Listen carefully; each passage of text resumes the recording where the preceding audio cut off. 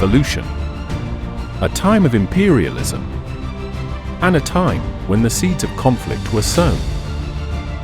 Join us as the era of peace descends into the era of World War.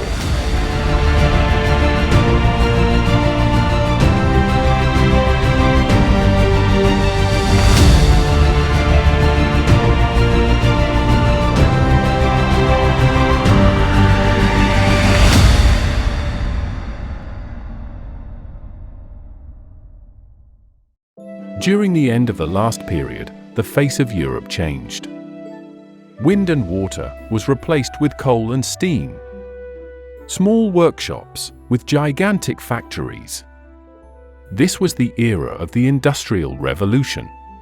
It was a time when the slow, rhythmical pace of agrarian life gave way to the relentless heartbeat of machines, when rural societies were uprooted, migrating towards the smoky horizons of burgeoning cities, and when innovations in technology, transportation, and communication rewrote the possibilities of human existence. Most historians agree that the beginnings of the Industrial Revolution began around 1760 in Great Britain. Why Britain? New agricultural advances led to less workers needed for farming.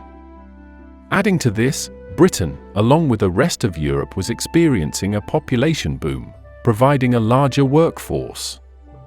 The rise of private banking and the lack of an absolutist ruler also kept economic affairs in the hands of more people. A major factor was Britain's colonial supremacy and their supplanting of the Dutch and French in the forging of a global empire. This gave industrialists access to markets all over the world. Further in Britain's favor was its supplies of coal and iron ore, which would become widely used in manufacturing processes. The catalyst for revolution, though, was the growing demand for cotton cloth textiles and woven fabrics. The process involved two major parts, spinning and weaving. In 1733, John Kay patented the flying shuttle, which sped up the weaving process. With this, weavers could double their output on their looms. By the late 1700s, Edmund Cartwright patented a mechanized loom that could be powered by water, further speeding up the weaving process. But faster weaving led to shortages in yarn, so the spinning process needed to be increased as well. By 1768, James Hargreaves perfected the spinning jenny, which allowed a single spinner to work multiple spools of thread simultaneously, dramatically increasing the amount of yarn produced compared to the traditional spinning wheel. The introduction of the spinning jenny not only augmented yarn production, but also contributed to the growth of textile factories, as these machines were more productive when grouped in larger numbers. Richard Arkwright exemplified this shift, setting up his own mill in 1769, using his patented water frame to spin cotton thread. The water frame produced stronger yarn than the spinning jenny and needed to be placed beside a water source for power. Later, Crompton combined the best elements of both the spinning jenny and the water frame into the spinning mule, capable of producing both strong and fine yarns in greater quantities. Britain was blessed with its access to water, which led to the building of canals for easier transport and trade. Within a decade, he had workers in water-powered mills all over Britain. Arkwright was eventually granted a knighthood for his ingenuity, and he died a fabulously wealthy man. This shift led to changes in labor patterns, with workers increasingly leaving home-based workshops to work in larger, more efficient factories. But soon after, a breakthrough in technology pushed textile production through the roof. In the 1760s, James Watt, a Scottish engineer, built an engine that was powered by steam. It was able to pump water from mines much more efficiently than a previous engine model by Thomas Newcomen, and this allowed miners access to more coal. Coal was dense with energy, so could be fired up, and the heat it produced would in turn power the steam engine. In 1782, Watt's introduction of the rotary engine expanded the utility of the steam engine far beyond pumping. Soon, cotton mills powered by the steam engine emerged all over Britain. Cotton products shot up exponentially in just 100 years, and by the mid-1800s, British cotton goods were being sold all over the world. Life in the factory was quite mundane and often dangerous. Many of the workers were from rural communities, where work had always been diverse and at their own pace. In a factory, the owners had more power than ever and were able to fine their workers for different infractions, from being a few minutes late to coming to work drunk. Larger offenses could result in immediate dismissal. Iron production also changed fairly rapidly after centuries of very little change. A process developed called puddling, the most efficient way to make wrought iron out of crude iron. In 1804, Richard Trevithick built a locomotive for the Penydarren Ironworks in South Wales to transport iron. This locomotive was the first to successfully haul a load on a railway. Soon after, George Stephenson and his son built their own, called Rocket, which opened in 1830, connecting Liverpool to Manchester, becoming the first public railway. Britain would soon be filled with thousands of miles of railways. By the tail end of the Industrial Revolution, around the mid-1800s, Britain was arguably the richest state on earth. This marked a shift in which Europe, emanating from Britain, emerged as the global economic and industrial leader, overtaking regions such as China and India, which had historically been large and influential economies. This is called the Great Divergence. While there is no historical consensus, a variety of factors are used to explain it. The most obvious is the Industrial Revolution itself, but it wouldn't have been possible without Britain's wealth of iron and coal, and its easy access to water. They also built off their intellectual movements in the scientific revolution and Enlightenment, as well as the large amounts of wealth accumulated in their large colonial empire. The Great Divergence is a crucial aspect of this period, and its effects can still be felt today. Now the dominant powers, Austria, Prussia, Russia, and Britain, met at the Congress of Vienna in 1814. Prince Metternich, Foreign Minister of Austria, endorsed the principle of legitimacy, aiming to restore monarchs and traditional structures that Napoleon had displaced. This was part of a conservative response to the revolutionary changes that occurred in France and elsewhere. The Congress was a complex diplomatic event, lasting until 1815, but was only the beginning of widespread conservative reaction to the radical changes of the French Revolution. Many monarchs deposed by Napoleon were restored, like the Bourbons in France and Spain, and the maintenance of aristocratic and monarchical rule became paramount over all other systems. Conservatism became the norm throughout Europe. The peace was maintained through the Concert of Europe, which was based on the principle that the major powers of Europe, initially Austria, Russia, Prussia, Great Britain, and later France, would work together to solve international disputes and maintain peace and stability. While conservative governments continued to rule throughout the 1800s, other ideologies lay under the surface. Liberal and nationalist revolutions would come to dominate the post-Napoleonic era in separate waves.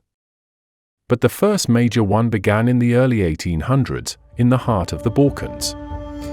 For over 300 years, the Serbian people endured the yoke of the Ottoman Empire. A renegade group of Ottoman janissaries assassinated 72 members of the Serbian nobility, displaying their lifeless heads in public. This sparked forceful resistance, and in 1804, the Serbian Revolution began. The first uprising was initially successful, with a revolutionary Serbian government set up. But by 1813, the Ottomans had reasserted control, imposing even stricter measures. While the initial revolt wasn't successful, the second uprising of 1815, led by Miloš the Great, saw the establishment of the autonomous Principality of Serbia, upsetting both the Ottomans and Habsburgs.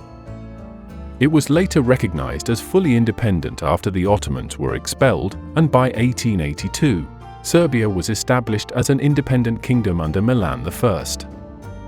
Nearby, the land of Plato and Aristotle lay under 2 centuries of Ottoman rule.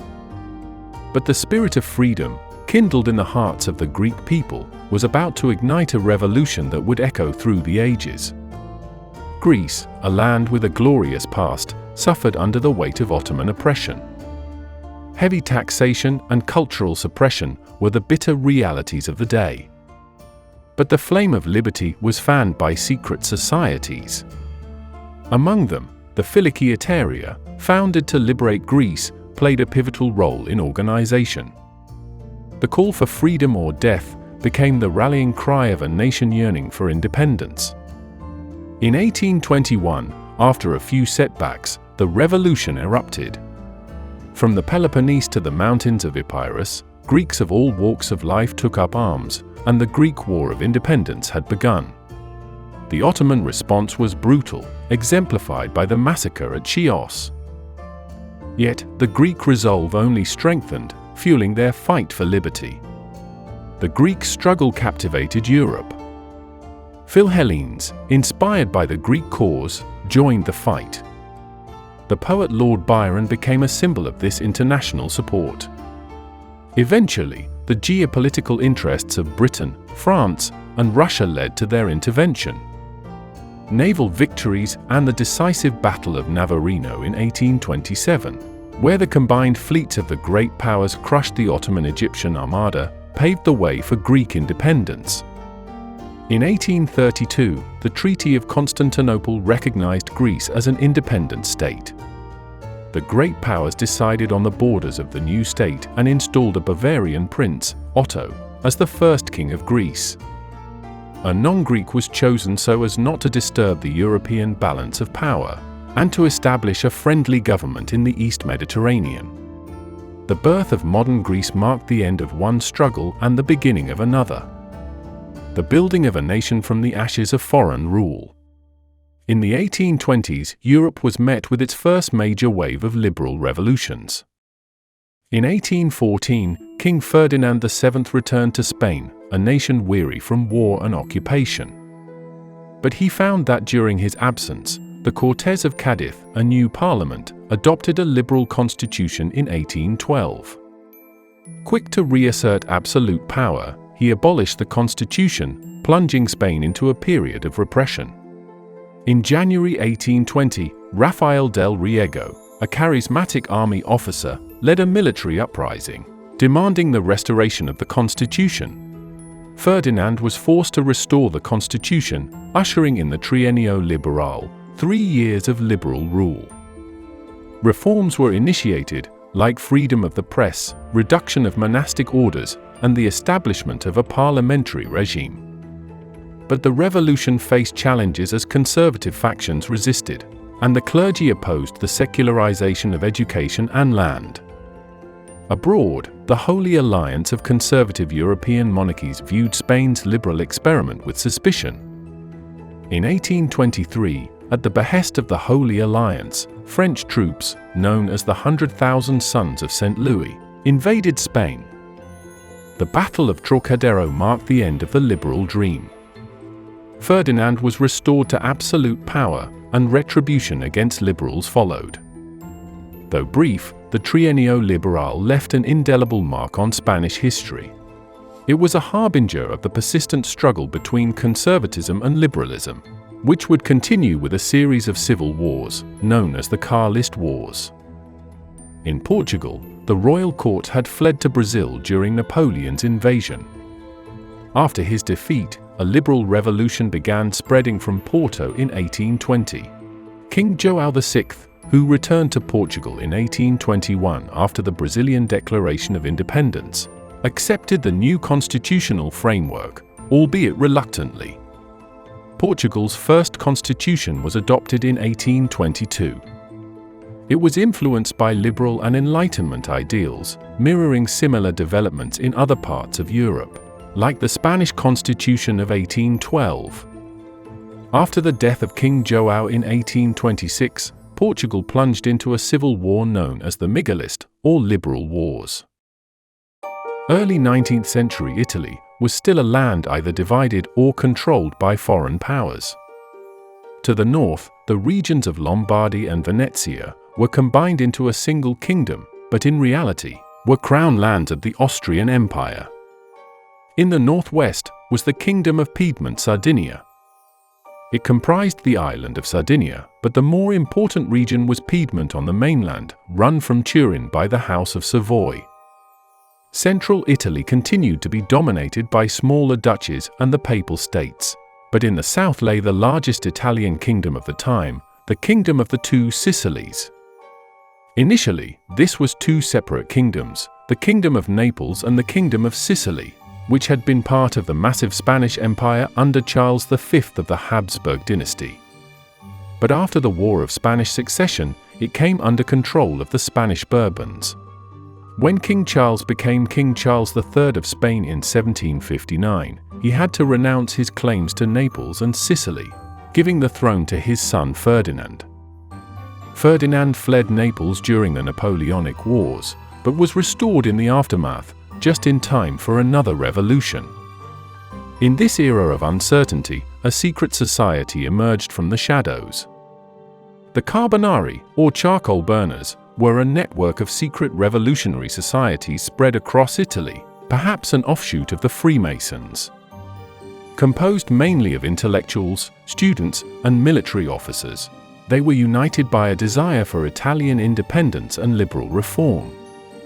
In 1820, discontent in Naples reached a boiling point. The Carbonari, seizing the moment, ignited an uprising. They demanded a constitution and liberal reforms, and under pressure, King Ferdinand agreed. Emboldened by the success in Naples, the revolutionary fervor spread to Piedmont and other Italian regions. But the Carbonari's call for change resonated too loudly, challenging the restored monarchies. Austrian troops marched into Italy, determined to restore order and suppress any challenge to the conservative status quo.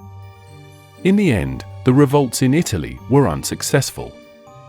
The Carbonari faced persecution, and many were forced into exile or underground.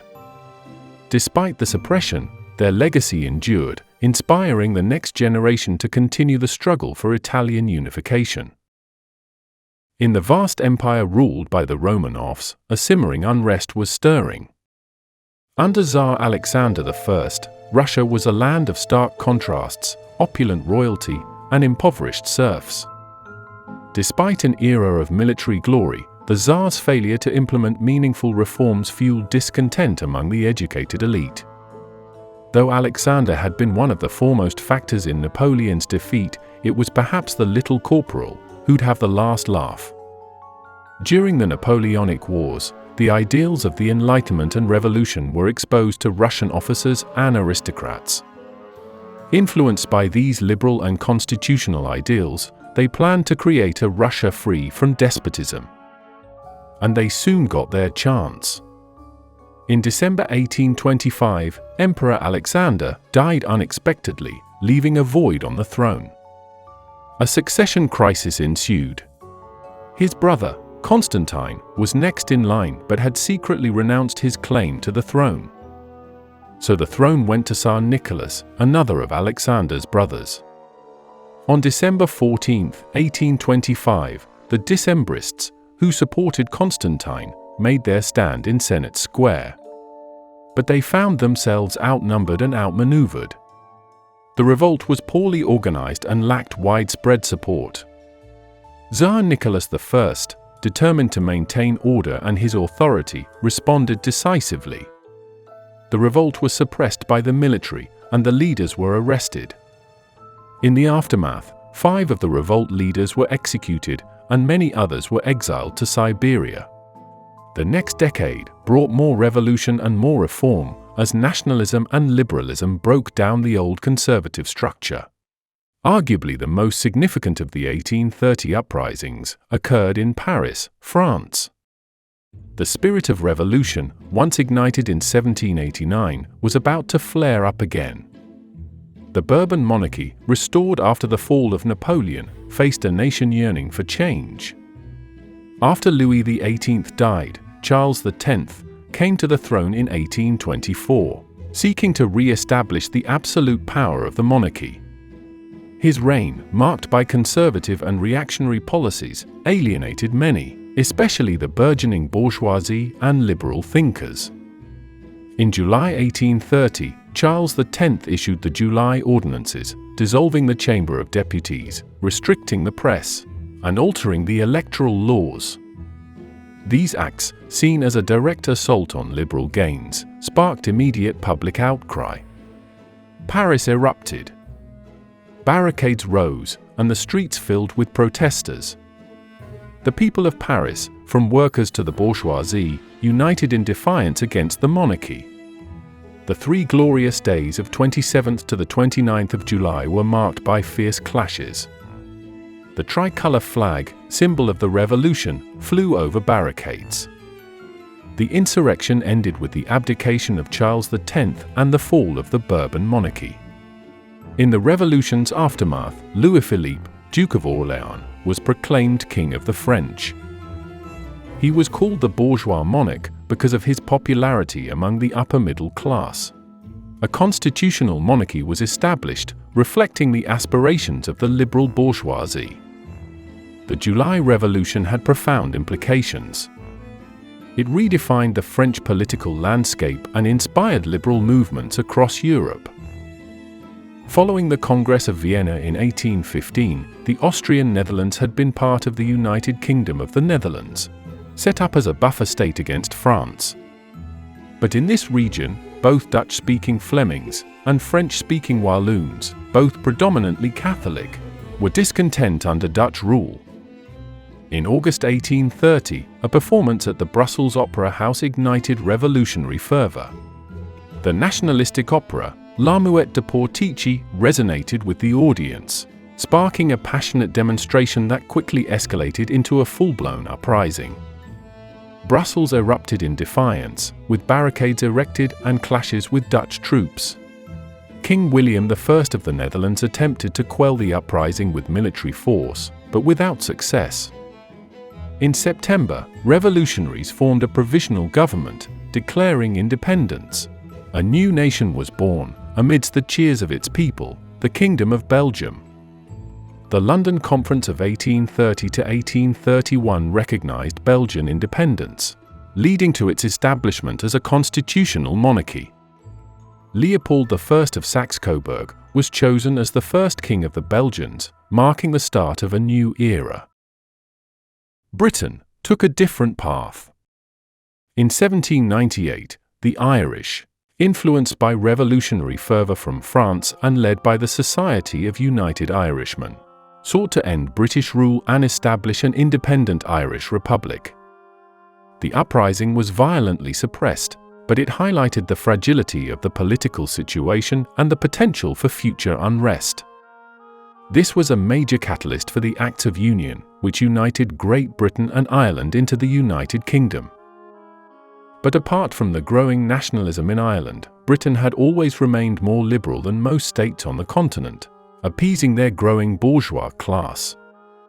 King George III died in 1820, aged 81, as the longest reigning British monarch until that point, and still remains the longest reigning male. He oversaw many significant military conflicts, including the 7 Years' War, the American Revolutionary War, and Napoleonic Wars, all of which you can check out in our last video. George IV then took the throne after having acted as regent during his ailing father's final years, but it was Parliament who controlled most matters. As George had no surviving heirs, it was his 64-year-old brother, William IV, sometimes known as the Sailor King, who succeeded him. His reign oversaw a number of significant reforms passed by Parliament. Under the parliamentary system, representation was grossly unequal. Rotten boroughs, usually more wealthy but with few voters, send the same number of MPs to Parliament as large cities. As the middle and working classes grew in number and influence, so did their demand for representation. In response, the Whigs, under Prime Minister Lord Grey, introduced the Reform Bill. It proposed sweeping changes to the electoral system, aiming to make parliamentary representation more equitable. The House of Commons, the lower house, passed the bill, but it faced resistance in the House of Lords, the upper house. Amidst growing public unrest, King William IV stepped in. Threatening to create new peers to pass the bill, he pressured the lords into relenting. In June 1832, the Reform Act became law to widespread acclaim. The Reform Act of 1832 redrew the electoral map. It abolished rotten boroughs, created new constituencies, and expanded the electorate. Though far from granting universal suffrage, it was a monumental step towards a more democratic Britain. It was also during this government that slavery was abolished within most of the empire, and that child labor was restricted. But the other nationalist uprisings in Europe didn't succeed. Polish forces failed to liberate themselves from Russian rule, and Austria quelled the uprisings in the Italian states. These were but the faint murmurs of a bigger revolutionary movement in the late 1840s, the springtime of peoples. 1848, the culmination of a decade of bad harvests, an economic downturn, and the surge of liberalism and nationalism. Italy stood at the crossroads of change. Though divided into multiple states, the Italian people were still joined by the common dream of a united, independent Italy. In the Kingdom of the Two Sicilies, Ferdinand I's reign ended in 1825, and after King Francis, who mostly kept out of politics, his son, Ferdinand II, proved to be popular. Problems began during his violent suppression of liberal calls for a constitution. In 1848, calls instead called for a revolt against Bourbon rule completely, declaring independence by April. They would remain independent for 16 months before Ferdinand's troops invaded and subdued the island. Further north, in the Kingdom of Sardinia, King Charles Albert granted a constitution, the Albertine Statute, and took up the cause of Italian unification.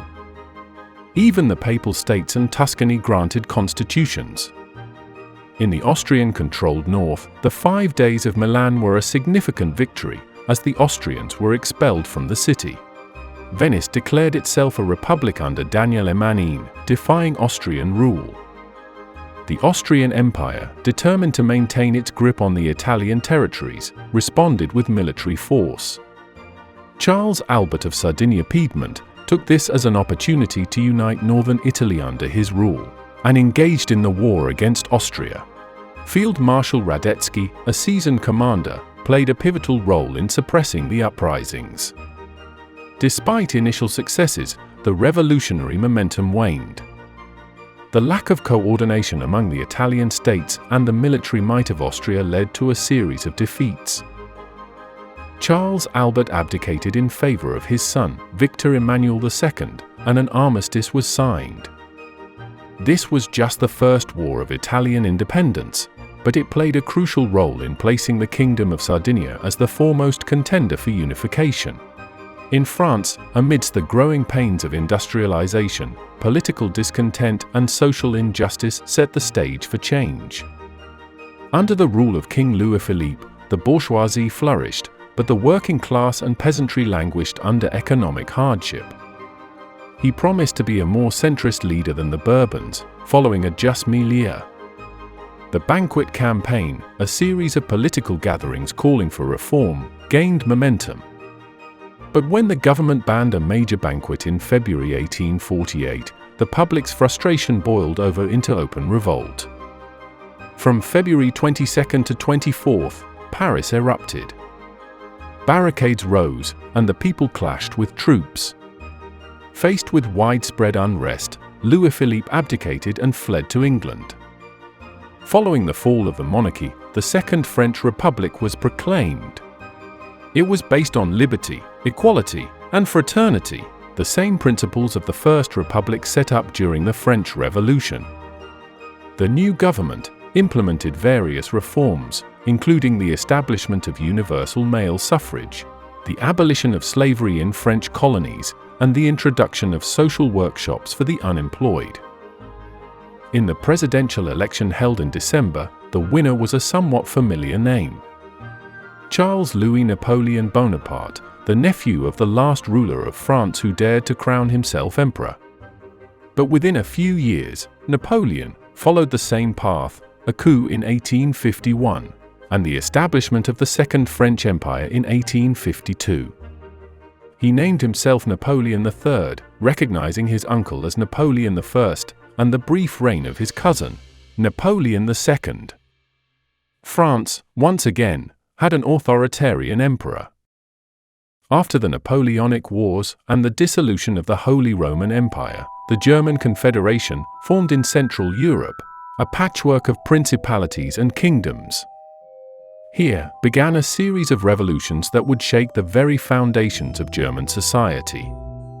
Inspired by the February Revolution in France, the flame of revolt ignited in the German states.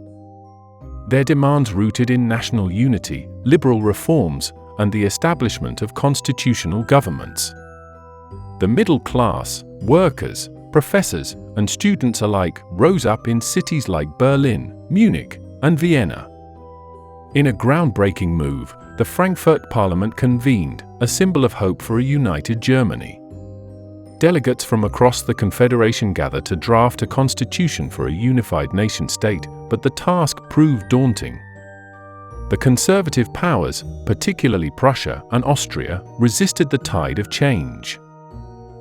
By 1849, the revolutions faltered and the Frankfurt Parliament dissolved, its dream of unity unfulfilled. So German unification was to remain on the back burner. For now. After Austrian Emperor Francis, also the last Holy Roman Emperor, died in 1835, his son Ferdinand I took the throne, but proved to be a somewhat passive ruler due to his severe epilepsy. But in 1848, nationalist aspiration simmered among the empire's varied peoples. Apart from the Germans and Italians, which we touched on already, there were Bohemians, Poles, Ukrainians, Hungarians, and many others, each yearning for autonomy and rights. In March, Vienna exploded into protest, as students and workers took to the streets, demanding liberal reforms. The powerful Chancellor Metternich, symbol of the old order, resigned and fled, marking the end of an era. In Hungary, the charismatic Lajos Kossuth led a revolution for independence and a democratic constitution. The Hungarian revolt became one of the most formidable challenges to Habsburg authority. Simultaneously, in the Italian and Bohemian lands of the empire, revolts also erupted. The Habsburg monarchy, unwilling to relent, responded with military force. Emperor Ferdinand abdicated the throne in December, and under the leadership of the next Habsburg emperor, Franz Joseph, the revolts were brutally suppressed. With the help of 300,000 Russian troops, the Austrians put down the rebellion by 1849, imposing martial law. In the wake of the revolutions, the Habsburg Empire moved towards a more centralized and absolutist regime under Franz Joseph. Ireland had been joined with Great Britain, forming the United Kingdom in 1801. But the majority Catholic agricultural workers of the island found themselves underrepresented in Parliament, as Protestant landowners held the political power. In 1829, after a decades-long emancipation movement led by Daniel O'Connell, the Roman Catholic Relief Act finally allowed Catholics into Parliament. But taking inspiration from the French, some Irish elements remained more radical. At first, this movement, called Young Ireland, wasn't well received, but during the 1840s, disaster struck. A potato blight devastated potato crops for several years, casting down a period of mass starvation, disease, and emigration. This was the Great Famine, or Great Hunger. The potato was the staple food for a large portion of the population, particularly the rural poor. The famine led to the death of approximately 1 million people and the emigration of another million, significantly reducing the island's population. British response to the famine was widely criticized for being inadequate and, in some cases, exacerbating the problem. This contributed to a growing resentment against British rule in Ireland. The Young Ireland movement, a political and cultural organization, was inspired by the wave of revolutions in Europe. In 1848, under the leadership of figures like William Smith O'Brien, the movement rebelled against British rule, partly motivated by the desire for Irish independence and partly by frustration with the British response to the famine. The rebellion was relatively small-scale and was quickly suppressed by the British authorities. The leaders of the rebellion were arrested and convicted of sedition. Despite many failures, the revolutions of 1848 had profound long-term implications. They highlighted the growing power and discontent of the working and middle classes, the strength of nationalist sentiments, and the need for social and political reform. During this time, the Industrial Revolution had spread from Britain to the continent, firmly gaining a hold after the Napoleonic Wars. France and the German states set up engineering and other technical schools during the 1800s. Governments were much more involved in these projects than in Britain, and grants were awarded to investors who built long stretches of iron railways and canals, connecting Europe at a scale never before seen. During the course of the Industrial Revolution, because of less disease and less devastating wars, Europe's population almost doubled, reaching around 250 million, leading to an increase in urban centers. Because of the influx of inhabitants to the urban centers, most workers lived in terribly cramped conditions. Industrial towns had row houses for workers to live near their worksite. Reports say up to 5 or 6 people had to share a single bed. Outdoors wasn't much better. Urban roads had open drains and, apart from the horrid smell, were quite unhealthy and quick to spread disease. Industrial capitalism changed the nature of the middle class. It was originally just a person who lived in the city, a burgher, from where we get the term bourgeoisie. These could be artisans or merchants, lawyers, writers, and others soon joined this group with the rise of banking and commerce. But after industrialization, the new bourgeoisie became those who built factories and bought the machines for their workers to run. The bourgeoisie became wealthy over time, but were still not considered part of the landed nobility, and they considered themselves marginalized compared to the upper class of society. They were still well ahead of the very workers they employed, though, a working class which came to be dominated by factory workers known as the proletariat. These workers were often subjected to miserable work conditions, working shifts 6 days a week from 12 to 16 hours, with just a short time for lunch and dinner. Wages would have been a meager pittance, as minimum wage still did not exist. Life at the cotton mill was especially dirty, working in intense summer heat, locked inside for 14 hours a day. Still even worse than the mills were the mines. Men would dig the mine and dig for the coal, while women, children, and horses would transport the coal to a lift. Death was common due to cave-ins, explosions, and suffocation.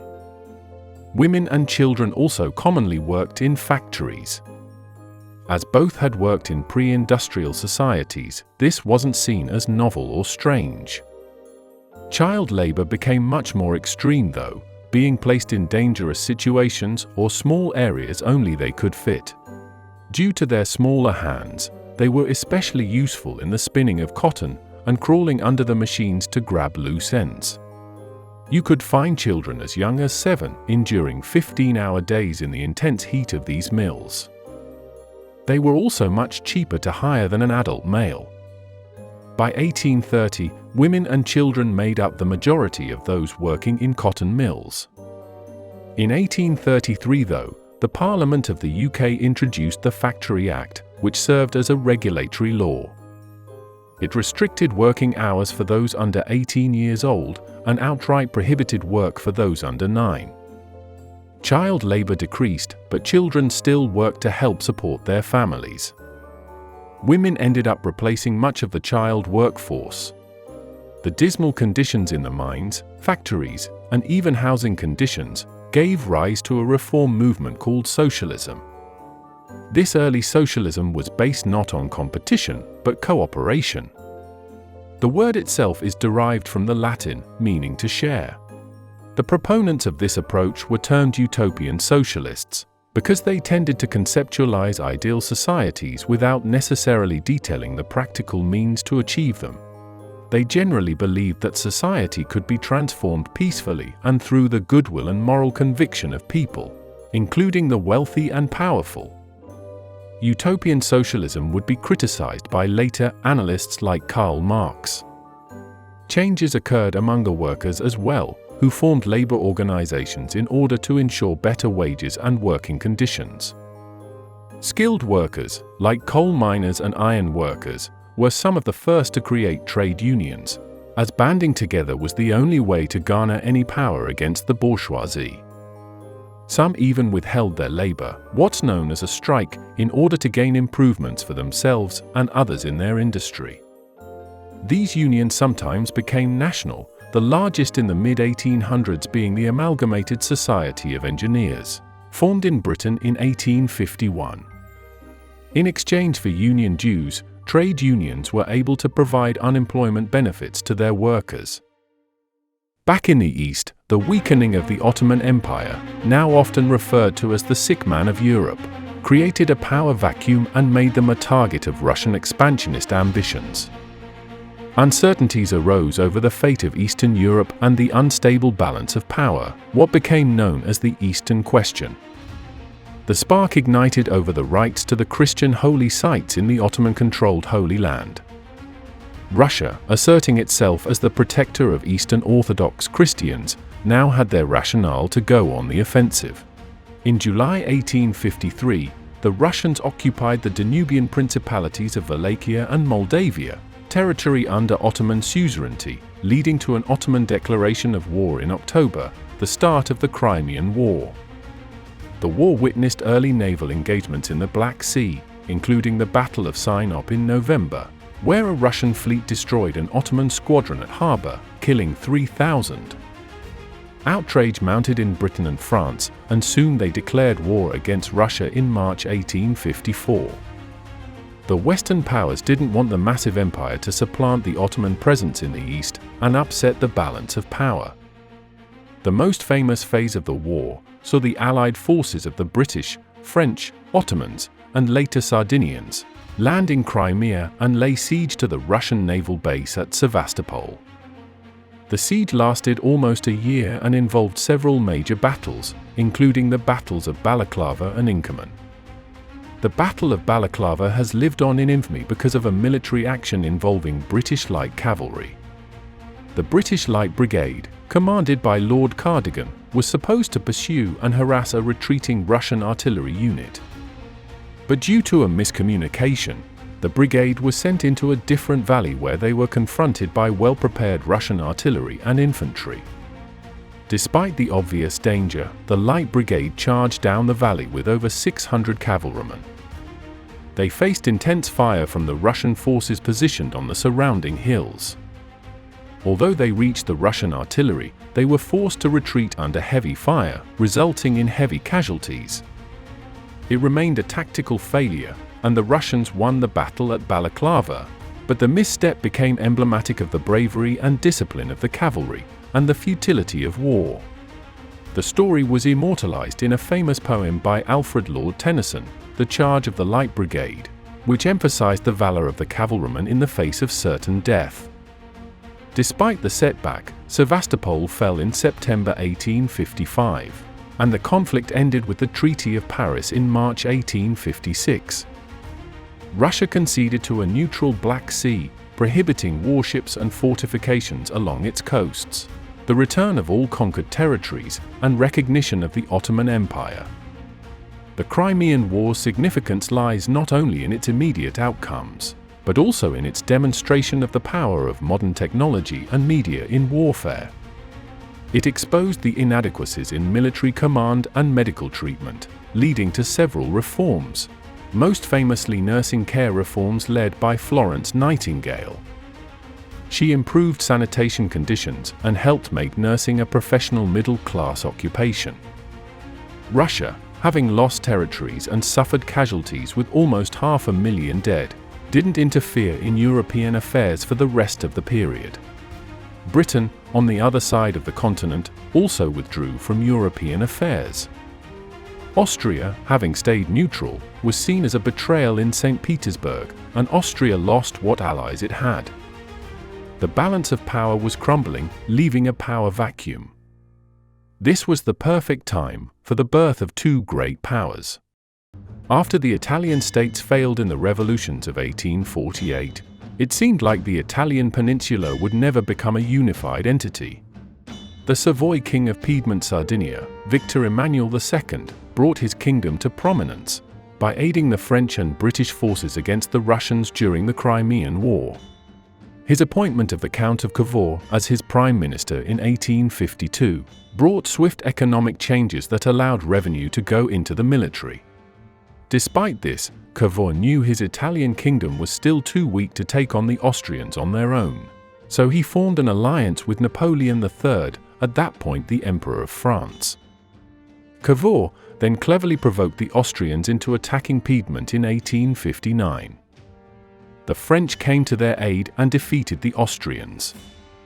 After this Second War of Italian independence, the French came away with Nice and Savoy, while the Kingdom of Piedmont Sardinia gained Lombardy from the Austrians.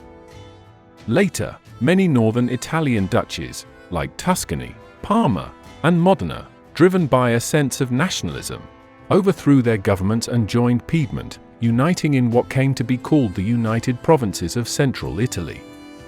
In southern Italy, the saga of unification truly caught fire with the exploits of Giuseppe Garibaldi, a name that would echo through history as a symbol of courage and freedom. Garibaldi, with a heart fiercely devoted to the Italian cause, led the legendary Expedition of the Thousand. In 1860, this band of volunteers, seemingly against all odds, conquered the kingdom of the Two Sicilies. Their victory was a beacon, a rallying call to unification. To further the nationalist Italian cause, Garibaldi handed his conquests to Piedmont. In 1861, unification was finally achieved, and Italy was proclaimed as a kingdom, under the Savoy King Victor Emmanuel II. Yet, like all great tales, the unification of Italy, or Risorgimento, was but a beginning. Unification was still not complete. Venetia, or Venezia, the region to the northeast, where lay the large city of Venice, was under Austrian control, and the small region of the Papal States remained under the Pope. Though the Germans also failed to unite during the 1848 revolutions, their time came later, looking to the Prussians to lead them in the unification effort. Prussia, under the Hohenzollerns, became quite a powerful kingdom both politically and militarily. During the 1860s, Wilhelm I became the official Prussian king after the death of his brother, and immediately came to blows with the more liberal Landtag, a representative assembly introduced to Prussia after the 1848 revolutions. To facilitate his attempts of enlarging the army and political power, he appointed as his prime minister a certain man, cementing a partnership that would accomplish tremendous feats.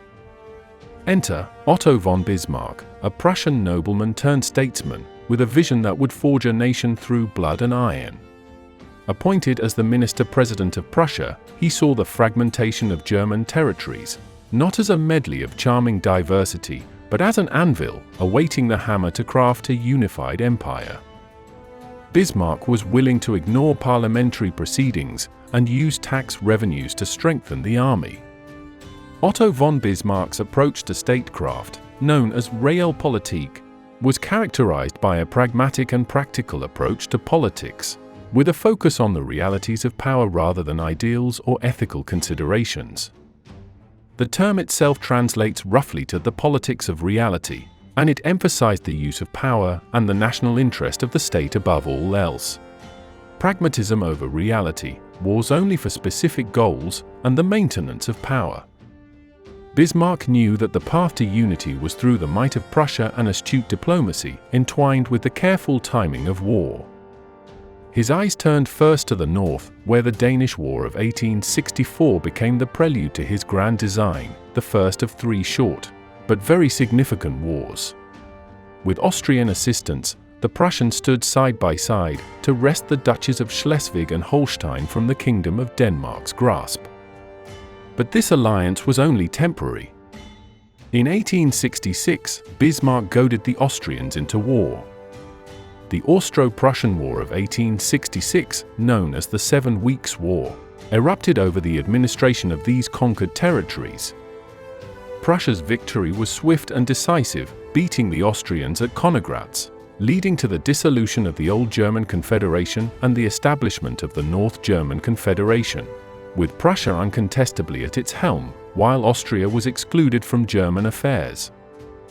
The southern German states, mostly Catholic, instead remained independent, but allied themselves with Prussia because of their fear of the French to their west. Italy sided with the Prussians during this war, and after their victory, Italy was awarded Venetia, leaving only the Papal States left to complete Italian unification. Prussia, now in control of the North German Confederation, soon saw France as a threat themselves. Bismarck took advantage of a dispute over the throne of Bourbon Spain and provoked the French, under Napoleon III, into declaring war. Napoleon III's rule in France was initially authoritarian, with tight control over the press, public expression, and political dissent. Despite this, his regime also ushered in new public works and the modernization of the French economy. In the 1860s, Napoleon III began to liberalize his regime, allowing for more public debate and legislative power. The Corps Legislatif gained a greater role in the legislative process, with increased powers of debate and amendment. But still, its powers remained limited compared to the executive authority of the emperor. During Napoleon's rule, the French economy grew rapidly, with the expansion of the railway network, significant investment in industry, and the promotion of the banking sector. The narrow medieval streets and alleyways were replaced with spacious boulevards and larger public squares and plazas. An underground sewer system was built, along with streetlights powered by gas. The period of the Second Empire is often remembered for its contributions to the modernization of France, including significant urban renewal in Paris under the direction of Georges-Eugène Haussmann, often referred to as Haussmannization, which gave Paris much of its modern form. Once the Franco-Prussian War began in 1870, cleverly provoked by the Ems dispatch, it stirred a wave of nationalistic fervor that swept across the South German states, who honored their alliances and joined the North German Confederation. Under the leadership of Wilhelm, King of Prussia, and Bismarck, the more numerous and modernized Prussian forces, along with their allies in the Confederation, halted the French advance and made their own way toward Paris. The German side was much too strong, and at Sedan, captured Napoleon III himself. Soon after, Paris fell. Rome was under the protection of the French, but they withdrew from the city during the war, allowing the Italian army to march into the storied city and annex it in September. Italy was finally unified as the Kingdom of Italy for the first time in history, and Rome became the new Italian capital. In France, Emperor Napoleon's forces were vanquished, and Paris lay besieged. As a poignant symbol for the humbled French, the German princes recognized King Wilhelm of Prussia as their emperor, in the opulent Hall of Mirrors at Versailles, and a new empire was proclaimed on January 18, 1871. The German Empire, a patchwork of states under Prussian supremacy, was born. They annexed Alsace-Lorraine from the French, and the Second French Empire crumbled. The war brought a period of turmoil in a battered France before the establishment of the Third French Republic, a system of government that would last until World War II. The new German state meant the triumph of military authoritarianism and the failure of a liberal, constitutional system. Bismarck, the Iron Chancellor, the architect of this grand edifice, would later say, "The great questions of the time will be decided by iron and blood," and at this moment, he was correct. This period was marked by the unifications of Italy and Germany, but the other European powers went through their own significant changes after the revolutions of 1848. In Great Britain, mass upheaval was averted because of more liberal reform. Not to be overlooked was Britain's enormous economic expansion thanks to the Industrial Revolution, which also kept rebellion tempered. The industrial middle classes obtained significant wealth, and though the working class still lived in deplorable conditions, their wages increased. After King William, Queen Victoria, granddaughter of George III, came to the throne at 18 and ruled for over 63 years, the second longest reign of any British monarch at that time. The Victorian era, named after her, was a period of great industrial, cultural, political, scientific, and military change within the United Kingdom, and was marked by a great expansion of the British Empire. A sense of duty and morality was entwined with British national pride, and this reached down to the working class. The Whigs, or today's Liberals, had been responsible for the Reform Act of 1832, and the Tories, or Conservatives, passed additional reform legislation in the Reform Act of 1867, passed under Benjamin Disraeli. Still though, while this significantly expanded voting rights, universal male suffrage was still decades away. The Austrian Empire was one of the states that succeeded in suppressing the revolutions of 1848, stifling the nationalist fervor in their territories. They restored their autocratic rule without reform, but they were weakened after their loss to the Prussians in 1866. This gave the Hungarians a chance to rise up once again. Negotiations began, and the result came just a year later. The Ausgleich refers to the Compromise of 1867, a political agreement that restructured the Habsburg Empire. It created a new political entity that aimed to balance the power between the Austrian Germans and the Hungarians, establishing the dual monarchy of Austria-Hungary. Both Austria and Hungary were to have their own governments and legislatures and their own capitals. The Austrian capital remained at Vienna, and the Hungarian capital was at Buda. The head of both states would still be the Emperor of Austria, who also became King of Hungary. The Ausgleich was meant to bring stability by giving Hungary more autonomy, but it also created new tensions. Other nationalities within the empire sought similar arrangements, leading to complex internal politics. The compromise did not fully satisfy any of the national groups and often led to gridlock in the administration of the empire. Further east, Russia remained an autocratic society, with most still living rurally and relying on an agricultural economy. Nicholas I took the throne amid the Decembrist revolt, and his reign is often characterized by his stern and conservative rule, focused on the doctrine of autocracy, orthodoxy, and nationality. He was known for his reactionary policies, stringent censorship, and a vast secret police network that suppressed dissent. After the emperor's death and Russia's defeat in the Crimean War in 1856, many realized conservative ideals needed to soften and make way for modernization and reform. This was accomplished under the next emperor, Alexander II. Alexander is perhaps best known for his emancipation reform of 1861, which freed the serfs, who were bound to the land and to the nobility. Peasants were also expected to repay the state through installments paid to the local mir, or village commune. Alexander also modernized the military, education, and the Russian economy, but despite these reforms, his reign was not without dissent. Radical groups believed the reforms did not go far enough and sought more dramatic change. This discontent led to several assassination attempts, and on March 13, 1881, Alexander II was killed by members of the revolutionary group, the People's Will. Alexander II's death profoundly affected Russian history, leading to a period of counter-reforms under his son Alexander III, who reversed many of his father's liberal policies in favor of increased autocracy. This part of the long 19th century also brought about new cultural and intellectual movements which challenged earlier ideals. Alongside the Industrial Revolution, Neoclassicism, a powerful artistic and cultural movement emerged in the mid-18th century that sought to revive the classical art and architecture of ancient Greece and Rome. It was a response to the Baroque and Rococo styles, favoring clarity, simplicity, and enduring elegance.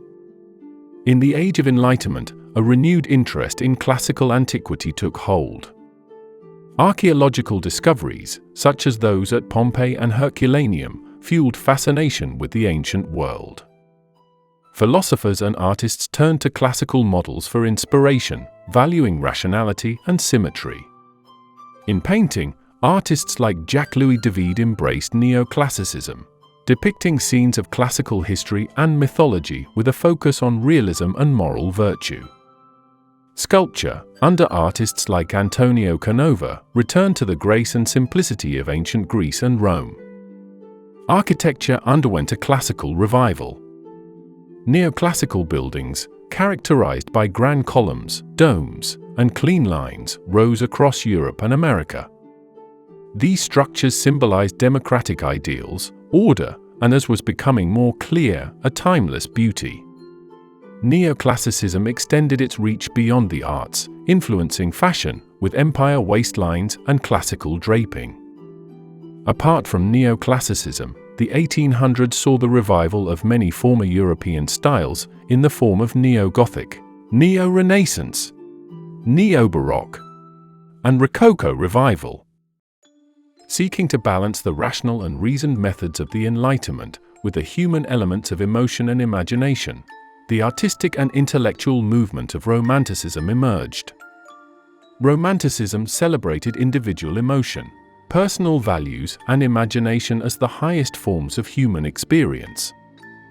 It emphasized subjectivity and the uniqueness of each person. Romantic artists and thinkers frequently positioned themselves in opposition to the rationalism of the Enlightenment and the industrialization of society. Nature was often seen as a refuge from the artificial walls of civilization. So Romantic artists and writers had a deep fascination with it, viewing nature as a source of beauty and a manifestation of sublime power that could evoke awe and wonder. There was also a strong interest in national identity and the preservation of folk traditions, languages, and histories, merging in the form of Romantic nationalism. This was partly a reaction against the universalism of the Enlightenment and the cosmopolitan culture of the urban elite. Romanticism was intrigued by the mystical, the mysterious, and the supernatural. This is evident in the literature and art of the time, which often explored Gothic themes, the uncanny, and the transcendental. This Gothic literature took shape in what is regarded as the first science fiction novel, Mary Shelley's Frankenstein, and in more chilling tales like those works by Edgar Allan Poe. Others looked to history and figures they deemed more exotic, like Coleridge's Kubla Khan. Many Romantic authors experimented with cocaine, opium, or other drugs in order to alter their state of mind and consciousness. The Romantic movement included many artistic disciplines and included poets like Lord Byron, novelists like Mary Shelley, and composers like Ludwig van Beethoven. In the visual arts, Romanticism led to new styles that emphasized vivid colors and free expression. A Spanish painter and printmaker, Francisco Goya, is often considered the last of the old masters and the first of the moderns. His works, such as the 3rd of May 1808, reflect both the Romantic interest in the individual experience and a critical eye on society. Eugène Delacroix was a French Romantic artist famous for his use of expressive brushstrokes and study of the optical effects of color. His painting, Liberty Leading the People, is an iconic image of the era, embodying the spirit of the July Revolution and the emphasis on emotion and nationalism. Caspar David Friedrich, a German landscape painter, is best known for his allegorical landscapes, which typically feature contemplative figures silhouetted against night skies, morning mists, barren trees, or Gothic ruins. His paintings, like Wanderer Above the Sea of Fog, epitomize Romanticism's preoccupation with the sublime and the individual's relationship with nature. Out of Romanticism, a rejection emerged, called Realism. Realism was characterized by a focus on ordinary people and everyday situations, rather than the idealized, heroic, or exotic subjects typical of Romanticism. Realist artists and writers strove for detailed and accurate depictions of the world around them. They aimed to portray subjects truthfully, without idealization, and with attention to the nuances of everyday life. Many realist works were critical of social structures and norms, often highlighting the lives of the working class, the poor, and other marginalized groups. The British novelist Charles Dickens is most known for his realist novels focusing on the working classes during Britain's industrial age. His stories depict the harsh conditions of urban areas in a realistic and often jarring way. Realism made it into the visual arts as well, especially during the latter half of the 1800s. The movement was led primarily by the French, whose realist paintings depicted real-world scenes and the commoner's place in it. Paintings were made to reflect a more accurate snapshot of daily life. This is exemplified with Gustave Courbet, the most prominent realist painter. Regular people became the focus and were depicted on a grand scale, shining a light on those who had previously been neglected. It is no surprise then that Courbet was a staunch socialist, involved in the Paris Commune of the 1870s. He justified his work by his famous words, "I have never seen either angels or goddesses, so I am not interested in painting them." As to be expected, his work, like the Stonebreakers, was not generally accepted among the higher classes, as they saw no value in the highlighting of mundane work. Just as important, the results of the scientific and industrial revolutions once again fed into more scientific advancements. Louis Pasteur, a French biologist, had a massive breakthrough in human health with his germ theory of disease, while in chemistry, the Russian scientist Dmitry Mendeleev classified all known elements on Earth into a periodic table based on their atomic weights. Michael Faraday made several key discoveries in electromagnetism, including the principles of electromagnetic induction, diamagnetism, and electrolysis. His invention of the electric generator, or dynamo, laid the foundation for the use of electricity as a practical power source. Charles Darwin's On the Origin of Species and Descent of Man introduced the idea of natural selection and that humans were descended from an animal species, dramatically changing the way scientists understood the development of life on Earth. From the 1870s onwards, there was a period of rapid industrial development, primarily in Western Europe, North America, and Japan. This was the Second Industrial Revolution. Following the first, which focused on steam engines, textile manufacturing, and iron production, this subsequent phase was characterized by technological, socio-economic, and cultural changes. A newer material became favored, steel. Steel became used to create smaller and lighter machines, so was useful for railways, ships, and weapons. A new form of energy began to be harnessed as well, a form that could easily be converted into heat, light, and motion. This was electricity. In just a few decades, factories and private homes had access to a common electrical power source. New inventions came out of this, like the light bulb, credited to Joseph Swan and Thomas Edison, but also worked on earlier by Humphrey Davy and Warren de la Rue.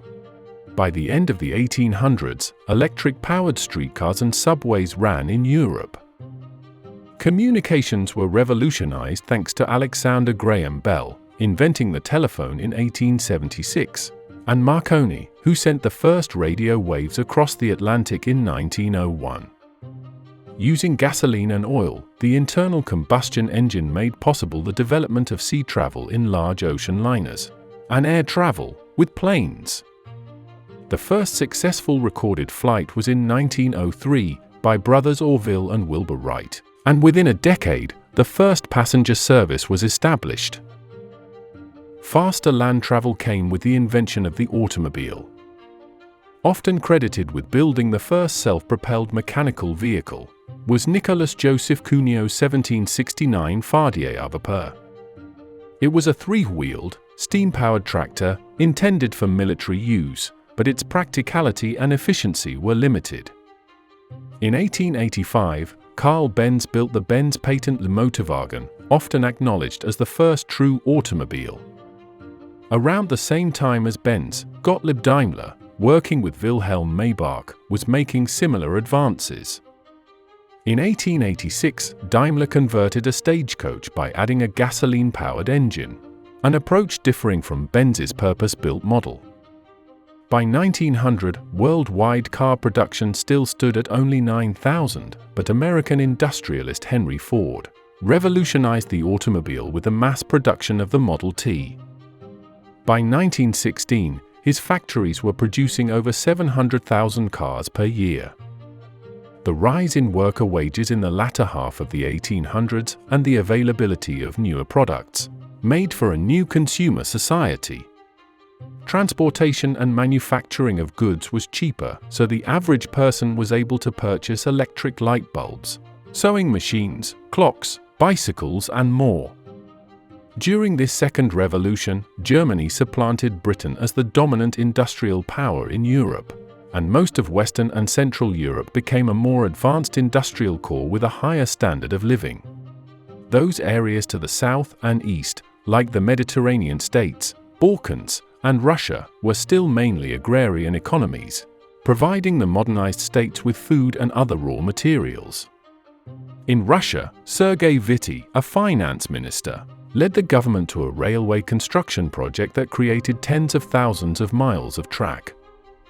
Russia's steel production also grew significantly, along with its oil production, which grew to export half of the whole world's output.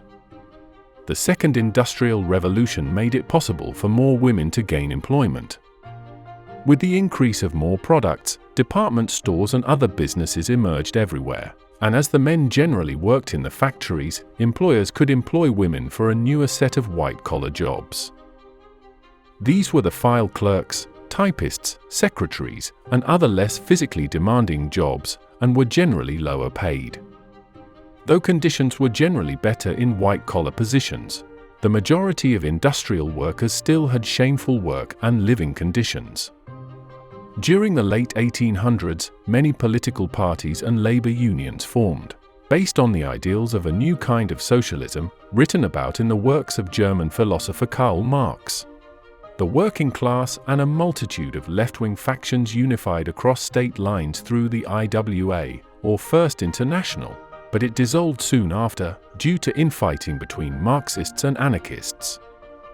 Marxists themselves were internally divided, with pure Marxists vying to overthrow capitalism and set up a socialist state through violent revolution, while the revisionists, which came to be known as democratic socialists, believed the proletariat should gain support within the current system and transition to a socialist state through democratic means. Politically, this period, from the 1870s onwards, marked a shift in Europe where the more nationalist and liberal elements won out over autocracy. With the expansion of votes came a period of mass politics and the rise of a number of political parties. But Western Europe's experience was quite different from the East. In the late Victorian period, Britain stood as a global power with a vast empire. Industry and technology continued to advance, bringing new comforts. The era was also rich in arts and literature, with figures like Oscar Wilde and Thomas Hardy capturing the complexities of Victorian society. With the ascent of King Edward VII in 1901, the Edwardian era began, continuing the period of peace and prosperity. The period is noted for its cultural elegance, advancements in fashion, and the rise of the middle class, which began to challenge the traditional social hierarchy. The era witnessed significant social and political changes as the familiar two-party system evolved. The Whigs, which broadened their base and became the Liberal Party, along with the Conservatives, were joined by a third rival, the Labour Party. With the rise in trade unions and Labour Party membership, the two traditional parties began taking the working class more seriously. And with the Liberals in power, they implemented reforms giving the working class sickness and unemployment benefits, along with pensions and workplace injury compensation. The late Victorian and Edwardian era is considered a golden age in Britain, and it coincided with a similar occurrence in France, La Belle Époque. La Belle Époque, translating to the beautiful era, was a time characterized by optimism, economic prosperity, and cultural flourishing in France, though the term is sometimes used for all of Europe.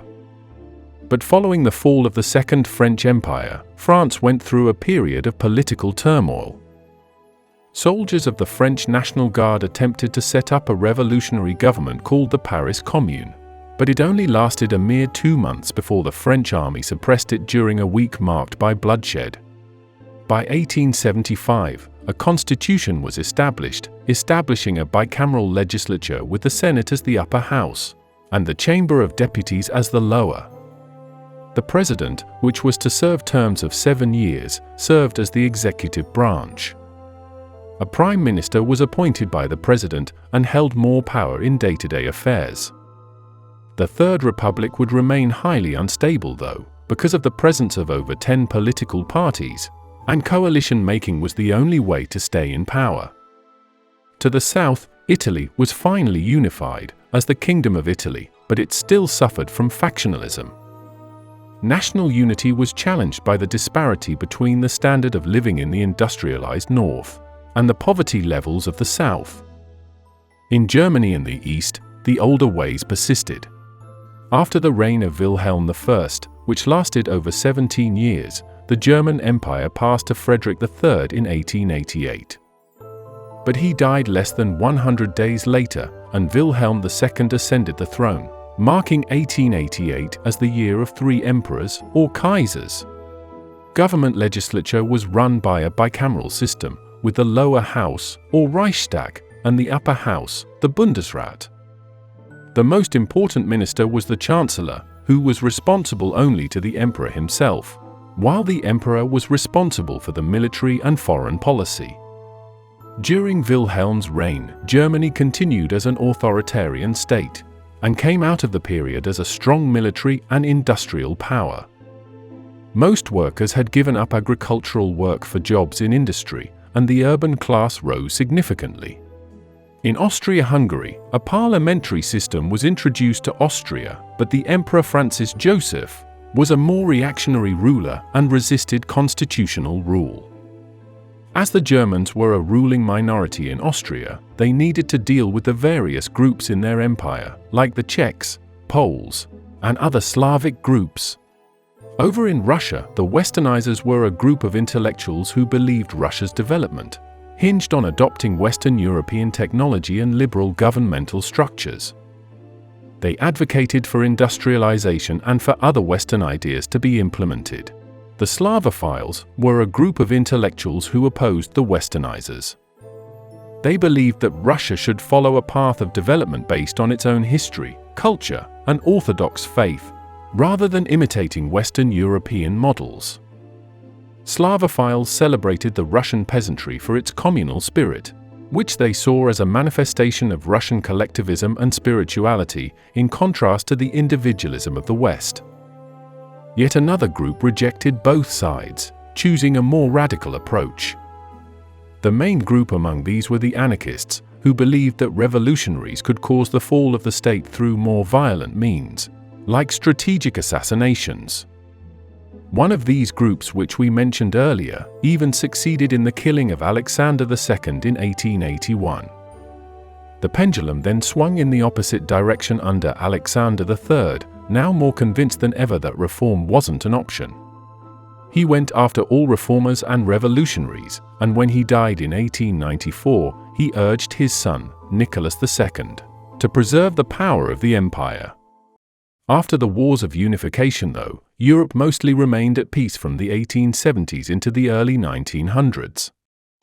By the turn of the century, European society was significantly changed, and with material change came a new outlook on life.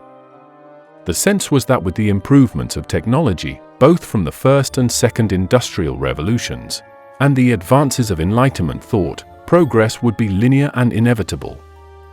But this is when newer ideas challenged this worldview. In the field of the sciences, the foundations of classical physics are shaken, as Max Planck introduced quantum theory, challenging long-held notions about the nature of energy. The deterministic Newtonian universe fails at a subatomic level. Quantum mechanics, in contrast, introduces inherent uncertainties and is probabilistic. For example, the exact position and momentum of a particle cannot be simultaneously known with complete precision, a principle known as the Heisenberg uncertainty principle. In 1905, Albert Einstein contributed to the hypothesis, proposing that light could be described as discrete packets of energy, which were later called photons. This work was pivotal in establishing the concept of wave-particle duality, a core principle of quantum mechanics. Einstein's contributions to quantum theory, however, were complex, as he later became a critic of the theory's probabilistic nature, famously stating, "God does not play dice with the universe." He would become more famous for his work, The Electrodynamics of the Moving Bodies, the Special Theory of Relativity. The main tenet of this theory is that the speed of light is constant, so the faster you move, the more time slows down, a process called time dilation. For example, if you left the planet in a spaceship traveling near light speed and returned, you would find that less time has passed for you compared to everyone on Earth. And it would feel like you traveled to the future. His famous equation tells us that mass, or m, and energy, or E, are two forms of the same thing, and can be converted into each other. This proved to be the key into unlocking the power contained in atoms, leading to the atomic age. Just as the old views of physics were being challenged, so too were the views on the human mind, as Austrian physician Sigmund Freud developed theories of the unconscious, part of the human process of which they were unaware. The field of art also evolved, with the advent of a new philosophical and artistic movement called modernism, a break from the realism that dominated the mid-1800s. But modernism had its precursors in two movements from the late 1800s. The first, Impressionism, which developed in the 1870s in France, marked a significant departure from the principles of realism. Unlike realists, who focused on depicting the world as it objectively was, Impressionists used loose brushwork to capture fleeting moments and the transient effects of light and color. Impressionists often painted outdoors to capture their immediate impressions of the scene before them. Some of the most influential were Camille Pissarro, who claimed Impressionist art is subjective to the individual artists, and that Impressionism need not the precise strokes of realist paintings, and Claude Monet, whose paintings seen here, gave the movement its very name. Art moved even further from realism with the post-impressionist movement. Post-impressionism, while building on Impressionism, diverged by emphasizing more structured compositions, symbolic content, and personal expression. Artists like Van Gogh and Cézanne took Impressionism's use of color and light but added more personal emotion and structure to their paintings. They focused not just on how a scene looked at a moment, but also on expressing deeper feelings or ideas, using bolder colors and distinct brush strokes, and often distorting or simplifying forms for emotional or symbolic effect. In the early 1900s, Pablo Picasso and George Braque co-founded Cubism, a movement that radically broke from traditional perspective and representation, further pushing the boundaries of what would become modernist art. Cubism significantly abstracted and fragmented reality. It broke objects into geometric shapes and reassembled them in a way that depicted the subject from multiple viewpoints simultaneously, a major step towards abstraction in art. Abstract art was a complete departure from any visual reality.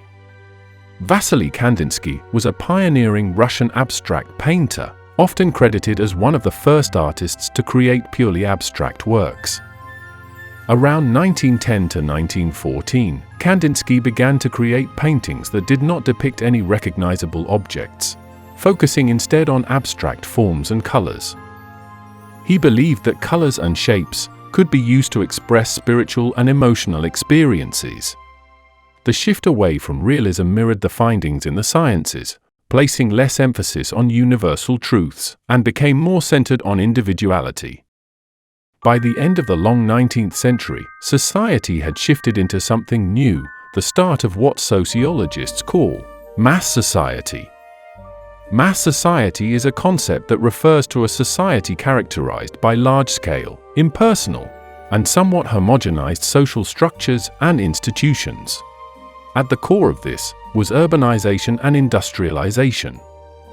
The more people that moved to the city, the more people were available to work at the factories, leading to a surge in production. This mass production led to mass consumption. The urban influx forced governments to step in to provide more housing reforms, requiring new buildings to have running water and drainage systems. Some governments began building their own governmental housing as well. Mass media, like newspapers, radio, and later the television, played a critical role in shaping public opinion, disseminating information, and creating a shared cultural experience. Mass education established standardized, often state-run education systems to manage various aspects of society, including governance, health, and welfare. The shift from autocracy to democracy led to the involvement of all classes, called mass politics. Universal male suffrage was already implemented in Europe by the turn of the century, but women still couldn't vote. Women's rights slowly churned on, first on property rights and divorce, and later with expanded employment opportunities in teaching and nursing. While the women's vote was still beyond reach in this period, Finland was the first European state to grant women suffrage in 1906. New forms of leisure also emerged, with mass leisure. Because the work schedule was more strict and regular, leisure time became almost exclusively during the evenings and end of the week. Leisure activities often involved the new devices and technologies of the late 1800s. The new streetcars and subways meant people were able to travel relatively far distances within a city, to watch athletic events or head on to the amusement park. Sports became part of mass leisure with the introduction of structured leagues. We also saw the rise of numerous World's Fairs, also known as international expositions or World Expos. These events showcased the latest advancements in technology, culture, and the arts, and were often centered around themes of industrialization and progress. The first recognized was the Great Exhibition of 1851 in the specially constructed Crystal Palace in London. The Exposition Universelle, in Paris, was famous for the unveiling of the Eiffel Tower. This fair celebrated the centennial of the French Revolution and showcased French industrial achievements. The Exposition in 1900 debuted the Paris Metro and showcased Art Nouveau. This fair also featured the first appearance of motion pictures and escalators. These World's Fairs were not only platforms for national pride and competition, but also exhibitions of technological innovation and cultural exchange. In the minds of most, there was a sense of progress and wonder. European conflict mostly took place abroad during this time. But on the continent, the unification of Germany caused a major shift in the European balance of power, and Bismarck knew this. Fearing the other European states creating alliances among themselves, the Germans preemptively formed a defensive alliance with Austria-Hungary in 1879. The 1879 alliance between Germany and Austria-Hungary, formerly known as the Dual Alliance, was a defensive alliance where both countries agreed to come to each other's aid if they were attacked by Russia. It also stipulated that they would remain neutral if one of them was attacked by another European power. This alliance was a cornerstone of German foreign policy under Chancellor Bismarck and was aimed at isolating France and maintaining peace in Europe by deterring aggression from Russia. In 1882, Italy joined the alliance, seeking support against France. Ever the pragmatist, Bismarck also signed a different treaty with Russia. But in 1890, Emperor Wilhelm II dismissed the Chancellor and adopted a more aggressive foreign policy. He also abandoned the treaty with Russia, but this just drove the French and Russians to ally with one another, and they formed an official alliance in 1894, the Dual Entente, or Franco-Russo alliance. During the next decade, Britain's relations with France greatly improved, forming the Entente Cordiale. By 1907, the United Kingdom, French Third Republic, and the Russian Empire were in an informal military alliance called the Triple Entente. Europe was now divided into two major camps, But crisis was still not inevitable. In 1905, a wave of mass political and social unrest spread throughout the Russian Empire. It included worker strikes, peasant unrest, and military mutinies. It led to Emperor Nicholas granting more civil liberties, albeit reluctantly, and the establishment of a limited constitutional monarchy. This created the State Duma, the multi-party system, and the Russian Constitution of 1906. The unrest was partially precipitated by Russia's defeat in a war to the east, the Russo-Japanese War. The Russo-Japanese War began just a year prior, against the Empire of Japan, over imperial ambitions in Manchuria and Korea. The war was marked by the defeat of the Russian Baltic Fleet at the Battle of Tsushima and the Siege of Port Arthur, which showcased Japan's emergence as a modernized military power and signaled the decline of Russia's influence. The unrest of 1905 is often referred to as the First Russian Revolution, which set the stage for the more famous Bolshevik Revolution, which we will get to in a later episode of this series. So be sure to subscribe.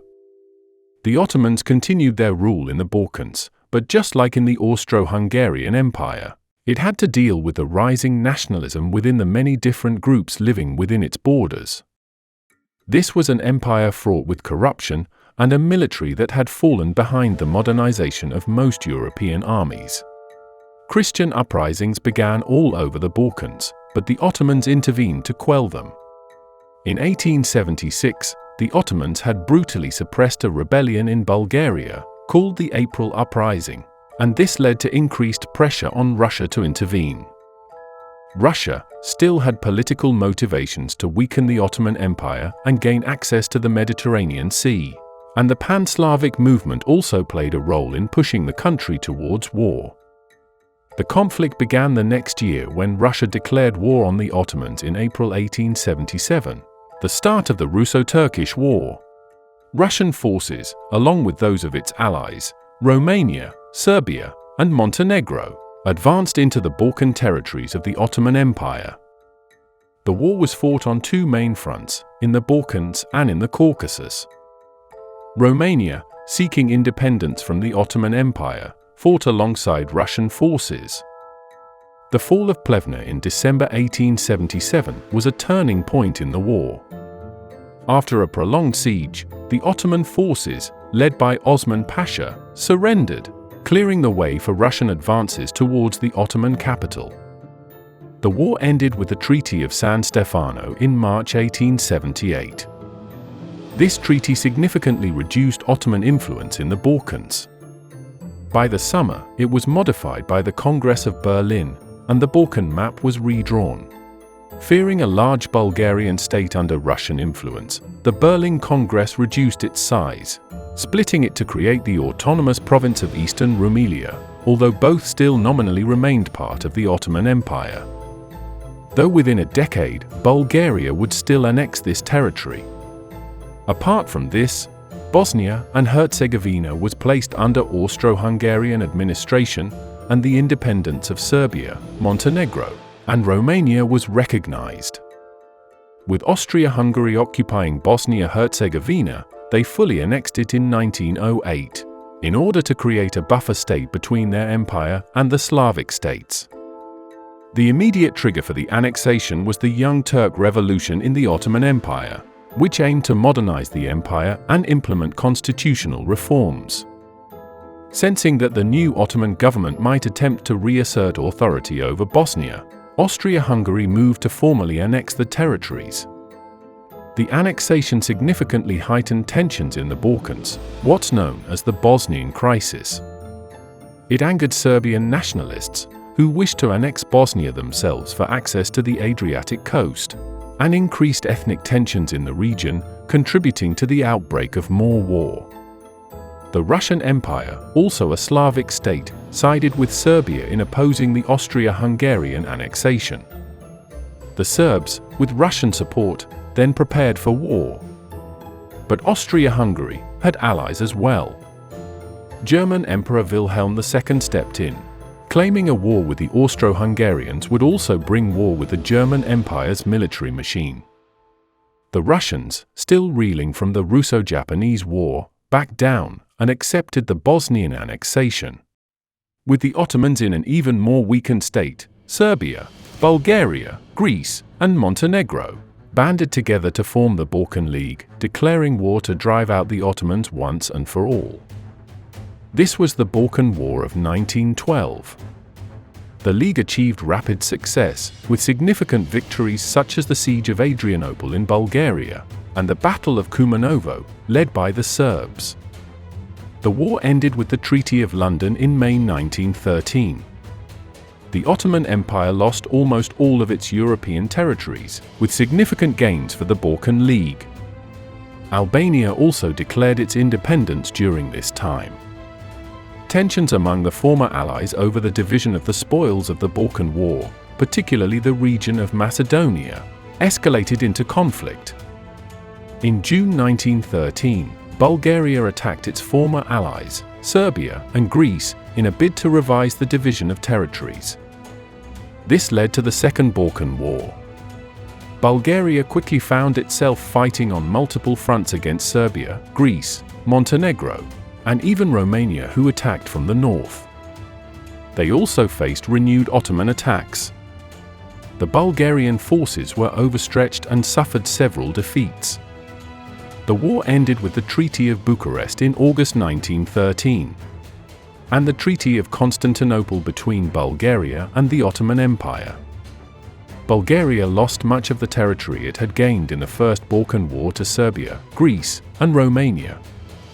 The Ottoman Empire regained some territories in eastern Thrace. Serbia was angered at its inability to create a larger kingdom and blamed the Austrians, while Austro-Hungary still feared Serbian expansion. The Russians were also still angered at the Germans and vowed vengeance against the Austrians. Austria and its allies, Italy and Germany, prepared for conflict, while Russia and its allies, Britain and France, waited as well, with all eyes centered on Bosnia and Serbia. And in 1914, the long 19th century finally came to an end, with the gunshot heard round the world. In this episode, we move away from Europe to focus on the new beginnings across the pond, in the Americas. In the early 1800s, Latin America was still largely under control of the Portuguese in Brazil and the Spanish in the Spanish Americas, governed through their viceroys. Check out our last megadocumentary for the background of this region in the previous period. By 1800, the Spanish Americas were divided into 4 large viceroyalties. New Spain was the largest and most important region of the Spanish Empire. It largely encompassed present-day Mexico, Central America, parts of the Caribbean, the Philippines, and many current American states like California and Texas. At this point, society was dominated by the criollos, those of full Spanish descent born in the Americas, and the peninsulas, those born in Spain who came to join them in the colonies. But some criollos had been influenced by Enlightenment and nationalist ideals, often from studying abroad at European universities. This was a period when the United States had recently won its independence, the French overthrew their monarchy, and the Haitians had overthrown their French slave masters. In 1808, after Napoleon forced the abdication of the Spanish king, many regions in Latin America established juntas, or councils, to govern in the name of the deposed monarch, a step that laid the groundwork for the assertion of full independence. The criollos and peninsulas began vying for control, the start of the Latin American Wars of Independence. In 1810, the Mexican War of Independence began in a small town. In the early morning of September 16th, Catholic priest Miguel Hidalgo y Costilla rang his bell and gave a call to arms. El Grito de Dolores. Hidalgo's clarion call was against Spanish rule, aiming to end slavery and the tribute system affecting indigenous and mestizo populations who were in the midst of a famine. Hidalgo gathered a large, but poorly equipped indigenous and mestizo army. They managed to capture several cities but were defeated in 1811 at the Battle of Calderon Bridge. Hidalgo fled, but was later captured and executed by the Spanish. After Hidalgo's execution, leadership passed to other revolutionary leaders, including José María Morelos, another priest who convened the Congress of Chilpancingo to formally declare independence and draft a constitution. Morelos was captured and executed in 1815, leading to a period of guerrilla warfare. Though leaders like Vicente Guerrero and Guadalupe Victoria caused headaches for the royalist powers, they were never seen as a significant threat to Spanish rule. But in 1820, King Ferdinand of Spain was forced to adopt a liberal constitution, alienating many of the more conservative criollos in New Spain. In a surprising turn of events, a conservative royalist military leader, Agustín de Iturbide, switched sides to join the independence cause, siding with Guerrero. They settled on the Plan of Igala, which promised the three guarantees: independence under a constitutional monarchy, equality for peninsulas and criollos, and the protection of the Catholic Church. Mestizos, the indigenous, and other mixed groups would implicitly also be offered social equality in a new multi-ethnic state. Iturbide knew a tactical alliance could ensure independence from the Spanish liberal constitution, while also satisfying Guerrero's supporters. The alliance between Iturbide and Guerrero, known as the Army of the Three Guarantees, successfully pressured the remaining Spanish forces, and the viceroy signed the Treaty of Córdoba on August 24, 1821, recognizing Mexico's independence. On September 27, the Army of the Three Guarantees marched into Mexico City, and the First Mexican Empire was established, with de Iturbide crowned emperor in 1822. But it was clear from the start the empire wasn't to last. Iturbide's leadership style was increasingly autocratic. He dissolved Congress and ruled through a junta which alienated many of his initial supporters. Guadalupe Victoria orchestrated a coup, and under pressure, Iturbide abdicated and was executed. The monarchy was abolished in 1823, while Central America broke off to create their own federated republic. After a short provisional government, a new Mexican First Republic was established, with Victoria as its first president. By 1829, Vicente Guerrero became president, through a peaceful transition of power, becoming the first president of African descent on mainland North America. Independence in the rest of Spanish America took a similar form. Peru was initially the only viceroyalty in South America, but by the early 1800s, it shared the continent with New Granada, which lay to the north, and Rio de la Plata in the south. In South America, the key figure would come to be known as El Libertador, the liberator. This was Simón Bolívar. Born in 1783 in the Captaincy General of Venezuela, an autonomous division of New Granada, he spent his youth, as many wealthy criollos did, studying abroad in Europe. There, the young Bolívar went on a grand tour of Italy, witnessing Napoleon's Italian coronation, and then the Sacred Mount in Rome, the inspirational site of the first secession of the plebs. When he returned to Venezuela, Bolívar was set on independence from Spain, and he got his chance once the Peninsular War began in Europe. The Venezuelan War of Independence began on April 19th. After an insurrection in Caracas forced the abdication of the Captain General.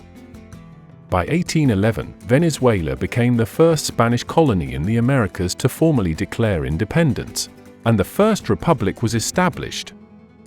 But just a year later, the unforeseen occurred. The devastating earthquake of 1812 hit mainly Republican regions, and was portrayed by the Royalists as divine providence against the rebellion.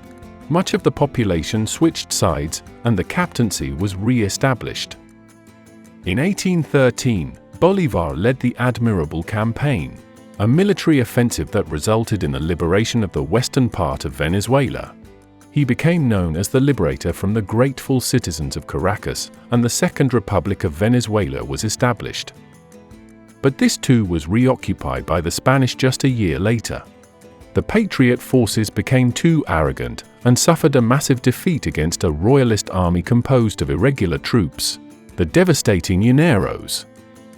After this turning point, Bolívar and 2/3 of the population fled the capital, resulting in another major setback. During exile, he wrote of how a true republic might not even be possible to succeed, and leaned more towards an oligarchic system. As a criollo himself, he warned of the dangers of rule by the mixed ethnicities, and feared the social tensions that would arise after the war. Bolívar's ultimate vision was of a united Latin America, and the coordination of defense, economy, and policy. Upon his return, he changed tactics, and instead of striking Venezuela, he managed a daring crossing of the Andes Mountains to strike at New Granada, present-day Panama and Colombia. On August 7, 1819, at the Battle of Boyaca, Bolívar liberated New Granada. This victory was pivotal, leading to the eventual establishment of the independent nation of Gran Colombia. Gran Colombia became a republic that briefly united much of northern South America.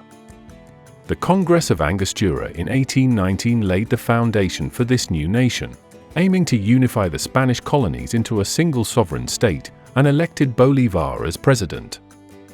Bolívar continued his campaign against Spanish rule, leading to the decisive Battle of Carabobo on June 24, 1821, which secured the independence of Venezuela. Bolívar then sent his trusted general, Antonio José de Sucre, to secure the liberation of Quito, now Ecuador, which was achieved after the Battle of Pichincha on May 24, 1822. This victory led to the incorporation of Quito into Gran Colombia. The crux of Gran Colombia comprised the territories of the modern countries of Venezuela, Colombia, including Panama at the time, Ecuador, and parts of northern Peru, Guyana, and northwestern Brazil. While Bolívar was liberating the north, there was yet another, liberating the south. José de San Martín was born in the Viceroyalty of Rio de la Plata. His family moved to Spain when he was a child, where he later joined the Spanish army and fought in various battles, including against the Napoleonic forces in Spain. His experiences in Europe, particularly witnessing the Spanish resistance against Napoleon and the liberal ideals of the time, influenced his revolutionary ideas. Mirroring the April Revolution in Venezuela, the May Revolution deposed the viceroy, creating what would become the United Provinces of Rio de la Plata, precursor to the Argentine state, and beginning the Argentine War of Independence. Paraguay, once part of the Rio de la Plata, declared independence in 1811. And in the Viceroyalty of Peru to the west, Chile declared independence, overthrowing their own captaincy general. San Martín returned to his native land, now part of the United Provinces of the Rio de la Plata, and became a leader in the independence movement. He led the Army of the North against royalist forces, and independence was declared in 1816. But San Martín realized that a more strategic approach was needed to secure his position. He proposed and executed the crossing of the Andes to attack the Spanish from a less defended direction. This daring and difficult maneuver is considered one of the greatest military feats in history. Most of his horses and mules died along the journey, and many soldiers froze to death. Many endured under heavy gasps from the lack of oxygen. After the crossing, San Martín and his forces defeated the Spanish at the Battle of Chacabuco and the Battle of Maipú, effectively securing Chilean independence. He placed Bernardo O'Higgins, one of his military leaders, as Supreme Director of Chile in 1817. With Chile as a base, San Martín then led a naval expedition to Peru, landing in 1820. His diplomatic and military efforts in Peru contributed significantly to the declaration of Peruvian independence in 1821. After the capture of Lima from the Spanish, San Martín was named Protector of Peru, a position he held while seeking to establish a stable government. San Martín met with Bolívar in Guayaquil to discuss the future of Peru and the broader South American independence movement. The details of their discussions remain a matter of historical debate, but San Martín resigned his position in Peru shortly after, leaving Bolívar to continue the fight for independence. Bolívar took the revolutionary fight to the south, leading campaigns in Upper Peru and Peru.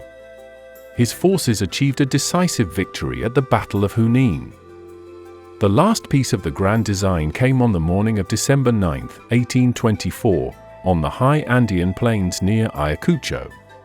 This became the stage for the battle that would etch itself into the annals of history as the decisive end to Spanish colonial rule in South America. Led by General Sucre, this was not merely a confrontation of armies, but a clash of ideology, marking the final chapter in the continent's long and arduous struggle for independence. In the aftermath, the capitulation of Ayacucho was signed, sealing the end of the Spanish Empire's rule in South America. After the Wars of Independence, the region of Upper Peru was renamed Bolivia in honor of Bolívar, who drafted a constitution for the new nation. This act recognized his contributions and the respect he commanded across the liberated territories. By the time of King Ferdinand's death in 1833, the only Spanish holdings in the Americas were Cuba and Puerto Rico in the Caribbean. In Brazil, the largest state on the continent, independence came much more peacefully.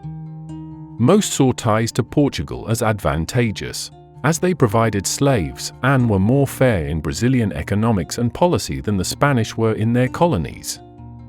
During Napoleon's invasion of Portugal, the royal court fled to Brazil, moving the capital from Lisbon to Rio de Janeiro, and raising the colony to the status of a kingdom. After the 1820 liberal revolts in Portugal, Dom João VI returned to Portugal in 1821, amid demands from Portuguese liberals that the court return to Lisbon and restore Brazil's colonial status. He left his son, Dom Pedro, as Prince Regent in Brazil. Responding to the growing call for independence and the pressure from Lisbon for his return, Dom Pedro, also driven by personal ambition, aligned himself with Brazilian nationalists. On September 7, 1822, standing by the Ipiranga River, Dom Pedro famously declared Brazil's independence, reportedly shouting "independence or death," a moment immortalized as the Cry of Ipiranga. The declaration of independence was followed by a relatively brief conflict with Portugal, as Brazilian troops engaged Portuguese forces in various parts of the colony. By 1823, Brazil had effectively secured its independence, and Dom Pedro was crowned Emperor of Brazil. Portugal formally recognized Brazil's independence in 1825. Scandals, both political and sexual, forced Pedro to leave Brazil for Portugal, abdicating his throne to his son, Dom Pedro II, who would reign for over 58 years. Brazil's monarchical system was quite different from the rest of Latin America. By the 1830s, the vast majority of South America was independent from European powers, but instability was a recurrent theme. Gran Colombia warred with Peru before breaking apart into New Granada, Venezuela, and Ecuador. Sucre and Bolívar also met their end in 1830 through assassination and disease. The Cisplatin War between Rio de la Plata, later Argentina, and the Empire of Brazil ended in stalemate as well, before both states agreed to the independence of a buffer state. With the Treaty de Montevideo, this became the independent Uruguay. The Paraguayan War, or War of the Triple Alliance, involved Paraguay against an alliance of Brazil, Argentina, and Uruguay. It resulted in significant territorial losses and a catastrophic loss of population for Paraguay, with up to 300,000 dead soldiers and civilians, ranking it as the deadliest interstate conflict in Latin American history. By the end of the wars, South America begins to look strikingly similar to today, although border disputes would continue throughout the 1800s. The newly independent nations faced significant challenges in establishing stable governance, leading to the emergence of strong men, called caudillos. These were military or political leaders who often ruled in an authoritarian manner, similar to a warlord. Juan Manuel de Rosas was a dominant figure in Argentine politics during the first half of the 19th century, ruling Buenos Aires province and effectively Argentina, with interruptions, from 1829 to 1852. Rosas was known for his authoritarian methods, including censorship, political persecution, and the use of force to maintain power. His mazorca was a para-police that killed thousands of civilians, and his regime became totalitarian, as all aspects of his society became controlled, including elections. He is often compared to López de Santa Anna, his contemporary in Mexico. De Santa Anna served as president on 11 non-consecutive occasions between 1833 and 1855. He is often criticized for his role in the loss of Texas and the territories ceded after the Mexican-American War, both of which we will get to later in this video. José Antonio Páez was a key leader in the Venezuelan independence movement, and later became one of the country's most influential caudillos, serving as president in various terms between 1830 and 1863. Known for his role in the separation of Venezuela from Gran Colombia, Páez initially enjoyed considerable support for his efforts in stabilizing the country and fostering economic growth. He was a champion of the conservative cause, focusing on the development of agriculture and the military, although his later years were marked by opposition to his rule and eventual exile. Rafael Carrera was a significant figure in the history of Guatemala and Central America during the 19th century. His period of influence, particularly from the 1830s to his death in 1865, was marked by his efforts to consolidate power, preserve Guatemala's independence, and shape the country's political and social landscape. Though foreign military intervention was averted, much of Latin America became a source of raw materials for Europe and the United States. Coffee, along with tobacco and sugar, became the main exports. Corruption was rampant on these plantations, called haciendas. Those with political power were often landholders themselves, so their policies promoted others of the landed aristocracy. They were able to buy more land and expand their farms and plantations well beyond their means of using it, and much of the land lay unused and fallow, as those who did not own land lived in poverty. By the latter half of the 19th century, Latin American exports steadily increased, and the British began investing heavily in the trading infrastructure through railways, streetcars, and mining projects. Slavery became abolished by the 1850s throughout the former Spanish colonies, and Brazil abolished slavery by 1888. In Mexico, once de Santa Anna's dictatorship was overthrown in 1855, liberals enacted the Constitution of 1857, which introduced significant liberal reforms aimed at modernizing Mexico based on Enlightenment ideals and a federalist government. Several key pieces of legislation, known collectively as the Reform Laws, were enacted by the liberal government, led by figures like Benito Juárez, who would later become one of Mexico's most renowned presidents. These laws included the Ley Juárez, which curtailed the privileges of the military and clergy, the Ley Lerdo, which mandated the sale of property held by the church and communal indigenous lands, and the Ley Iglesias, which regulated church fees to prevent abuses. This divided the country, leading to the Reform War, with conservatives establishing a rival government. The conflict was characterized by a series of battles and sieges across Mexico, but the liberals gradually gained the upper hand, thanks in part to the leadership of Juárez and the support of the United States, which provided arms and supplies to the liberal forces. On December 22, 1860, the liberals achieved their decisive victory, and by January, President Juárez and the liberals left their holdings in Veracruz and triumphantly marched into Mexico City. But the conflict weakened the country economically and militarily, leaving it vulnerable to foreign intervention. Due to its severe financial crisis, Mexico suspended foreign debt payments in 1861. France, along with Britain and Spain, signed the Convention of London, forming a tripartite alliance to demand repayment and protection of their national interests in Mexico.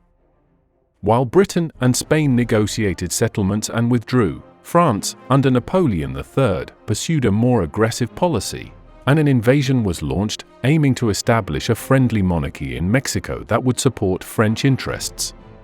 The initial French campaign suffered a significant setback on May 5, 1862, when Mexican forces, led by General Ignacio Zaragoza, defeated the French army at the Battle of Puebla. This victory is celebrated annually as Cinco de Mayo. Despite the setback at Puebla, French forces, reinforced and supported by conservative Mexican factions, captured Mexico City in 1863, dissolving the Federal Republic, and allowing them to proceed with their plan to establish a monarchy, the Second Mexican Empire. Leadership was offered to Maximilian of the Habsburgs, and with assurances of support from Napoleon and Mexican conservatives, he accepted, becoming Emperor Maximilian I of Mexico in 1864.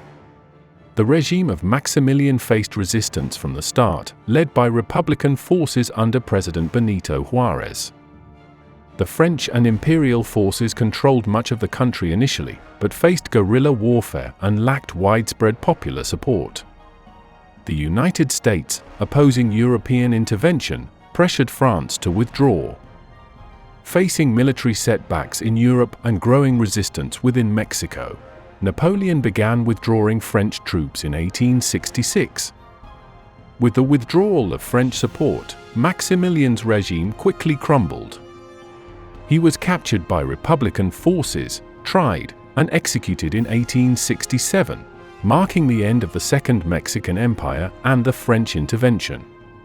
Benito Juárez and the Republicans regained control, restoring the Mexican Republic and reinforcing the 1857 Constitution and the reform laws. The intervention and the empire left Mexico deeply divided and financially ruined, but it also fostered a sense of national unity and resistance against foreign intervention. But not even a decade later, another military leader seized power. Porfirio Diaz would come to rule Mexico in 1876, barring a brief interlude, until 1911, under a dictatorship known as the Porfiriato.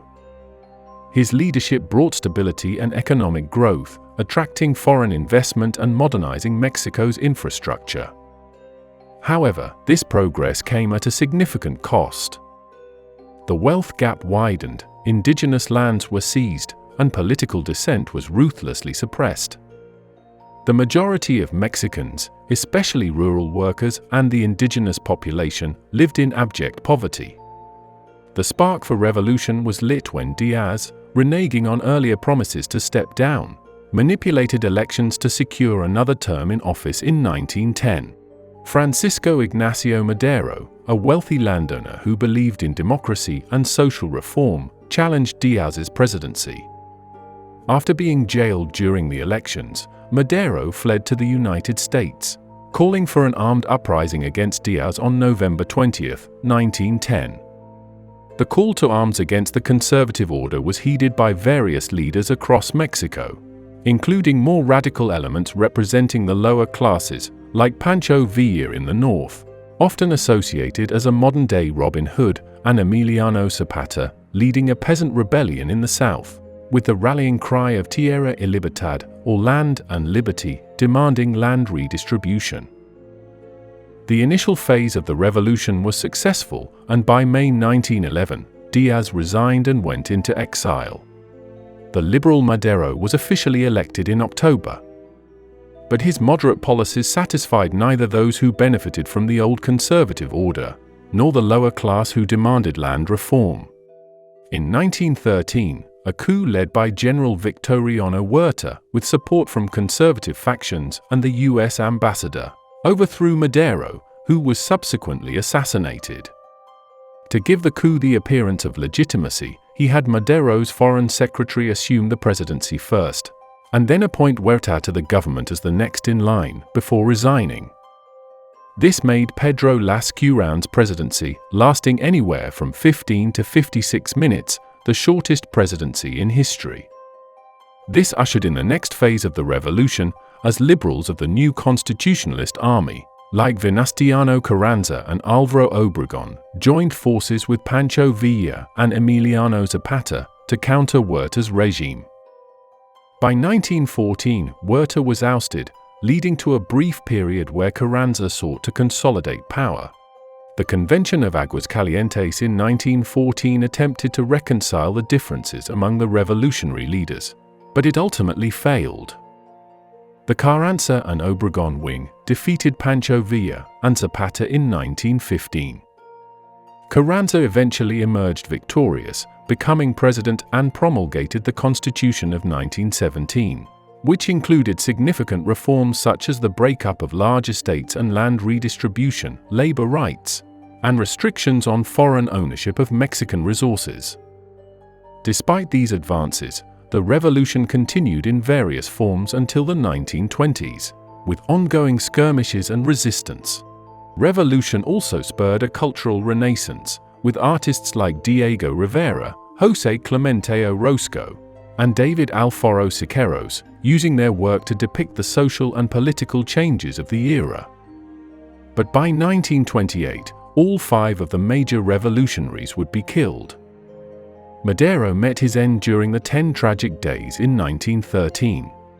Zapata was lured into an ambush and assassinated on April 10, 1919, by forces loyal to President Carranza, who saw Zapata as a threat to his regime. President Carranza was assassinated in 1920 after a fallout with other revolutionary leaders, like his former ally Obregón. Villa retired in 1920 but was assassinated in 1923. Obregón, of the new Social Democratic Laborist Party, was elected in 1920 and again in 1928, but was assassinated before he could begin his second term. Around the turn of the century, it wasn't only Europe that had a keen interest in Latin America. The early 1900s saw the rise of a new superpower, one which supplanted European foreign investments to Latin America. This was the United States.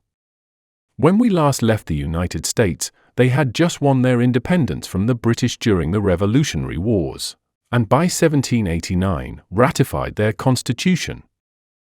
Intense debate between Federalists, who supported a strong central government, and Anti-Federalists, who feared the concentration of power would lead to tyranny, marked the beginnings of the Federalist era. George Washington's election as the first President of the United States in 1789, and John Adams as Vice President, set the stage for the Federalist Party's influence.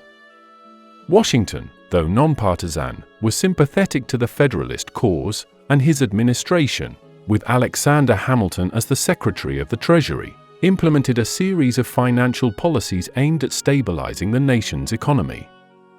These included the federal assumption of state debts, the establishment of a national bank, and the imposition of a tariff system to encourage domestic manufacturing. But these measures sparked controversy and laid the foundation for the nation's first political parties and the first-party system. Thomas Jefferson's Democratic-Republican Party opposed Hamilton's financial plan, advocating for states' rights and a focus on the agrarian worker.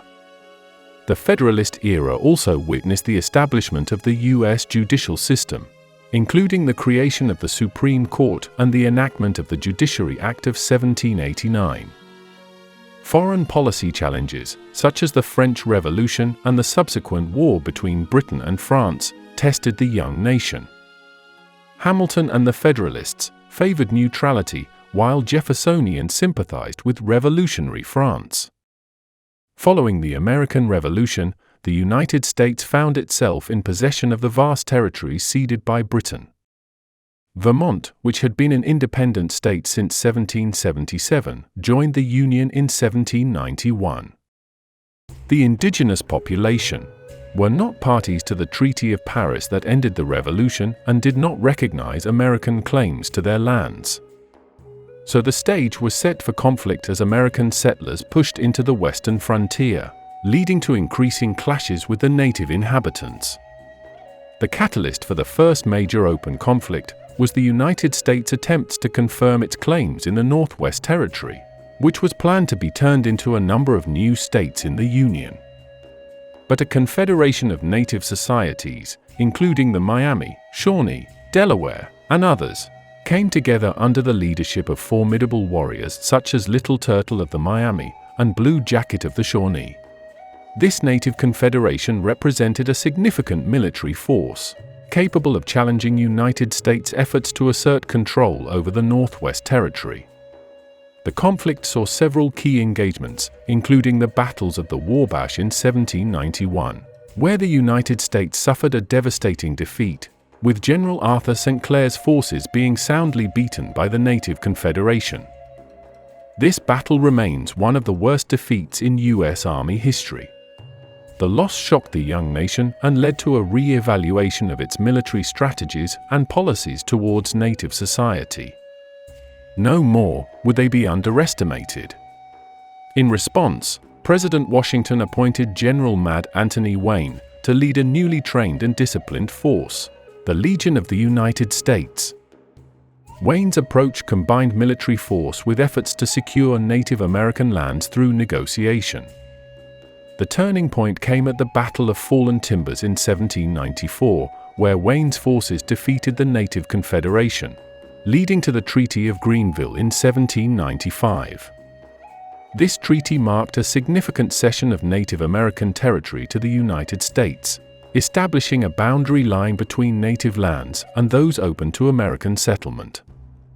John Adams' presidency continued the Federalist dominance but was marred by internal party divisions and opposition to his policies, like the Alien and Sedition Acts, which aimed to strengthen national security but were criticized for infringing on civil liberties. The acts became a major point of contention and contributed to the decline of the Federalist Party's popularity.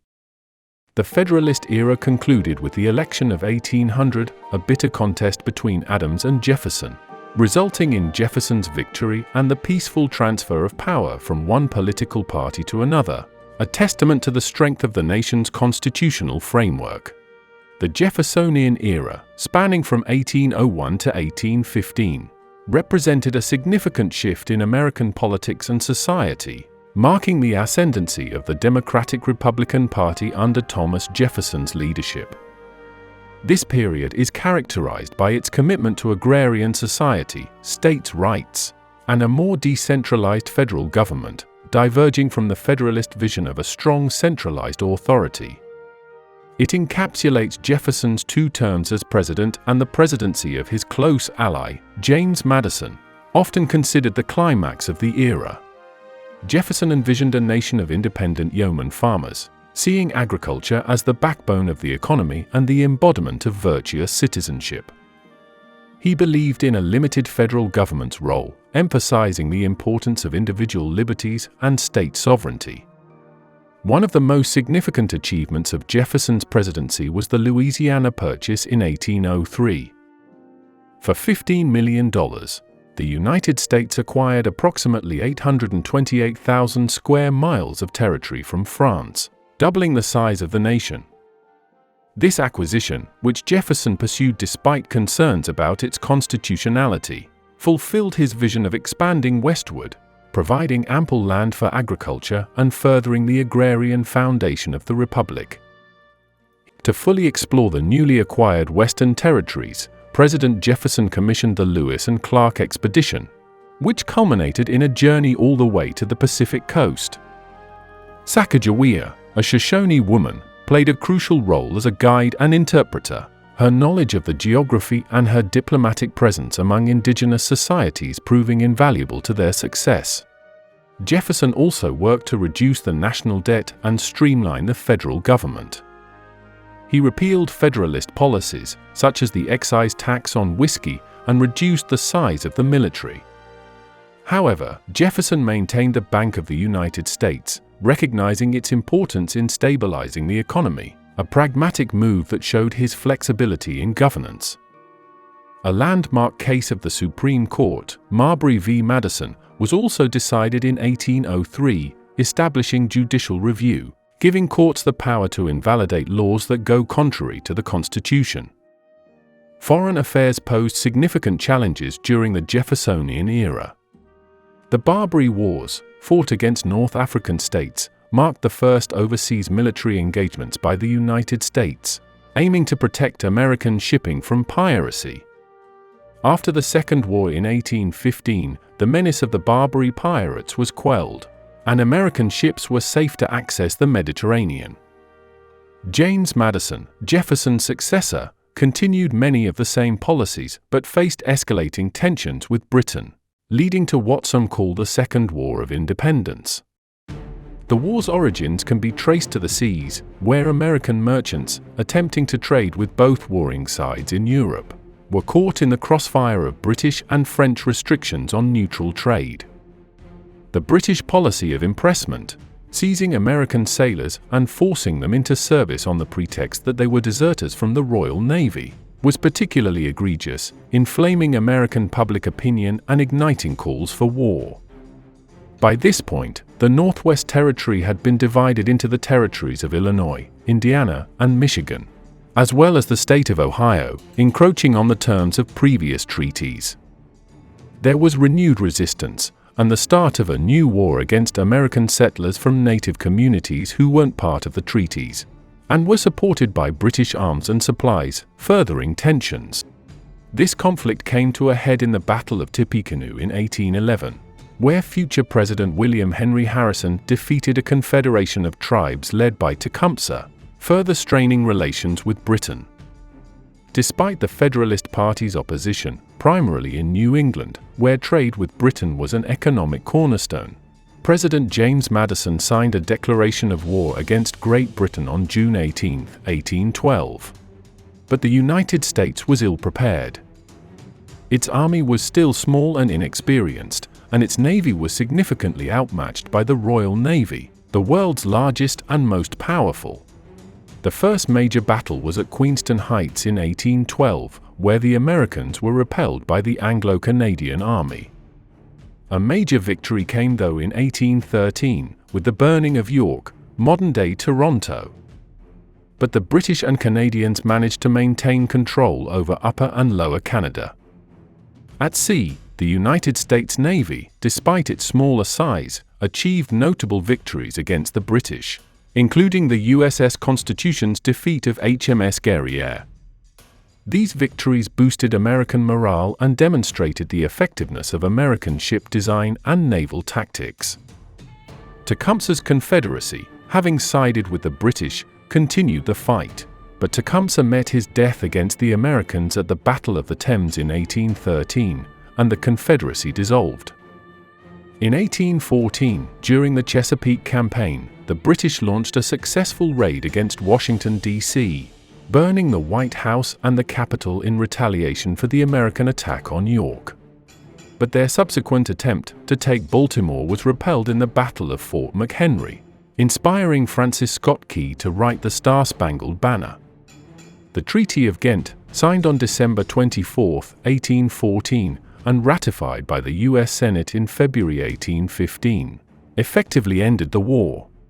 But news had not yet reached the armies in the South, and the Americans took a final decisive victory at the Battle of New Orleans in January 1815, where General Andrew Jackson's forces defeated a much larger British army. The war's outcome boosted American nationalism, paved the way for westward expansion, and marked the beginning of the end for the Federalist Party, which had opposed the war. The Federalist Party effectively dissolved as a national force, as their opposition to the war and the disastrous Hartford Convention, where some Federalists hinted at secession, alienated them from mainstream American politics. In 1817, James Monroe was elected president and made his goodwill tour. In the aftermath of the War of 1812 and the Napoleonic Wars, Monroe's time in office was driven by a sense of national purpose and a desire for unity among Americans. The Federalist Party had all but disappeared, leaving the Democratic-Republican Party as the dominant force in American politics. Political stability and the lack of partisan conflict led a newspaper to famously coin this, the era of good feelings. Monroe's administration is perhaps best known for the Monroe Doctrine, a cornerstone of American foreign policy that declared the Western Hemisphere off-limits to European colonization and interference. During Monroe's tenure, disputes with Spanish Florida increased as escaped American slaves fled across the border, leading to slave owners conducting raids to retrieve them. This escalated tensions with the native Seminoles, and after skirmishes, the American army marched into Spanish Florida and occupied Pensacola. By 1819, the Spanish transferred the burdensome region to the Americans with the Adams-Onis Treaty, which redefined the borders between the expanded United States and New Spain. Monroe also focused on internal improvements, supporting the construction of roads and canals to facilitate commerce and bind the nation more closely together. This focus on infrastructure development was part of the larger American system proposed by Henry Clay, which also included support for a national bank and protective tariffs to promote American industry. The introduction of new technologies and the expansion of the factory system also contributed to economic growth, particularly in the Northeast. In 1820, the United States had 11 free states and 11 slave states, maintaining a balance between the North and the South. Missouri's request for admission to the Union as a slave state, a territory acquired in the Louisiana Purchase, threatened to upset the balance between states that allowed and prohibited slavery. The Missouri Compromise admitted Missouri as a slave state, but also Maine, formerly part of Massachusetts, as a free state, while banning slavery in the remainder of the Louisiana Purchase territory north of latitude line 3630. This held the balance at 12 states each, maintaining equilibrium in Congress, but it would only be a temporary solution, underscoring the deep divisions that were beginning to fracture the Union. The era of good feelings also witnessed a surge in cultural nationalism, with Americans taking pride in their country's achievements and potential. The period saw the establishment of new educational institutions, including public schools and universities, and the emergence of distinctly American themes in art and literature. Technological innovations and improvements in transportation and communication, such as the steamboat, the Erie Canal, and the early railroads, transformed the American economy and society. In 1829, Andrew Jackson, a war hero and populist, became the 7th President of the United States, ushering in the Jacksonian era, which continued until 1849 under his successors, Van Buren, Harrison, Tyler, and Polk. One of the hallmark features of the Jacksonian era was the expansion of democracy and increased political participation among white male citizens.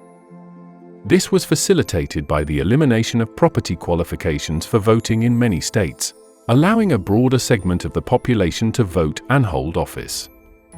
The era saw a surge in voter turnout and the rise of mass political parties, which mobilized voters through new campaign tactics, like rallies, parades, and barbecues.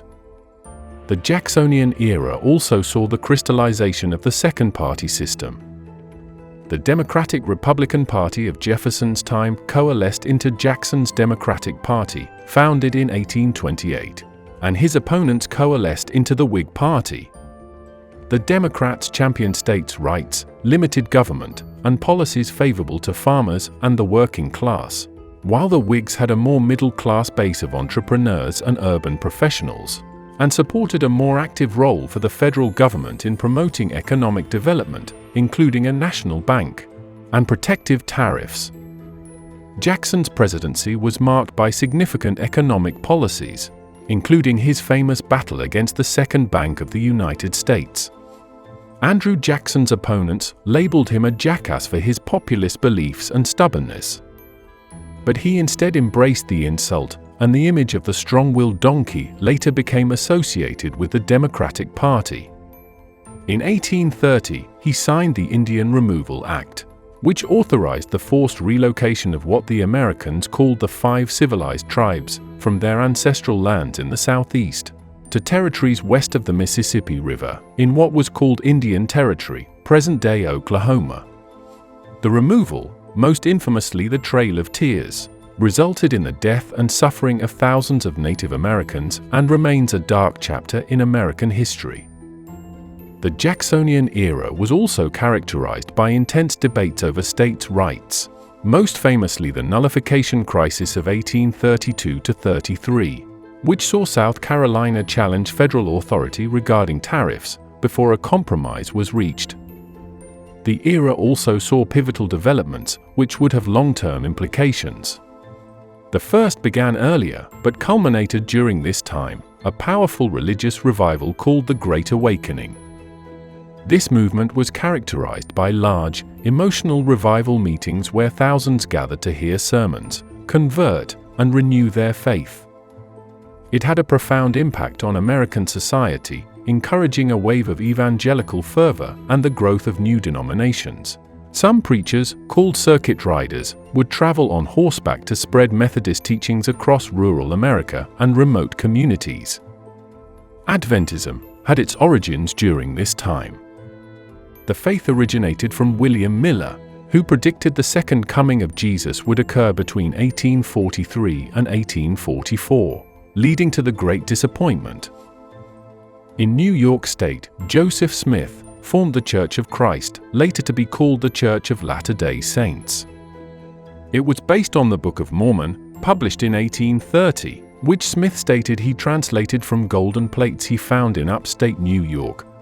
The plates were said to contain the religious history of an ancient American civilization, including its origins, conflicts, and teachings. This religious revival emphasized individual piety and personal salvation, and it democratized American Christianity by suggesting that salvation was accessible to all. Moreover, it spurred many to engage in social reforms, including movements for temperance, women's rights, and particularly, the abolition of slavery. Manifest destiny was a term coined in 1845 by journalist John L. Sullivan to describe the belief that the United States was divinely ordained to expand across the North American continent, from the Atlantic to the Pacific Ocean. It justified westward expansion as a noble endeavor, promoting democracy and civilization, and played a crucial role in shaping American policy and attitudes in the 19th century. The concept of manifest destiny was not without controversy, as it became entwined with the debate over slavery's expansion into new territories and states. Moreover, it led to the displacement and mistreatment of Native American populations and conflicts with other nations over territorial claims. The region of Texas had originally been part of New Spain, a vast and sparsely populated land. After the Latin Wars of Independence, it came to be controlled by Mexico, and slavery was outlawed. During the 1820s, large numbers of Anglo-American settlers began moving into Texas, drawn by land grants offered by the Mexican government to impresarios, who were land agents and developers. Stephen F. Austin was among the most successful of these, founding colonies that brought 300 families into Texas by the mid-1820s. By 1830, concerns over the growing American influence in Texas and their import of slaves led the Mexican government to outlaw further American immigration and impose stricter laws, increasing tensions between Anglo settlers and the Mexican government. The escalating tensions culminated in the Texas Revolution in 1835, erupting from San Antonio. Battles like the Siege of the Alamo, a successful 13-day siege by the Mexicans, and the decisive Texian victory at the Battle of San Jacinto became iconic in the rebel struggle against Mexican forces. Shortly before war's end, the Texian rebels formally declared independence from Mexico, forming the Republic of Texas. The Republic of Texas existed as an independent nation until 1845. It was recognized by several countries, including the United States, but faced continuous threats from Mexico, which never formally acknowledged its independence. On December 29, 1845, Texas was admitted as the 28th state of the United States, leading to the first and most significant war between America and Mexico. The Mexican-American War was a direct outcome of the ideology of manifest destiny. President Polk, a strong proponent of expansion, used a border dispute as a pretext to declare war, aiming to secure not only Texas but also New Mexico and California. The United States emerged victorious in the conflict, and the Treaty of Guadalupe Hidalgo formally ended the war, forcing Mexico to cede an enormous portion of its northern territories to the U.S., including present-day California, Nevada, Utah, and portions of New Mexico, Colorado, and Wyoming. During the Jacksonian era, the Great Migrations to the west took place along three important trails. In the 1830s, an over 2,000-mile route that came to be known as the Oregon Trail began to funnel a steady stream of wagons across the American continent from the Missouri River to the fertile valleys of Oregon. Oregon Country, a large region in the Pacific Northwest, had been jointly claimed by the British and Americans, with the British calling it Columbia District. The Oregon Trail was blazed by fur traders and explorers, but it was the promise of abundant land, rich in resources, that drew families, farmers, and pioneers westward. Travelers faced challenges such as disease, severe weather, difficult terrain, and occasionally, conflicts with Native American tribes, whose lands they altered forever. Though President Polk wanted a majority of the territory incorporated into the United States, his administration entered into negotiations with the British. The result was the Oregon Treaty of 1846, in which the United States and Great Britain agreed on the 49th parallel, with some adjustments to maintain Vancouver Island's British continuity as the boundary between British North America and the United States. It became Oregon Territory in 1848, present-day Oregon, Washington, and Idaho. The Mormons, after leaving New York, had migrated to resettle in their promised land, Missouri. But their lifestyle, which included polygamy and communal living, worried the non-Mormon population, and tensions escalated into war. The Mormons were expelled and resettled in Illinois. After flourishing in their new home, old disputes resurfaced, and both Joseph Smith and his brother were arrested, and later killed by a mob. It was clear this was no home for members of the LDS Church, and after further tensions, sometimes known as the Mormon-Illinois War, the community led an exodus to the west, along what came to be known as the Mormon Trail. Destination: Salt Lake Valley, in Utah Territory. Further west, the discovery of gold at Sutter's Mill in Coloma, California, in January 1848, would ignite the most famous gold rush in American history, prompting further migration. As news of the discovery spread, it unleashed a torrent of gold seekers known as 49ers, referring to the peak year of 1849 from across the United States and around the world. They abandoned farms, left families and jobs, and embarked on a journey to the promise of wealth in the gold fields of California. The gold rush transformed California from a remote outpost into a bustling center of commerce and population almost overnight. San Francisco grew from a small settlement to a major city, and towns sprang up across California. The influx of wealth contributed to rapid social, economic, and infrastructural development, but it also led to significant environmental changes and devastating impacts on native populations. These western migrations and subsequent territorial acquisition completed the continental expansion envisioned by Manifest Destiny, but also exacerbated the contentious issue of slavery in new territories, contributing to the sectional tensions that would escalate into an era of civil war.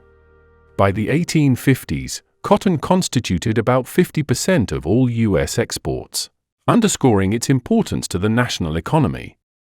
The South produced more than two-thirds of the world's cotton supply, fueling the global textile industry, particularly in Britain and France. The use of slave labor significantly contributed to the wealth of the southern states and their landowners. By the mid-1800s, the market value of enslaved people increased dramatically, making them the South's largest single financial asset. The Compromise of 1850, similar to the Missouri Compromise, was a new series of laws aimed to balance the interests of the slaveholding South and the free North. It included the admission of California as a free state, the establishment of Utah and New Mexico territories with the question of slavery to be decided by popular sovereignty, and the enactment of a stricter fugitive slave law. While temporarily quelling tensions, the compromise ultimately sowed further discord.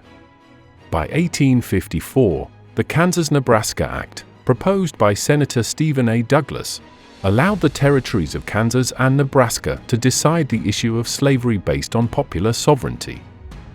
The act effectively repealed the Missouri Compromise's prohibition of slavery north of latitude 3630, and led to violent conflicts in Kansas, known as Bleeding Kansas, as pro- and anti-slavery settlers clashed.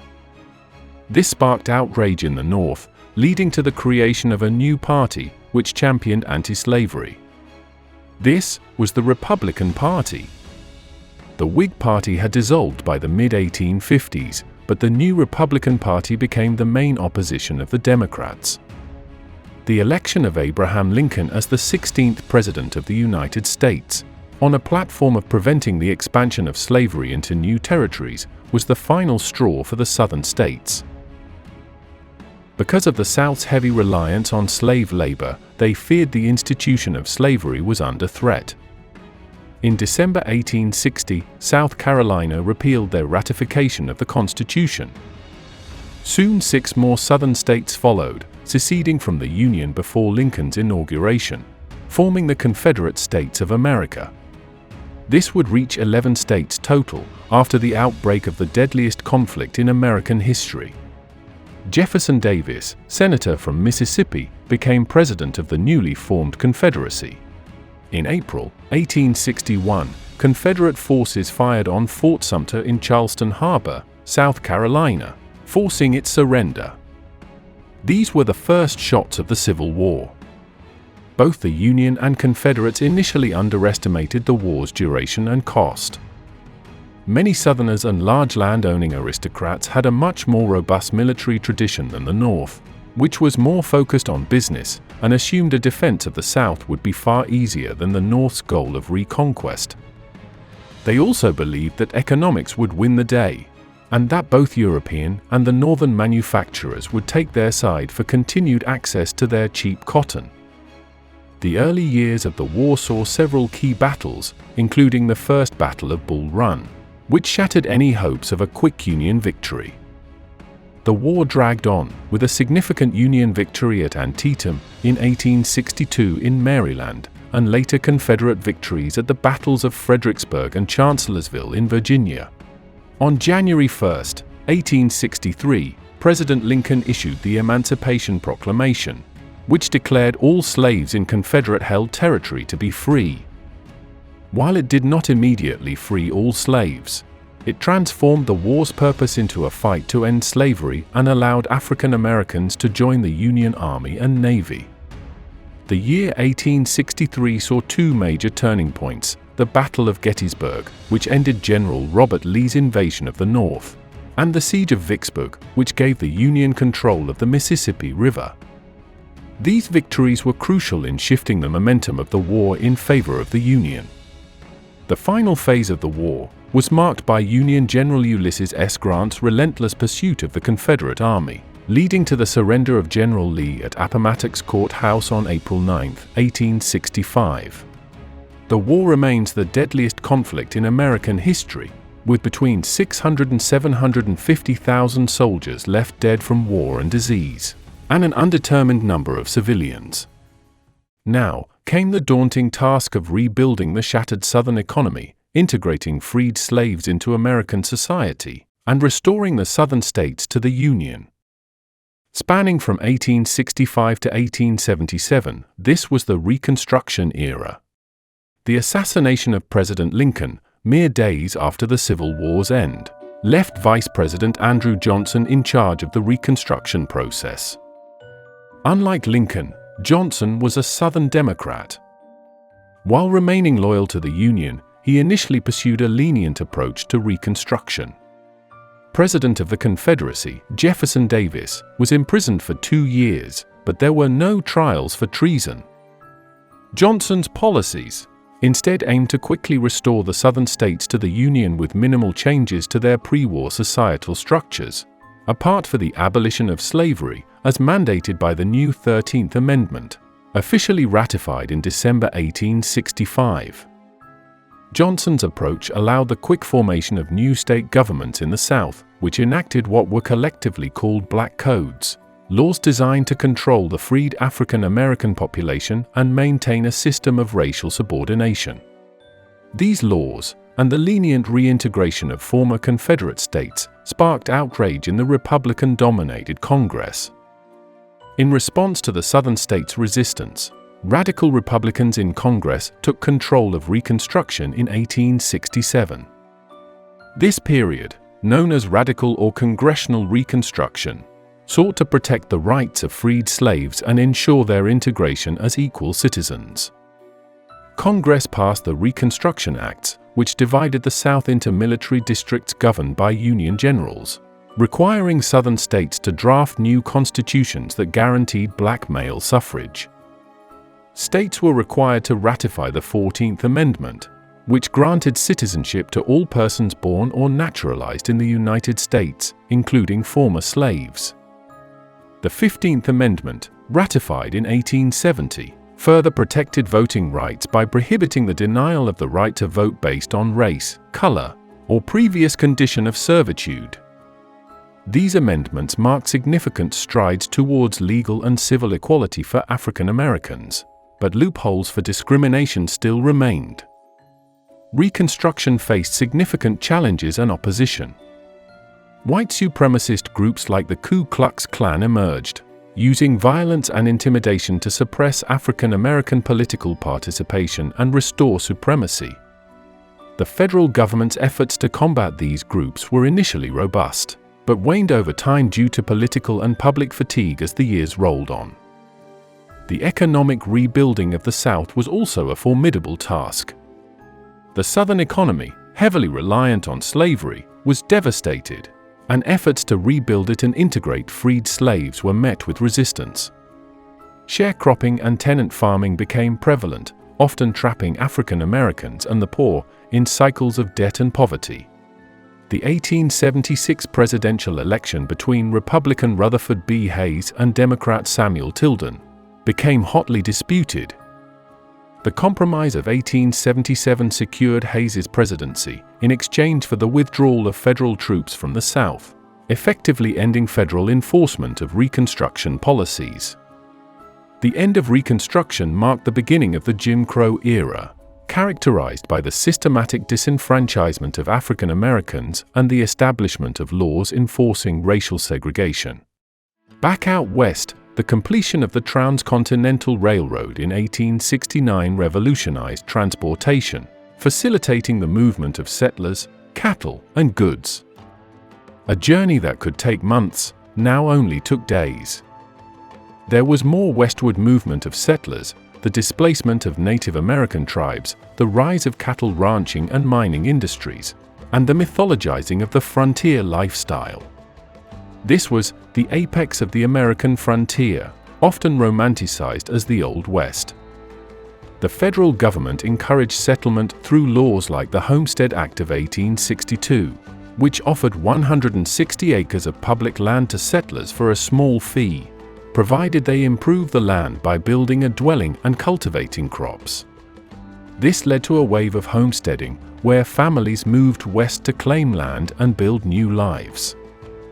But life on the frontier was challenging, with settlers facing isolation, harsh weather, and conflicts with native societies and outlaws.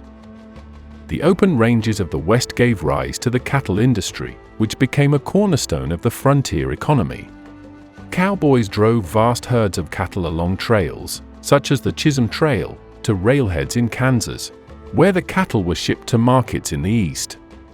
This period of the so-called Cattle Kingdom was short-lived, as overgrazing, harsh winters, and the spread of barbed wire fencing restricted the open range, leading to its decline by the late 1880s. The discovery of gold, silver, and other minerals led to mining booms in states like California, Nevada, and Colorado. Towns sprang up overnight around mines, drawing a diverse population of prospectors, entrepreneurs, and those looking to profit from the miners. While some struck it rich, many others faced hardship and disappointment. The rapid growth of frontier towns often outpaced the establishment of formal law enforcement, leading to periods of lawlessness, what we know today as the Wild West. Famous lawmen and outlaws, such as Wyatt Earp, Billy the Kid, and Jesse James, became legends, embodying the themes of justice and rebellion in the Old West. The expansion into the West led to numerous conflicts with Native American societies, whose lands were increasingly encroached upon by settlers and miners. This period saw a series of wars west of the Mississippi, as the U.S. government sought to relocate natives to reservations to open up land for American use.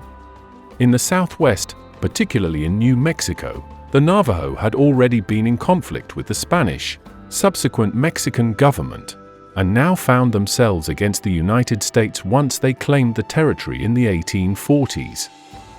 The Navajo Wars against the Americans culminated in the Long Walk of the Navajo in 1864, where thousands of Navajo were forcibly relocated to Bosque Redondo, a devastating march that resulted in many deaths. The Apache Wars occurred in Arizona, New Mexico, and Texas. Leaders such as Cochise, Victorio, and Geronimo became well known for their resistance efforts. Between 1876 and 1886, Geronimo eluded capture and led a series of raids against U.S. and Mexican settlements, but the U.S. Army pursued Geronimo and his band. Geronimo's final surrender in 1886 marked the end of the Apache Wars, although minor clashes continued for decades longer. In the Great Plains, there were a series of conflicts between the United States and various factions of the Sioux people, including the Dakota War of 1862 in Minnesota. But the climax came during the Great Sioux War of 1876–77. Also known as the Black Hills War, it erupted over U.S. violations of the Treaty of Fort Laramie, which had granted the Black Hills of Dakota Territory to the Lakota Sioux. But the discovery of gold in the Black Hills in 1874 led to an influx of American prospectors, prompting the U.S. government to seek control of the area. The Sioux, led by Sitting Bull and Crazy Horse, refused to cede their sacred lands, leading to a series of battles. A pivotal moment in the war was the Battle of the Little Bighorn in June 1876, where Lieutenant Colonel Custer and his 7th Cavalry were decisively defeated by a coalition of Sioux and Cheyenne warriors. Despite this victory, the Sioux could not withstand the sustained military campaigns by the Army. By 1877, the war had ended with the U.S. seizing the Black Hills, and many Sioux were forced onto reservations. Crazy Horse surrendered in 1877, while Sitting Bull retreated to Canada, but returned and was captured in 1881. Tensions between the Sioux and the U.S. government had escalated due to the spread of the Ghost Dance movement, which the U.S. military feared as a potential rebellion. When the 7th Cavalry attempted to disarm a band of Miniconjou, a tribe of the Lakota, near Wounded Knee Creek on the Pine Ridge Indian Reservation, a gun discharged accidentally, leading to indiscriminate firing by the soldiers. Over 150 Lakota men, women, and children were killed, with many more wounded. The Wounded Knee Massacre in 1890 is often considered the last major conflict of the Sioux Wars, marking a tragic end to the American Indian Wars on the Great Plains. The era of the American frontier is often considered to have ended in 1890, when the U.S. Census Bureau declared that the frontier line no longer existed. This map shows us the various territorial acquisitions that were gained in less than a century, cementing America's presence from sea to shining sea. Even the North wasn't exempt from American expansion. The Alaska Purchase of 1867 was negotiated by Secretary of State William H. Seward to purchase Alaska from the Russians for $7.2 million. It was a transaction that was initially mocked as Seward's Folly or Seward's Icebox, due to the perception of Alaska as a barren and worthless land. But surprisingly, the acquisition of Alaska proved to be of immense strategic and economic value. Once gold was discovered in the neighboring Yukon, Alaska played a significant role as a gateway to the Klondike goldfields. After Reconstruction, a new era began, marked by rapid economic growth, especially in the North and West, driven by industrialization, the expansion of railroads, and technological innovations. This was the Gilded Age, a term coined by Mark Twain. While it was a time of great wealth and opulence for some, it also highlighted the stark growing inequalities between the poor and those who became wealthy from industrialization. Innovations in technology and production methods led to increased efficiency and the mass production of goods. This period also witnessed the rise of titans of industry and finance such as John D. Rockefeller, Andrew Carnegie, and J.P. Morgan, whose vast fortunes were built on monopolies and the control of major sectors of the American economy. By 1900, the Carnegie Steel Company alone was producing more steel than the entirety of Great Britain. Many of these men became synonymous with the robber baron, a term for a cutthroat businessman who engaged in crony capitalism, wanton destruction of natural resources, wage slavery, and building of monopolies to control the market. These industrialists were coined the nouveau riche, meaning they made their wealth during their own lifetimes, not from inheritances. Carnegie believed that new wealth should be given back to the community, and stressed the importance of philanthropy in the face of the growing inequality. New York, Boston, and Philadelphia swelled in size, not only from domestic migrations, but immigrants from Europe and Asia who poured into the United States in search of economic opportunities and freedom, settling in urban areas and often working in low-paying, labor-intensive jobs. This period saw the emergence of ethnic neighborhoods and contributed to the rich cultural diversity of American cities. The first true waves were during the mid-1800s, with immigrants fleeing the famine in Ireland, and the upheaval of the 1848 revolutions in Germany. The immigrants of the late 1800s came in through New York, greeted by the iconic Statue of Liberty, a gift from the French commemorating America's abolishment of slavery. Many Chinese and Irish immigrants worked on the transcontinental railway, connecting the East and West. Just as we saw in Europe, the rapid industrialization and the harsh working conditions in factories led to the growth of labor movements. Workers organized strikes and formed unions, such as the American Federation of Labor, to demand better wages, shorter workdays, and safer working conditions, although membership numbers remained quite low. Notable labor conflicts, including the Great Railroad Strike of 1877 and the Haymarket Riot of 1886, highlighted the tensions between labor and capital. The Pinkertons often acted as private security and were criticized for acting as hired enforcers for big business against labor movements and strikes. The Gilded Age also exposed the underside of American prosperity, with widespread poverty, child labor, and squalid living conditions in crowded urban tenements. Reformers and journalists, known as muckrakers, exposed corruption, inequality, and social injustices. The era was also marked by political corruption and patronage, exemplified by powerful political machines such as Tammany Hall in New York City, whose leader, Boss Tweed, defrauded the city of millions of dollars. In response to the era's corruption and inequality, the seeds of reform were planted. The populist movement, which emerged from rural discontent in the South and West, called for stronger government intervention in the economy to support farmers and workers against the monopolies. While the populists were not successful in all their endeavors, their efforts contributed to the broader push for reform that would characterize the early 20th century. Over in the Pacific, American settlers and missionaries had been present in Hawaii since the early 19th century, gradually exerting influence over the lucrative sugar economy and Hawaiian monarchy. In 1893, a group of American businessmen, with the support of the United States Minister to Hawaii and armed U.S. Marines, overthrew Queen Liliuokalani, who had sought to strengthen the monarchy and reduce foreign influence. The provisional government established by the coup leaders sought annexation by the United States, but President Grover Cleveland, viewing the overthrow as illegal, initially refused to annex the islands. But Hawaii's importance would soon be reassessed. In 1898, under President William McKinley, the United States officially annexed Hawaii through a joint resolution of Congress, making it a U.S. territory. This change of heart came from Hawaii's strategic importance in a conflict that had recently started, the Spanish-American War. It all began with Cuba's struggle for independence and the brutal methods used by the Spanish to suppress it, including a reconcentration policy, a precursor to concentration camps, This was amplified by American economic interests and sensationalist journalism that swayed public opinion.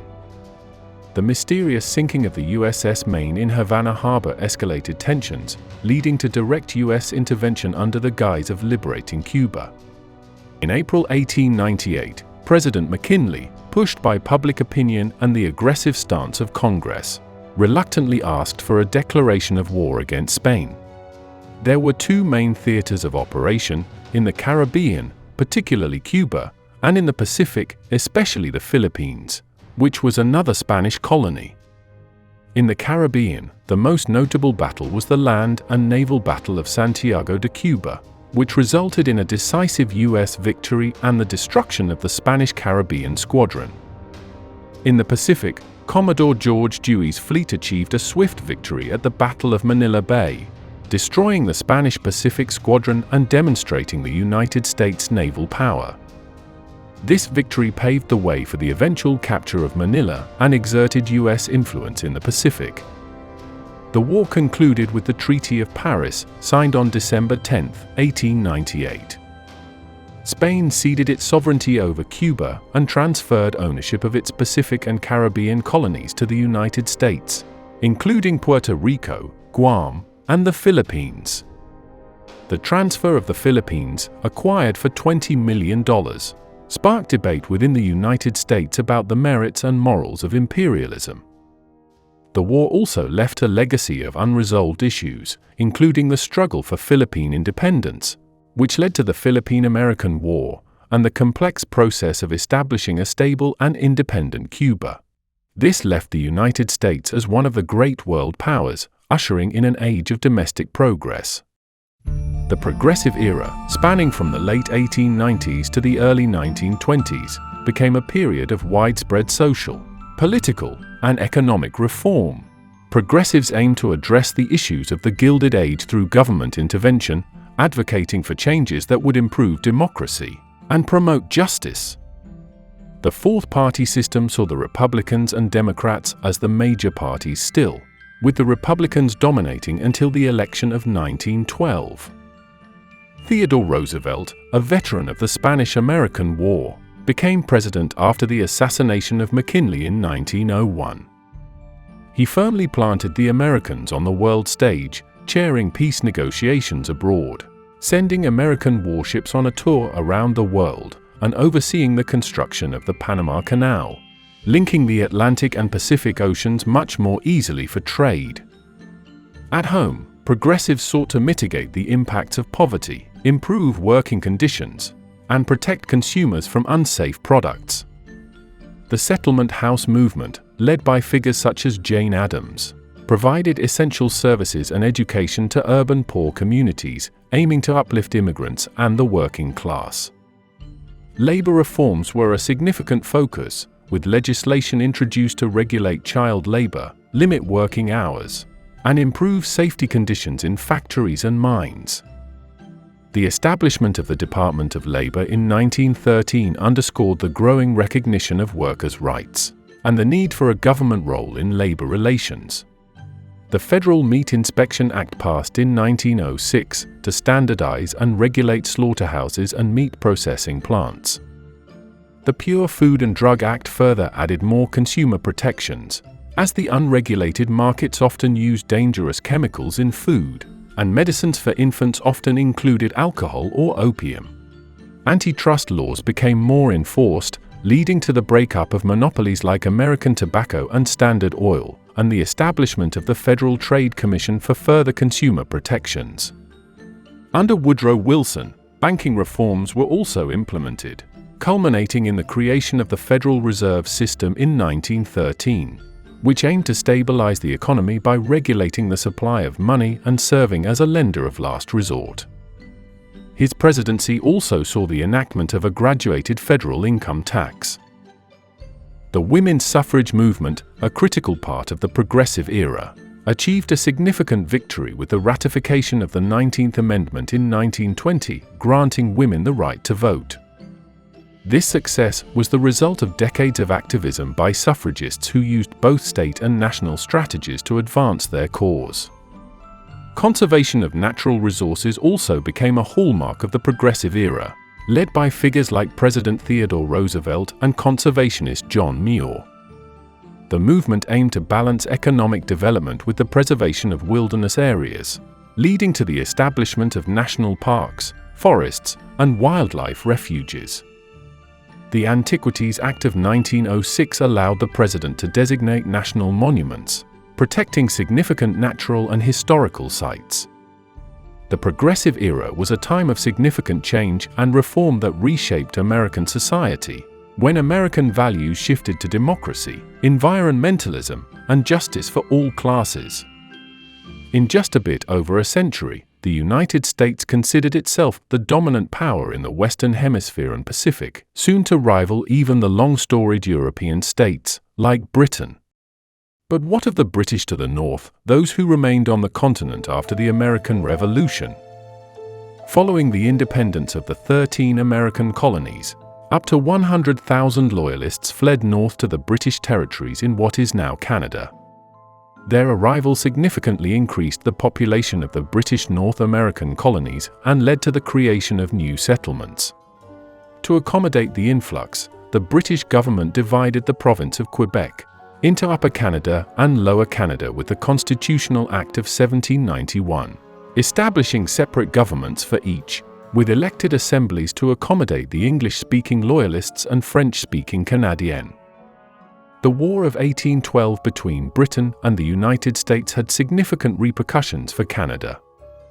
American invasions were repelled by British forces, local militias, and indigenous allies, fostering a sense of unity and identity among the residents of British North America. The war's outcome, which solidified Canada's boundaries, was instrumental in shaping Canadian identity and its distinct path from the United States. The rest of the early 19th century was marked by economic growth driven by the fur trade, agriculture, and timber, but also by political unrest. The 1830s were a tumultuous political period in Upper and Lower Canada, culminating in the rebellions of 1837 to 38. In both colonies, reformers sought responsible government and an end to the autocratic rule of the colonial elites, known as the Family Compact in Upper Canada and the Chateau Clique in Lower Canada. Although the rebellions were quashed, they highlighted the need for political reform. In response, the British government sent Lord Durham to investigate the causes of the unrest. His report led to the Act of Union 1840, which united Upper and Lower Canada into the Province of Canada, and implemented reforms that moved the colony toward responsible government, where the executive branch had to have the support of the elected assembly to govern. But issues arose concerning defense against the expansionist United States, while economic interests pushed for the construction of a transcontinental railway, calling for a union of all the British North American colonies. In the east, apart from the new province of Canada, this included Newfoundland, Nova Scotia, New Brunswick, and Prince Edward Island. The Charlottetown Conference in 1864, initially convened to discuss a maritime union, became the setting for broader discussions about a federation of all the British North American colonies. These discussions continued at the Quebec Conference later that year and the London Conference in 1866, culminating in the British North America Act. On July 1, 1867, the Dominion of Canada was created, uniting the province of Canada, which split into Ontario and Quebec, with New Brunswick and Nova Scotia, into a federal system with a central government while retaining significant powers for the provinces. Newfoundland remained a British colony for the time being.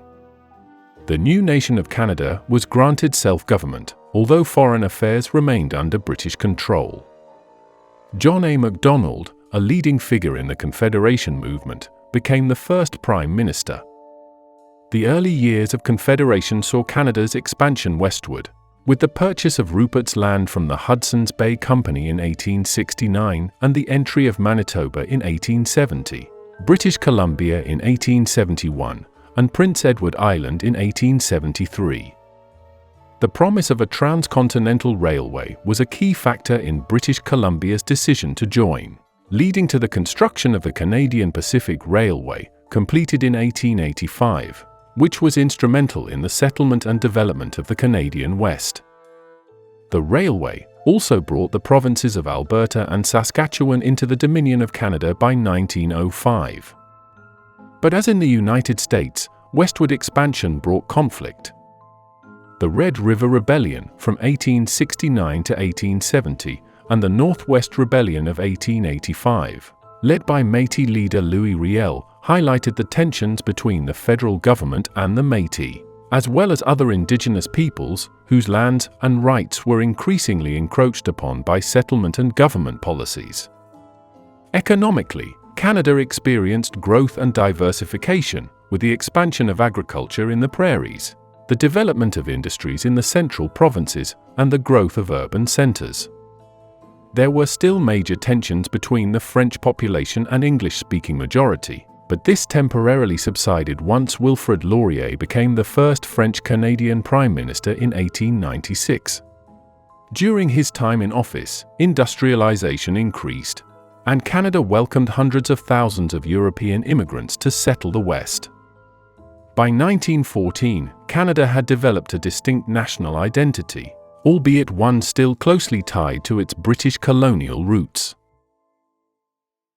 This episode, we move away from the Americas to set our gaze back out east.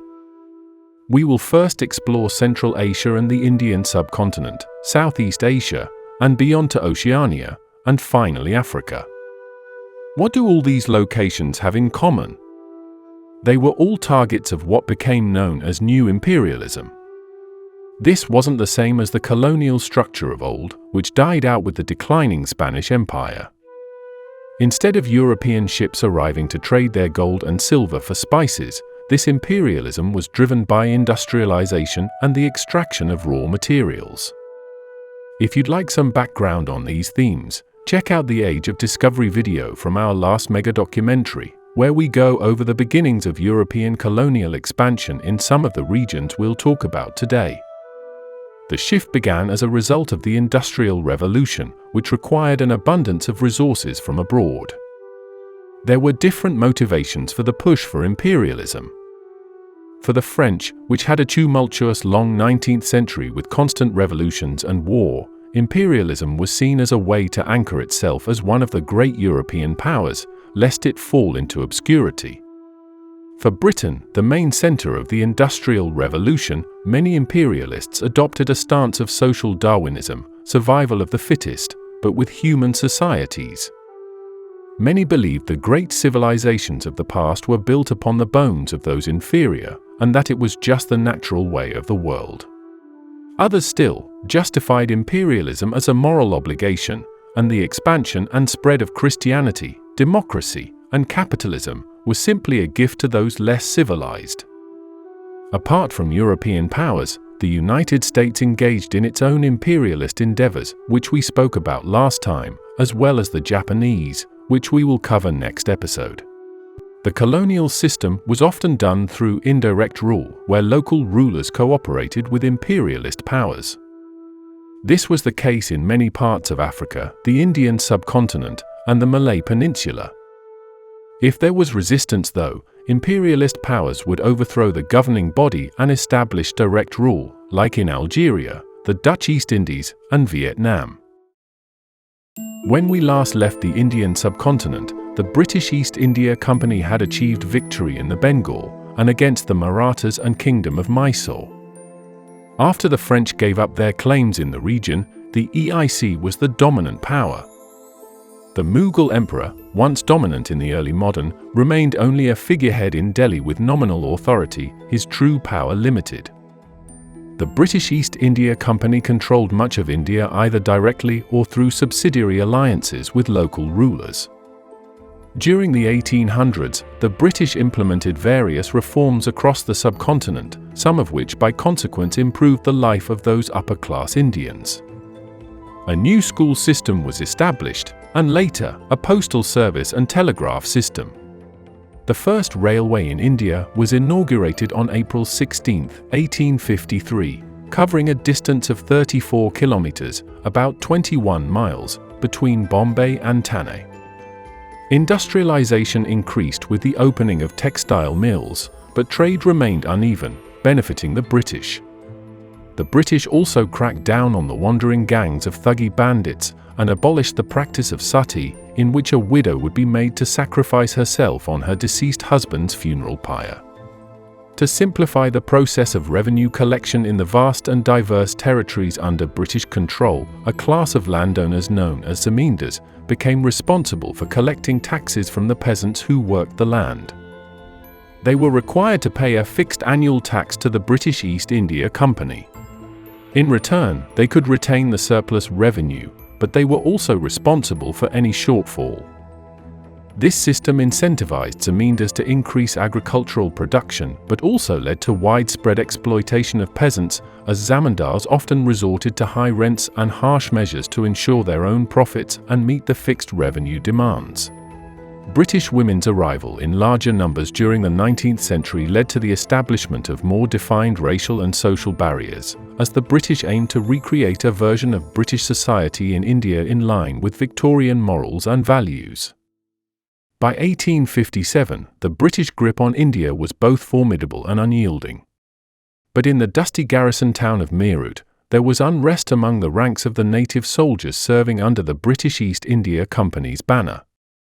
These Indian soldiers were known as sepoys. They were fueled by the heavy-handed policies of annexation, the disrespectful treatment of local rulers, and the introduction of new military practices that clashed with the sepoys' religious beliefs. The spark that ignited the powder keg was the introduction of the new Enfield rifle. Rumors spread like wildfire among the sepoy ranks that the cartridges for the rifle were greased with cow and pig fat, substances abhorrent to the Hindu and Muslim soldiers for religious reasons. To load the rifle, sepoys had to bite off the end of the cartridge, an act that would defile them. Despite protests, the concerns of the sepoys were dismissed by their British commanders, a mistake that would soon prove costly. On the 10th of May, 1857, the resentment turned into open rebellion. The sepoys of Meerut rose up against their British officers, unleashing a fury that had accumulated over years of subjugation. The revolt quickly spread across the northern and central parts of India, engulfing cities such as Delhi, where the aged Mughal emperor and esteemed poet, Bahadur Shah Zafar, was proclaimed the leader of the rebellion, symbolizing the desire to restore India's past. But lack of coordination among the Indian provinces and tensions between the Hindu and Muslim populations gave the advantage to the British. The East India Company's vengeance was swift and merciless, aimed at quelling the uprising with all means necessary, and with superior military tactics and reinforcements from back home, they gradually regained control. The capture of Delhi in September 1857 marked the turning of the tide, and by mid-1858, the rebellion had been largely suppressed. The aftermath of the rebellion was a turning point in Indian history. The British Crown took direct control of India from the East India Company, ushering in a new era of British imperialism on the subcontinent, the British Raj. The Mughal Empire, though in decline for decades, was dissolved. Reforms were introduced to address some of the grievances that had fueled the uprising, and efforts were made to win back the loyalty of the Indian people. With the British Crown in direct control, they reformed the military, relying more on those soldiers loyal to the British, like the Sikhs from the Punjab, and the Gurkhas, Nepali-speaking Indians from the Himalayas. Despite reforms, the scars of the rebellion ran deep, giving rise to a nationalism that would eventually lead to India's struggle for independence. India remained the jewel of the crown, and the British Empire spared no effort to protect its prized possession from potential threats. But in Central Asia, Russia was gradually expanding its territory and influence. In response to the perceived Russian threat, Britain sought to strengthen its borders in India and extend its own influence into Afghanistan and Iran, aiming to create buffer states between India and the advancing Russian Empire. This rivalry became known as the Great Game. Afghanistan became a central battleground. The British engaged in several Anglo-Afghan wars to establish a friendly and stable regime that could resist Russian advances, but resistance was too strong and the British were hampered by difficult terrain. Nonetheless, the Emirate of Afghanistan and Qajar Iran were increasingly encroached upon by the British and Russians respectively. Both empires sent spies and diplomats to map terrain, forge alliances with local rulers, and gather intelligence in a subversive dance of espionage. The Anglo-Russian Convention of 1907 is often cited as the end of the Great Game, an agreement that resolved many territorial disputes and allowed both empires to maintain a united front against a more pressing issue in Europe, the increased aggression of Germany. Nearby, in Southeast Asia, colonization efforts continued. By the start of our timeline in 1800, Southeast Asia was still relatively free of European colonization, with only the Philippines under the Spanish, the Dutch in the East Indies, who had taken over from the Dutch East India Company in 1799, and the Portuguese in Timor. But while the British were consolidating power in the subcontinent, they also warred with neighboring Burma. When we last left Burma, current-day Myanmar, it was under the control of the Qing Empire, which at its peak was the most powerful Southeast Asian empire. But constant rebellion weakened the empire, and in 1740, the Mon, the indigenous Austroasiatic people of the region, restored their own kingdom, and by 1752 overthrew the Qing Empire, establishing themselves in Lower Burma. But the Burmese, under the Konbaung dynasty, went to war with the Mon kingdom and annexed their territory by 1757. The Konbaungs remained a powerhouse in the region, constantly warring with the Siamese in Ayutthaya, leading to its collapse, and fending off invasions from the Qing to the north. The Konbaung dynasty itself was eventually defeated by the British in a series of 3 Anglo-Burmese wars, leading to the complete annexation of Burma by the British Empire in 1885, when it was added to British India under direct rule. By this time, the British had also come to control Malaya, part of the Malay Peninsula, and Singapore, giving them access to the important Strait of Malacca and later northern Borneo, after treaties with the Dutch. Britain's sudden expansion in key areas of South and Southeast Asia frightened longtime rivals France. They looked to Vietnam, which already had a presence of French missionaries. We last left Vietnam during our last series, during the reign of Quang Trung of the Tay Son dynasty, who restored prosperity to Vietnam after civil war. But Quang Trung's heir wasn't as capable a leader, and one of the exiled Nguyen lords regained power with the help of a French missionary. In 1802, the Nguyen dynasty was established under Emperor Ya Laon, and by 1804, he had Dai Viet's name changed to Vietnam, symbolizing the unification of the North and South. Under Napoleon III, the Second French Empire launched a campaign in 1858 with the help of Spain, and set up a colony in the Mekong River Delta in southern Vietnam in 1862, called French Cochin China. By the end of the century, the French had established control over all of Vietnam and the neighboring Cambodia and Laos, forming French Indochina. As their main economic interest was in the south, they established direct rule there, while Tonkin in the north and Annam in the central region were made into protectorates, with the emperor retaining nominal authority. Cambodia and Laos were also placed under indirect rule. The Kingdom of Ayutthaya had collapsed to the Burmese in 1767 and broke into 5 warring states. But Siam was soon reunified by Taksin the Great of the Thonburi Kingdom. In 1782, amidst growing concerns about King Taksin's rule and his alleged insanity, a palace coup was orchestrated. His friend and military leader Tongduang took the throne on April 6, 1782, marking the beginning of the Ratanakosin Kingdom and the Chakri dynasty, which continues to rule Thailand to this day. He established his capital across the river from Thonburi and took the regnal name of King Rama I, the beginning of a new golden age for Thailand.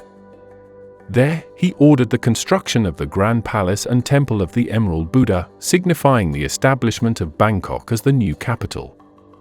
The move to Ratanakosin also symbolized a fresh start for the kingdom, distancing it from the brief yet turbulent reign of King Taksin.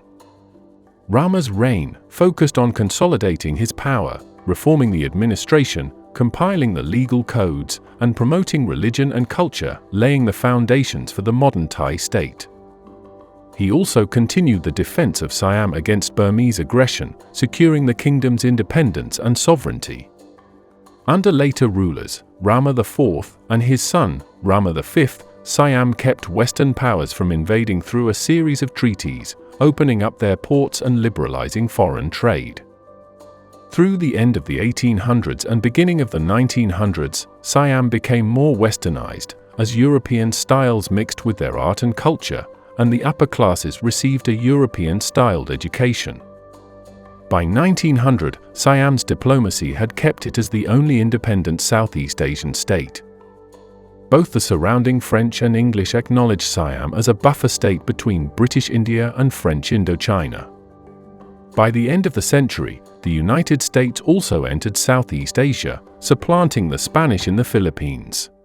From Southeast Asia, the British shipped out teakwood from Burma for shipbuilding and luxury furniture, and rubber from Malaya for the burgeoning new automobile industry. In Indochina, the French exported rice from the Mekong River Delta in southern Vietnam, and coal from the north. The Dutch continued exporting spices from the Moluccas, along with coffee and palm oil. The Portuguese on Timor focused on sandalwood, valued for its scent and medicinal uses. Despite being there for the raw materials, some Western powers justified occupation as what was popularized by the turn of the century as the white man's burden, a moral obligation to civilize those deemed less civilized, similar to the concept of manifest destiny from last episode. Some cities grew and modernized, like Saigon in Indochina, but it was mostly only the upper classes who profited. The common native citizen did not benefit from the educational reforms, and the middle-class merchants often had less opportunities, as trade became not only controlled by the Europeans, but many markets came under the control of wealthy Indian or Chinese merchants. Though a new urban culture emerged, most still worked as agricultural laborers. Many worked for European plantation owners for poverty wages.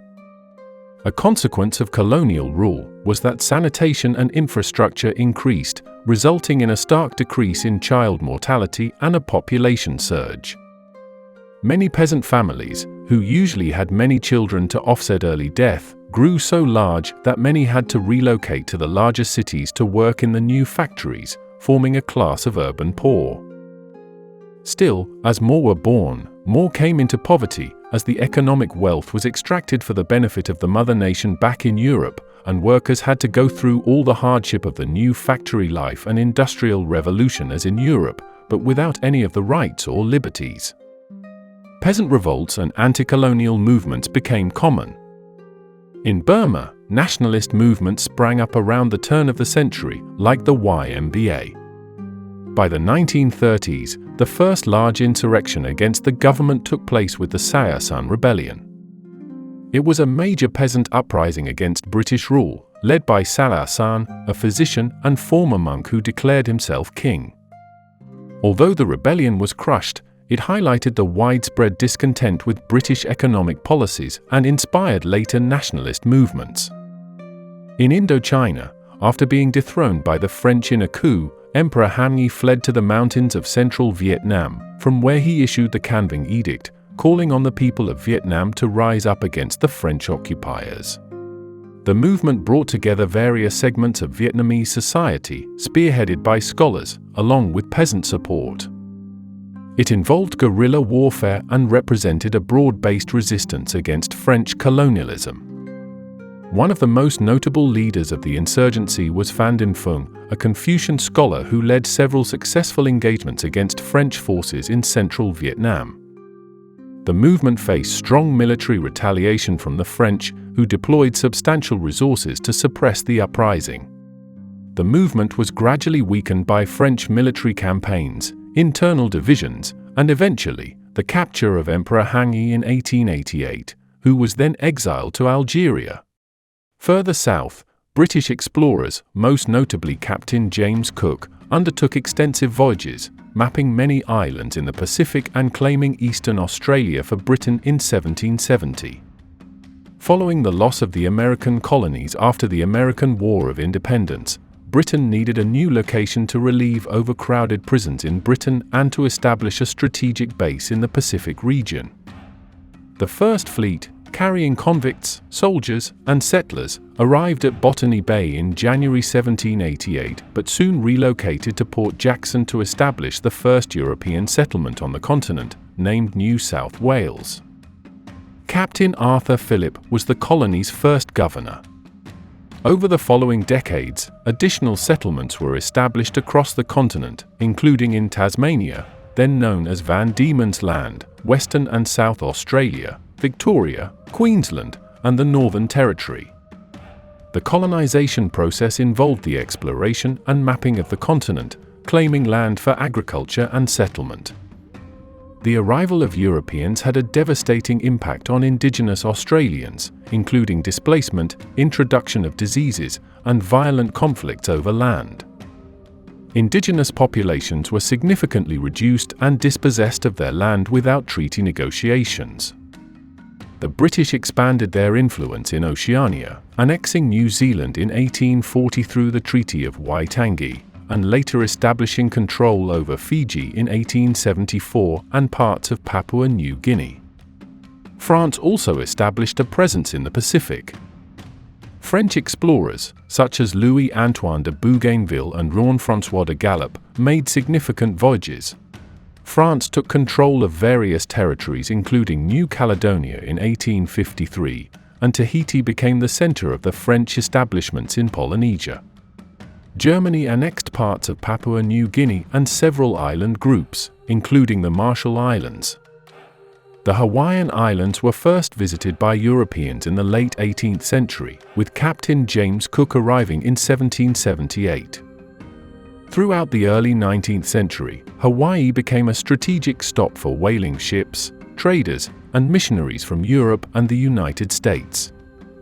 The influence of these groups, especially American missionaries, grew over time. After years of conflict, King Kamehameha I unified the islands under his rule by 1810. The Kingdom of Hawaii entered into treaties with various countries and became an important center for the Pacific whaling industry, sugar production, and trade. But the growing influence of American and European settlers, especially in the economic sphere, led to increasing control over Hawaiian lands and politics, and in 1898, Hawaii was officially annexed by the United States. In Africa, European intervention had been limited. Apart from the initial small-scale raids into the interior during the 1500s, traders later mainly dealt with African rulers on the coast. By the 1800s, the transatlantic slave trade was in decline, as more states took measures to abolish slavery, which included both legal measures and active enforcement. This helped suppress the slave trade itself, but slavery continued in many major states until the mid-1800s, being abolished in the British Empire in the 1830s and the French colonies by 1848. The Brazilian Empire was the last Western power to abolish slavery in 1888. In West Africa, with humans off the market, trade in other goods gained prominence. Gold remained a major export, joined by peanuts to produce oil, palm oil for soaps and cooking, ivory for piano keys, and timber for shipbuilding and furniture. With the decline of the Portuguese Empire, the British and French established their own settlements along the coast. Sierra Leone was established as a colony for freed slaves in 1787, and Freetown, the colony's capital, became a British Crown colony in 1808. Sierra Leone served as a base for the British Navy's West Africa Squadron, which was tasked with efforts to intercept illegal slave ships and suppress the transatlantic slave trade. The early 19th century also saw the British consolidate their influence on the Gold Coast, present-day Ghana, primarily through trade. The British encroachment led to a series of wars with the Ashanti Empire and Akan people living further inland. The first conflict began as a result of Ashanti efforts to enforce their claims over territories that paid tribute to them, including areas under the influence of the British on the coast. The war was triggered by Ashanti incursions into coastal areas, and in 1824, Governor Charles McCarthy, led an expedition against them. But he was defeated and killed in battle, and his head was reportedly used as a drinking cup by the Ashanti. The war ended in a stalemate, with no formal treaty signed. The Second War was a brief conflict primarily over the refusal of the Ashanti to recognize a treaty Britain had made with the Fante, a coastal people under Ashanti domination.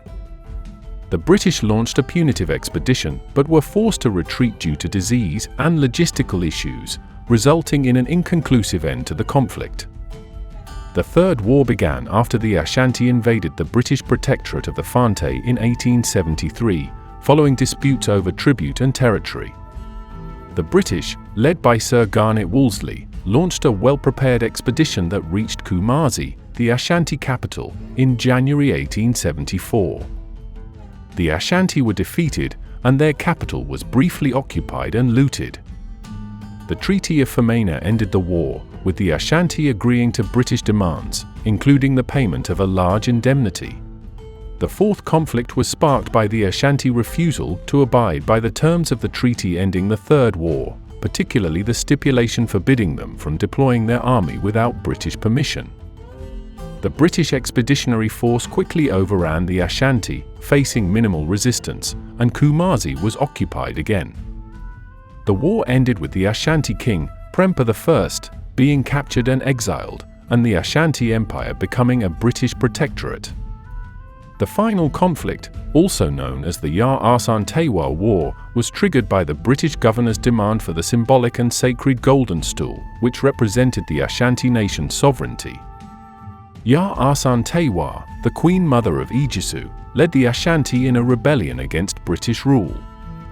Despite initial successes, including the siege of the British fort at Kumasi, the uprising was suppressed by British forces.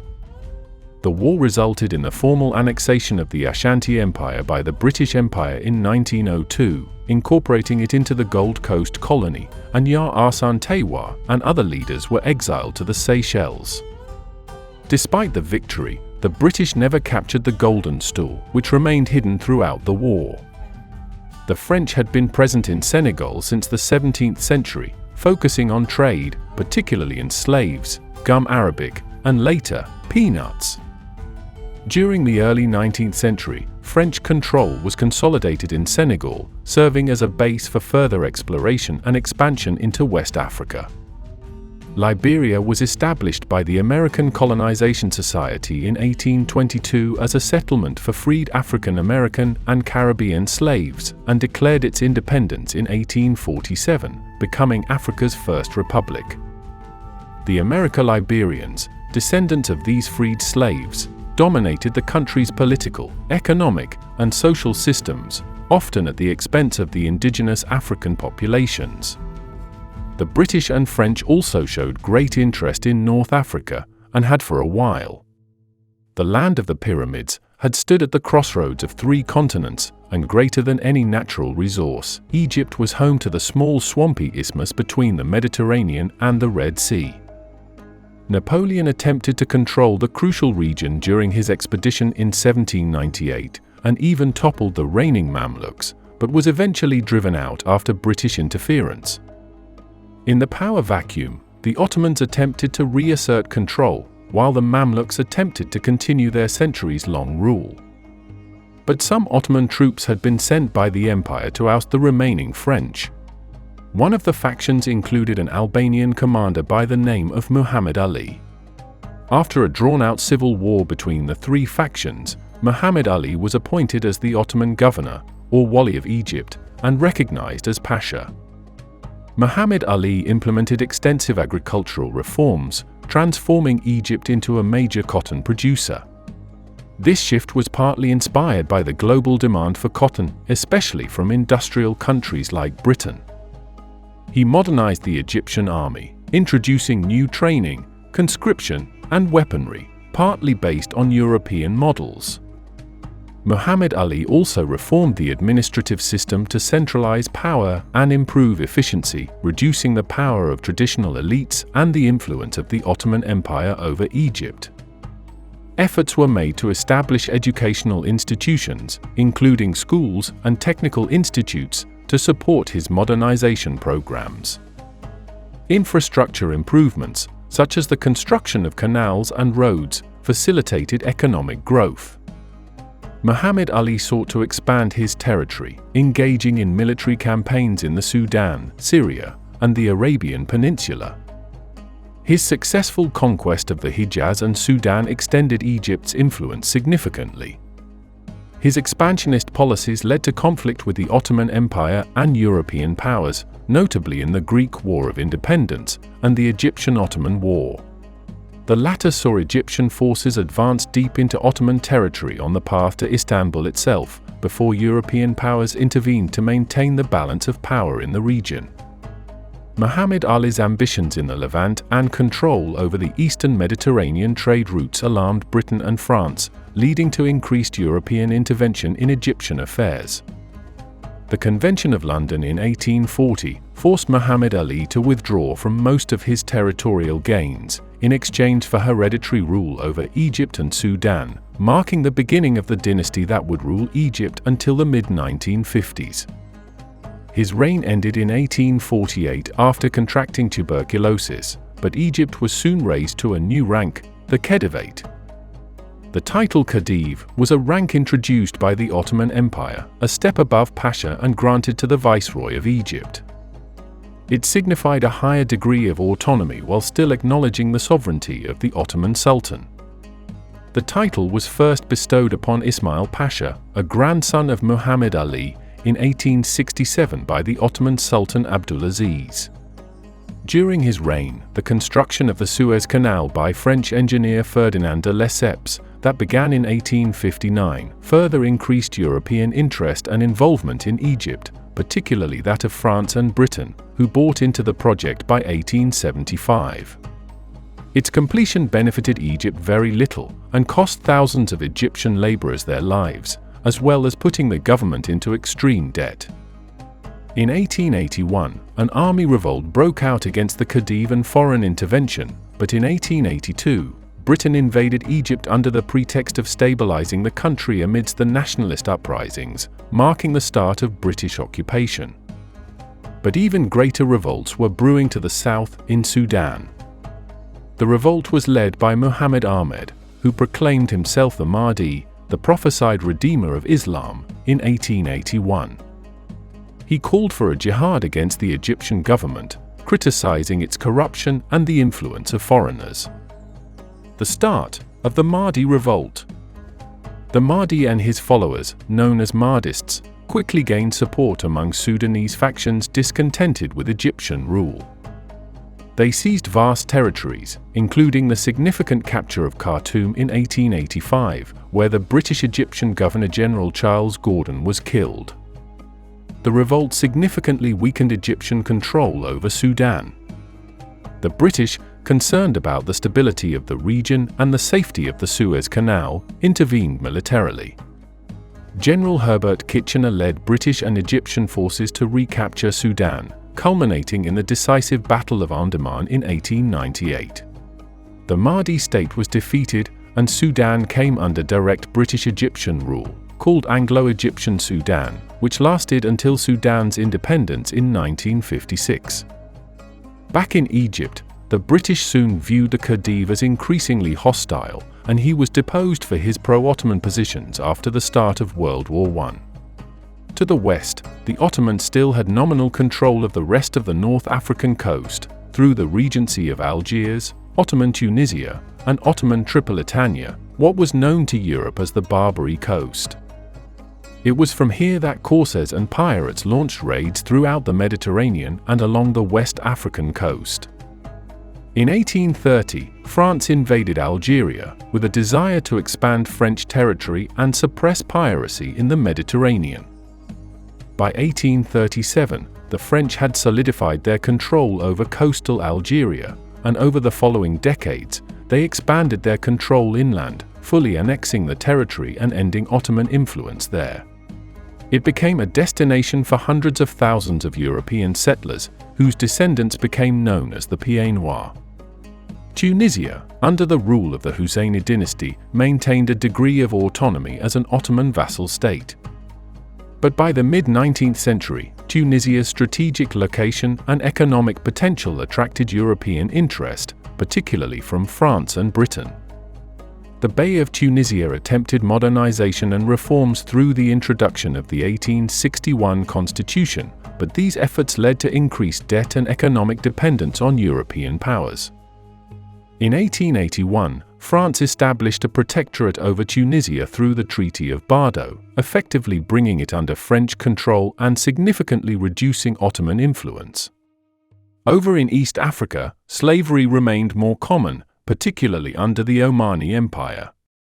The Omani Empire's involvement along the Swahili coast is a story of gradual expansion, with significant periods of influence starting in the 17th century, taking over from Portuguese hegemony.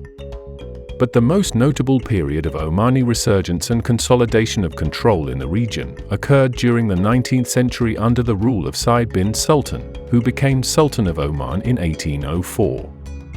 In the early 19th century, Said shifted his focus towards the island of Zanzibar off the coast, which became increasingly important due to its strategic location for trade, particularly in spices and slaves, and its potential for agricultural development. In 1832, Said officially moved his capital from Muscat, Oman, to Zanzibar, making it the center of his empire. Under the Sultan's rule, the influence of the Omani Empire extended over the Swahili coast, including parts of what are today Kenya and Tanzania, and further into the interior regions. After Sultan Said's death in 1856, his empire was divided between two of his sons. Tuwaini bin Said became the Sultan of Oman, and Majid bin Said became the Sultan of Zanzibar. But it was under their father's reign that Omani influence in East Africa reached its zenith, with Zanzibar becoming a wealthy trading hub and the cultural and economic center of the Swahili coast. The continued slave trade provoked European abolitionists, including the Scottish physician, missionary, and explorer David Livingstone. Livingstone was one of the first Europeans to undertake a transcontinental journey across Africa. After initial explorations in southern Africa, he undertook an expedition across the continent, from Luanda on the Atlantic coast to Quelimane, on the Indian Ocean near the mouth of the Zambezi River, exploring much of interior Africa previously unknown to Europeans. While searching for the source of the Nile, Livingstone is credited with the discovery of numerous geographical features, most famously Victoria Falls in 1855, which he named after Queen Victoria. His detailed observations also added substantially to Western knowledge of African geography, flora, fauna, and the social organization of the African societies he encountered. Livingstone promoted the three C's: Christianity, commerce, and civilization, and was a fervent opponent of the slave trade. He helped raise awareness in Britain and around the world to its atrocities, and in 1873, under pressure from Britain, the Zanzibar slave market was officially closed, and slavery was abolished by the end of the century. So far, we've looked at Central, West, Northern, and Eastern Africa, but it was the South which had the most complex and unique interactions with Europeans. The Dutch VOC had established Cape Colony at the Cape of Good Hope in the mid-1600s, and their descendants became known as Boers. The colony remained Dutch-controlled until the Napoleonic Wars, when the British seized it at the Battle of Blouberg, with the Dutch giving up its claims in 1814. There were increased tensions between the Dutch and English from the start, but once the British abolished slavery in their empire in the 1830s, it sparked a mass exodus called the Great Trek, as many Boer migrants, called voortrekkers, migrated northward via wagon train. But moving further inland brought them into conflict with a formidable African kingdom. This kingdom was founded in 1816 by King Shaka Zulu, who reigned from its inception until 1828. As the leader of the Zulu kingdom, he transformed a relatively small group into a formidable and expansive empire through a combination of military innovation, strategic prowess, and ruthlessness. Shaka revolutionized Zulu warfare by popularizing the short stabbing spear, the Interwar, in place of the traditional throwing spear, emphasizing close combat effectiveness, although some scholars claim this change predated Shaka. He also reorganized the army into more disciplined and efficient units and regiments, called Impies, which were based on age groups but not lineage, breaking down traditional social structures to ensure loyalty to him personally. Through a series of military campaigns, Shaka significantly expanded the territory under Zulu control, absorbing or displacing many neighboring groups. His expansionist policies and military conquests led to the creation of a centralized state with a strong monarchy. Shaka fought against various groups and kingdoms in the region. The wars and displacements caused by Shaka's expansion contributed to the Mfecane, leading to widespread upheaval, the formation of new societies, and migrations across southern Africa. This period reshaped the demographic and political landscape, with effects reaching as far as present-day Zimbabwe and Malawi. Shaka was assassinated by his half-brothers, Dingane and Umhlangana, in 1828, amidst growing dissatisfaction with his rule, especially following the death of his mother, Nandi. His death led to succession struggles, with Dingane eventually becoming king. As the Boers expanded further northward in search of new lands, they came into conflict with the Ndebele in a series of encounters during the early to mid-19th century. The Ndebele, another Bantu group, were originally part of the Zulu kingdom but migrated north under the leadership of Mzilikazi, founding a new kingdom in what is now Zimbabwe. The most significant of these conflicts were the battles in 1837 and later conflicts in the 1840s.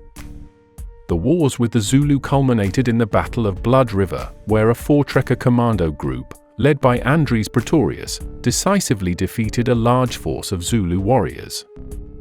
This battle was a turning point in the Great Trek, leading to the establishment of the Natalia Republic by the Boers, although it was later annexed by the British.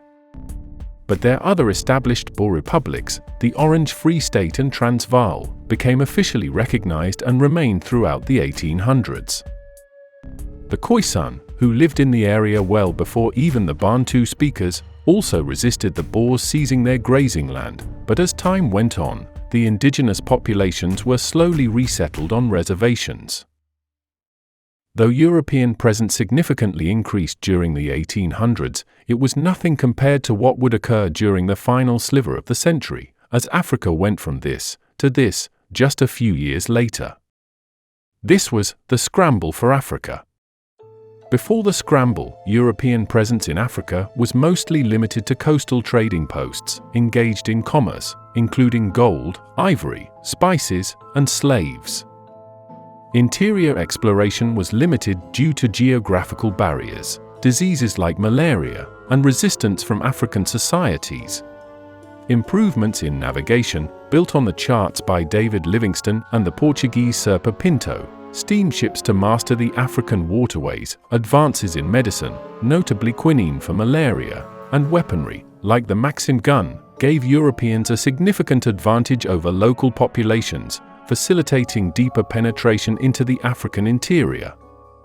By this time, there was intense national rivalries among European powers, particularly between the UK, France, Germany, and Belgium, which drove a competitive urge to acquire territories to enhance national prestige and power.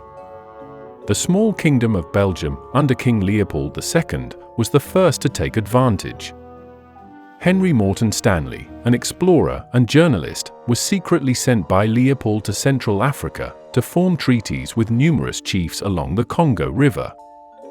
By 1882, he had enough land to form the basis of the Congo Free State, privately owned by King Leopold himself. This gave him access to vast amounts of ivory, palm oil, and especially rubber. While work conditions on plantations were always harsh, they were particularly brutal under King Leopold. Forced labor, atrocious punishments, and mass killings were common. Sleeping sickness and smallpox also destroyed entire communities. Serving as the instrument of Leopold's control over this vast African territory, the Force Publique, a military and police force tasked with securing the state's economic interests, particularly in rubber and ivory, was responsible for most of the atrocities. It comprised an officer corps mainly of Europeans, and relied on Africans as soldiers and mercenaries. They were infamous for their brutal methods of enforcing labor and quelling dissent among the Congolese population, including the use of violence and mutilation. The shikot, a bullwhip, was the least of a worker's concern, as dismemberments were common, with severed hands and feet being used as trophies. Family members were forced to kill each other, as entire villages were burned. Cannibalism was officially outlawed, but it was allowed in certain cases among the soldiers, with one Belgian officer calling it horrible, but exceedingly useful and hygienic. In just over 20 years, the estimated population of 16 million was reduced by half, leading to international pressure to intervene. The British Casement Commission led the investigations in 1904, and by 1908, King Leopold was relinquished of the Congo Free State, and it came under the control of the government as the Belgian Congo. In the end, the camera turned out to be the only witness Leopold couldn't bribe. Nearby, the French also established themselves at Brazzaville, creating the smaller French Congo. Spurred by King Leopold's intervention in the Congo, German Chancellor Otto von Bismarck convened the Berlin Conference in 1884, where European powers divided up the rest of the African continent among themselves in an effort to avoid war with one another. During the next couple of decades, Africa was either annexed or indirectly ruled by the Europeans, one piece at a time, their goal of avoiding confrontation with each other a success. From their base in Senegal, the French had conquered most of West Africa during the 1880s and 1890s against powerful states such as the Qing Empire, leading to the establishment of French Sudan, modern-day Mali. The Kingdom of Dahomey, in present-day Benin, was conquered in 1894, following several military expeditions. French control was established over the area of modern Guinea by the late 1890s. The French declared a protectorate over Côte d'Ivoire in 1843, but actual control over the interior was only established in the late 19th and early 20th centuries. Upper Volta, present-day Burkina Faso, and Niger were gradually brought under French control, with significant resistance from local leaders. By the early 1900s, this was a federation of 8 colonies called French West Africa. From their base in the French Congo in Central Africa, the French also created a federation of 4 colonies called French Equatorial Africa. This region was also reportedly administered with similar atrocities as the Belgian Free State, with mutilations, executions, and human burnings, although on a smaller scale. The Berlin Conference helped Europeans avoid direct conflict with each other for over a decade. But France's ambitions were to create an empire from west to east, from the Atlantic to the Red Sea, while for the British, they dreamed of an empire from north to south. And it was at this intersection in 1898, at Fashoda in Sudan, that the British and French met, and it seemed war would be unavoidable. But the British army, backed up by the Egyptians, outnumbered the French almost 10 to 1, and after a standoff, the French backed down, their dreams of empire relegated to the west. In North Africa, apart from Algeria and Tunisia, France also had claims to Morocco, with the tacit approval of other European powers, including Britain. But Germany, under Kaiser Wilhelm, twice undermined France's authority in the First and Second Moroccan crisis, putting European powers on the brink of war. Conflict was averted through diplomatic means, but it further worsened relations between France and Germany.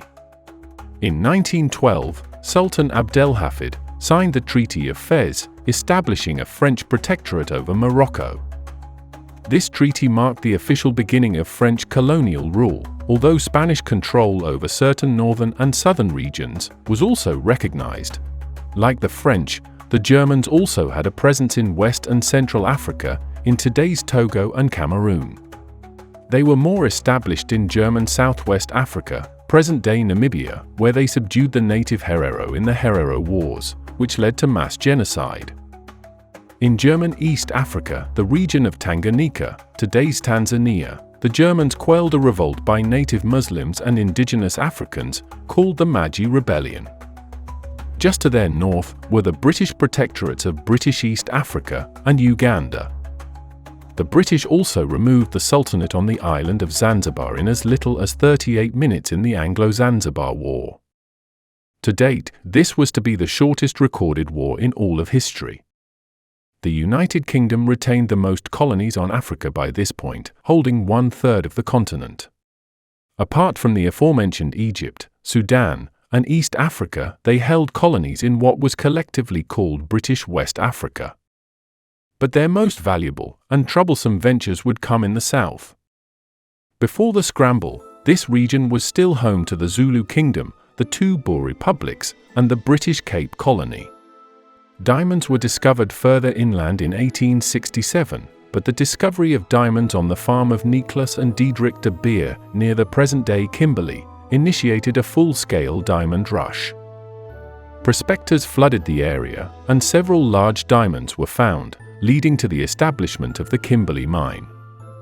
The wealth generated by the diamond mines and the strategic importance of the region led to increased British interest and influence in the interior of southern Africa, leading to further tensions. The diamond mining industry quickly became dominated by powerful individuals like Cecil Rhodes, who founded De Beers Consolidated Mines in 1888, effectively gaining control over the diamond production in Kimberley and establishing a monopoly that would influence the global diamond market for decades to come. Rhodes dreamed of a massive project, the Cape to Cairo Railway, linking South Africa to Egypt. In reference to the Colossus of Rhodes, one of the 7 wonders of the ancient world, the concept was satirized as the Rhodes Colossus, depicting the entrepreneur as a giant holding a telegraph line, standing over Africa from Cairo to Cape. To avoid conflict, the British attempted to form a confederation with the Boers, modelled on that of the English and French provinces of the new nation of Canada, but the Boers refused. In 1877, the British officially annexed the Transvaal, despite having previously acknowledged its independence. It was met with little opposition, as the neighbouring Zulu remained a threat to the Boers, and financial mismanagement left Transvaal on the verge of bankruptcy if they were to remain independent. With the British in control, they expanded further to minimise the Zulu presence. It was around this time that the British dealt the final blow to the Xhosa, after several conflicts with the Bantu people. The Xhosa, after the Zulu, were the major ethnic group in South Africa. They engaged in a series of 9 different wars, spanning a century, against both the Boers and British Empire. After the 9th War, and the death of Chief Sandile, the Xhosa lands fell into British hands. The British invaded Zululand in January 1879 under the pretext of a dispute over the succession to the Zulu throne, along with British demands that were deliberately impossible for the Zulu king Cetshwayo to meet. The Anglo-Zulu War is renowned for the early Zulu victory at the Battle of Isandlwana, where the Zulu forces surrounded and decisively defeated the British army. The defeat was so disastrous that the British lost more officers here than at the Battle of Waterloo against Napoleon. Despite the setback, the British ultimately prevailed, culminating in the capture of King Cetshwayo and the annexation of the Zulu kingdom. After the threat was over, the Transvaal Boers, inspired that the British might not be as invincible as they once seemed, declared their independence and resisted British forces in the Boer War, or Transvaal Rebellion. The British significantly underestimated the fighting capabilities, motivation, and resilience of the rebel fighters. The Boers were skilled marksmen, familiar with the terrain, and utilized guerrilla tactics effectively against British forces. The Boer victory at the Battle of Majuba Hill in February 1881 led to the signing of a peace treaty and the Pretoria Convention. This agreement granted the Transvaal self-government under British suzerainty, marking a rare defeat for the British in their colonial conquests. Now, with German West Africa on one side and encroachment from the Transvaal on the other, the British government needed to prevent these groups from interrupting the land corridor between the British colonies in the south and north. Various Tswana leaders, the major ethnic group in the area, including Chief Khama III of the Bangwato, appealed to the British for protection against both the Boer encroachment and internal conflicts. In response to these concerns and to safeguard their strategic interests, the British declared Bechuanaland a protectorate in 1885, modern-day Botswana. British administration here was relatively light, as it was meant more as a buffer state rather than for settlement and development. But just a few years later, the discovery of gold in the Witwatersrand Basin in Transvaal led to one of the largest gold rushes in history and the founding of Johannesburg, which grew rapidly as a result of the influx of prospectors and miners called Uitlanders. The Uitlanders, mainly British, resented their lack of political rights and representation in the Transvaal. Under Cecil Rhodes, who became Prime Minister of Cape Colony in 1890, and later British governments, there was a push for greater British influence and control in southern Africa, aiming to unite the region under British rule. The Uitlander grievances was to be their pretext for war. The Second Boer War was a much larger and more brutal conflict than the first, involving the British Empire against the two Boer republics, the South African Republic, or Transvaal, and the Orange Free State. It began with Boer offensives into British territories, leading to early Boer successes at Ladysmith, Kimberley, and Mafeking.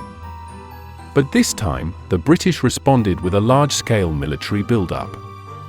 By February 1900, they had taken Bloemfontein, the capital of Orange Free State, and by June, Pretoria fell, the capital of the Transvaal. But guerrilla warfare continued for another 2 years under Louis Botha. The British response was quite brutal, with the relocation of over 100,000 Boers to what became the world's first concentration camps, where between 26,000 to 28,000 perished, mostly women and children. There were also camps for black Africans, which were kept in even worse condition. The war finally concluded in 1902, resulting in British victory and the annexation of both republics into the British Empire. The war had devastating effects on the Boer civilian population and marked the beginning of British dominance in southern Africa, laying the groundwork for the Union of South Africa in 1910, which merged the British Cape Colony and Natal with the two Boer republics to form a self-governing dominion similar to Canada and Australia at the time.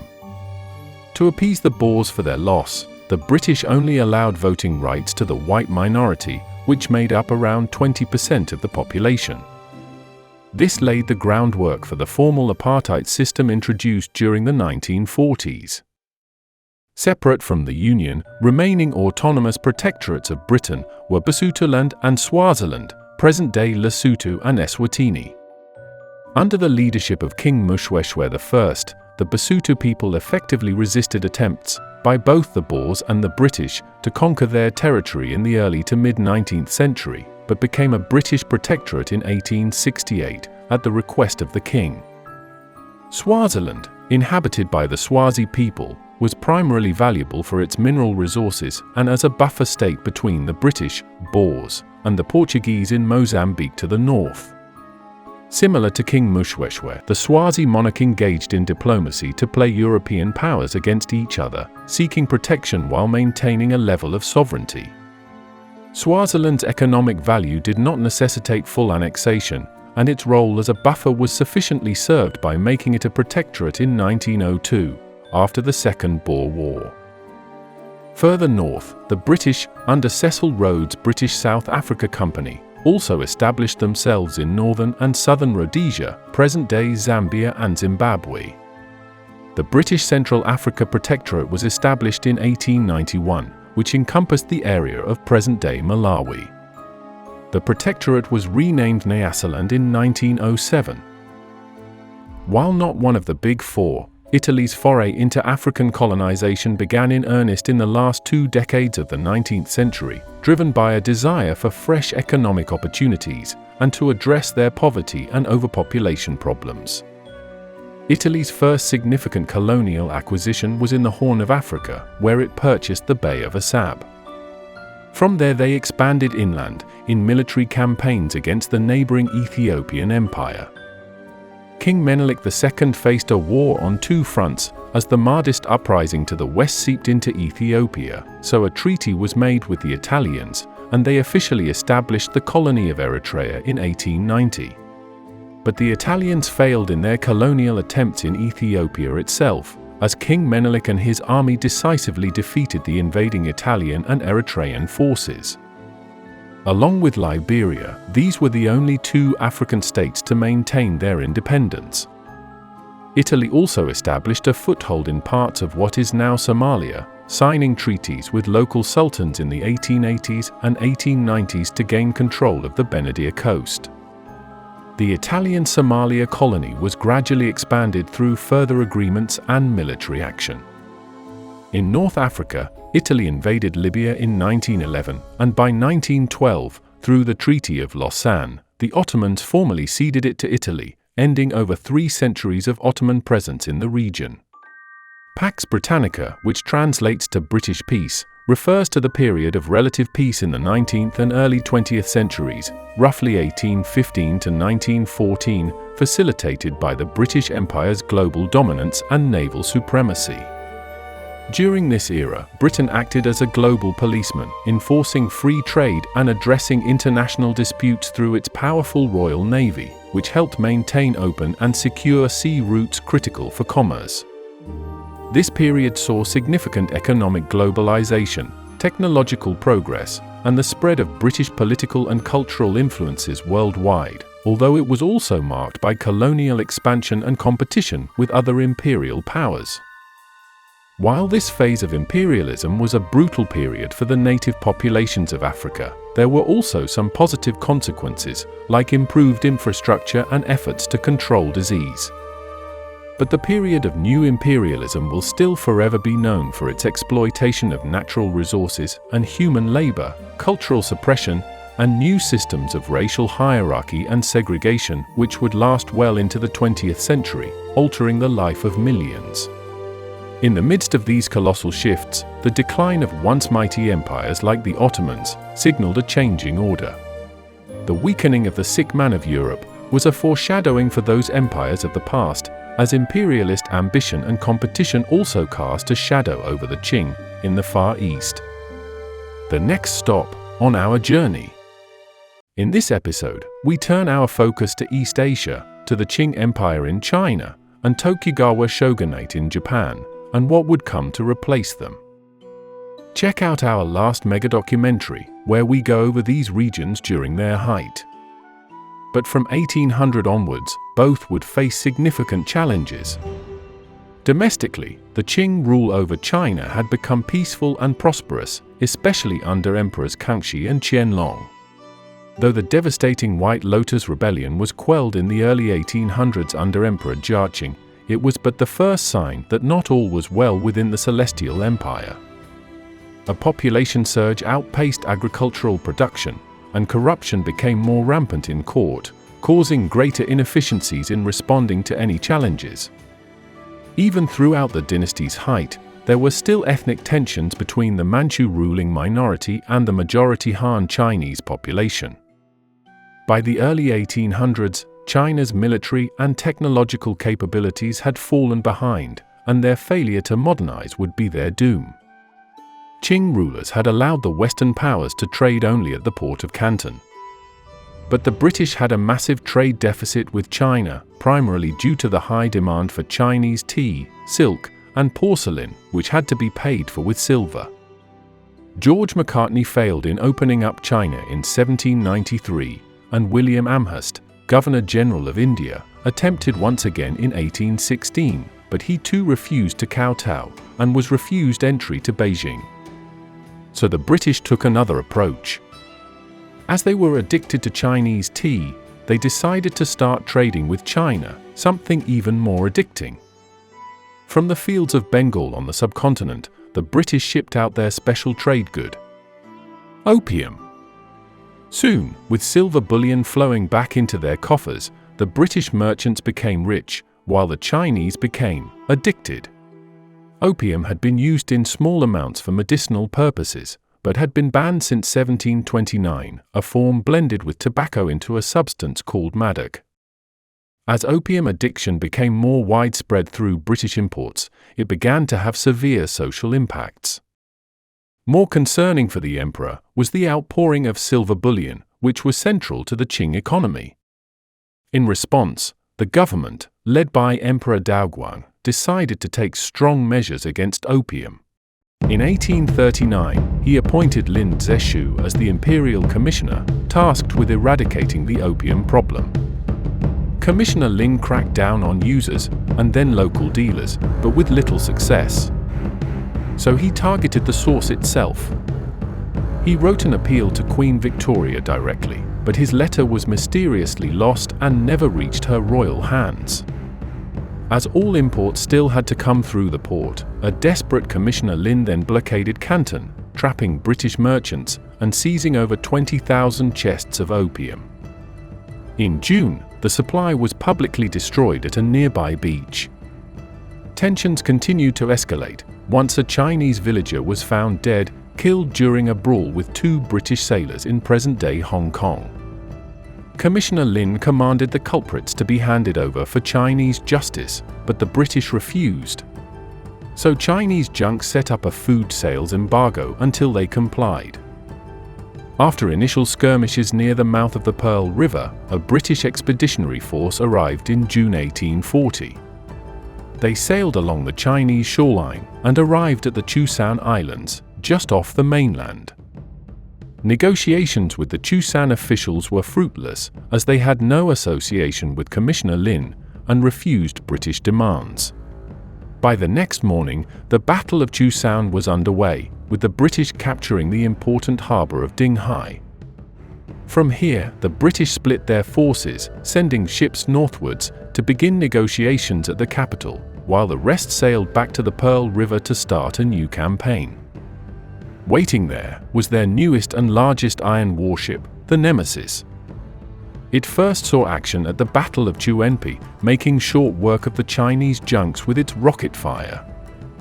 With this victory, the British claimed Hong Kong. Commissioner Chishan, Lin Zexu's replacement, entered into an agreement with the British, a formal truce, which would reopen trade at Canton. British troops at Chusan were also evacuated back to Hong Kong.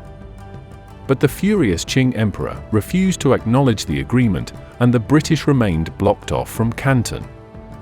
So Her Majesty's fleet moved north towards the port, capturing the Chinese forts at the Battle of the Bogue and the Battle of First Bar. By March 1841, the British had successfully captured Canton and hoisted the Union Jack over the city. Another truce was called, and the British gave up control of the city, but news soon leaked that the Emperor had ordered Canton officials to destroy all British troops, reclaim Hong Kong, and drive the foreigners out of China once and for all. They readied their artillery in secret, and during a night in late May, the Qing launched a surprise attack on the British. The Second Battle of Canton saw the Qing put up more of a fight, but the result was the same. Another British victory led to another truce where the British were paid a large indemnity. Canton itself was spared, and a conflict with local civilian militias helped convince the British to accept a large payment to withdraw their troops to Hong Kong.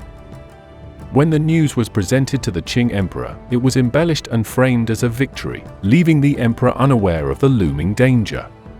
But this still was not the end of the war. After a change of leadership, the British again travelled north along the shoreline to put further pressure on Beijing. On the way, they scored another victory in August at the Battle of Amoy. By October, the British scored further victories in central China, retaking Chusan and stopping at Qinghai before resupplying for the winter.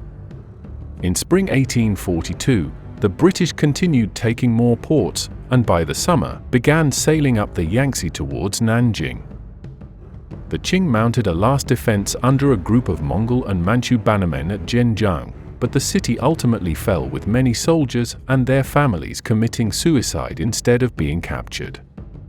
Continuing up the Yangtze, the British blocked off the Grand Canal, disrupting grain shipments and what was once the vital link between the north and south. At Nanjing, the Qing called it quits, and in 1842, a treaty was signed. Included were significant concessions to Britain, including the cession of Hong Kong, opening of additional ports for trade, and a large indemnity of 21 million silver taels. Worst of all for the Chinese, the opium trade continued. The loss cemented the beginning of what would later be called the Century of Humiliation. Meanwhile, more Western powers negotiated their own treaties with the Qing, granting them access to more ports, while the British continued in their trade of opium over the next decade. But in October 1856, Chinese officials boarded the British-registered ship, Arrow, arresting its crew under accusations of piracy and smuggling. Though the prisoners were released, the Chinese refused to apologize. The British claimed this was a violation of the Treaty of Nanjing, and once again, skirmishes broke out, the start of the Second Opium War. By late 1857, the British had again captured Canton. France had joined the war earlier in the year, motivated partly by the execution of a French missionary in China, while the United States and Russia joined as well, but played lesser roles. The Allies captured several Taku forts near Tianjin in May 1858. In June, the Qing sued for peace, and the Treaty of Tientsin was signed by China and the Western powers, which included provisions for the legalization of the opium trade, opening of additional ports, and the establishment of foreign embassies inside Beijing. But the Qing Emperor hesitated to ratify the treaty and obstructed the establishment of the foreign embassies. The Taku forts were again reinforced with Chinese artillery and even repelled a British attack in 1859. But after suppressing the Indian Rebellion, the British reinforced their own troops, and an Anglo-French force launched another attack on the Taku forts in 1860 and captured Tianjin. With Beijing in their sights, they continued their march west as the emperor fled the capital. There was some discussion among British officials to destroy the Forbidden City, center of the entire Qing Empire, but it was ruled out. Instead, the old summer palace outside the city was looted and destroyed in October, and said to have burned for 3 days and 3 nights. The Qing officially surrendered with the Convention of Peking, where the Treaty of Tientsin was formally ratified. The terms included the Kowloon Peninsula, across from Hong Kong, to be ceded to Britain, payment of indemnities, the opening of additional ports, and the legalization of the opium trade. Outer Manchuria was also ceded to the Russians. Western influence, trade, and missionary activities greatly expanded throughout China. Ironically, one of the Qing's most significant internal challenges also originated from Western influence. In Canton, a young school teacher named Hong Xiuquan was first exposed to Christian teachings around 1836 when he obtained a set of pamphlets from a Protestant missionary named Edwin Stevens. These pamphlets included portions of the Bible and other Christian texts translated into Chinese by Liang Fa, China's first Protestant evangelist. Hong was deeply troubled after failing the imperial civil service examinations multiple times, which were crucial for securing a government position and social status in Qing China. In 1837, following another examination failure, Hong fell ill and experienced a series of visions over the course of several days. In these visions, he saw himself in the heavenly realm fighting evil spirits and being charged by a heavenly father and elder brother, whom he later identified as God and Jesus Christ, to cleanse the world of demons and restore the worship of the true God. He came to believe that he was the younger brother of Jesus Christ, destined to establish God's kingdom on earth. He founded the God-worshipping society, a syncretic form of Christianity which included elements of Taoism and traditional Chinese beliefs. The population surge had left many peasants as landless laborers, while Qing corruption provided less and less government services, leading to his rapid recruitment of followers, especially among the disaffected and impoverished. They were drawn by his promise of social reform, land redistribution, and salvation. In 1850, local officials attempted to suppress the religious movement in the southern province of Guangxi, but this unleashed more resistance and unrest, and the start of the Taiping Rebellion. Soon after, Hong and his followers, motivated by a mixture of religious zeal, peasant unrest, and opposition to the Qing dynasty, declared the creation of the Taiping Heavenly Kingdom in January 1851. The Taiping forces moved north from Guangxi, capturing major cities including Nanjing, which they made their capital in 1853. The capture of Nanjing was a significant victory, giving the Taiping a substantial power base. The Manchu men were all killed first, and the Manchu women and children burned alive outside the city. To fortify their position in the southeast, the Taiping sent expeditions north towards Beijing, which ended in failure, and west along the Yangtze, where they saw more success. In 1856, after the Taiping broke a Qing siege on their capital, there was a power struggle and attempted coup among Hong's army commanders, leaving all dead but one. The chaos cost the Taiping most of their popular support and began the decline of the Heavenly Kingdom. The Qing dynasty, though weakened by internal corruption and in the midst of the Second Opium War with Western powers, began to muster strength and mount counteroffensives. They were supported by loyalist forces and foreign mercenaries, such as the ever-victorious army led by Charles Gordon. Relying on local, decentralized militias, the Qing effectively pushed back into Taiping territory, and with the aid of British and French military advisors, besieged Nanjing, and the city fell in July, effectively marking the end of the Taiping Rebellion. Hong Xiuquan died during the siege from an illness, and his remaining followers were either captured or killed. The suppression of the Taiping Rebellion resulted in massive loss of life, with estimates ranging from 20 million to 30 million deaths, mostly civilians, making it one of the deadliest conflicts in human history. Around the same time, other rebellions undermined the Qing authority and drained imperial coffers, like the peasant uprisings in the north, and uprisings by ethnic minorities in the south and northwest. By the mid-1800s, the Qing dynasty had restored its control over China. But at what cost? Though the Qing endured a difficult period, the constant war and rebellion exposed deep vulnerabilities in the imperial system. It was clear China was in need of reform. China had had its own industrial revolution of sorts during the Song dynasty, and had its own age of exploration during the early Ming, but centuries of isolation had left the nation stagnant. In the I Ching, one of the oldest Chinese classics, it is written that the superior man makes himself strong. From here was born a set of reforms to save the Qing from their tailspin. The guiding principle was East as the essence, West for practical use, reflecting a pragmatic approach to modernization that aimed to strengthen China without undermining its cultural identity. The self-strengthening movement began under Zheng Guofan, a military general that was instrumental in suppressing the Taiping Rebellion, and Prince Gong, who served as Prince Regent for the Tongji Emperor from 1861 to 1865. Their initial focus was on military modernization, with the establishment of arsenals and shipyards to manufacture modern weapons and ships, following China's defeat in the Opium Wars. The second phase began around 1872, led by statesman Li Hongzhong, focusing more on industry, commerce, and agriculture. The Qing supervised private enterprises involving shipping, mining, and telegraphs.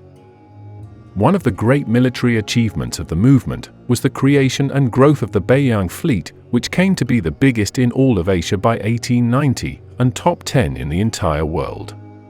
But while the self-strengthening movement led to some successes, it was insufficient to fully transform Chinese society or defend itself from the interference of foreign powers. From the 1880s onwards, the Qing's tenuous grasp on its expansive empire vanished. Russian expansion saw it encroach into the northwest, while the British and French incursions into Burma and Vietnam ended vassalage to the Qing. Tibet, one of the central areas of the Great Game, also became autonomous, though still nominally part of the empire. Japan had imperial ambitions in the east as well, which we will get to later in this video.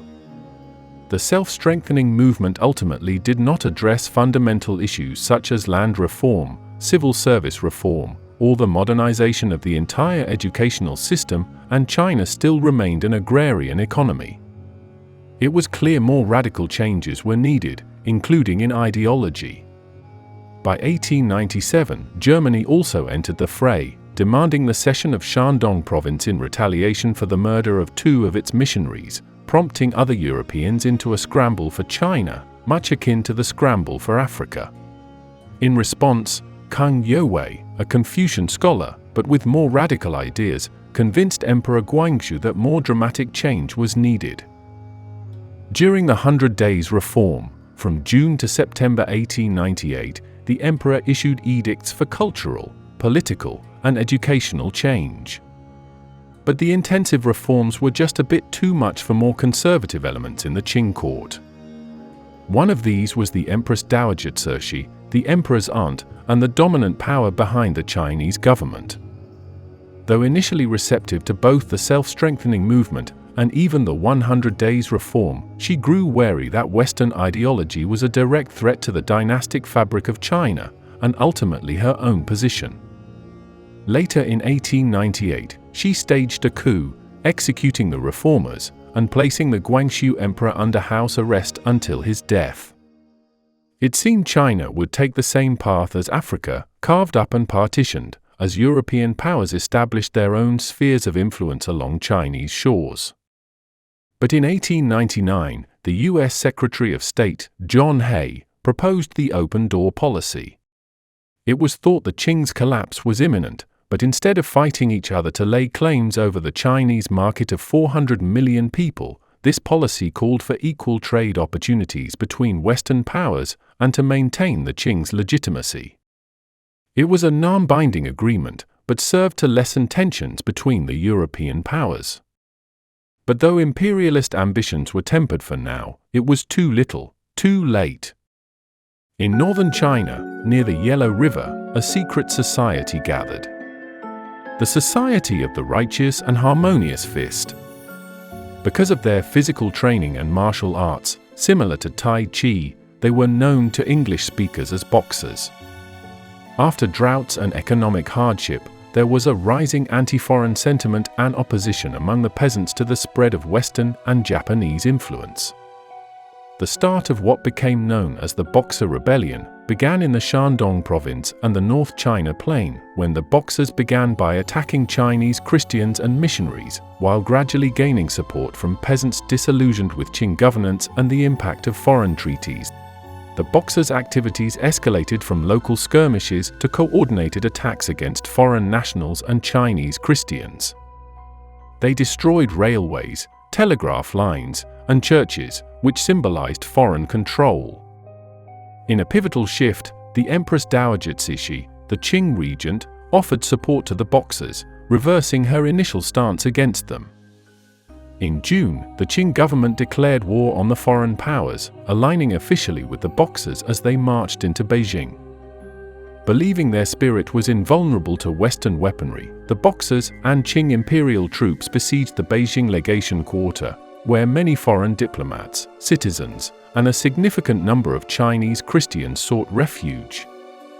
The siege lasted for approximately 55 days and became the focal point of international attention, highlighting the severity of the crisis in China. An international coalition consisting of Japan, Russia, Britain, France, the United States, Germany, Italy, and Austria-Hungary formed the Eight-Nation Alliance to relieve the siege and protect their nationals. The alliance launched a military expedition that quickly moved towards Beijing.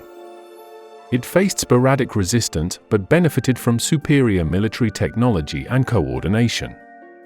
In August 1900, the alliance forces captured the capital, lifting the siege of the legations and bringing immediate relief. But the presence and actions of the alliance forces, which included looting and acts of retribution, further exacerbated anti-foreign sentiments among the Chinese populace. In 1901, the Qing dynasty signed the Boxer Protocol with the foreign powers, agreeing to severe penalties that included the execution of government officials who had supported the Boxer Rebellion, payment of indemnities, and the right for foreign troops to be stationed in Beijing. By the turn of the century, Chinese society looked quite different than just a generation earlier. European presence and influence was felt all along the ports and major river deltas in central and southern China. Confucian ideals and traditional Chinese values waned. Empress Dowager Cixi, acknowledging reform was necessary, implemented a series of changes to modernize China. The civil service examinations were abolished and replaced with a Western-styled education and the establishment of schools for women.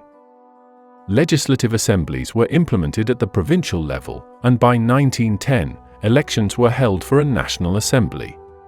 Women also became more liberated and sought out new positions in the factories and cotton mills. The practice of foot binding, which had spread to about half the female population by the mid-1800s, was actively discouraged by the government during the close of the century. In 1906, Qiu Jin, a feminist and revolutionary, returned to China from Japan, where she had joined other revolutionaries to overthrow the Qing. Once back on the mainland, she founded a feminist magazine in Shanghai and established a girls' school in Shaoxing, secretly training her students in the martial arts and preparing them for a revolutionary movement. But in 1907, Qiu Jin was involved in a failed uprising against the Qing government. She was captured, tortured for information, and subsequently executed by beheading at the age of 31. She is sometimes called the Chinese Joan of Arc. One of the groups she joined was the Tungmenghui, founded by this man, Sun Yat-sen. Born in Canton in 1866, Sun Yat-sen spent his early schooling years in Hawaii, but returned to China in 1883, where he went on to study medicine and converted to Christianity. In 1896, he founded the Revive China Society, a revolutionary group which sought to fund groups to overthrow the Manchu and reclaim China for the Han. He then united many other anti-Qing factions and reformers into the Tungmenghui, the Revolutionary Alliance. It was based on the three principles of the people: nationalism, democracy, and livelihood. Small-scale revolts from many different groups were often quickly suppressed, but it wasn't until 1911 that all conditions became favorable. The Qing sought to nationalize and sell its railway projects to foreign bankers, which was met with stiff resistance, especially in Sichuan. Mass protests formed, and the Qing mobilized its army from Hubei to suppress protesters. But during the army's absence, a bomb accidentally exploded in a revolutionary warehouse, which alerted the government to their plan and revealed a list identifying the revolutionaries, including those in the military. With their backs against the wall, fearing arrest and execution, revolutionaries mutinied and launched an armed revolt against the Qing government, setting up their own military government as the revolution spread to different provinces. But as Sun Yat-sen was in the United States at this time, there was an overall lack of leadership.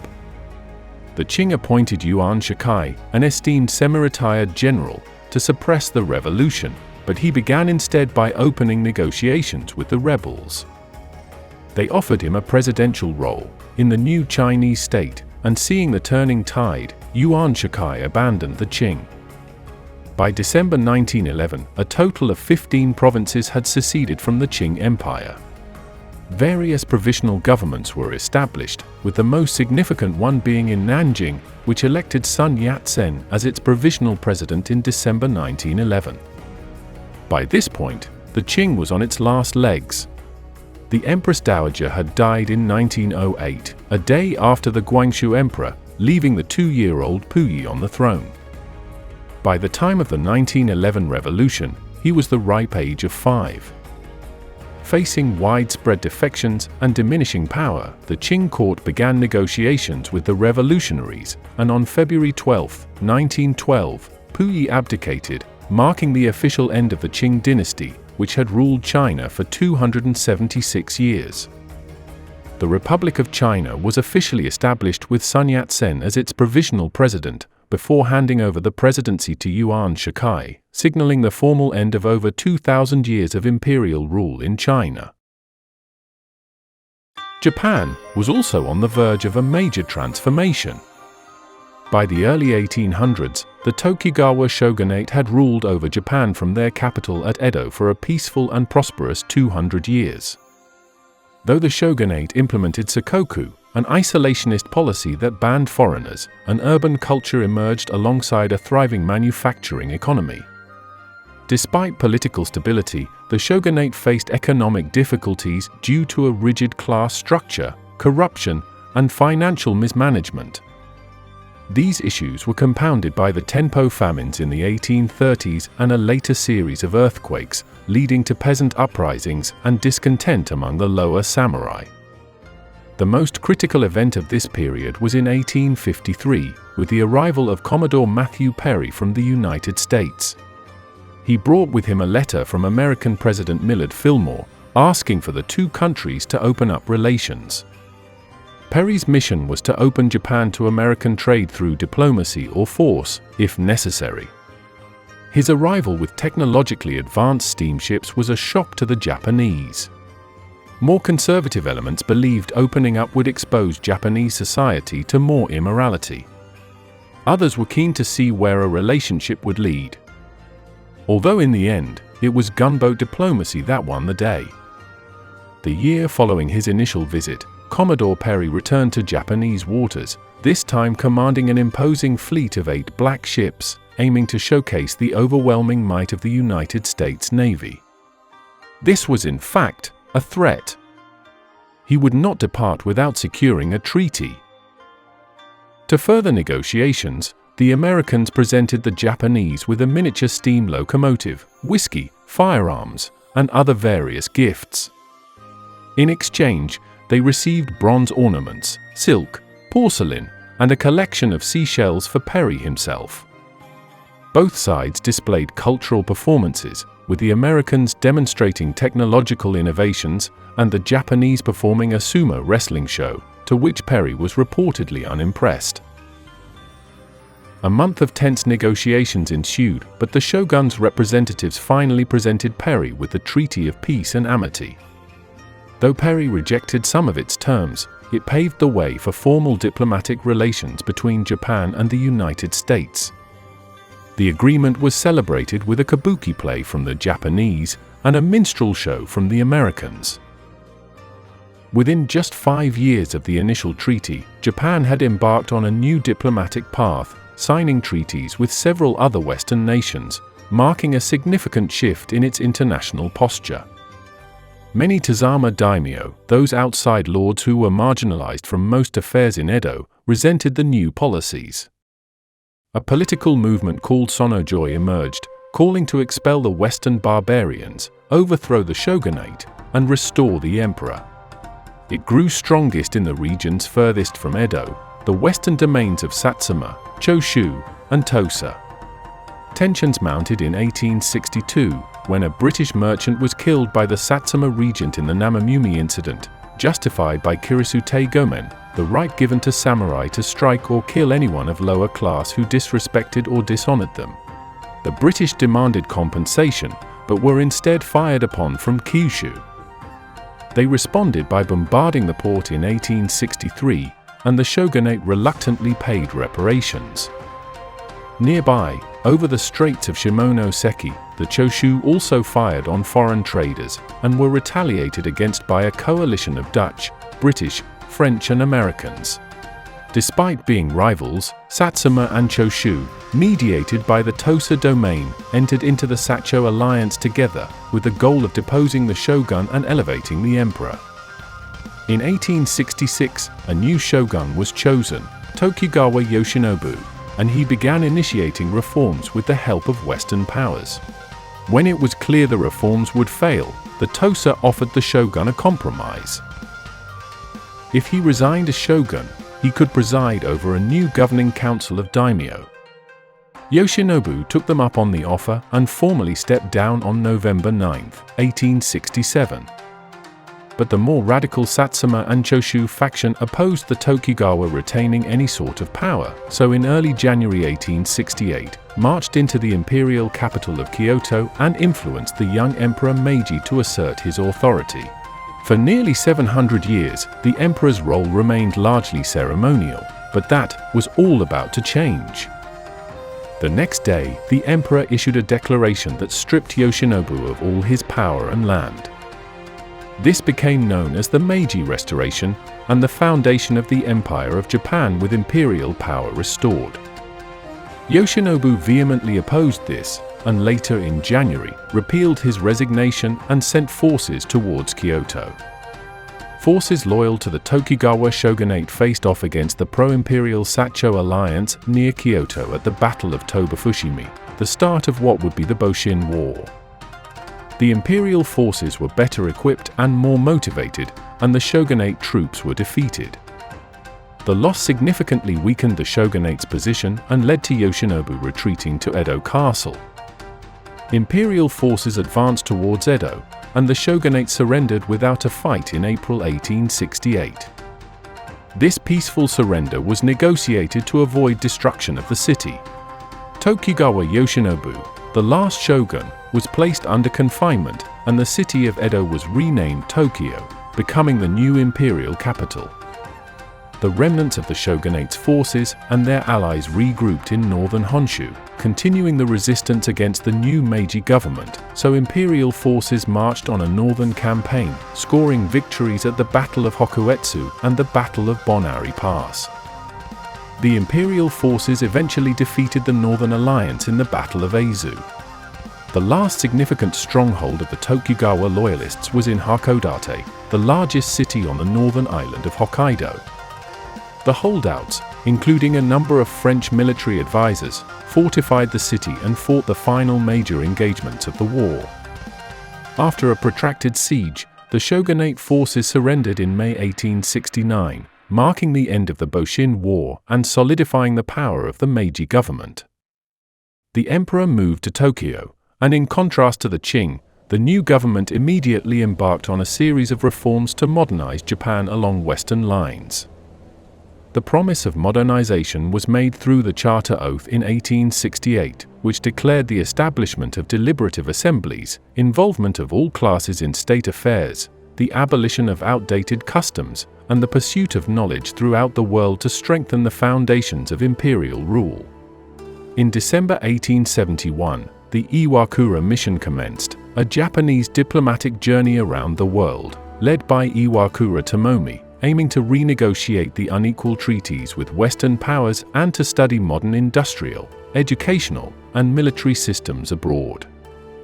Also in 1871, the Emancipation Edict abolished hereditary privileges and gave people equal legal status, breaking down the rigid social hierarchies of the Edo period and aligning Japan more closely with the egalitarian ideals emerging in Western nations. The Burakumin, the hereditary slave class, also became legally free, although social discrimination continued. The Han system, or feudal domain system, was abolished as well and replaced with centrally controlled prefectures. Land was seized from the daimyo in exchange for government bonds, and it was given directly to those who farmed it in exchange for a land tax. With the new funds, Japan was able to modernize at a rapid pace without a reliance on foreign investments. They were able to develop infrastructure such as railroads, telegraphs, and ports, and the establishment of modern industries for textiles and shipbuilding. Government built up and sponsored business and industry, and once it was profitable, it was transferred to private ownership. This incentivized more conservative businessmen to undertake new challenges. With the feudal system abolished, there was no more need for any vestiges of the old system. The 1873 Heijo Edict led to the deconstruction of Japanese castles. In just a few years, over 100 out of Japan's 170 Edo period castles were dismantled. It wasn't until the end of the century that there grew an interest in preserving the historic value of these great fortresses, and many were rebuilt during the 20th century as replicas. With the daimyo and castles left in the past, all that remained was the old warrior class, the samurai. The daimyo-samurai relationship was replaced with a national conscripted army, modeled after Western military structures, particularly those of France and Germany. With their economic base eroded and their social status diminished, many samurai were forced to find new ways to make a living. Some turned to farming, which was often unsuccessful due to lack of experience. Others entered the burgeoning commercial, administrative, or industrial sectors, where they had to compete on equal footing with those they formerly ruled. The samurai's right to wear swords and enjoy certain class privileges were also eventually abolished. The 1876 Haito Edict specifically prohibited their wearing of swords in public and their traditional samurai hairstyle, which was a symbolic blow to their status and identity as a warrior class. The dissatisfaction among the samurai manifested in several uprisings, the most famous being the Satsuma Rebellion of 1877, led by Saigo Takamori. The rebellion proved to be the last gasp for the samurai class, but it ended in defeat, further solidifying the demise of the samurai's traditional role in Japanese society. There was no room for this symbol of feudalism in the new Japanese empire. Just like in Europe, there was a rise in new political parties. Some embraced a more Western system, with power maintained in a representative parliament. Others sought the full authority of the emperor. In the end, a more balanced approach was agreed upon, with power shared by the prime minister, legislature, and judiciary, but with ultimate authority given to the emperor. The emperor was still viewed as divine because of his ancestry, and had the right to dismiss his government officials. He also was solely in command of the new imperial army and navy. The Meiji Constitution of 1889 confirmed the Empire of Japan as a parliamentary semi-constitutional monarchy the following year. The Meiji government promoted state Shinto, which involved the emperor's divinity and a reorganization of religious practices to emphasize Shintoism, distancing the state from Buddhism, which had been closely linked with the shogunate. This structure allowed for the modernization and westernization of Japan's political system while maintaining traditional aspects of Japanese governance under the imperial figure. The Meiji government also issued the Imperial Rescript on Education in 1890. The primary goal of the rescript was to instill a sense of moral duty and national loyalty among the Japanese people. It emphasized the Confucian virtues such as filial piety, loyalty to the state, and devotion to the emperor. The rescript was read at important school events and ceremonies, and a copy of it, often elaborately framed, was hung in every school classroom across Japan. It became a central document in Japan's education system, guiding the moral education of generations of students. This period also marked a dramatic transformation in culture, as Japan sought to learn from and incorporate Western ideas, while also striving to maintain its unique cultural identity. The adoption of Western architectural styles, particularly for public and government buildings, was prevalent. This included the construction of brick and stone buildings in styles ranging from neoclassical to Baroque, like the Tokyo Station and the Bank of Japan building. The introduction of new materials such as concrete and steel allowed for larger structures than traditional wood constructions permitted, allowing the building of the first skyscrapers in Japan. Some architects sought to blend Eastern and Western styles, creating a fusion that reflected Japan's modern but distinct identity. For instance, the Rokumekan was designed in a style that combined Western architectural elements with Japanese spatial arrangements. The introduction of the Western novel influenced Japanese literature, leading to new genres such as the modern novel and romantic poetry. Writers like Natsume Soseki and Morio Gai were significant figures who studied abroad and incorporated Western literary techniques and themes into their works. Literature became a medium for debating modernity and Japan's future.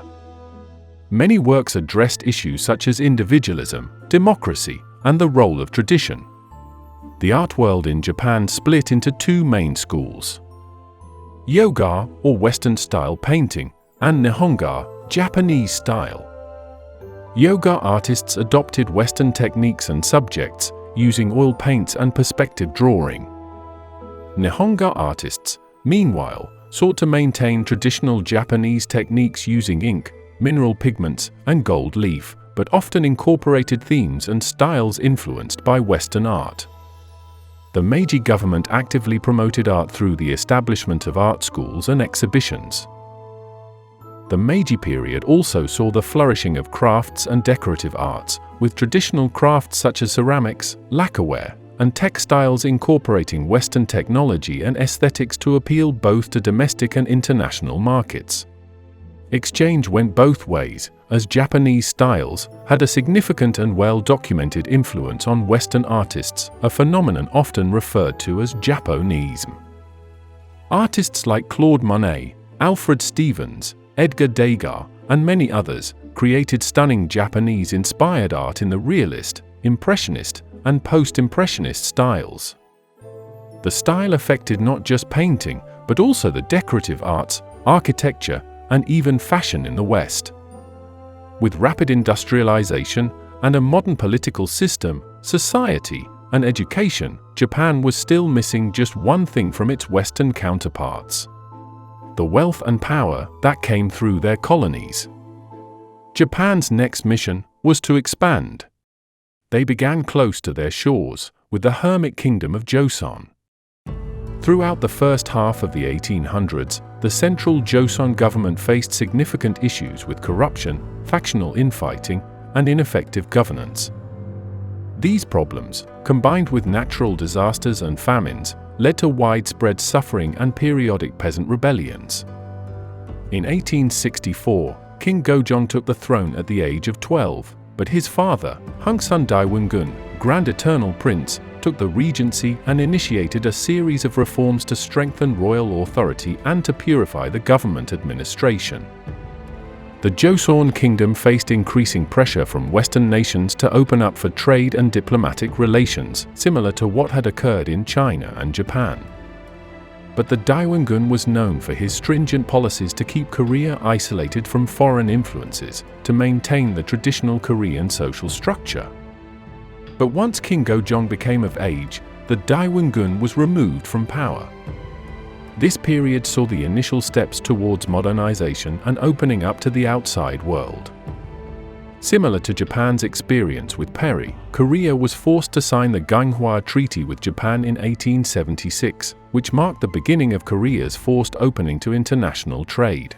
Soon the kingdom became the center of the power struggle between the Qing and Japan. In 1894, the Donghak peasant rebellion erupted in the rural regions of Joseon. Both Qing China and Japan sent troops to Korea under the pretext of helping to suppress it, as permitted by previous treaties. But despite initial agreements to withdraw troops simultaneously, Japan decided to establish a more substantial foothold, leading to a breakdown in negotiations, the start of the Sino-Japanese War. The war officially began with the naval battle of Pungdo on July 25, 1894, where the Japanese naval forces defeated a Chinese ship escorting troop transports. Following their naval victory, Japanese forces quickly landed on the peninsula, taking control of Seoul and installing a pro-Japanese government, which then nullified Korea's vassal status with China. The new Japanese military machine truly seemed unstoppable. The next significant blow came as Japanese forces defeated the Chinese army in Pyongyang, confirming Japanese control over the entire Korean peninsula. In September, the naval battle of the Yalu River resulted in a decisive Japanese victory, allowing Japan to gain control of the Yellow Sea and begin operations in Manchuria. The Beiyang fleet, the greatest of the Qing's modernized navies, was soundly defeated and near the point of total destruction. By November, Japanese ground forces captured the strategic Port Arthur, though the subsequent massacre of civilians and surrendered troops tarnished Japan's international reputation. After the capture of Port Arthur, the next strategic move was to hit the Qing naval base on the Shandong Peninsula, at Weihaiwei, regarded as virtually impregnable. The Japanese coincided their attack with the Chinese New Year, and combined their attack by both land and sea. The remnants of the Beiyang fleet were annihilated, leaving Japan in total naval control, with both the Liandong and Shandong peninsulas and Beijing in striking distance.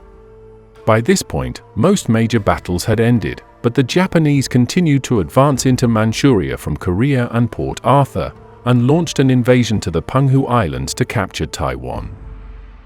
With its military severely weakened and its navy virtually destroyed, the Qing sued for peace. The Treaty of Shimonoseki was signed on April 17, 1895. China recognized the independence of Korea, ceded Taiwan and the Penghu Islands to Japan, and agreed to pay a large indemnity. Japan also gained additional trading rights and territories in mainland China. They had also gained the important Liaodong Peninsula, the location of Port Arthur, but Western powers forced Japan to return it. With the weakening of China, King Gojong cemented his state's independence with the establishment of the Korean Empire in 1897. This was alongside the Gwangmu reforms, which abolished the class system and modernized the military, infrastructure, and industry. But as China's influence waned, Japan had to deal with the growing presence of another more powerful foe. When Japan was forced to return Port Arthur to China, it was later leased to the Russian Navy. It was valuable to the Russians, as it was their only warm water port on the Pacific and able to be used year-round. Russia's imperial ambitions in the Far East was exemplified by the construction of the seemingly interminable Trans-Siberian Railway, linking European Russia to the Far East. Russia's goals were to claim Manchuria and the northern half of Korea, and after diplomatic efforts to resolve these issues with Japan broke down, both sides prepared for war. In February 1904, Japan launched a surprise strike on the Russian Pacific Fleet, stationed at Port Arthur. Following the initial attack, Japanese forces imposed a blockade on the port, aiming to neutralize Russia's naval power in the Pacific. Concurrent with the siege, Japanese forces landed in Korea and Manchuria, rapidly advancing towards Russian positions. The siege lasted for several months, with heavy casualties on both sides. Despite fierce Russian resistance, the fortress at Port Arthur fell to the Japanese in January 1905. In Manchuria, significant land battles occurred, including the Battle of the Yalu River and the Battle of Liaoyang, both of which ended in Japanese victories but failed to decisively defeat the Russian forces. But the first decisive blow in Manchuria came in late winter 1905 at the Battle of Mukden. One of the largest land battles of the war, this engagement involved over 500,000 troops. The Japanese victory at Mukden was a critical blow to Russia. Despite this, Emperor Nicholas II believed the Russian Navy could still earn some strategic victories and win the war. But by this point, Russia did not have a sufficiently powerful navy in the Pacific capable of challenging Japan alone. The nearest and most viable force was stationed in the Baltic Sea, literally on the other side of the world. The Baltic Fleet embarked on a journey that would take it from the Baltic Sea, around Europe, down the west coast of Africa, across the Indian Ocean, and through the South China Sea to reach the Pacific. The voyage covered approximately 18,000 nautical miles, or 33,000 kilometers, and took more than 7 months, starting in October 1904, and arriving in the Tsushima Strait in May 1905 for a final decisive engagement. Though the Russians had more battleships, the Japanese destroyers and torpedo boats under Admiral Togo Heihachiro were faster, newer, and used their maneuverability to their advantage. The Russian admiral was knocked unconscious during the initial action, and within just a day, the Russian fleet was defeated. This Battle of Tsushima effectively ended Russia's naval presence in East Asia and was a stunning demonstration of Japanese maritime capability. Mediated by U.S. President Theodore Roosevelt, the Treaty of Portsmouth was signed in September 1905. The treaty recognized Japan's paramount interests in Korea and ceded Russia's lease on Port Arthur and the Liaodong Peninsula to Japan. It also granted Japan rights in southern Manchuria, and the balance of power in East Asia significantly shifted, now favoring Japan. It also sparked unrest in Russia, contributing to the 1905 Russian Revolution. The Korean Empire became a protectorate of Japan, and King Gojong was forced to abdicate in 1907, held as a prisoner until his death. In August 1910, Korea was fully annexed into the Japanese Empire. The United States, Japan's new ally, were the first to recognize the annexation, in exchange for Japanese recognition of the American claims to the Philippines, and for Japan to respect the open-door policy with China, but both powers remained wary of each other. Japan had proven itself as a new imperialist power on the world stage, transforming itself from an isolationist feudal society into a modern industrialist nation, all in just a few decades. Just in time for the First World War. This iconic image has become synonymous with the start of the Great War. It was to become the deadliest conflict in Europe since the 30 Years' War in the mid-1600s. The seeds, though, were planted decades prior during the 1800s, and you can find out all about it in this video from earlier in our series. After the unification of Italy and Germany, Europe had been relatively peaceful, as it became more concerned with its imperialist aspirations overseas. Alliances and agreements kept Europeans from each other's throats, as disputes were solved diplomatically, but still garnered resentment and antagonism. With no major clashes in decades, European arsenals were able to build up to a massive scale. The Russian army became the biggest, followed by France and Germany. With bigger armies, the armed forces garnered greater influence in the state administration and its policies. The culture of militarism. Lastly, the rise of socialism during the latter half of the century also created discord for the ruling classes. Fearing a revolution or other political instability, a push for war would significantly weaken the growing threat of socialism and divide it further into pro-war and pacifist factions.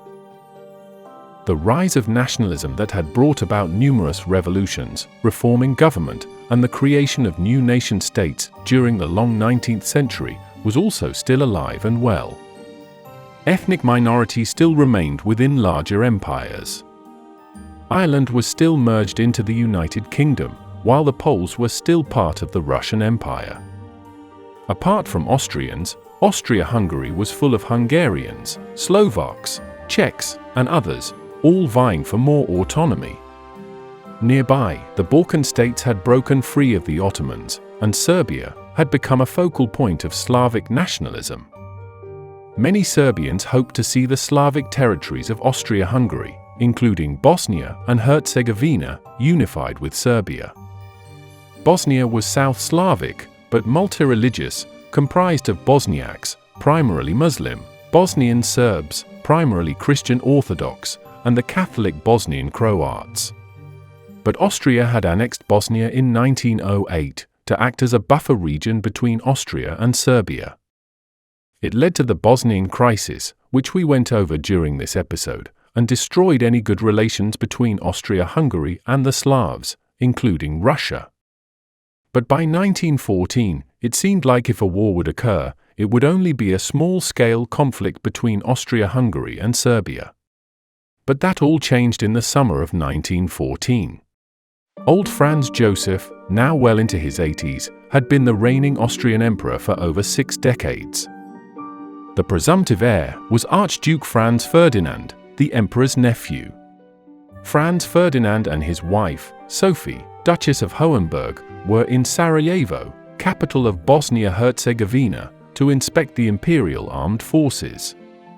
The visit, scheduled in late June, coincided with Vidovdan, the Feast of St. Vitus, an important day in Serbian history, commemorating the Battle of Kosovo in 1389 against the Ottomans. This choice of date for his visit was seen as provocative by Serbian nationalists, given the significant historical and emotional importance of Vidovdan in Serbian culture. As the Archduke and his wife traveled in their motorcade through Sarajevo, one of the conspirators, Nedeljko Čabranović, threw a grenade in their direction. But it exploded behind them, injuring occupants of the following car, instead of the Archduke's. After a reception at Town Hall, the motorcade added a visit to the hospital to meet those wounded from the earlier attack. On their way there, the driver took a wrong turn, and in an unbelievable turn of fate, coincidentally stopped the car right in front of Gavrilo Princip, another conspirator. Seizing the opportunity, Princip stepped forward and shot Franz Ferdinand and Sophie at close range. Both died within a short time after the shooting. The assassins were made up of a group of primarily Bosnian Serbs, part of a revolutionary student group called Young Bosnia, made up of mostly intellectual males, much like other contemporary movements like Young Ireland and Young Italy. They sought a union with Serbia and a wider South Slavic Union or Yugoslav state. They worked with a secret nationalist military group called the Black Hand, who provided the assassins with the weapons. With the Archduke now dead, the Austrians had cause for war, although they were wary of the involvement of Russia, which had positioned itself as the protector of Slavic peoples throughout the Balkans. So they asked their own ally, Germany, for backing. The German Empire, unified less than 50 years, had managed to surpass Britain in industry and grew increasingly militaristic. It began expanding its navy, challenging British naval supremacy, and interfering with France's authority during the Moroccan crisis. Kaiser Wilhelm, reigning since 1888, oversaw Germany's transition into a colonial empire, with territories and protectorates as far as the Pacific. When the Austrians came to him for support after the assassination, he was all too eager to help. Kaiser Wilhelm guaranteed unconditional German support through what became known as the blank check. But the Germans insisted on speed to quickly dismantle the Serbs before the Russians could get involved. The Austrians instead deliberated throughout July before offering Serbia an ultimatum on the 23rd. Though the terms were harsh, Serbia responded to the ultimatum, accepting most but not all of Austria-Hungary's demands. Serbia began mobilizing its army the same day, anticipating a possible military response from Austria-Hungary. On July 28, after being unsatisfied with Serbia's response, Austria indeed declared war. Russia had been tied to Serbia through the Pan-Slavic movement and their Orthodox Christian faith. Under Tsar Nicholas II, the Russian Empire had been the last absolute monarchy in Europe. But social unrest during the 1905 revolution led to the establishment of the State Duma, although its power was still severely limited. Despite lagging behind in industrialization, Russia's army was the largest in Europe and prepared for possible war. Russia then mobilized its army in response, but Austria's ally, Germany, threatened the Russians if they didn't cease. The Russians ignored the ultimatum, and by August 1st, Germany had declared war on Russia. And less than a week later, Franz Joseph followed suit. Dating back to the dual entente, Russia had been allies with France, mostly as a measure to contain Germany between them. In France, the rise of a prosperous middle class led to what was called the Beautiful Era. Under centre-right President Raymond Poincaré, France's alliance with Russia became less defensive and more focused on retaking the lost territories of Alsace-Lorraine. But the Germans were aware of this and had already prepared an offensive strategy back in 1905, the Schlieffen Plan. The Schlieffen Plan called for a minimal troop deployment against Russia in the east, as the majority of the German army would invade France in the west. This would be a rapid invasion, not across their common border, but through the flat terrain of Belgium and the Netherlands, to attack France from the northeast. After France fell, they would redeploy all forces east against Russia. Despite Russia being the first to mobilize, the Schlieffen Plan required an attack on both of its neighbors, so by August 3rd, Germany had declared war on France as well. Allied with Russia and France was the United Kingdom. King Edward VII continued the golden era seen under his mother, Queen Victoria. After his death in 1910, his son, George V, took the throne. Because Victoria's children married into different royal families, she was called the Grandmother of Europe, as her grandchildren now controlled some of the most powerful nations on the continent. George V of Britain, Nicholas II of Russia, and Kaiser Wilhelm II of Germany were all cousins. Perhaps, if the Queen still lived, cooler heads would prevail. The United Kingdom, while part of the Triple Entente with Russia and France, wished to avoid conflict and offered mediation, but feared the possibility of a German conquest of France, leaving them isolated. Using the German violation of Belgian neutrality as a rallying call, the British declared war on Germany on August 4th. the diplomacy that had been used over the last half-century couldn't save Europe on this occasion. It was time for the Great War. Though only occurring a month prior, the assassination in Sarajevo was a distant memory. Apart from the Crimean War, the European wars of the post-Napoleonic era had been few and short, counted in months rather than years, and there was no reason to expect this to be different. Certainly, a speedy offensive was the basis for Germany's entire military strategy. If everything went according to the Schlieffen Plan, Germany would have achieved a total victory by Christmas. Despite the heroic resistance of the Belgian army, the invasion began with success, as the Germans captured Liège on August 16th and Brussels just days later. A small British force quickly crossed the Channel to support Belgium. On August 23rd, at the Battle of Mons, the British Army fought a successful action against a larger German force before retreating. Meanwhile, the French launched their own mobilization and deployment effort, called Plan 17. This strategy was aimed at defending the Franco-German border and retaking Alsace-Lorraine. But the French misjudged the German defenses on the border and suffered defeats at the battles of Mulhouse and Lorraine, and fell victim to offensives in the north. Along with another French defeat at the Ardennes Forest, these battles are collectively called the Battle of the Frontiers, a victory for Germany. In response, the French redirected their efforts northward toward Belgium. The Germans aimed to encircle Paris by sweeping westward, but resistance in Belgium and northern France confined them to the east of the capital. By early September, with the Germans nearing Paris, the French government relocated to Bordeaux. But taking advantage of a German error, a predominantly French force under General Joseph Joffre halted and then repelled the German advance at the First Battle of the Marne, a short distance from the capital. This crucial battle saved Paris and kept France in the war, and allowed the French government to return to the capital. The battle resulted in approximately 500,000 casualties and led to the start of what became synonymous with the First World War. Trench warfare. This was a unique time where the strength of arms had become quite powerful, but without the mobility. This meant that the defensive position had the edge. So for protection, both sides dug in to maintain shelter.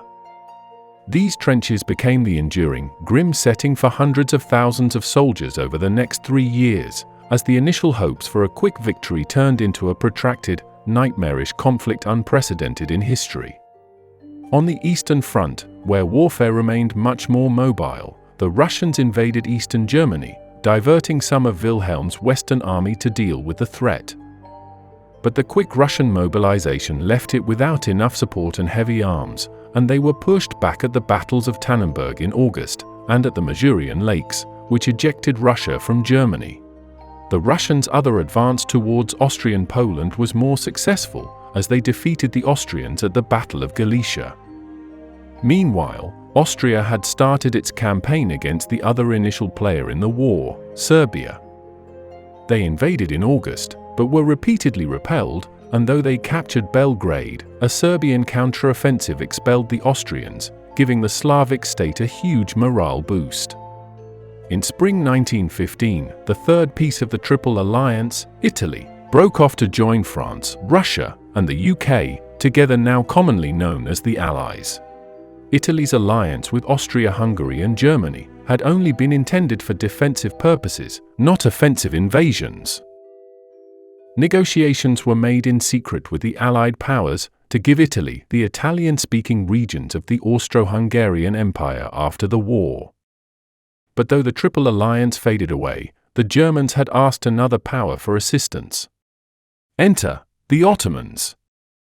Enver Pasha, the Minister of War, was one of the principal architects of the Ottoman Empire's entry into World War I. He was a fervent nationalist and believed that aligning with Germany and Austria-Hungary would help revive Ottoman power and secure territorial gains. Sultan Mehmet V agreed out of economic necessity, calling for jihad against the Allies, and the Ottomans joined what became known as the Central Powers. By mid-1915, the Germans regrouped, and sent troops to aid Austria against the Russians, recapturing most of Galicia and pushing deep into Russian-held territory, including parts of Poland and the Baltic states as the Russians retreated. Russian casualties stood at over 1 million, and the Great Bear went into hibernation.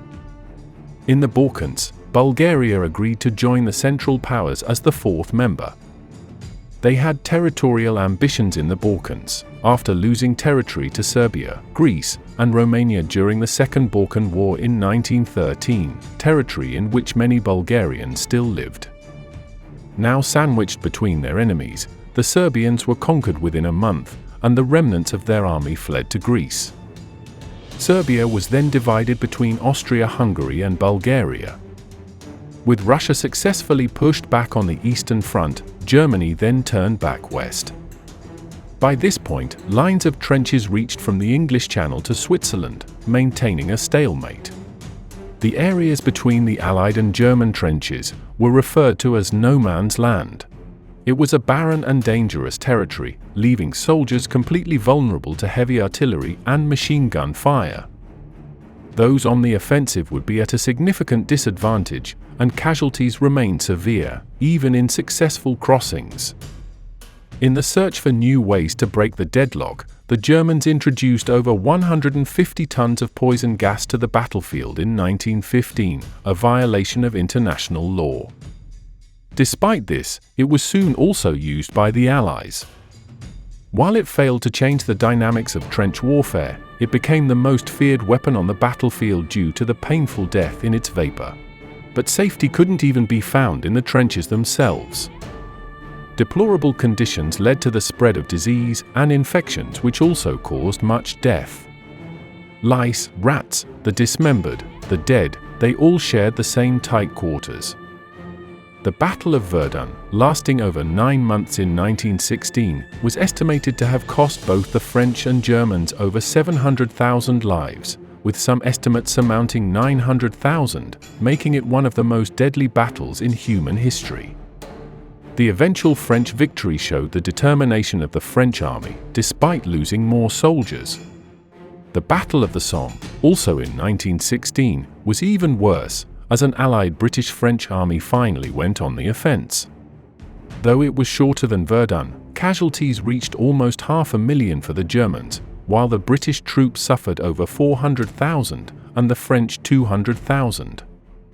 It became the single deadliest battle in the war. Though it remained inconclusive, it forced German troops away from the Battle of Verdun, allowing the French a defensive victory there. There were also new surprises on land, sea, and even air. On land, 1916 saw the introduction of the first rudimentary armored fighting vehicles. These were the first tanks. The British Mark I was the first tank to be used in combat, but it wasn't until the more maneuverable Mark IV and Mark V that tanks became more of a factor. At sea, battles were largely small-scale. Though Germany had early naval success, harassing British merchant and troop ships in the Indian Ocean, it became clear at the Battle of Dogger Bank that the British Navy still reigned supreme. Germany soon shifted its naval strategy to focus on submarine warfare. The first victim of these German undersea boats, or U-boats, was the British merchant ship Glitterer in October 1914.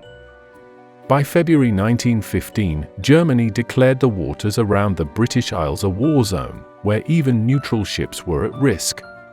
A significant event occurred in May 1915, when the British passenger liner Lusitania was sunk by a German U-boat off the coast of Ireland, resulting in over 1,000 civilian deaths, including 128 Americans.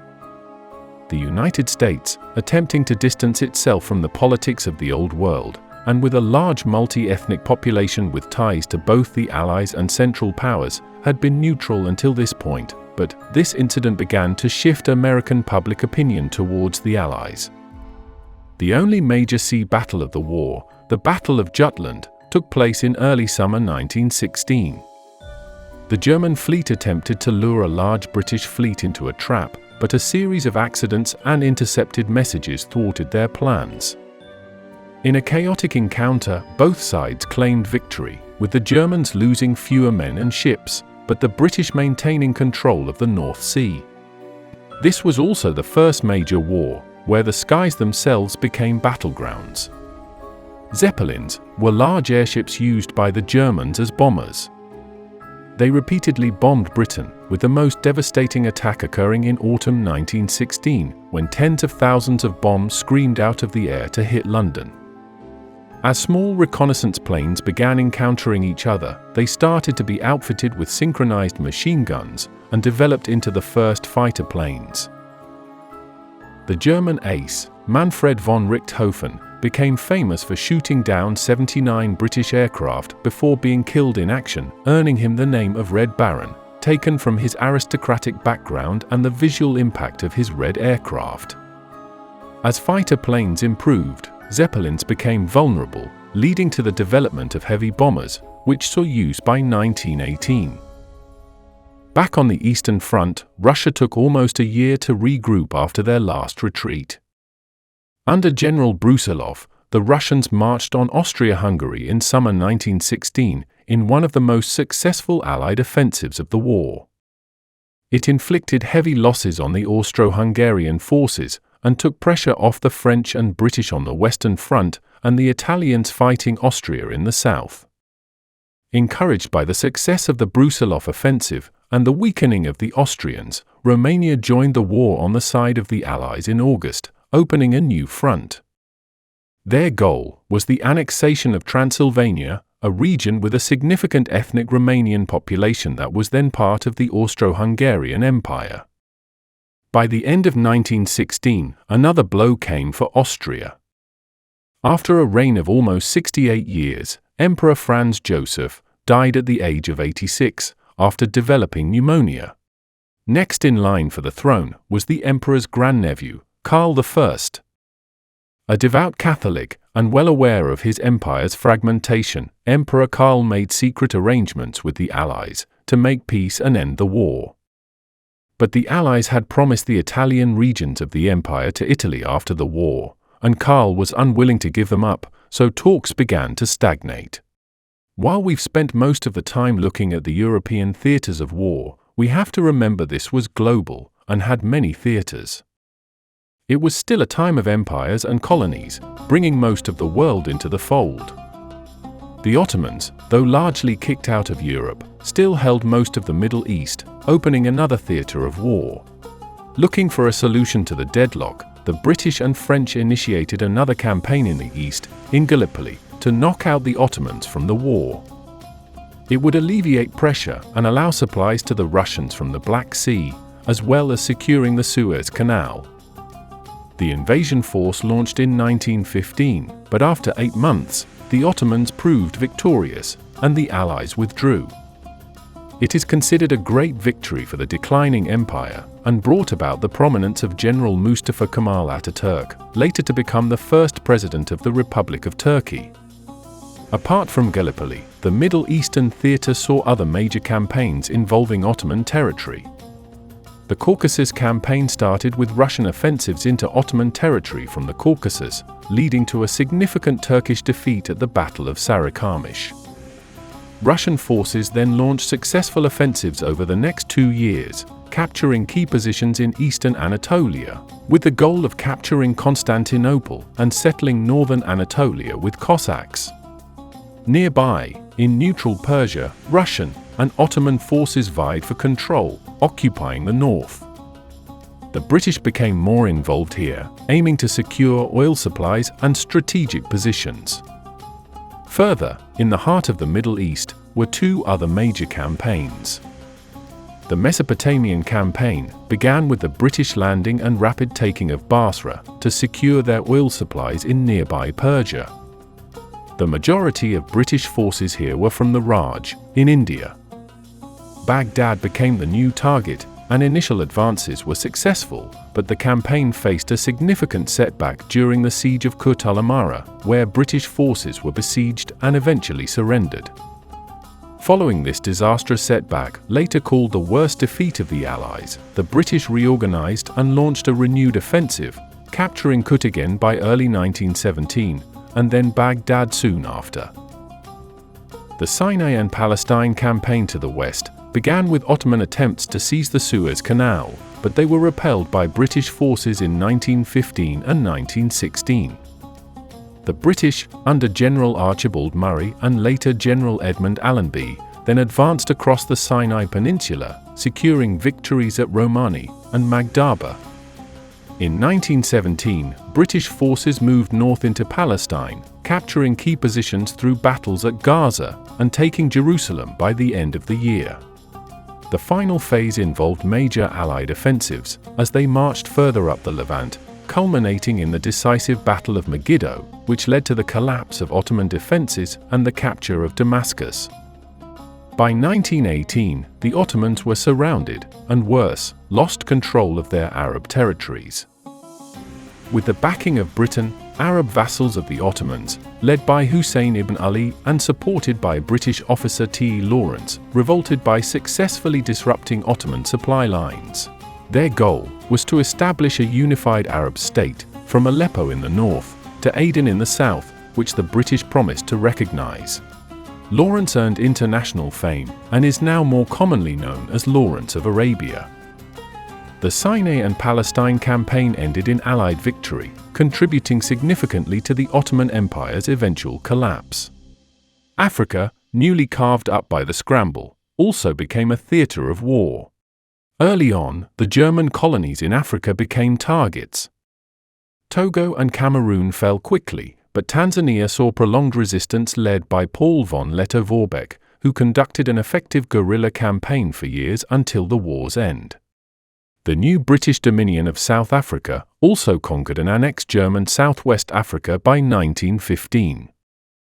By the end of the war, Germany had effectively lost all control on the continent. Africans were also used as laborers and soldiers, with the French recruiting almost 200,000 from French West Africa to fight in the trenches of the Western Front. Over in the east, Japan's Meiji era had ended in 1912, and Emperor Taisho took over from his father. The Empire of Japan entered the war due to an alliance with Britain, meant to prevent Russian expansion in the east. Japan also had a strong interest in acquiring German territories in China and the Pacific. They had already acquired Taiwan, the Korean Peninsula, and the strategic Port Arthur, and looked to expand their empire further. In September 1914, Japanese forces besieged and captured German Qingdao in northeast China, after 2 months of fighting. The Japanese Navy also took over German islands in the Pacific, including the Marianas, Carolines, and Marshall Islands. 1917 was a tough year for the Allies. On the Western Front, Robert Nivelle replaced Joseph Joffre as commander of the French army. His Nivelle offensive was made to decisively break through the German lines, with a focused attack on their defenses on the Aisne River, all within 48 hours, and with less than 10,000 casualties. While the British forces were successful in their mission to capture the high ground and redirect German troops, including the Canadian victory at Vimy Ridge, the French attack at the Aisne failed. Despite initial high hopes, the offensive dragged on for weeks until late spring, resulting in heavy French casualties, around 180,000, and little territorial gain to show for it, leading to widespread mutinies within the French army.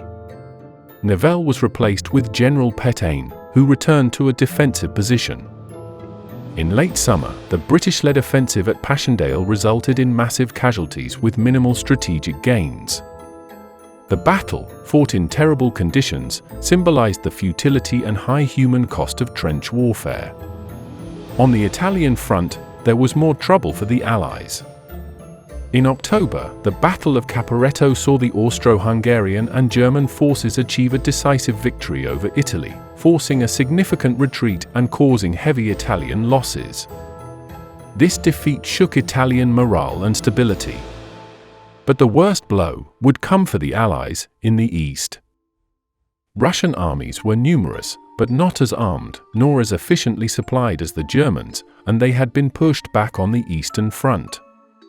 By the midpoint of the war, up to 8 million Russian soldiers had been killed, wounded, or taken as prisoners of war. Over the years, Tsar Nicholas II stripped the legislative powers of the Duma, reasserting autocratic control.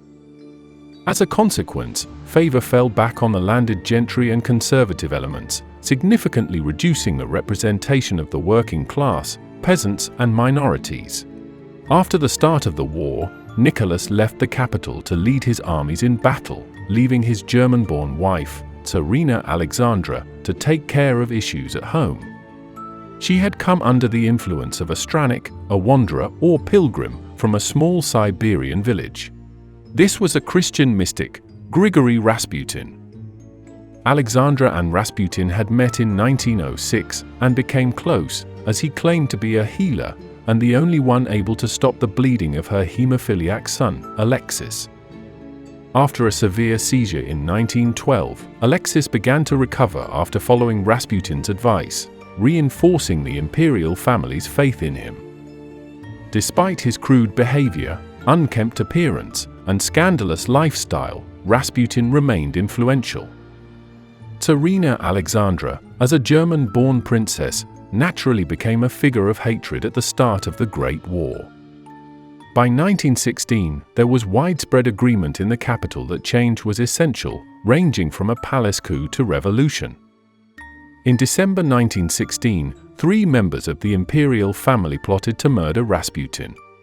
Legend has it that poison had no effect on this holy man, and he even survived a shot through the chest. But later autopsies seemed to show a single shot through the skull was all that was needed. After a cold winter, workers in St. Petersburg, which was renamed to Petrograd to sound less German, began striking in large numbers, protesting against poor working conditions, low wages, and food shortages. Women were fed up of waiting in the interminable bread lines, and on International Women's Day, they initiated a mass strike and demonstration, demanding bread and peace. This protest drew in workers from other factories and sectors, escalating the unrest. Nicholas, still away from St. Petersburg, ordered senior generals to march on the capital to restore order. But it was too late. The mutiny had spread, and the military defected to join the protesters. Once Nicholas returned, his generals convinced him that the only way for the empire to continue was if he abdicated in favor of his brother, Mikhail. However, Grand Duke Mikhail, witnessing the anti-imperial sentiment in Petrograd, declined the crown, marking the end of 300 years of Romanov rule. The Romanovs still had support among the elites, so to remove them from the equation, Nicholas and his family were captured and exiled. The Duma, the legislative assembly, proclaimed itself the provisional government in the meantime. The vast majority of Russians hoped for a speedy end to the war against Germany, but the provisional government was determined to continue the war, driven by national pride and obligations to the Allies.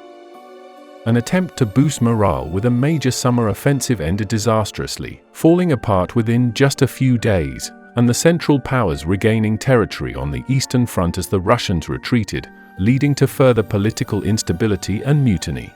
As a result, the provisional government lost legitimacy and was unable to govern effectively. With no emperor and an ineffective provisional government, authority fell under the Petrograd Soviet. A Soviet was an informal council of local workers, representing factories, workshops, and military units.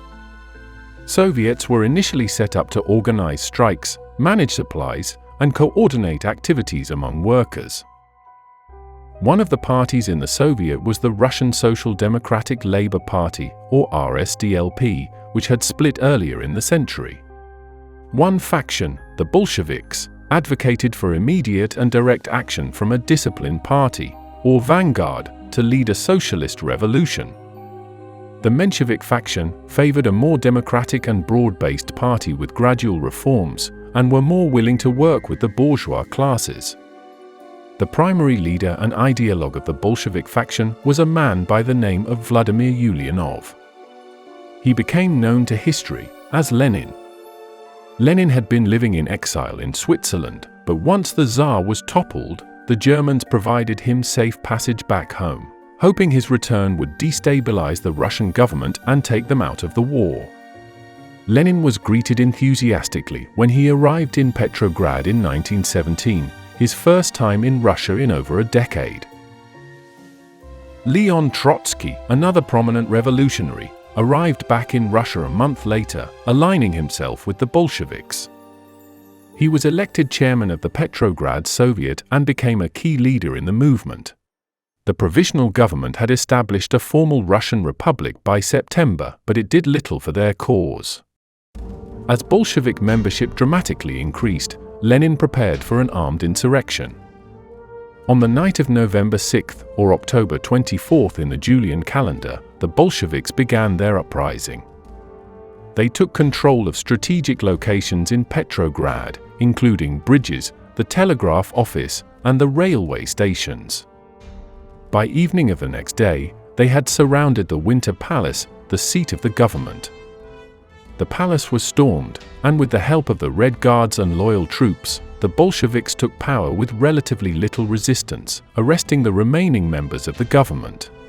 The short-lived republic had fallen, and in its place was the Russian Soviet Federative Socialist Republic, or Russian SFSR, formerly the world's first socialist state. Lenin established the Council of People's Commissars as the highest executive body, with himself as chairman, and Trotsky in charge of foreign affairs and policy. In March 1918, the Bolshevik Party officially changed its name to the Russian Communist Party, as they sought to distinguish themselves from other socialist and social democratic factions, and emphasizing their goal of achieving a classless, stateless society. The same month, in keeping with his promise of peace, Lenin formally withdrew Russia from the World War. Signed with the Central Powers, the Treaty of Brest-Litovsk ceded substantial Russian territory, including the Baltic states and parts of Poland and Belarus to Germany, the Transcaucasus to the Ottomans, and recognized the independence of Finland and Ukraine. The Bolsheviks agreed to the harsh conditions in order to prioritize internal issues. Under the treaty, Russia lost territories holding over a third of its population and the vast majority of its coalfields. But borders meant little to Lenin, who believed a global proletarian revolution was imminent, particularly in Germany, and that the terms of the treaty would eventually be nullified. To further distance themselves from the war, the capital was moved from Petrograd, formerly St. Petersburg, to Moscow.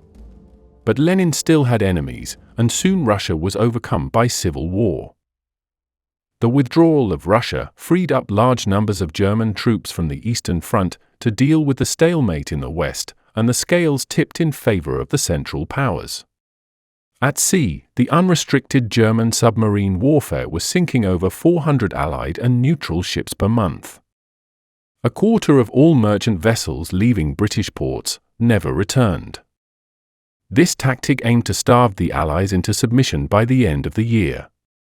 But the British countered this threat by organizing merchant ships into convoys, which proved more effective. The convoy system, combined with armed escorts, significantly reduced the number of ships sunk. The Allies also took aggressive measures against the German subs, laying vast numbers of mines in the English Channel and North Sea. American-German relations were already damaged over their indiscriminate submarine warfare, and Germany wanted to stay a step ahead of the Americans in case they entered the war. Germany solicited America's southern neighbor, Mexico, to join the Central Powers alliance, offering them their former territories of Texas, Arizona, and New Mexico after the war. This secret negotiation, the Zimmermann telegram, was intercepted and decrypted by Britain. It proved to be the final incentive needed for the Americans, and soon after in April, the United States declared war on Germany. Erich Ludendorff, commanding the German armies, needed to strike quickly before the arrival of American troops. Now outnumbering the Allies, the Germans launched a swift spring offensive, launching a series of attacks on different parts of the front, and succeeded as few others had done in 3 long years of war. During the offensive, the Germans unveiled their secret weapon. Soon, Paris was being hit directly. The French assumed they were attacks from Zeppelins, but the skies remained clear. Some assumed they were bombs planted by spies. But upon closer inspection, These appeared to be artillery shells. 120 kilometers, or 75 miles from the capital, was the cause of the panic. With a barrel of 34 meters in length, unable to shoot 40 kilometers, or 25 miles into the stratosphere, the Paris gun was responsible for hundreds of injuries and deaths. As the shells could reach the city center, including targets that were previously considered out of range, it caused widespread confusion and panic, but it remained more of a psychological weapon than a tactically effective one, due to its size and immobility. But the offensive stagnated as supply lines of food and ammunition broke down, and after critical reverses, the Allies stabilized the front once again. American contingents began trickling in by summer.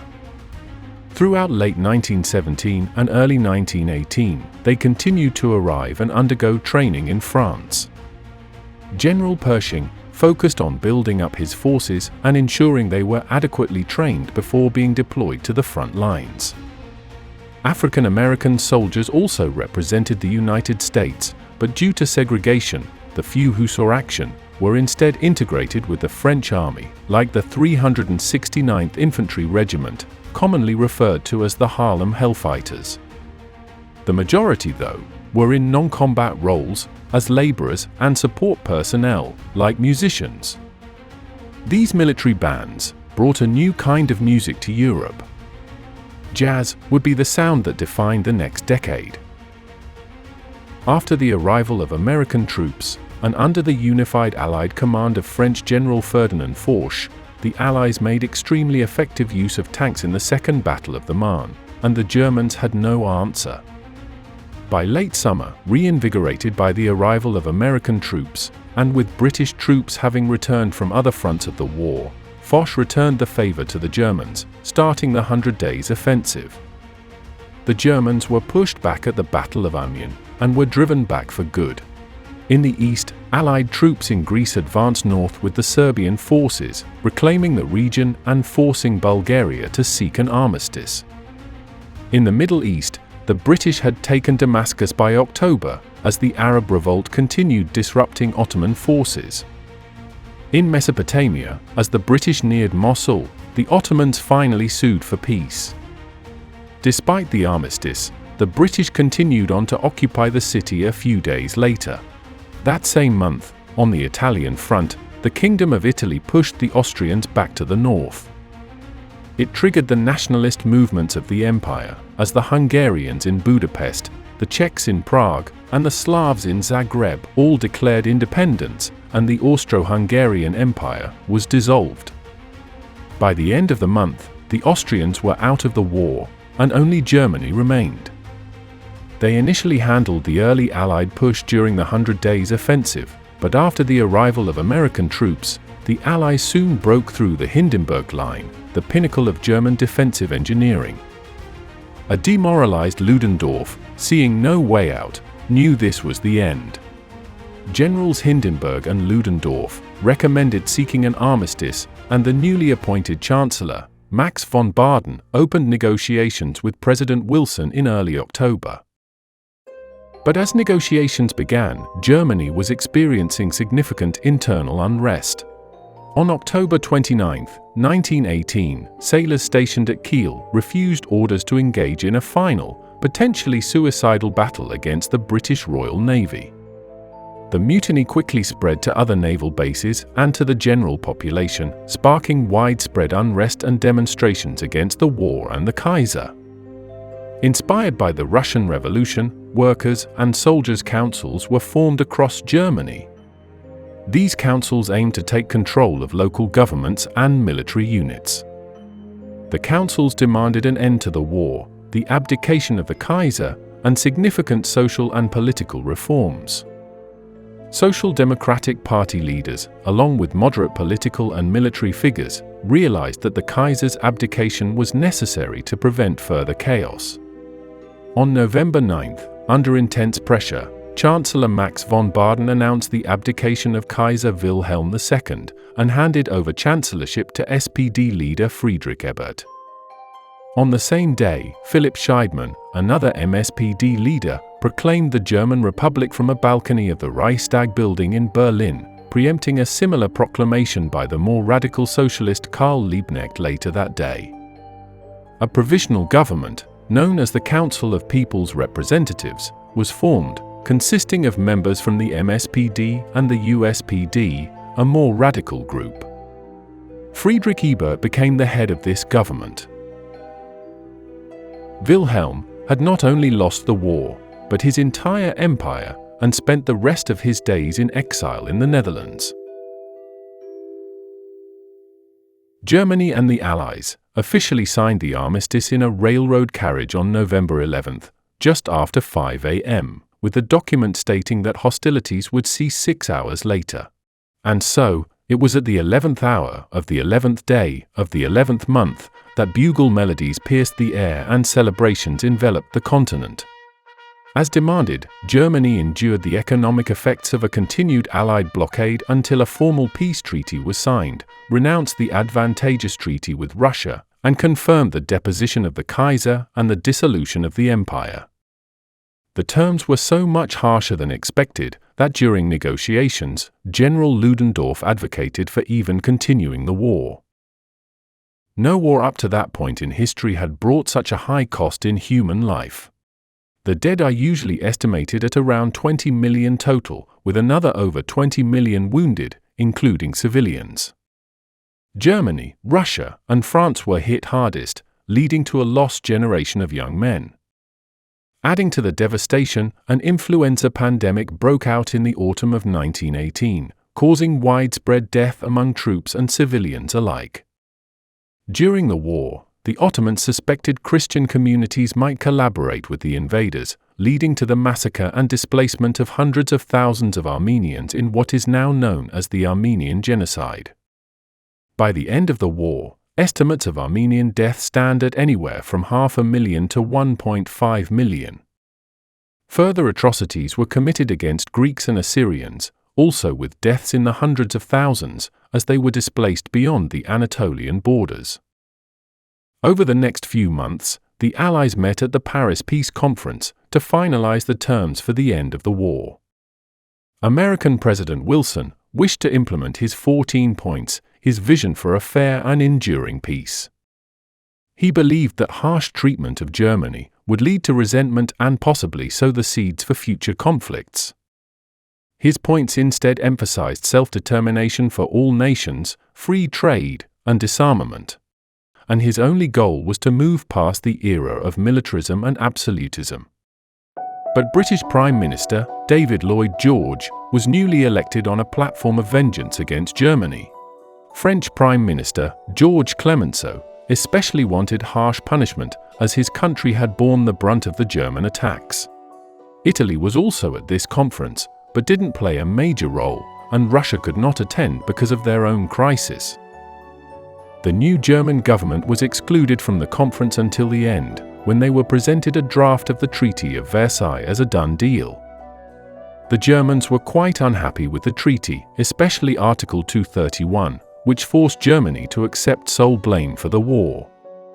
Under duress, they signed the treaty on June 28, 1919, in the Hall of Mirrors, the same room where the German Empire had been proclaimed in 1871, in a victory over France which now seemed so distant. Despite initial hopes, the actual Treaty of Versailles diverged significantly from the 14 points, leaving many Germans feeling betrayed. Wilson compromised on his plan, but pushed through a new international system for peace, the forerunner of the UN. This assemblage was called the League of Nations. Based in Geneva because of its neutrality, the League was similar to the Concert of Europe assembled after the Napoleonic Wars, but sought to maintain a balance of power throughout the entire world. Despite the American president being its architect, Congress decided to remain isolationist, and the United States never joined, weakening the credibility of the organization. In the end, Germany's national frontiers were restored with some exceptions. France regained Alsace-Lorraine in the west, while much of the east was ceded to a newly independent Poland. The Rhineland was demilitarized and occupied by the Allies, including the highly industrialized Saar, which became a distinct political entity from Germany for over a decade. German overseas territories were formally ceded to the Allied nations as mandates. German sailors scuttled their ships so they would not be transferred to the Allies. While their land army was to be permanently reduced, they were not allowed an air force. War reparations were eventually settled at 132 billion gold marks, today over $500 billion, with the final symbolic payment made in 2010. Many Americans felt the treaty was too punitive and the reparations much too high. French General Foch, on the other hand, believed the treaty was not harsh enough, just enough to brew a deep resentment in Germany. He prophetically remarked, "This is not a peace. It is an armistice for 20 years." World War II started 20 years and 64 days later. After the war, the map of Europe changed significantly. From parts of Germany and Russia, Poland once again became an independent nation. Austria-Hungary disintegrated, succeeded by the separate nations of Austria, a republic, Hungary, a constitutional monarchy, and a new nation, Czechoslovakia. Italy also formally gained both Italian and German-speaking territory from Austria-Hungary, while Romania gained Transylvania. Austrian Emperor Franz Joseph had died during the war, and his Habsburg heir was later dethroned and exiled. An enlarged Serbia became the Kingdom of Yugoslavia, the union of Serbs, Croats, and Slovenes. In the Middle East, the Ottoman Empire was also in its final days. Its center in Anatolia would eventually become the Republic of Turkey. In Arabia, the Saudis stayed out of the Arab Revolt, setting them up to become the strongest Arab kingdom on the peninsula and the beginning of a campaign for unification. Further north, Iraq, Palestine, and Transjordan became British mandates, and France were mandated Lebanon and Syria. Mandates were similar to colonial administrations, but they were intended to develop the territory to benefit the native population, as they were deemed not able to stand by themselves under the strenuous conditions of the modern world. Many Arabs felt betrayed by British and French promises made during the war. The partitioning of the map was made with little regard for cultural differences, and it was turmoil that became the most abundant fuel in the region. With effects still felt today, the fragmentation of the Ottoman Empire is a pivotal period in Middle Eastern history. Imperial German holdings in Africa were formally transferred to France, Britain, and its dominions, while in the Pacific, Japan picked up German territory as well. Though they were forced to return the Shandong Peninsula back to China, their territorial gains contributed to the Empire of Japan's growing influence in the Asia-Pacific region and set the stage for its future expansionist policies. The United States emerged from the war as a new global power. The US dollar found a new place on the world stage for trade, but politically for the most part, the country retreated back into isolationism. The 1920s was a decade of optimism and cultural change, giving it the nickname of the Roaring Twenties.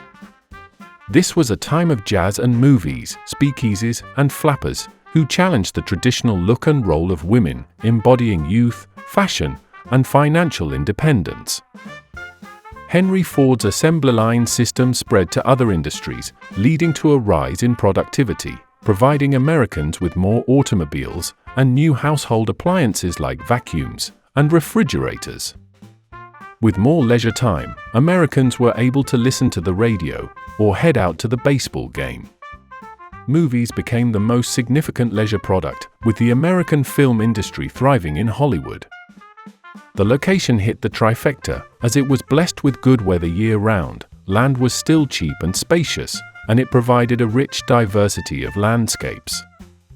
The 18th Amendment and the Volstead Act, which enforced prohibition, led to the illegal production and distribution of alcohol, commonly referred to as bootlegging. Say, Lucille, what do they do with all these grapes? Well, my father buys them to make grape juice. Organized crime groups seized this opportunity to supply the demand for alcohol, establishing extensive bootlegging operations. The competition for control of the illegal alcohol market led to violent turf wars between rival gangs. mobsters like Al Capone in Chicago and other infamous gangsters used bribery and intimidation to corrupt law enforcement and political figures, ensuring the protection of their illegal activities. President Harding died during his term and was succeeded by his vice president, Calvin Coolidge, who remained in power for the rest of the decade. The economic boom led to overconfidence, easy credit, and heavy gambling on the markets. By the end of October 1929, the stock market experienced a crash, leading to the Great Depression.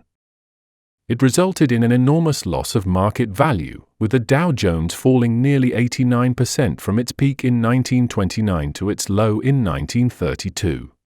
Europe was soon dragged into a similar depression as U.S. banks recalled loans. Under the new president, Herbert Hoover, the crisis worsened as Congress passed more protectionist measures which significantly reduced international trade. Hoover's measures, such as spending on infrastructure projects like the Hoover Dam, were more effective but still insufficient to prevent widespread suffering. After one term, America decided to take a new, more hopeful path, electing Franklin Roosevelt in 1933 with almost 90% of the electoral vote. In stark contrast to Hoover's laissez-faire philosophy, Roosevelt's New Deal expanded public works and infrastructure, implemented economic reforms, and created millions of new jobs. It is credited for America's recovery. Despite being paralyzed from the waist down by polio, his presidency would go on to become one of the most successful in U.S. history. Back over in Europe, the social and political fabric of the United Kingdom was forever changed. In 1917, due to extreme anti-German sentiment, King George V changed the name of the royal house from Saxe-Coburg and Gotha to Windsor. Women kept the country running while the men were off at war, and by 1917, women were also serving in the armed forces. The tide had turned in favor of women's suffrage, and in 1918, women were granted the right to vote and allowed to become members of parliament. Soldiers who were lucky enough to return from the war were greeted by mass unemployment and low wages, leading to strikes. The Conservative government couldn't deal with the crisis and was voted out in the next election, giving Britain its first Labour government in 1924 under Ramsay MacDonald. British-Soviet relations were normalized under this government, but a suspicious letter from Russia made it seem that the Bolsheviks would use the Labour Party as a springboard for the Communists to radicalize the British workers into revolution.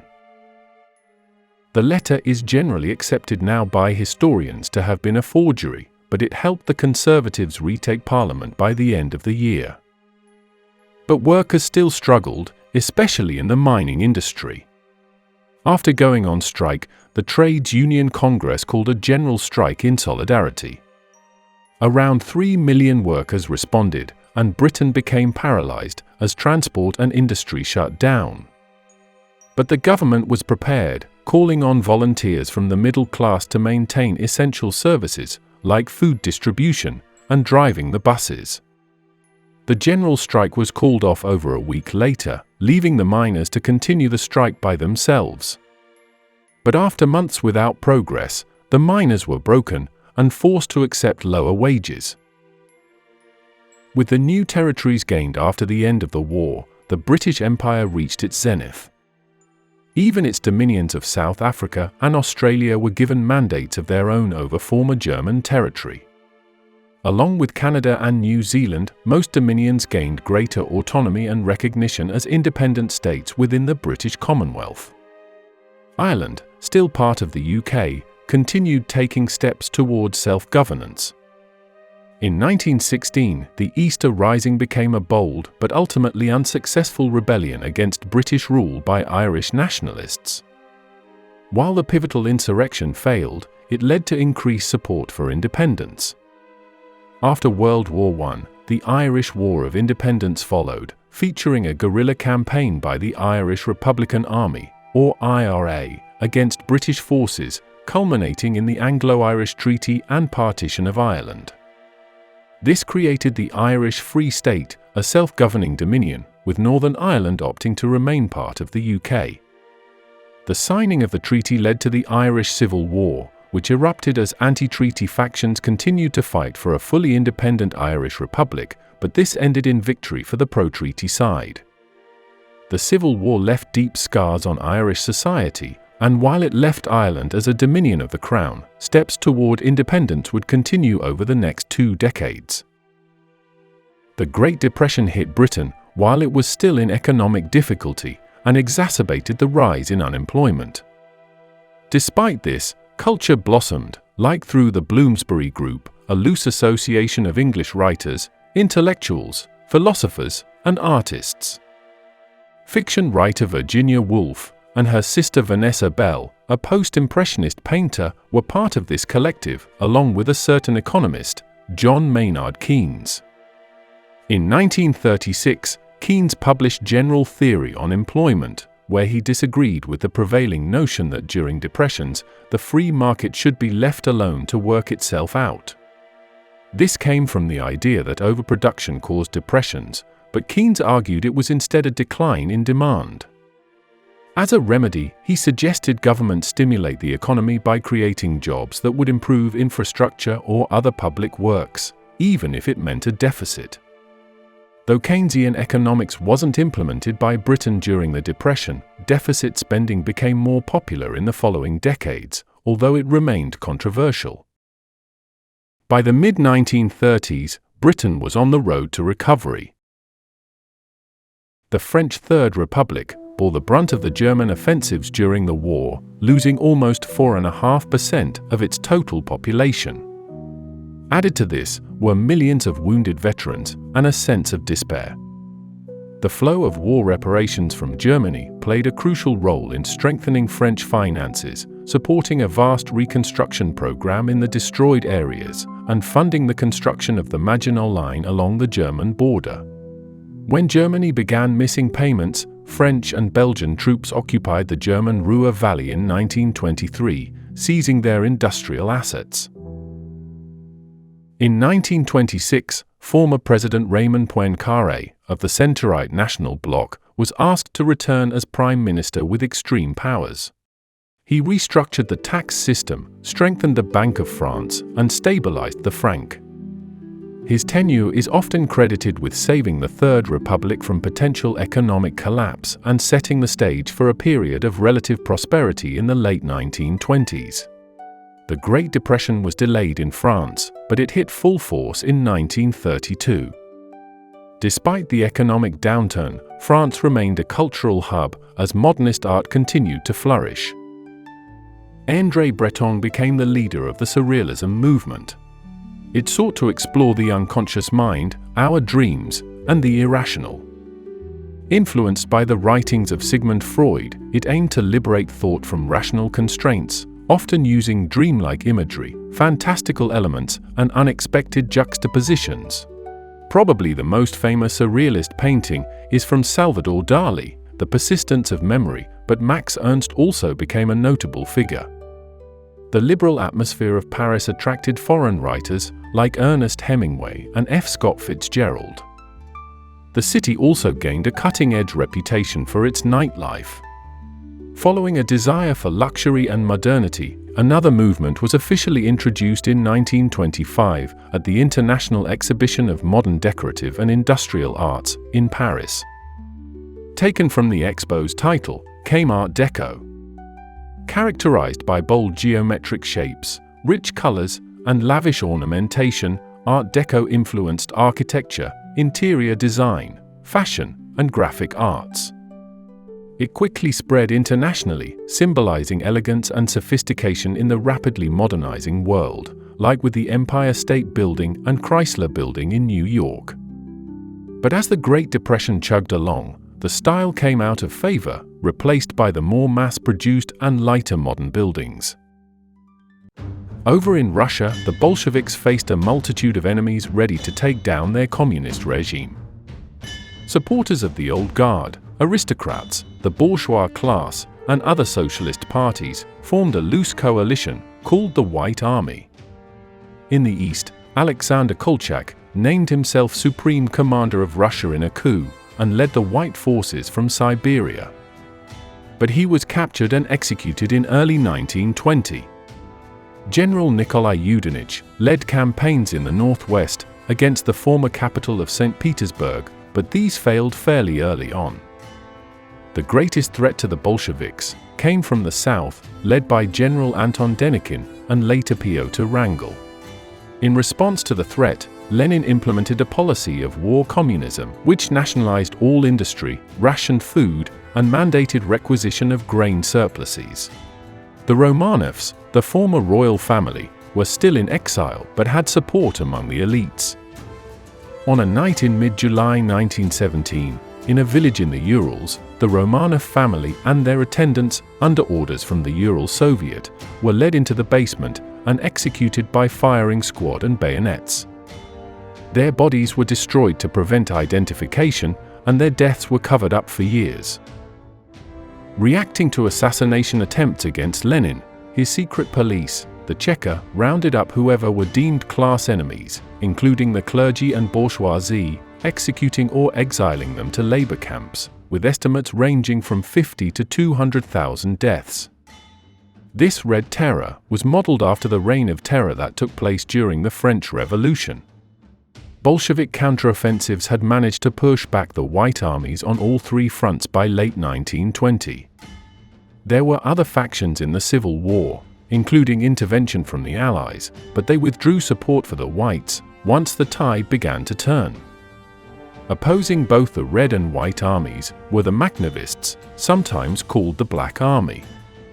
These were Ukrainian anarchists who attempted to set up their own stateless, self-regulated society, and while they sometimes cooperated with the Red Army against the Whites, the Bolsheviks turned on them once the bigger threat was dealt with. Though secure in power, Lenin still faced opposition among peasants and workers, which led to widespread unrest during a famine where over 5 million perished. Acknowledging the failure of harsh requisition policies, Lenin implemented the new economic policy, which allowed peasants to keep surplus production and lifted the market ban, revitalizing rural trade.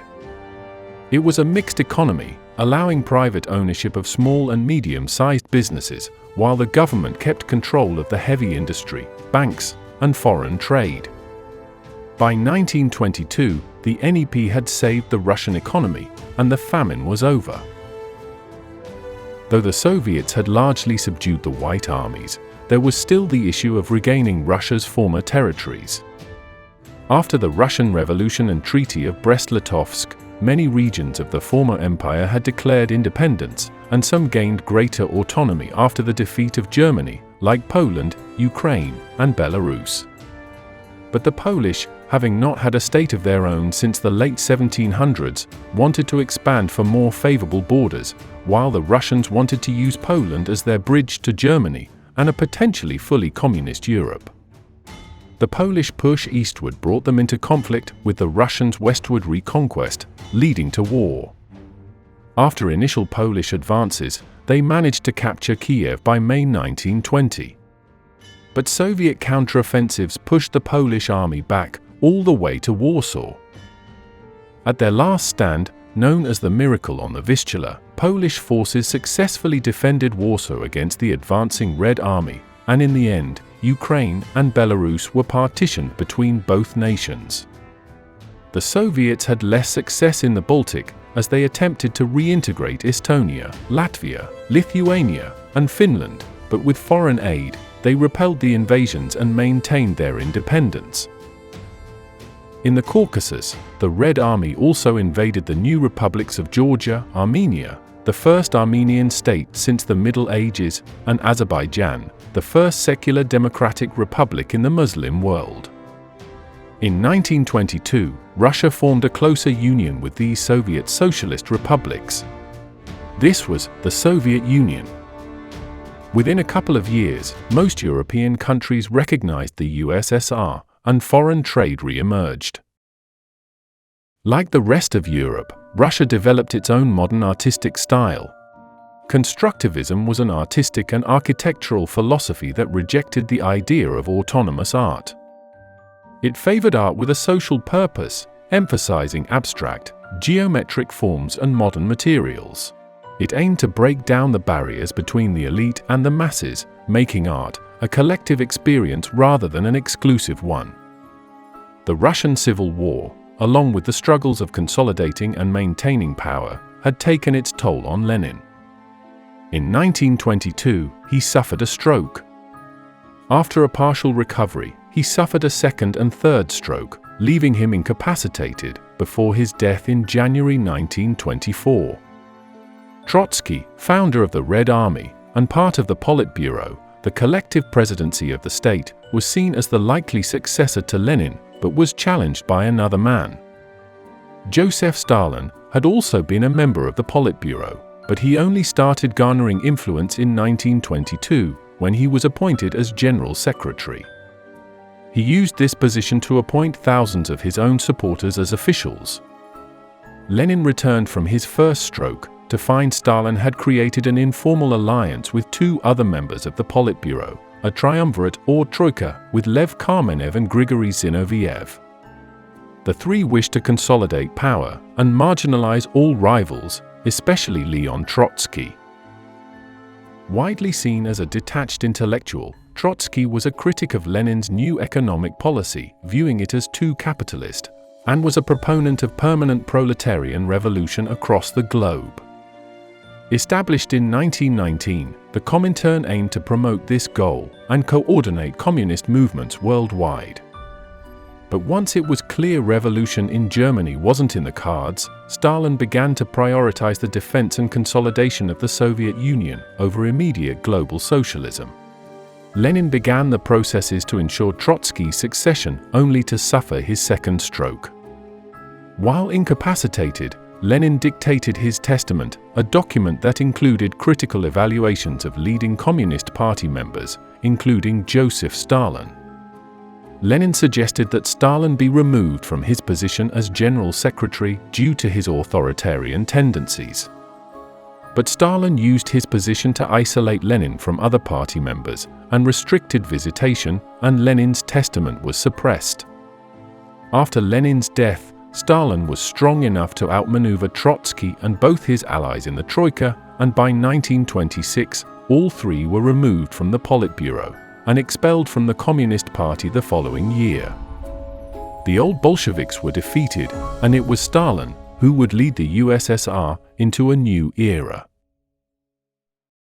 After the war, Germany lay broken and ruined, with up to 2.8 million total deaths. There was little food, as many in the food and agricultural industry were transferred to the military.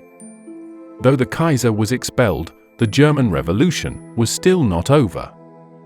The MSPD, the more moderate socialists, had consolidated power, but they encountered opposition from their rivals. The Spartacus League, led by Karl Liebknecht and Rosa Luxemburg, was a radical Marxist group that split from the USPD in 1918 to form the KPD, or Communist Party of Germany. The Spartacists aimed for a proletarian revolution, similar to the Bolshevik Revolution in Russia, and attempted to overthrow the MSPD-led provisional government to establish a socialist republic. Their uprising was centered in Berlin.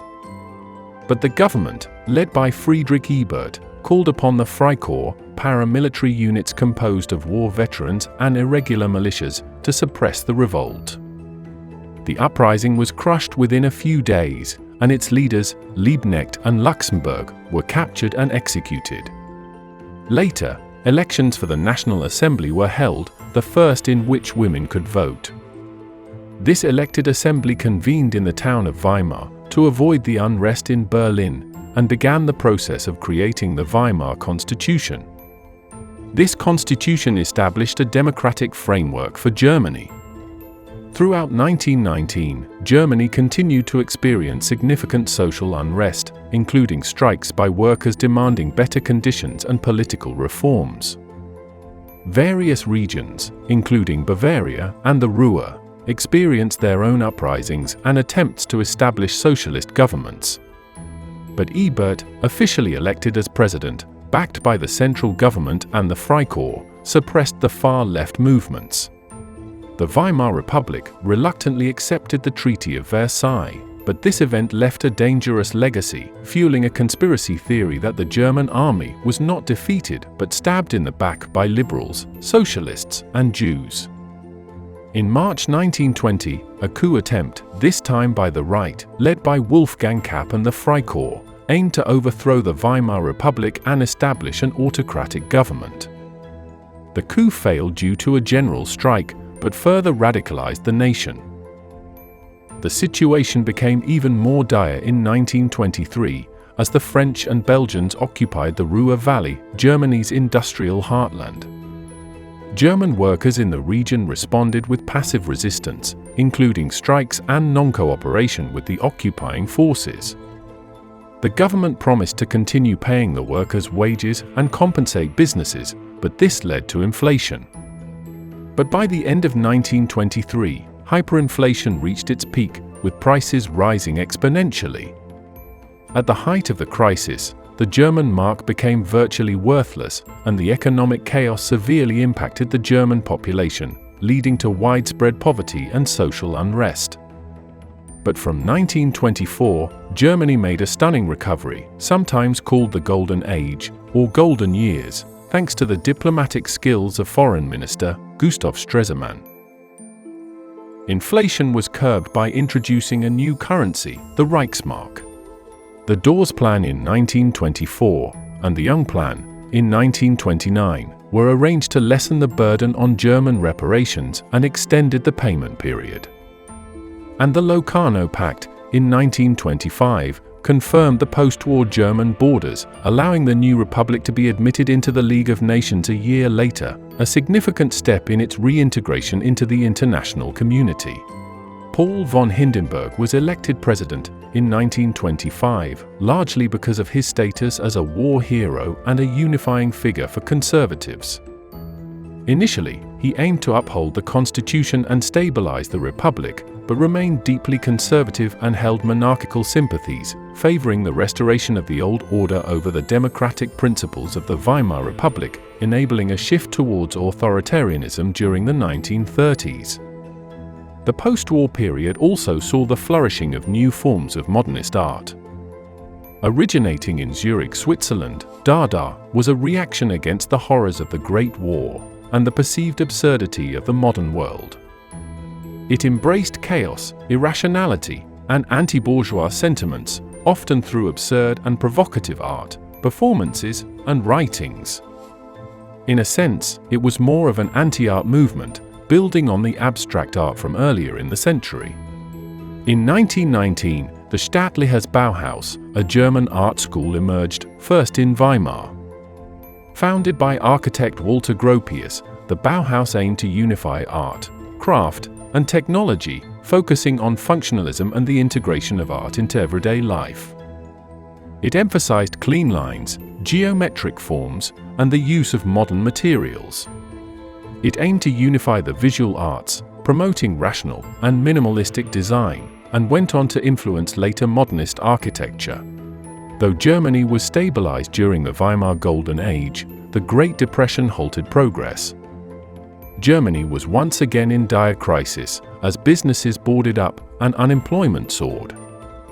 The economic downturn was the second in just a few years, and in response to the failures of liberal democracy, the radical and extremist parties awoke from their slumber.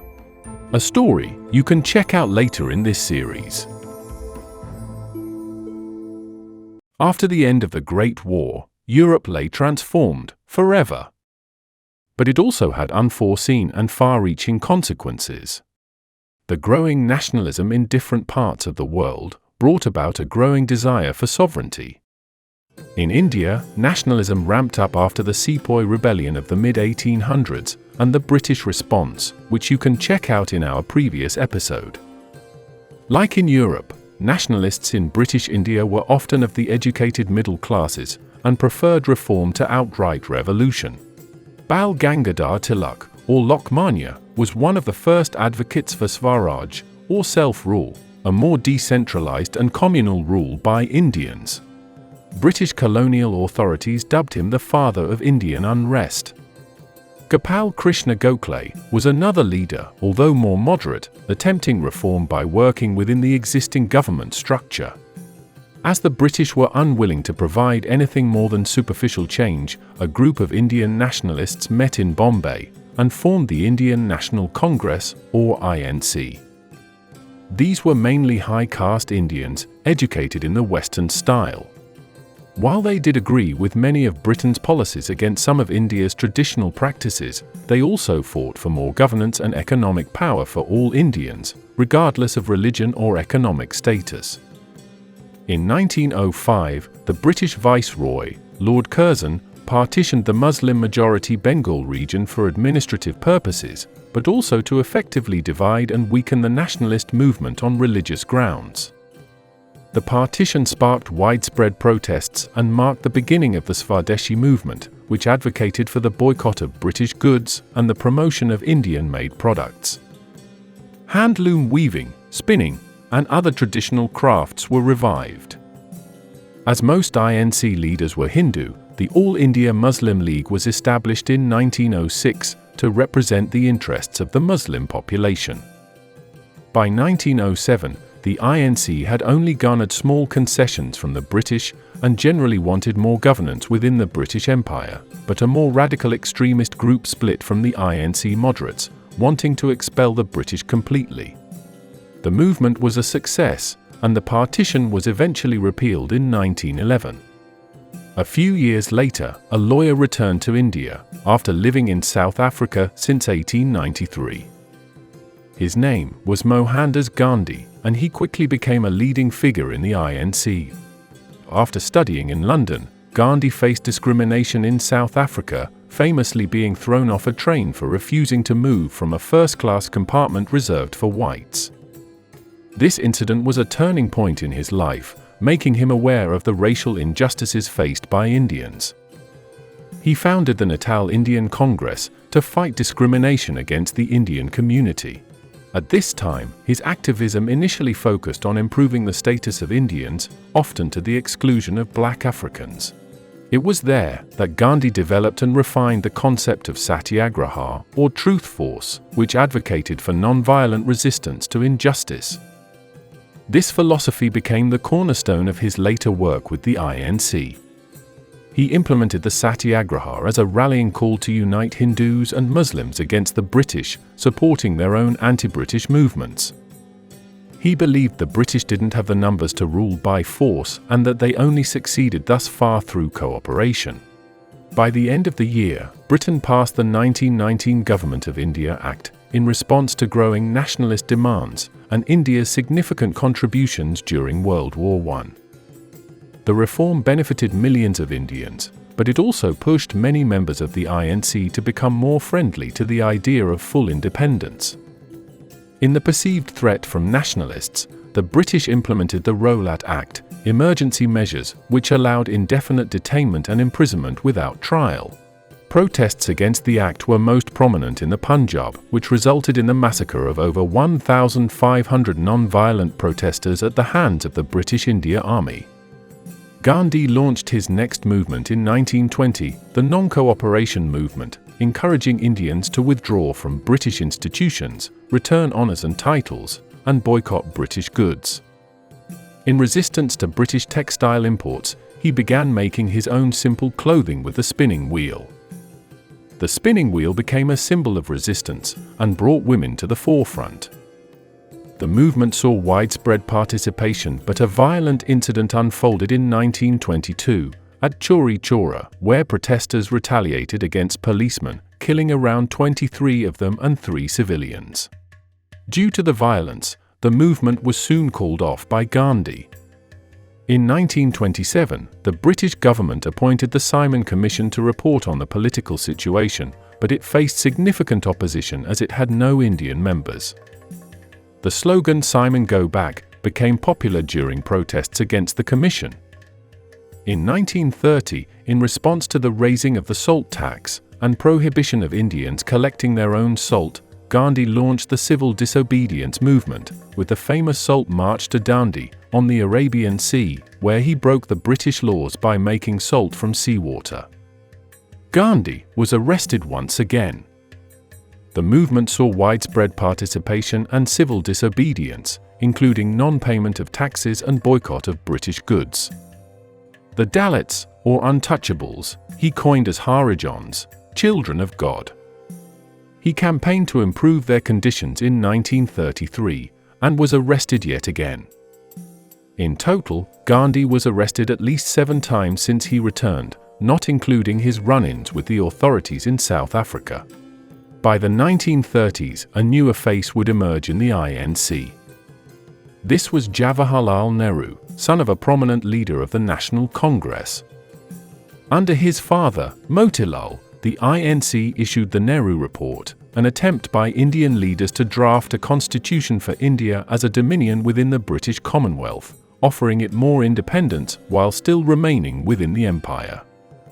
But the report was rejected by the Muslim League and other groups, highlighting the growing divide between different sections of Indian society. Jawaharlal envisioned a new phase, where independence would be based on both Western and Indian values, a merging of tradition and religion, with progressivism and secularism. Over time, the Muslim League became less represented, and they advocated for a separate Muslim nation to be formed, called the Land of the Pure, or Pakistan. But it would be over a decade still before this came to pass, while tensions remained high. The Middle East remained more complicated. The Ottomans had gone through the 1800s in a state of decline.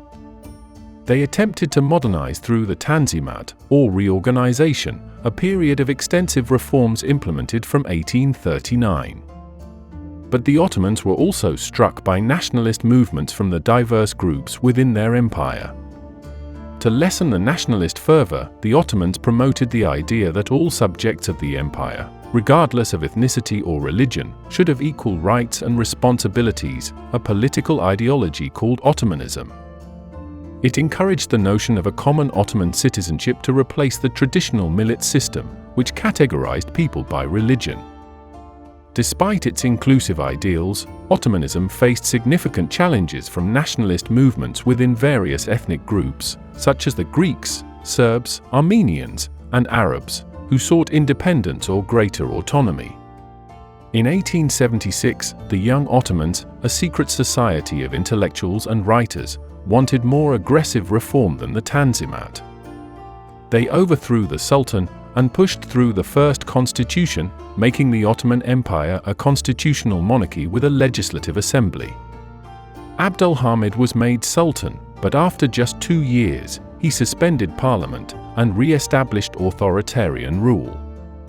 This lasted until the early 1900s, until a more radical group called the Committee of Union and Progress, a faction of a newer reformist group called the Young Turks, took power.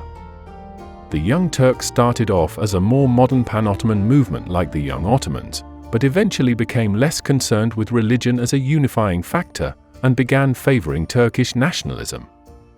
With heavy support from military officers, they forced the Sultan to restore the constitution in what became known as the Young Turk Revolution. A string of assassinations forced Abdülhamid to abdicate by 1909, and his brother, Mehmed V, took the throne as monarch. Through the political instability, rebellions sprang up, and those in the Balkans fought for their independence. With the territorial decline of the empire, the Young Turks began to view themselves in more nationalistic terms as well, and strove for a state in Anatolia for ethnic Turks. The final nail in the coffin for the empire came with World War I. As discussed last episode, the Ottomans had joined the Central Powers and were besieged by Allied forces during a series of 3 campaigns in the Caucasus, Mesopotamia, and Sinai and Palestine.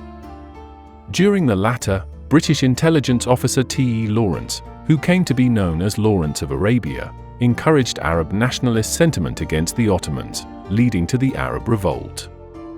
In 1916, the Kingdom of Hejaz declared independence, allying with the British against the Ottomans, with the promise for a unified Arab state after the war. The Ottomans couldn't handle the Allied offensives, and by the end of the war, the once mighty empire was minimized to the Anatolian peninsula. Once the war ended, the Ottoman Empire's former territories in the Middle East were occupied and planned to be redistributed among the Allied powers. Greek forces occupied Izmir in 1919, sparking outrage and galvanized Turkish spirit once again. This was represented by war hero Mustafa Kemal. Kemal commanded the Ottoman forces that repelled the Allied invasion during the Gallipoli campaign, which we went over last episode. He later left the Ottoman army, and now, Turkish nationalists banded behind him in a war of independence to create a new state. He spent the summer amassing support and uniting various nationalist groups opposed to the occupation and Ottoman compliance. Mustafa Kemal established the Grand National Assembly in Ankara as a rival government to the Ottoman Sultanate in Istanbul. This assembly took over the leadership of the independence movement. In summer 1920, the Treaty of Sèvres confirmed the disintegration of the empire, with provisions for the mandate system. It planned to partition the empire among the Allied powers, granting significant portions of its territory to Greece, Italy, France, and Britain, and recognizing Armenia and Kurdistan as independent regions. But Mustafa Kemal stripped the signatories of authority and went to war. Turkish forces resisted French and Armenian advances in the south. By early 1921, agreements were reached, and French forces withdrew from Cilicia. In the east, the Treaty of Alexandropol and the Treaty of Kars settled conflicts with Armenia and secured Turkey's eastern borders. The war to the west with the Greeks was of most consequence. Under İsmet İnönü, Turkish forces repelled Greek advances at the battles of İnönü in January and March 1921, while Turkish forces under Mustafa Kemal's command halted the Greek advance at the Battle of Sakarya that summer. The final and decisive offensive by Turkish forces culminated in the recapture of Izmir on September 9, 1922, securing the peninsula. The Grand National Assembly abolished the Ottoman Sultanate soon after, ending centuries of Ottoman rule. In July 1923, the Allies had to renegotiate and signed the Treaty of Lausanne, recognizing the sovereignty of the new Turkish state and establishing its modern borders. At the end of October, Mustafa Kemal Atatürk was declared the first president of the Republic of Turkey, marking the official establishment of the new Turkish state, a secular republic.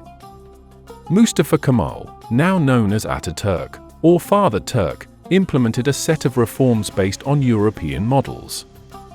A strong sense of Turkish nationalism was promoted through education, language reform, and cultural initiatives.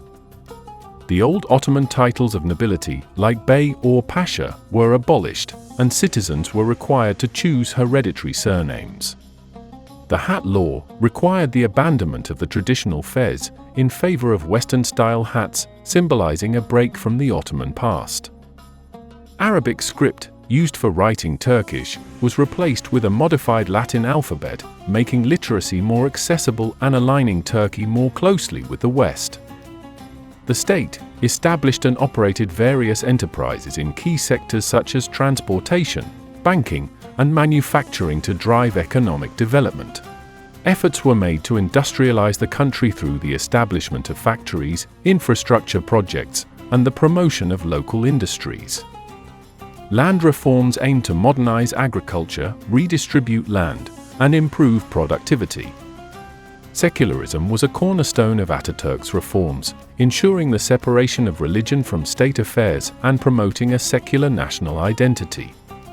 The succession of the Caliphate, dating back to Muhammad, which the Ottomans had claimed from the Abbasids in the 1500s, was abolished. Law was based on the Swiss Civil Code, which replaced the Islamic Sharia law, modernizing family law and granting women equal rights in marriage, divorce, and inheritance. Women were granted the right to vote and stand for election in 1934, and reforms were introduced to promote gender equality in education and the workforce. Religious influence on public life was minimized, with measures such as the closure of religious courts and dervish lodges, and the prohibition of religious attire in public institutions. By Atatürk's death in 1938, the Ottoman Empire had been replaced by the new, modern Turkish nation. Just to the east was Iran, a nation that stayed neutral during the Great War. Since 1789, it continued to be ruled by the Qajar dynasty, who established their capital at Tehran, in a more easily defended mountainous region. Throughout the 19th century, Iran suffered significant territorial losses to Russia in the Caucasus region. The Qajar rulers later faced increasing interference from the British, who sought to extend their influence in Iran as part of the Great Game. By the early 1900s, growing dissatisfaction with corruption and foreign influence led to the Constitutional Revolution. Intellectuals, merchants, and clerics demanded reform, and in 1906, the Qajar Shah was forced to accept a constitution, leading to the establishment of the Majlis, or parliament, and a constitutional monarchy. But the discovery of oil reserves further strengthened foreign presence, with profits being siphoned to British investors. Iran declared neutrality during World War I, but the country became a battleground for Ottoman, Russian, and British forces, causing significant social and economic disruption. In 1921, Reza Khan, a military officer, led a coup against the weak Qajar government, and by 1925, he had consolidated power and was crowned Reza Shah, establishing the Pahlavi dynasty. Reza Shah quickly implemented a series of modernization and secularization reforms, including the development of infrastructure, centralization of government authority, and the reduction of clerical power. He introduced Western-style legal codes, changed the traditional dress code, and encouraged the adoption of Western customs and education. In 1935, he formally had the name of the nation changed from Persia, requesting all foreign delegates to refer to it as Iran. Though formerly a constitutional monarchy, Reza Shah's rule ended up being an authoritarian military dictatorship as he bypassed parliament and suppressed political dissent and ethnic minorities. Over to the west, in the land between the rivers, Mesopotamia had been under Ottoman rule since the 1600s, divided into three main provinces: Mosul, Baghdad, and Basra. The region was ethnically and religiously diverse, including Arabs, Assyrians, and Kurds in the northern mountains. By the end of the war, British forces had occupied most of the region, ending centuries of Ottoman control. When the League of Nations established the mandate system to administer former Ottoman territories, they allocated the mandate of Mesopotamia to Britain. But widespread dissatisfaction with British rule led to the Iraqi Revolt of 1920, involving various tribes and communities. The revolt was suppressed by British forces, but it highlighted the need for changes in governance, and the mandate for Mesopotamia was scrapped in favor of the creation of the Kingdom of Iraq, which still remained heavily under British influence. To gain local support and stabilize the region, the British installed Faisal ibn Hussein as the King of Iraq in 1921. The British and the new Iraqi government signed the Anglo-Iraqi Treaty in 1922, establishing a constitutional monarchy under Faisal and outlining the terms of British influence and military presence in the new Iraqi kingdom. But throughout the 1920s, nationalist sentiments continued to grow among Iraqis, demanding full independence from British control. Further negotiations led to new agreements in 1926 and 1927, progressively reducing British control and paving the way for independence. 1932 was momentous, as on October 3, Iraq was officially granted independence and admitted to the League of Nations, ending the British mandate. This marked the establishment of the Kingdom of Iraq as a fully sovereign state under King Faisal I. Faisal had been part of the House of Hashemite and had been instrumental in the Arab Revolt during World War I, but there had been major anti-imperial movements dating back to the 1700s, especially in the rolling sands of Arabia. The Ottomans had nominal control of the Arabian Peninsula, but struggled to maintain control over the interior, which was still governed by different Arab societies. The most prominent of these was led by the House of Saud, established in the 18th century by Muhammad bin Saud. This would become the royal family that would form Saudi Arabia. The first Saudi state was founded in 1744 in alliance with the religious leader Muhammad ibn Abdul Wahhab. He advocated for a puritanical form of Islam, now known as Wahhabism. It called for a return to the pure and original practices of Islam, rejecting what was seen as corruptions and innovations. This state was centered in Diriyah, but it grew too large and alarmed the Ottomans once the holy cities of Mecca and Medina were captured. Ottoman Sultan Mahmud II ordered Muhammad Ali Pasha in Egypt to suppress the Saudi rebellion and restore Ottoman control, and by 1818, the first Saudi state was dissolved.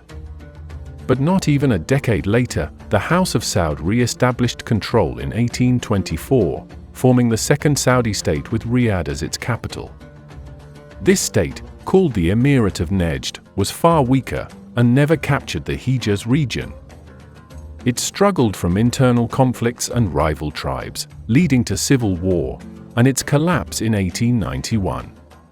In 1902, Abdulaziz ibn Saud began his own campaign over the next 3 decades to unify the Arabian Peninsula.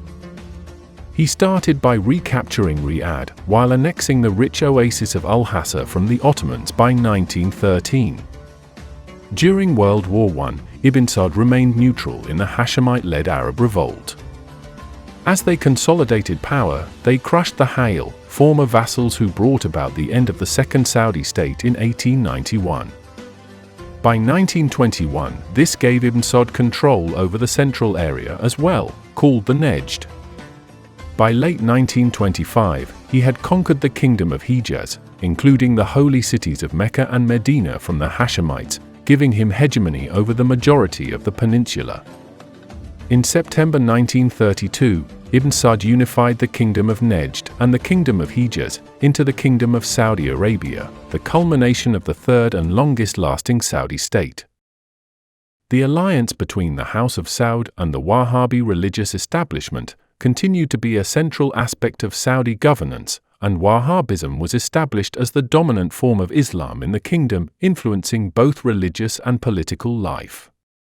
Ibn Saud centralized power, established a national government, and began to modernize the administrative structure of the country.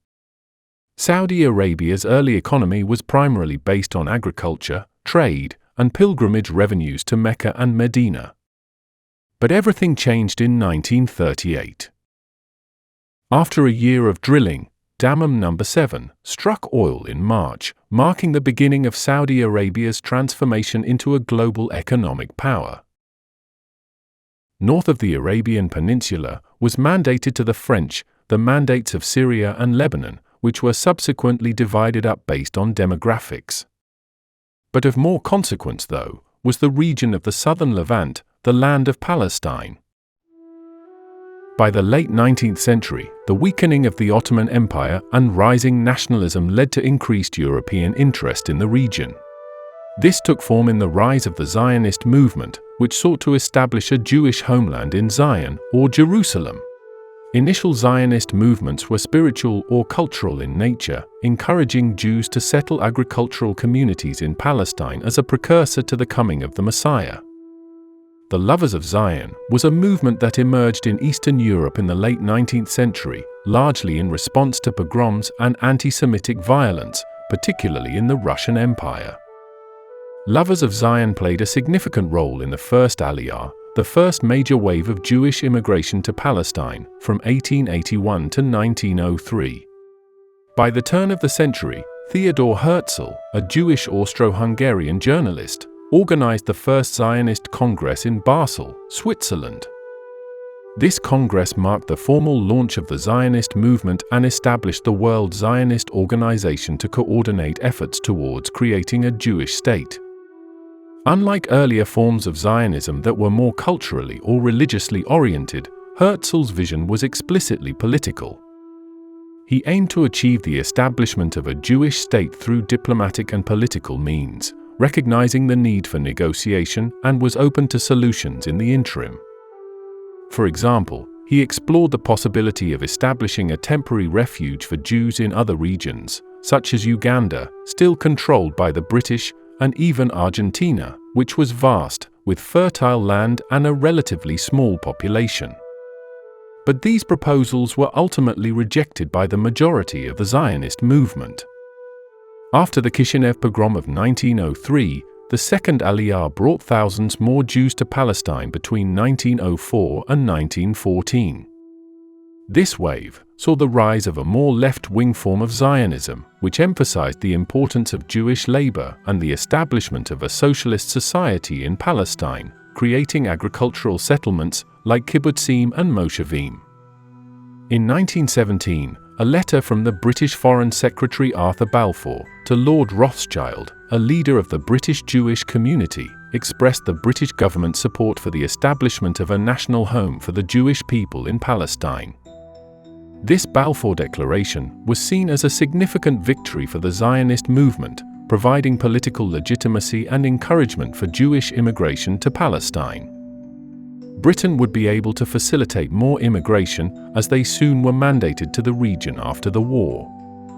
Following the declaration, Jewish immigration to Palestine increased, particularly during the Third Aliyah from 1919 to 1923 and Fourth Aliyah from 1924 to 1928. But there was one major problem. During World War I, the British had made various promises to Arab leaders to gain their support against the Ottoman Empire, promising the Hashemite king of Hijaz an independent Arab state, but the exact region was deliberately left ambiguous. It was interpreted by the Arabs to include most of the Arabian Peninsula and the Levant, from Aleppo in the north to Aden in the south. But the British reneged on their promise and signed a secret treaty with France to divide up these former Ottoman lands between themselves. These borders were slightly changed and finalized after the Mandate System and Turkish War of Independence, but they became the basis for the modern Middle East. Mandatory Palestine was a strategic geopolitical location as it was between the Suez Canal and the oil-rich areas of the Middle East, and it also allowed them to support and facilitate Jewish immigration. At the end of the war, the British attempted to rectify the situation with the Hashemites by supporting Hussein's rule in the Hijaz and the establishment of his sons as rulers in newly created states, with Iraq under Faisal and the creation of Transjordan under the leadership of Abdullah. The Arab population in Palestine opposed the Balfour Declaration, fearing that the establishment of a Jewish national home would lead to their displacement and loss of political control. The result was increased tension between Jews and Arabs, protests and violent clashes. The first major outbreak of violence occurred during the Nebi Musa festival in 1920 in Jerusalem. Further violence erupted in Jaffa in 1921, after a confrontation between two rival Jewish socialist groups was joined by the local Arab population. Arab leaders and communities organized to oppose the Balfour Declaration and Jewish immigration. The Arab Higher Committee, under prominent leaders like Grand Mufti Amin al-Husseini, emerged as a political force advocating for Arab rights. The Zionist movement organized through the Jewish Agency, which coordinated immigration, land purchases, and settlement activities, lobbying the British government and international community. But the broader promise of an independent and unified Arab state was not honored, leading to lasting tensions and disputes in the region. Nearby, the Khedivate of Egypt had been occupied by the British from 1882, although it remained nominally under Ottoman sovereignty.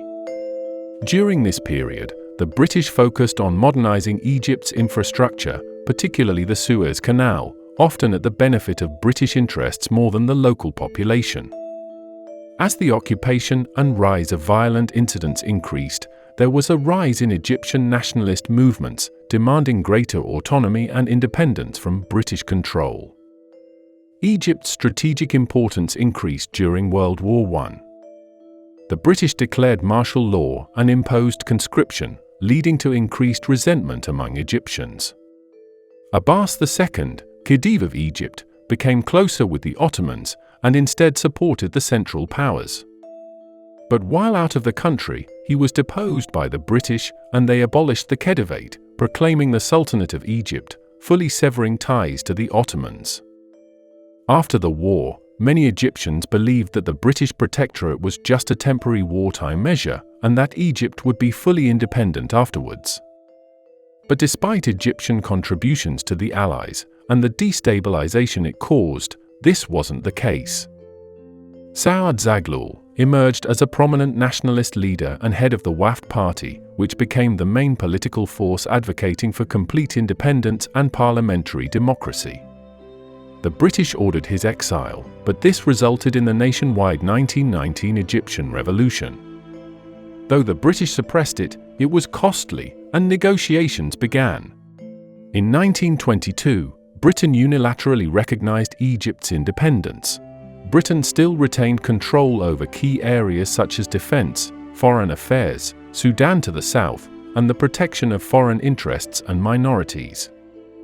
Egypt's Sultan became King Fuad I of the new Kingdom of Egypt.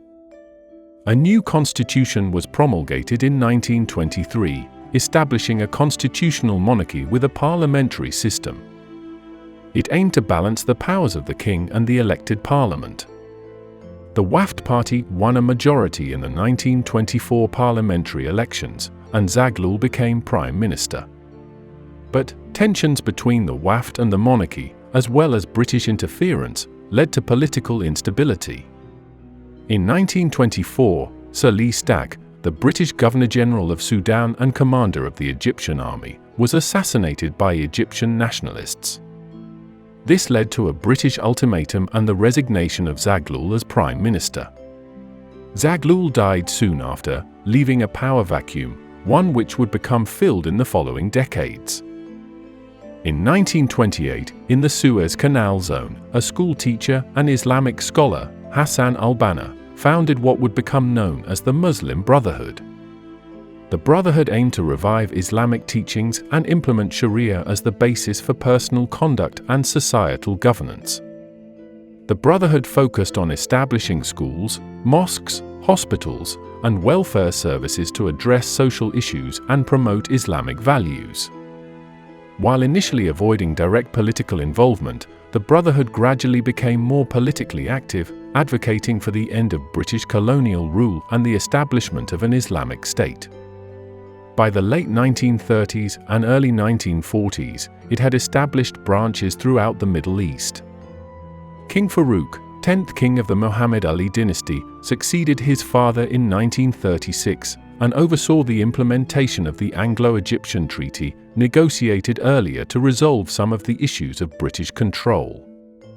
It provided for the withdrawal of British troops from most of Egypt, except the Suez Canal zone, and acknowledged Egypt's sovereignty while maintaining British influence in defense and foreign affairs.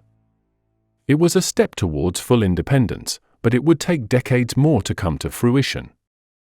Alongside nationalism, another ideology was slowly spreading, that of Marxism. Initially, its spread outside of Europe was sluggish, as it didn't yet resonate with agrarian workers or those under colonial rule.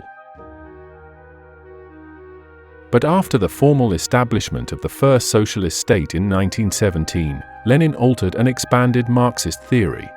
In 1920, after the failure of revolution in Europe, Lenin began to target non-Western regions of the world, aligning with the new anti-imperial movements taking shape. Lenin devised a strategy to ally with the lower classes and unite with the middle classes and bourgeoisie in order to first get rid of the imperialist powers and create their own national liberal democracy. Only then would the working class be in a position for proletarian revolution against the bourgeoisie.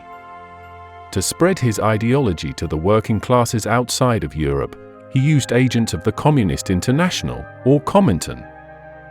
Its primary goal was to promote and support a global revolution and to coordinate the activities of communist parties worldwide. The Comintern supported anti-colonial movements and liberation struggles in Asia, Africa, and Latin America. By the mid-1920s, most Asian states had a Marxist party. The one that would become the most consequential was in the Far East. We had last left China after the fall of the Qing and birth of the Republic. The Republic of China was officially established, with Yuan Shikai, a former Qing general, succeeding Sun Yat-sen as president in 1912. Despite the establishment of the Republic, China still remained fragmented. Yuan Shikai and his Beiyang government attempted to consolidate power, and in 1915, he declared himself emperor, signaling a rebirth of the Chinese Empire. But his actions led to widespread opposition. Sun Yat-sen's party, now called the Kuomintang, or Nationalist Party, launched a second revolution in 1913, but it was poorly planned and failed, with many of its leaders, including Sun Yat-sen, fleeing to Japan. Following Yuan's death in 1916, China entered a period of political fragmentation and chaos known as the Warlord era. Officers in his Beiyang army and regional warlords wielded significant power, leading to continuous conflict. During this time, in response to the Republic's instability and failure to modernize, a group of intellectuals from Peking University promoted a new form of progressive thought called the New Culture Movement. It aimed to leave Confucian ideals in the past and make Chinese society more egalitarian and democratic. Founded in 1915, The New Youth was an influential magazine that became the primary platform for New Culture Movement intellectuals to disseminate their ideas. It published essays, critiques, and literary works advocating for reform and modernization. It became popular with the urban middle class and young intellectuals, but never resonated with the majority of the Chinese population who remained rural and were more concerned with their daily routine. Marriages became less bound by duty and roles, and the concept of family and filial piety was criticized. Women began taking work positions alongside other men. Though these trends grew, tradition still remained the status quo for even most of the urban middle class. The New Culture Movement also borrowed heavily from Western art, with artists and writers making work depicting the ever-changing culture and embracing it. From this came further cultural and political change. This began on May 4, 1919, with student protests in Tiananmen Square in Beijing against the Treaty of Versailles, which awarded the German-held territories in China to Japan rather than to China. The May 4th movement marked a national awakening and turning point in Chinese history, as the New Culture Movement soon split, with some shifting their focus from cultural and intellectual reform to more immediate political and nationalistic goals. Power was still decentralized after Yuan Shikai's death, but in the vacuum, Sun Yat-sen returned from Japan, seeking to unify the country and continue the revolutionary cause. As the imperialist powers didn't want to see China become unified against them, the KMT had to seek out assistance from the Soviet Union. The Chinese Communist Party, or CCP, was founded in July 1921 in Shanghai, influenced by the success of the Russian Revolution and Marxist-Leninist ideology. The CCP initially faced significant challenges, operating underground and struggling to gain mass support. At the urging of Comintern agents, the CCP sought out an alliance with the nationalists, part of Lenin's strategy. Sun Yat-sen's goals were foremost to reunite China and drive out the imperialist forces, coinciding with the CCP, so in 1923, an alliance between the two parties was made. They trained an army, and in 1926, they marched out to unify China and end the rule of the warlords. This was known as the Northern Expedition. Sun Yat-sen had died in 1925 but was succeeded by Chiang Kai-shek. He was much more hostile to leftists, and in 1927, Chiang Kai-shek launched a purge against the communists in Shanghai, leading to a civil war between the KMT and the CCP. Many fled into the city. Some, like a young Mao Zedong, fled to the hills. The CCP attempted to stage uprisings, including the Autumn Harvest Uprising led by Mao, but these were largely unsuccessful. The CCP retreated to rural areas to reorganize and build support. Mao believed if a socialist revolution was to come to China, as it had in Russia, it needed to be based more on the peasantry and farmers than on the factory workers. A revolution from the country, not the city. Mao himself was from the countryside and attempted to organize rural villages for revolution during the Northern Expedition.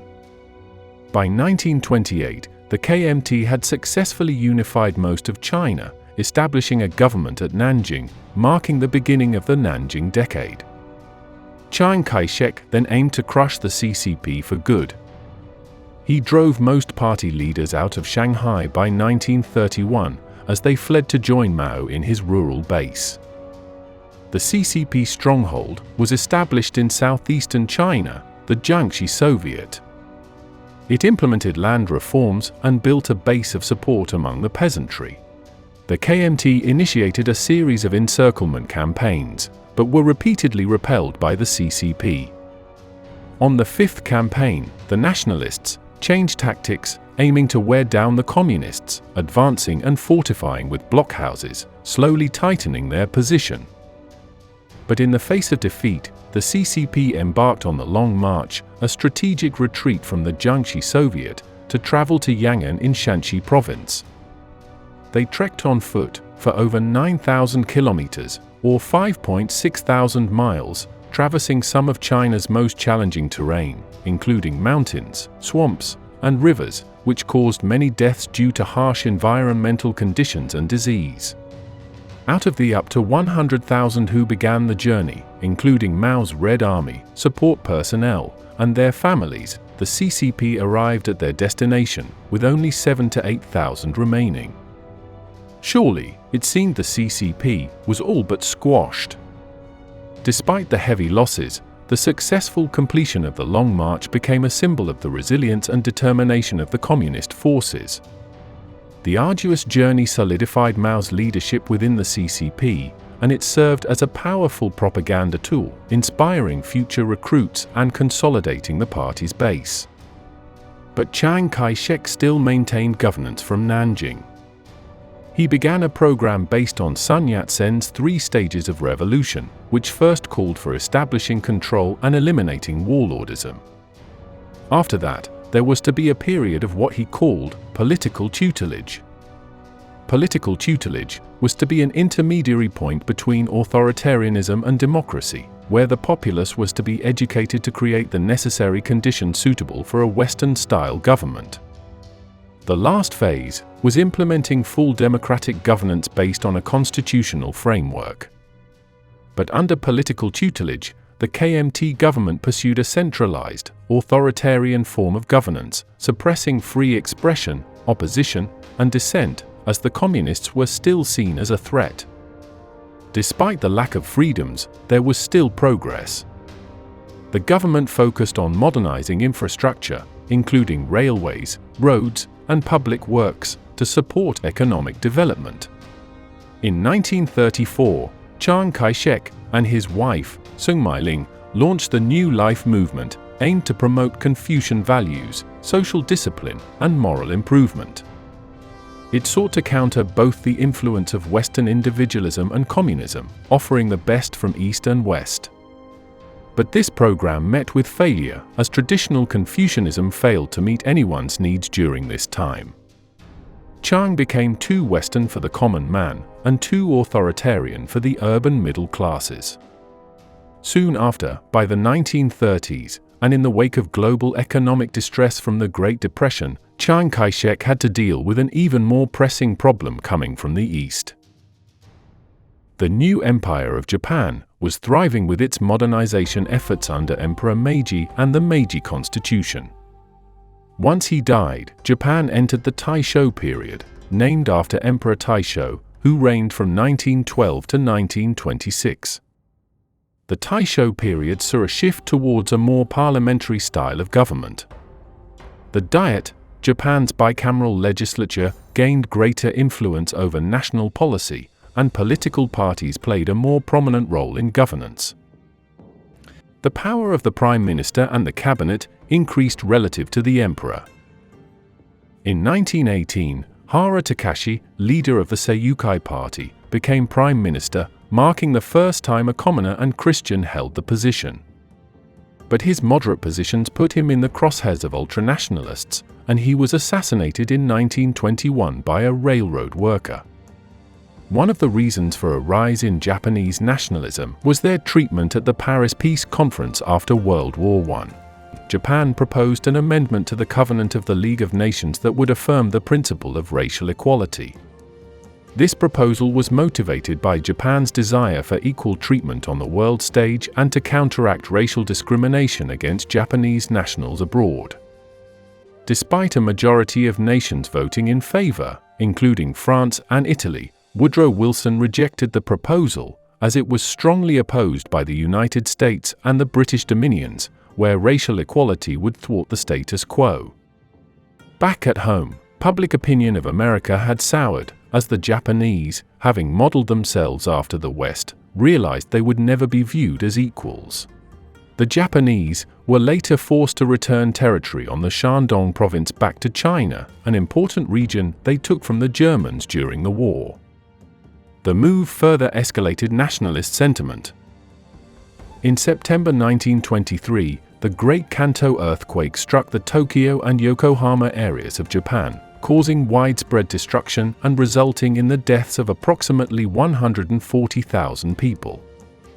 The earthquake, with an estimated magnitude of 7.9, triggered devastating fires, landslides, and a tsunami, profoundly impacting Japanese society and infrastructure. Decades of progress had been wiped out, but the Japanese retained their unity and determination. They would rebuild. In 1925, the general election law was enacted, granting universal male suffrage to all men aged 25 and older, significantly expanding the electorate. This reform marked a major step towards democratization, although women were still excluded from voting. Japanese culture became a hodgepodge of creativity from all ideological spheres. The I novel, or shishosetsu, was a genre of Japanese literature with an autobiographical nature and introspective style. This genre often blurred the line between fiction and reality, as authors drew heavily from their own personal experiences, emotions, and inner lives to craft their narratives. Often considered the master of the I novel, Shige Naoya's works such as At Kinosaki and A Dark Night's Passing are seminal examples of the genre. Japan experienced an economic boom after World War I, benefiting from increased industrial production and exports rivaling Western powers who had been at the forefront for over 100 years. One of the main drivers of this economic success was the financial clique, or zaibatsu. The zaibatsu refers to family-controlled corporate conglomerates that dominated the Japanese economy from the Meiji period. Zaibatsu conglomerates spanned multiple industries, like banking, manufacturing, mining, shipping, and trade. This diversification helped them mitigate risks and capitalize on various economic opportunities. Some major zaibatsu included Mitsubishi, Mitsui, Sumitomo, and Yasuda. The zaibatsu wielded considerable political power, influencing government policies and decisions. Their leaders often held key positions in government advisory councils and other influential bodies. As banking and industry boomed, more peasants left the countryside to move to the cities for work, leading to a surge in the urban poor. During the 1920s, Japan's foreign policy has been dubbed Shidahara diplomacy, an approach primarily associated with Foreign Minister Shidahara Kijuro. Shidahara's diplomacy was based on a commitment to international cooperation, peaceful resolution of conflicts, and adherence to international agreements. Shidahara supported Japan's participation in the Washington Naval Conference, which aimed to prevent naval arms races and promote stability in the Pacific region. The conference resulted in the Five-Power Treaty, which limited naval capacities among major powers, including Japan. In 1928, Japan signed the Kellogg-Briand Pact, which condemned war as a means of resolving international disputes and promoted peaceful diplomacy. Though Shidahara diplomacy maintained peace, it faced significant opposition from militarists and nationalists within Japan, who favored a more aggressive and expansionist foreign policy. Industrialists, who had profited from Japan's imperialism, depended on the raw materials and resources found abroad. These groups criticized Shidehara's diplomacy as weak and detrimental to Japan's national interests. The Taisho era ended with the death of Emperor Taisho in 1926 and the subsequent rise of Hirohito, or Emperor Showa, marking the beginning of the Showa period. With the onset of the Great Depression, Japan's more moderate policies had fallen by the wayside, leading to the decline of support for Shidehara's diplomatic approach. Ultranationalists, industrialists, and military officers took the reins, advocating for a break with the United States and Britain, and more aggressive expansionism. Taisho democracy, instead of a stepping stone towards liberalism, was fleeting, as its fragile democratic gains were quickly undone by the resurgence of authoritarian and militaristic forces. The final stop on our global journey this episode will be Latin America, where nationalism took a slightly different form. Latin America was mostly free of colonial governance after the Wars of Independence, which you can check out here. Their economy relied mostly on agricultural exports rather than industry. In the vast pastures of Argentina, cattle were raised to produce beef, while the Caribbean relied on sugarcane. Central America would come to be known for its banana production, and its nations colloquially called banana republics. During the early 1900s, the US imposed its international economic power on Latin America through what was called dollar diplomacy. This policy was particularly prominent during the administration of President William Howard Taft and continued in various forms in the 1920s. It aimed to promote American commercial interests, stabilize Latin American economies, and reduce European influence in the Western Hemisphere.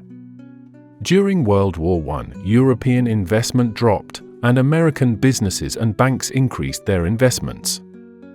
A series of American military interventions and occupations took place in Cuba, the Dominican Republic, Haiti, Honduras, and Nicaragua to protect American interests and investments, and would prop up friendly local dictators like Fulgencio Batista of Cuba or Vicente Gómez of Venezuela. Collectively, these eventually became known as the Banana Wars.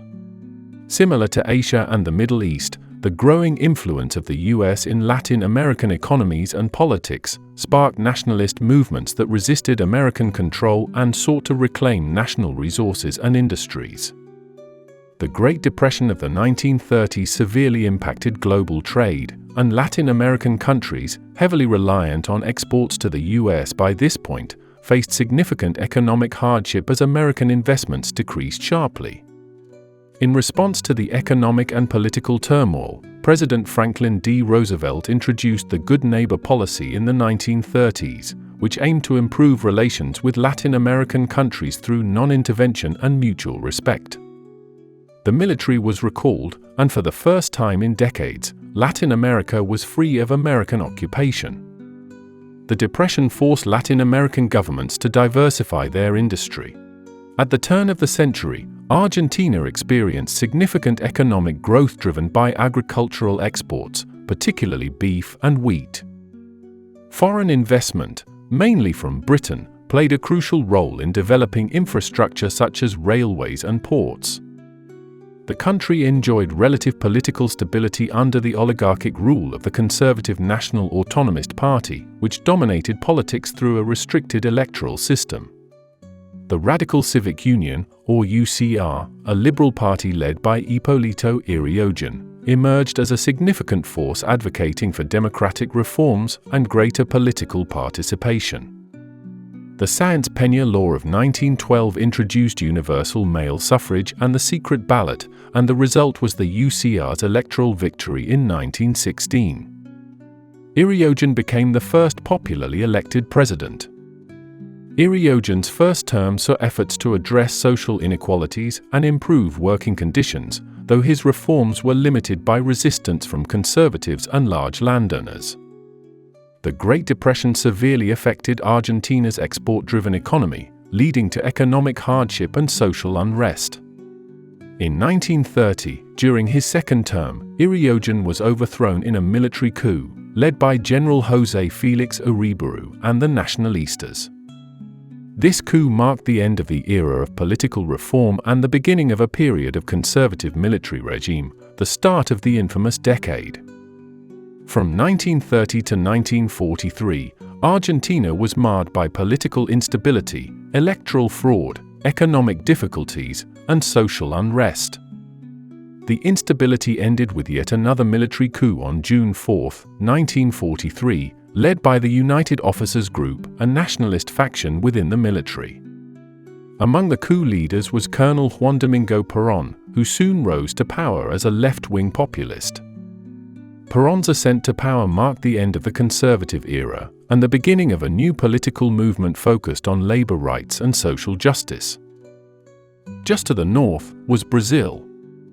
The Brazilian Empire had dissolved with the deposition of Emperor Pedro II after a reign of 58 years. This led to the creation of the Old Republic, Brazil's first republican government. Though nominally it was a constitutional democracy, power was centralized in the hands of local coronels, powerful landowners, and political influencers. The state became an oligarchic republic, dominated by the coffee-growing elites of São Paulo and the dairy farmers of Minas Gerais, known as the coffee with milk politics. The economy was heavily dependent on coffee exports, which accounted for a significant portion of Brazil's revenue. The rubber industry, based in the Amazon basin, declined sharply due to competition from Southeast Asian rubber plantations, which were more efficient and cost-effective, while World War I disrupted coffee exports, prompting Brazil to diversify its economy as well. Industrialization began to take root, particularly in textiles and manufacturing. Urbanization and the growth of the working class led to increased social tensions and demands for labor rights.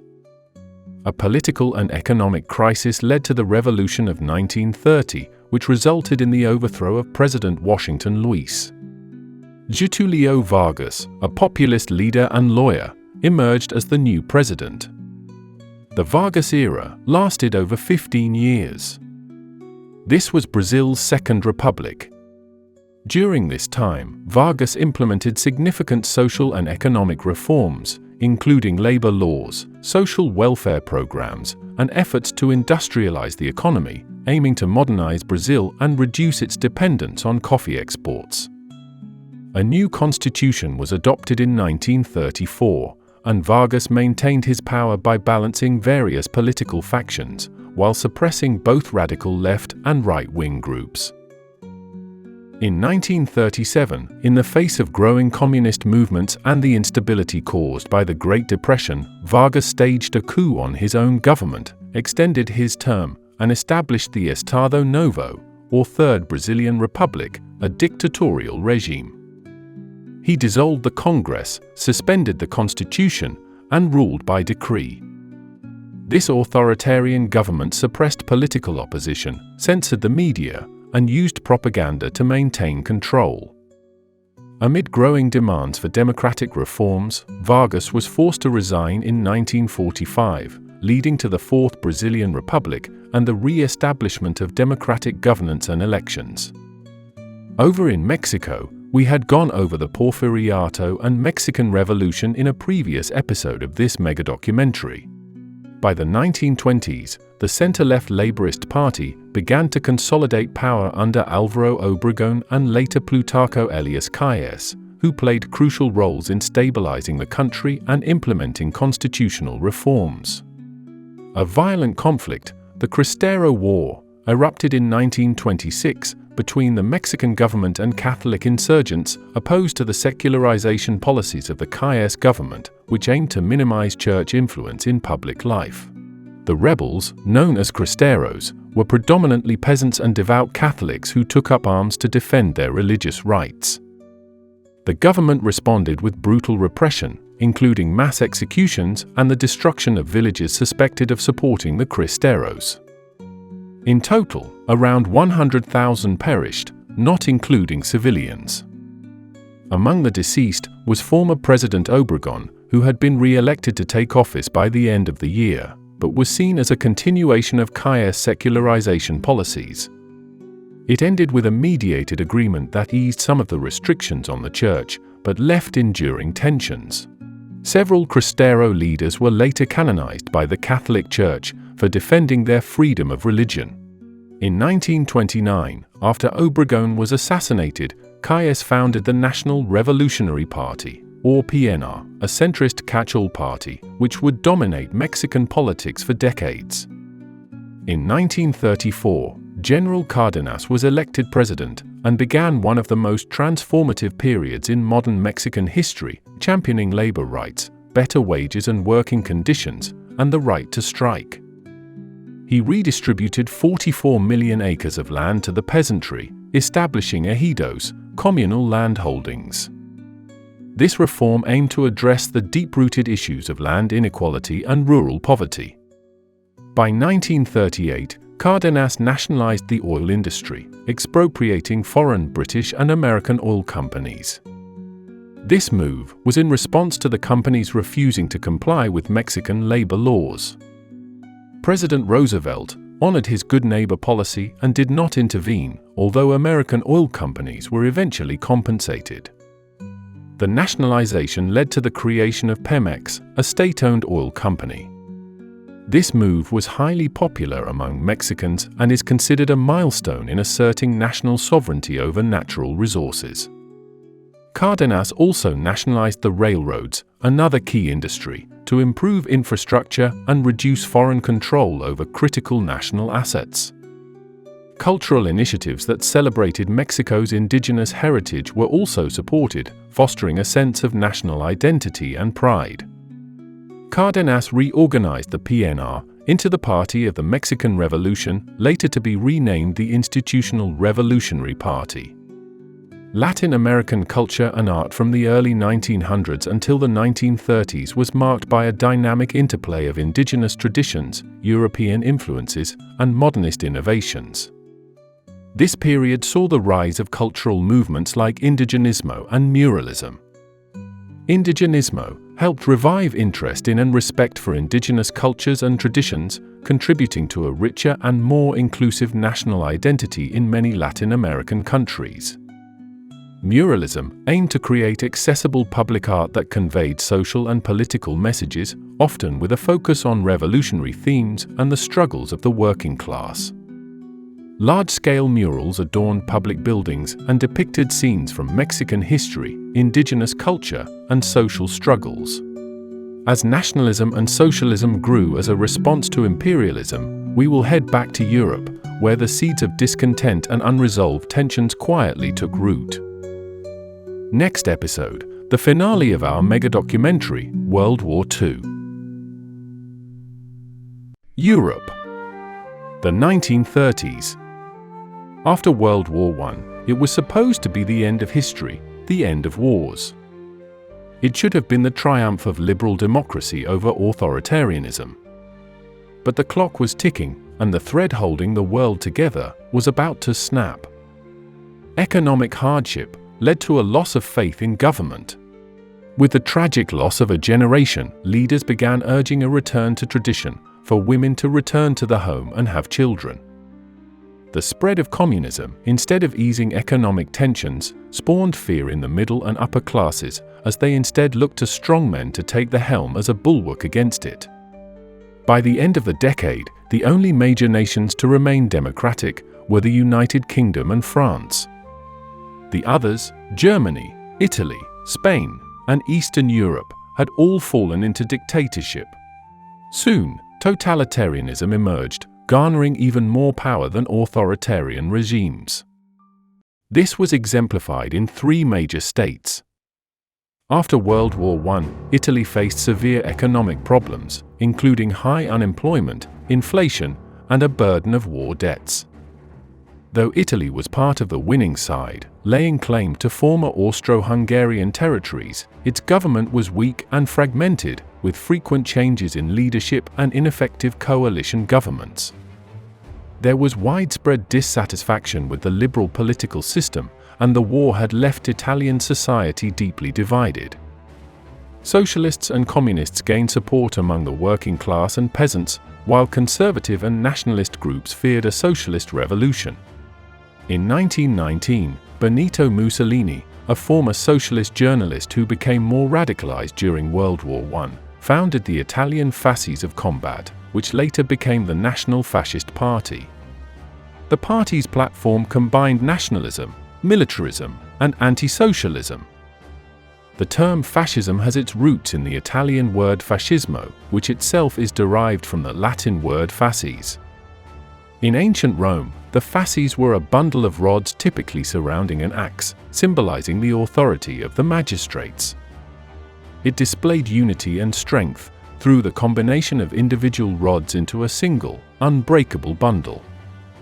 Mussolini organized the Blackshirts, or squadristi, paramilitary groups to use violence and intimidation against socialists, communists, and trade unions. The Blackshirts carried out violent attacks, strikes, and demonstrations to create a sense of chaos and disorder. Mussolini made strategic alliances with conservative politicians, the military, and the monarchy, positioning himself as a defender of law and order.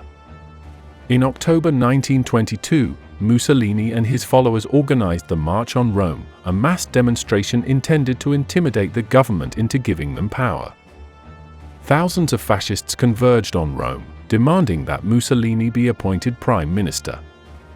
King Victor Emmanuel III, fearing civil war and believing that Mussolini could restore order, refused to declare martial law and instead invited Mussolini to form a government, and on October 31st, Mussolini was appointed Prime Minister of Italy.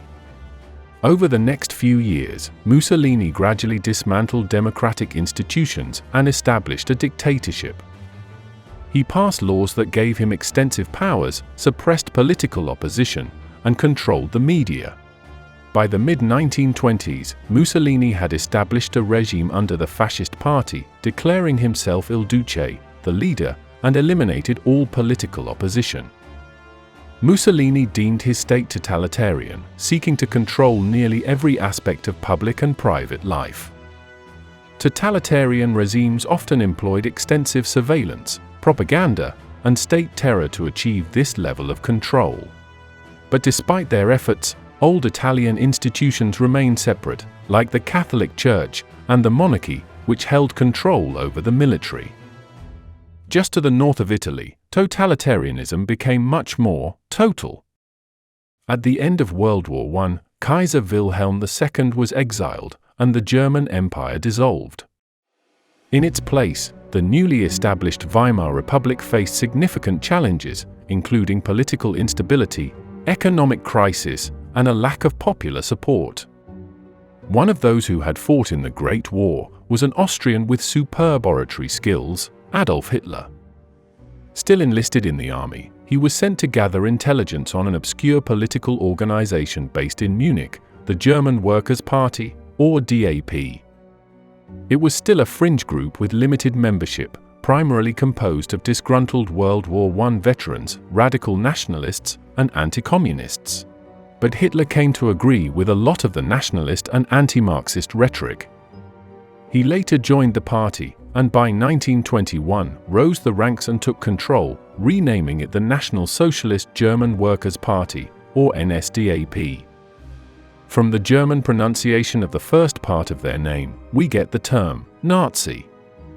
Hitler turned the old DAP from a small debate club into a political movement. The term National Socialist was meant to broaden their appeal, especially among the working classes. But instead of Marxist socialism to unify workers, National Socialism instead emphasized unity among all racially pure Germans, transcending class differences for the sake of national unity. In just 2 years, membership went from the hundreds to the tens of thousands. Taking cues from Mussolini and Fascist Italy, Hitler adopted their Roman salute, which we now associate with the Nazis. Despite claims that the salute originated in ancient Rome, there is sparse evidence for this, and its prominence in the fascist movement is mostly attributed to Gabriele D'Annunzio, an Italian poet and aristocrat. Hitler also attempted to mirror Mussolini's coup, the March on Rome, with his own governmental takeover. In 1923, around 2,000 Nazis descended on the city center of Munich, with the goal of taking the city as a base to launch a march on the Weimar government.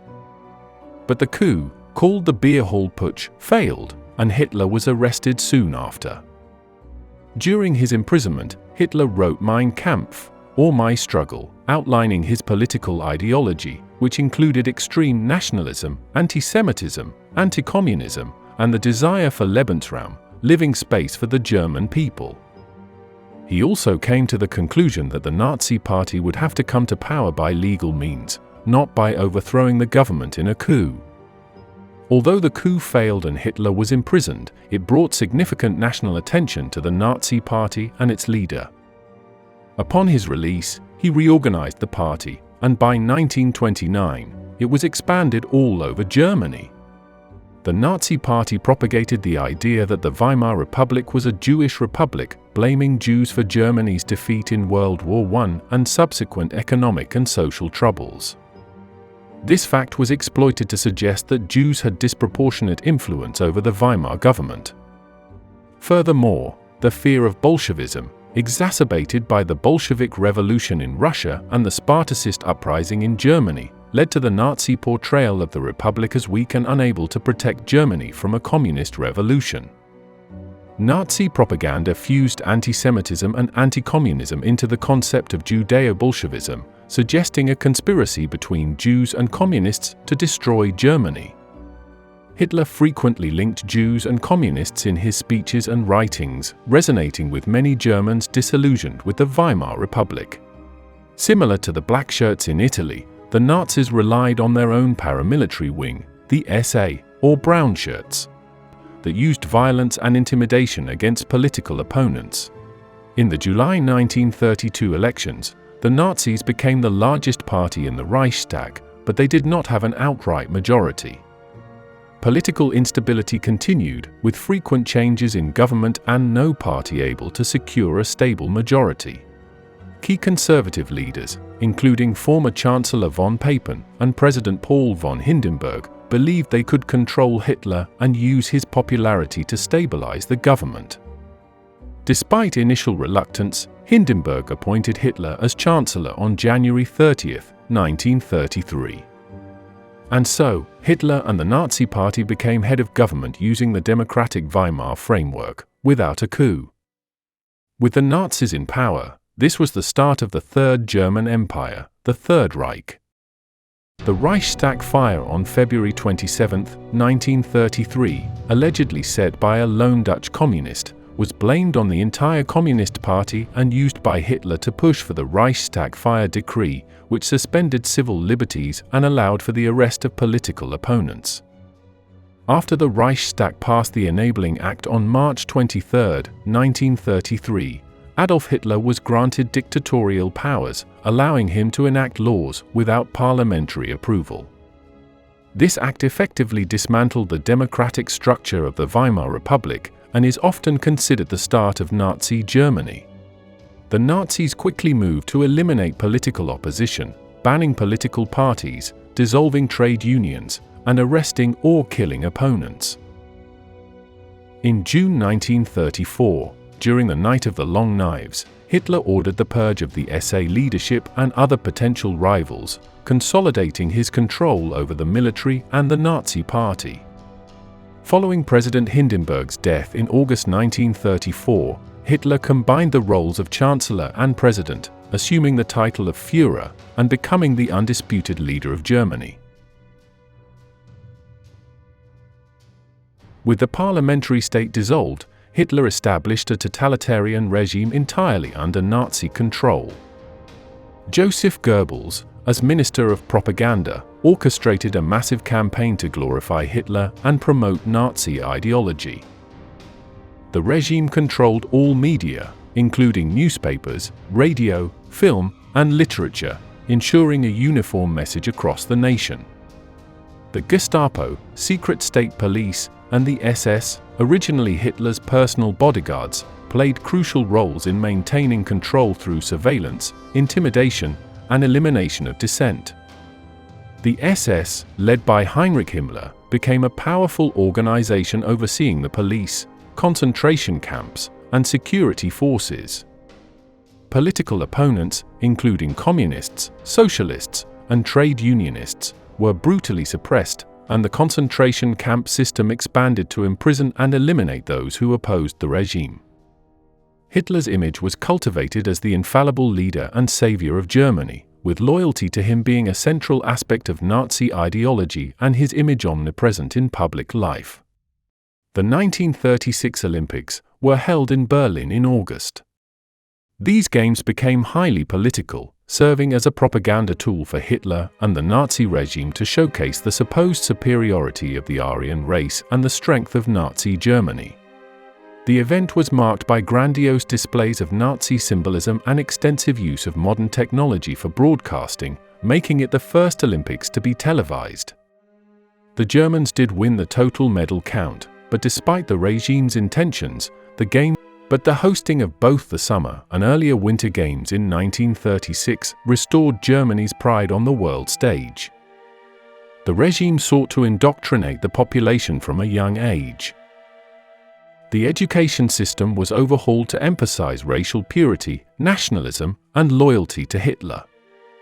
Youth organizations, such as the Hitler Youth and the League of German Girls, were used to inculcate these values in the younger generation. Though women were allowed to work in certain fields like nursing or social work, they were expected to primarily be bearers of children and housekeepers. The regime imposed strict controls on culture, including art, music, theater, and film, to ensure they aligned with Nazi values. Weimar Germany was the center of the European modern artistic movements, like the Bauhaus, but modernist and avant-garde art were condemned as degenerate. From July to November 1937, the Degenerate Art Exhibition was organized as part of a broader campaign to vilify and eliminate modern art that did not align with Nazi ideology and aesthetic values. Modern art movements such as Expressionism, Dadaism, Cubism, and Surrealism were condemned as reflective of a morally decayed society. The exhibition, orchestrated by Joseph Goebbels, the Minister of Propaganda, featured artworks confiscated from German museums and private collections. The display was deliberately chaotic, with paintings and sculptures, accompanied by derogatory graffiti and labels mocking the artists and their work. The exhibition attracted over 2 million visitors, generating significant public interest and inadvertently exposing many to modern art for the first time. Following the exhibition, many of the artworks were destroyed, sold abroad, or hidden away, as the Nazis continued their campaign of cultural repression. The Nazis instead promoted a conservative and classical aesthetic that celebrated traditional Germanic values and German nationalism. They promoted traditional techniques and subjects that were easily understandable and depicted in a clear, literal manner. Approved subjects included landscapes, portraits, depictions of the German peasantry, soldiers, and glorification of the Aryan race. This concept of the Aryan race was a central tenet of Nazi ideology, combining pseudoscientific racial theories with mythological and historical references to create a narrative of racial superiority. The idea of the Aryan race emerged from 19th-century linguistic and anthropological studies. Over time, these linguistic theories were distorted into racial theories, with the Aryan being portrayed as the original, superior race that spread civilization across Europe and Asia. This pseudo-scientific idea was increasingly linked to the belief in the racial superiority of Europeans, particularly Northern Europeans. The Völkisch movement in Germany and Austria emerged near the turn of the century, embracing the idea of Aryan racial superiority.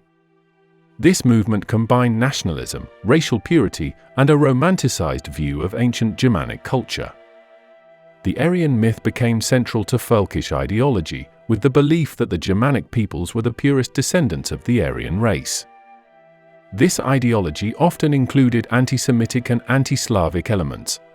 The Nazis drew heavily on Norse and Germanic mythology to build their racial ideology, using figures like Thor and Odin, as well as the heroic sagas of the Norse gods and warriors, to exemplify Aryan virtues of strength, bravery, and purity.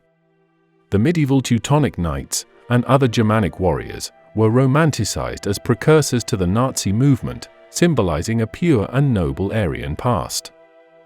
The swastika, an ancient symbol used in various cultures including Hinduism and Buddhism, was adopted by the Nazis as the emblem of the Aryan race and the Nazi Party. Though used in the West as a symbol of good luck, one of the first significant uses linking the swastika with anti-Semitism is attributed to the Germanenorden, a German nationalist and anti-Semitic secret society founded in 1912. An offshoot of the Germanenorden was the occultist Tula Society, named after a mythical northern realm, which continued using the swastika as a nationalist symbol. This society was more political and sponsored the German Workers' Party, which eventually became the Nazis. The swastika was officially adopted by the Nazi Party in 1920, with a design featuring a black swastika within a white circle on a red background. The Nazis also appropriated runes and other symbols from Germanic and Norse traditions to evoke a sense of ancient Aryan heritage and power. Massive public works projects, such as the construction of the Autobahn, and military rearmament programs were implemented to reduce unemployment and prepare for conflict. While the Nazis allowed private ownership and profit-making, they exerted significant control over the economy. Industrialists and businesses were expected to align with state goals, particularly in the rearmament effort. The Nuremberg Laws of 1935 institutionalized racial discrimination against Jews, stripping them of citizenship and prohibiting marriage and sexual relations between Jews and non-Jews. These were in part based on discriminatory laws in the United States at the time, but ended up far beyond their American precedents.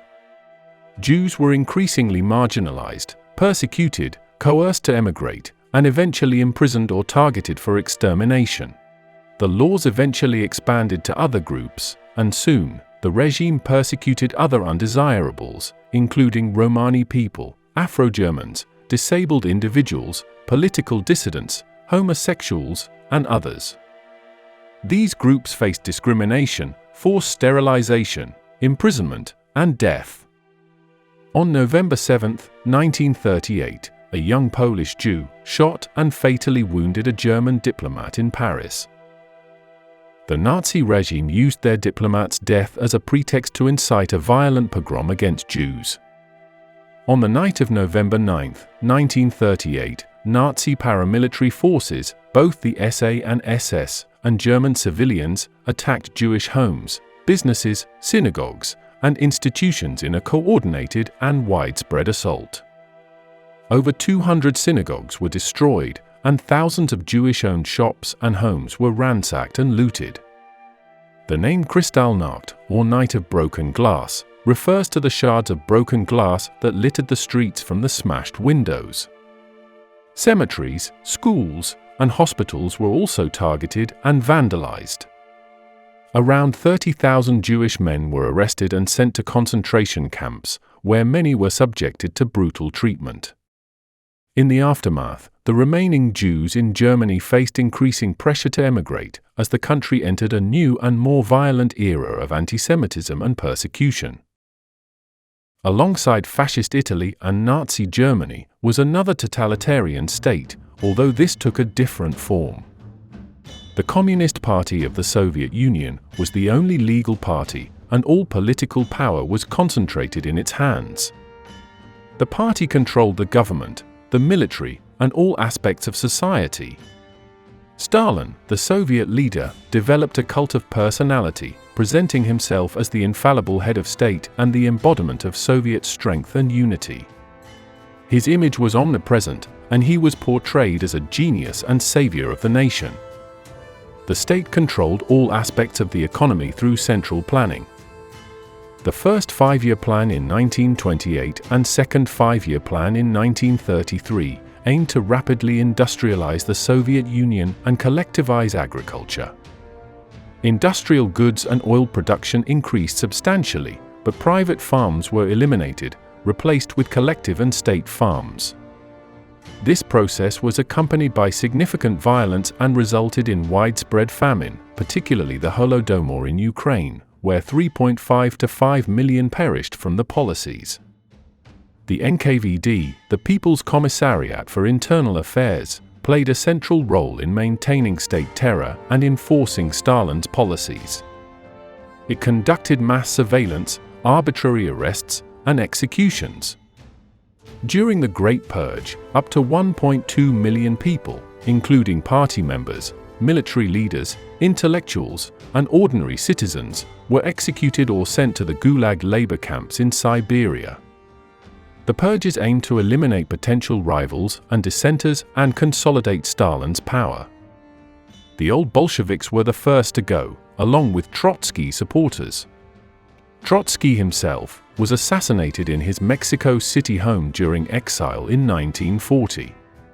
Many European intellectuals, artists, and left-wing sympathizers who had previously admired the Soviet experiment became disillusioned as reports of the purges reached the West. Given the priorities of the five-year plans and the drive for rapid industrialization, there was a strong emphasis on science, technology, engineering, and mathematics education. Technical skills were crucial for building the industrial base and advancing military capabilities. Though easy access to education led to more social mobility, the Stalinist era remained oppressive. Over in Japan, the 1920s had remained moderate during the era of Taisho diplomacy. But Japan's parliamentary system was characterized by frequent changes in government between the two main parties, the moderate center-left Minseito and the moderate center-right Rikken Seiyukai. This fragmentation made it difficult for civilian leaders to effectively address the country's problems and weaken public confidence in democratic institutions. Corruption scandals and perceived incompetence further eroded trust in the civilian government. The global economic downturn of the Great Depression in 1929 severely affected Japan's economy. Exports plummeted, and unemployment soared, leading to widespread social unrest and dissatisfaction with the government's ability to manage the crisis. Many farmers and rural communities faced extreme poverty and hardship, exacerbating social tensions and making radical solutions more appealing. Prime Minister Inukai Tsuyoshi managed to slash prices in order to restore export levels. But more Japanese became disillusioned, and ultranationalists were galvanized. On May 15, 1932, a group of young naval officers assassinated the Prime Minister, advocating for a more aggressive foreign policy and greater military control over the government. A string of assassinations ensued, targeting those promoters of Shidahara diplomacy, a policy promoting peace and pacifism during the 1920s. The powerful industrial conglomerates, or zaibatsu, had close ties with the military and provided them with significant economic and political support, facilitating Japan's rise in militarism. The Japanese military enjoyed a degree of autonomy from civilian control, with the army and navy ministers having direct access to the next emperor, Hirohito. This independence allowed military leaders to pursue their own agendas. A strong sense of nationalism and belief in Japan's destiny as a leading Asian power fueled militaristic ambitions. Military leaders, industrialists, and nationalists believed that Japan needed to expand its territory to secure resources and living space, particularly in East Asia. This expansionist vision was seen as essential for Japan's survival and prosperity. Though much of Southeast Asia was still the domain of the British, French, Dutch, and Americans, there was widespread resentment towards Western countries. The perceived unequal treaties and rejection of the racial equality clause at the end of World War I, along with subsequent racial discrimination against Japanese immigrants, fueled a desire to assert Japan's power and independence in the Pacific. Back in Europe, the relative peace of the 1920s was about to change. Mussolini's regime sought to recreate the glory of the Roman Empire through territorial expansion. This was a policy of spazio vitale, or living space.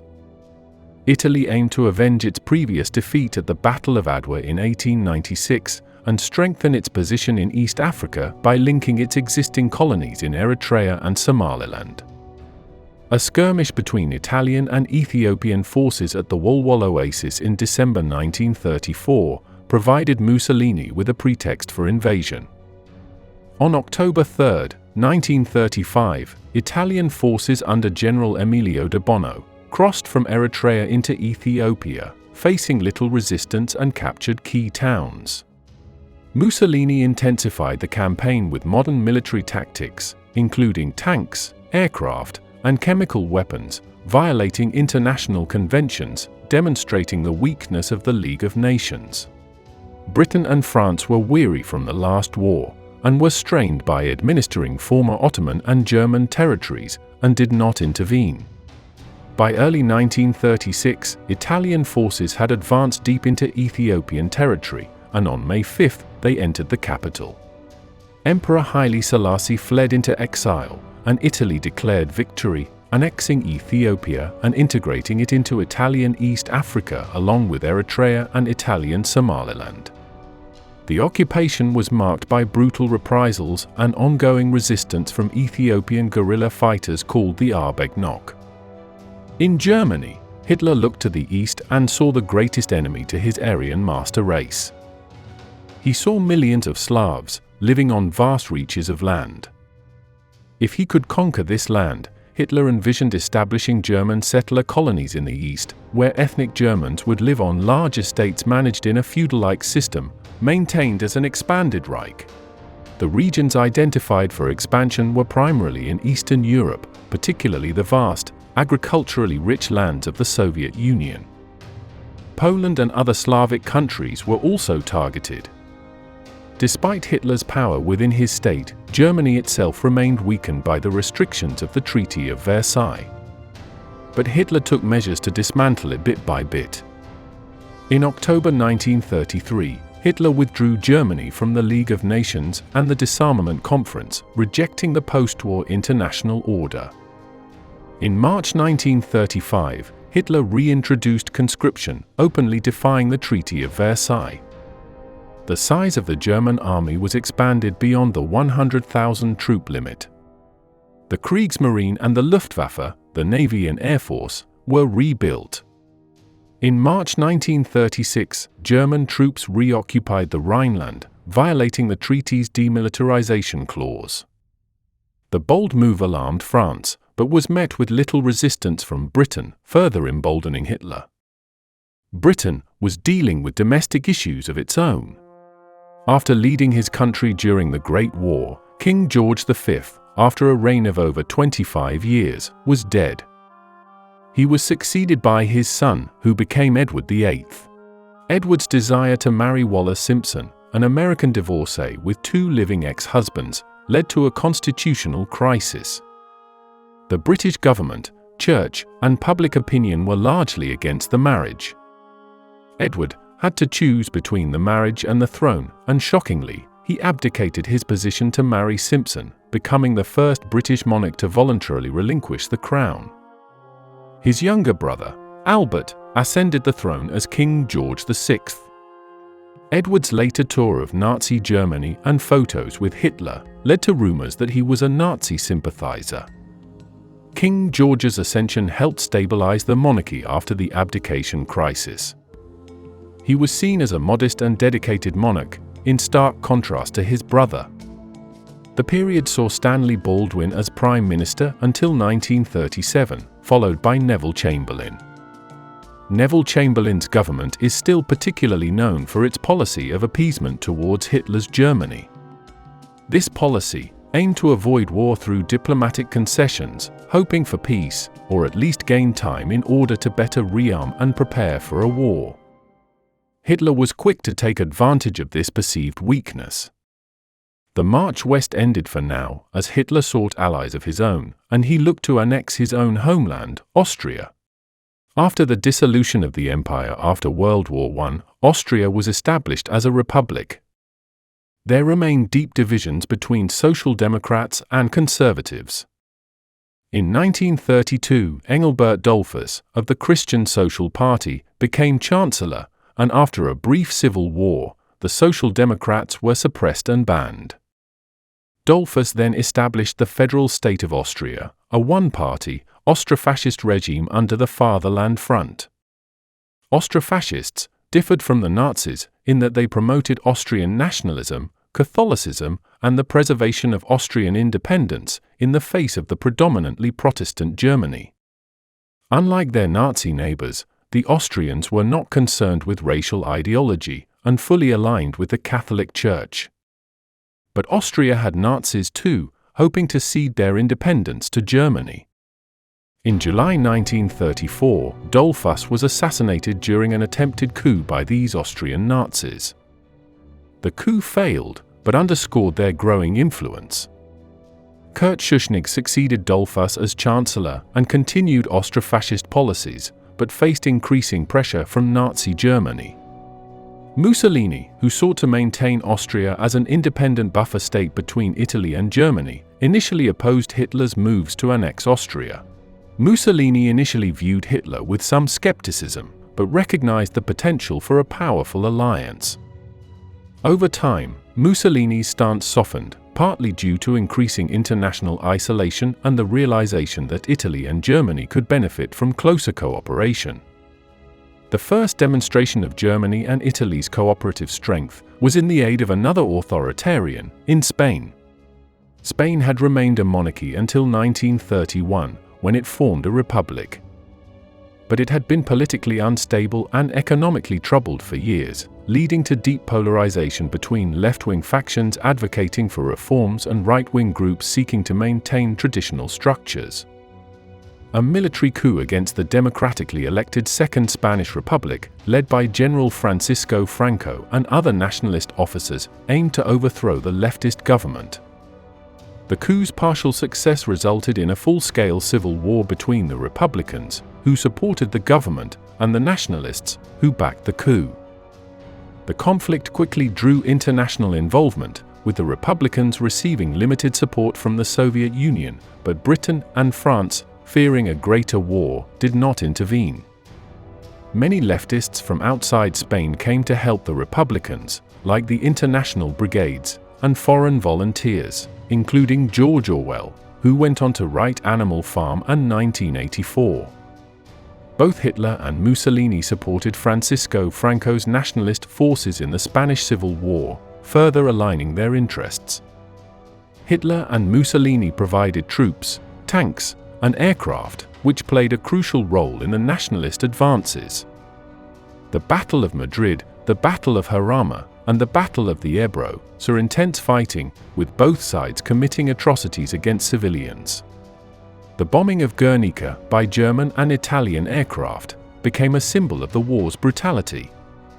The Civil War was a perfect test for Hitler's new panzer tanks and Luftwaffe, but more than this, it showed Britain and France's reluctance to confront him. As the war progressed, leftist infighting and inexperience gave the nationalists the upper hand. Barcelona fell in January and Madrid in March, effectively ending the war. Francisco Franco declared victory on April 1, 1939, as the Republican government fled. Franco then established his own dictatorship and ruled Spain for nearly 40 years. Despite overtures from Germany and Italy for an alliance, the Civil War had taken its toll, and Franco was focused on rebuilding and reliant on Western aid. On October 25, 1936, Italy and Germany made their alliance official with the Rome-Berlin Axis Agreement. The term Axis began as an informal alignment of ideology rather than an official alliance, describing the relationship between Rome and Berlin as the axis around which European politics would revolve. When Mussolini visited Germany a year later, he was thoroughly impressed by Nazi military parades and industrial output. Both nations would later enter a more formal alliance, called the Pact of Steel. Germany and Japan also entered an agreement pledging to oppose the spread of communism. Italy joined this pact as well, further solidifying the alliance between the three nations. By 1938, the Austrian Nazi Party, supported by Hitler, agitated for Anschluss, the joining of Germany and Austria. In an attempt to counter the growing Nazi influence, Schuschnigg announced a plebiscite on Austrian independence to be held on March 13, 1938. But, under immense pressure from Hitler, including threats of invasion, Schuschnigg cancelled the plebiscite and resigned on March 11. The next day, German troops marched into Austria without facing resistance, and many Austrians welcomed them. Austria was then officially annexed into Nazi Germany and renamed Ostmark. A new, Nazi-controlled plebiscite was held in April, overwhelmingly approving the Anschluss. The next target in Hitler's path was a country with a substantial German minority.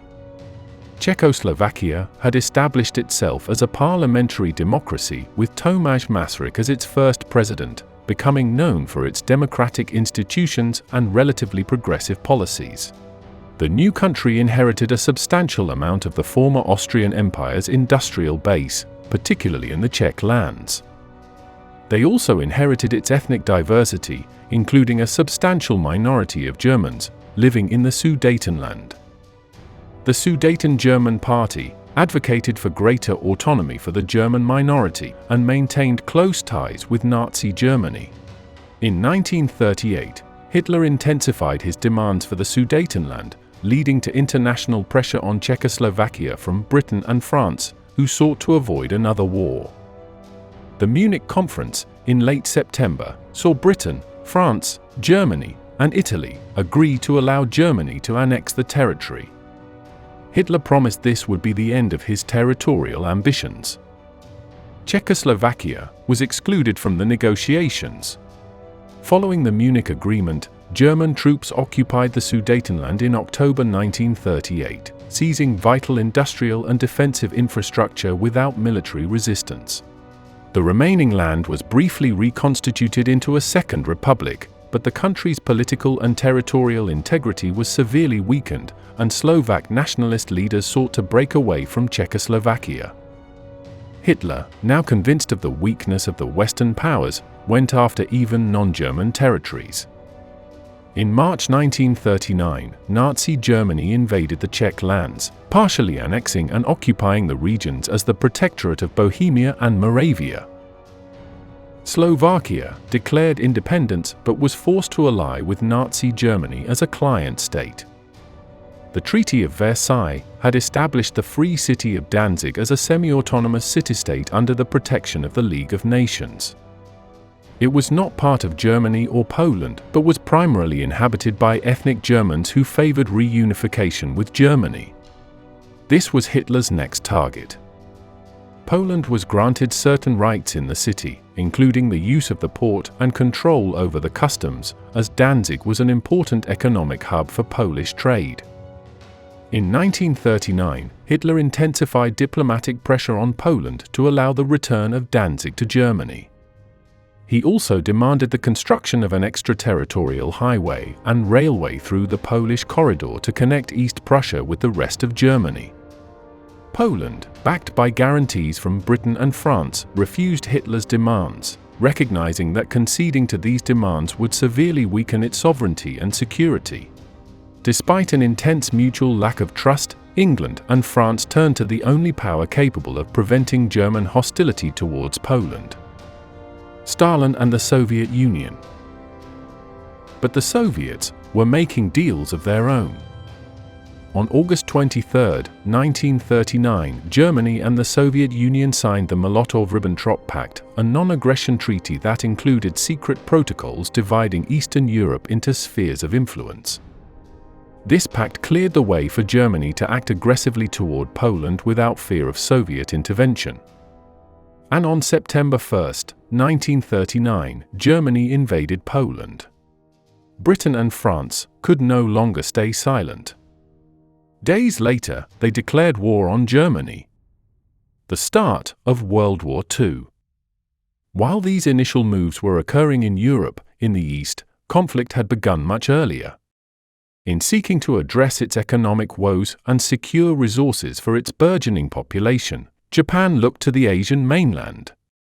The first significant move came in 1931 with the invasion of resource-rich Manchuria in northeastern China. The pretext for the invasion was the Mukden Incident, a staged event where Japanese soldiers blew up a section of the South Manchurian Railway and blamed Chinese dissidents. Using this fabricated excuse, the Japanese Kwantung Army swiftly occupied Manchuria, facing minimal resistance. By 1932, Japan had established the puppet state of Manchukuo, installing the last Qing Emperor, Puyi, as its figurehead ruler. This move was met with international condemnation, particularly from the League of Nations, which deemed Japan's actions illegal.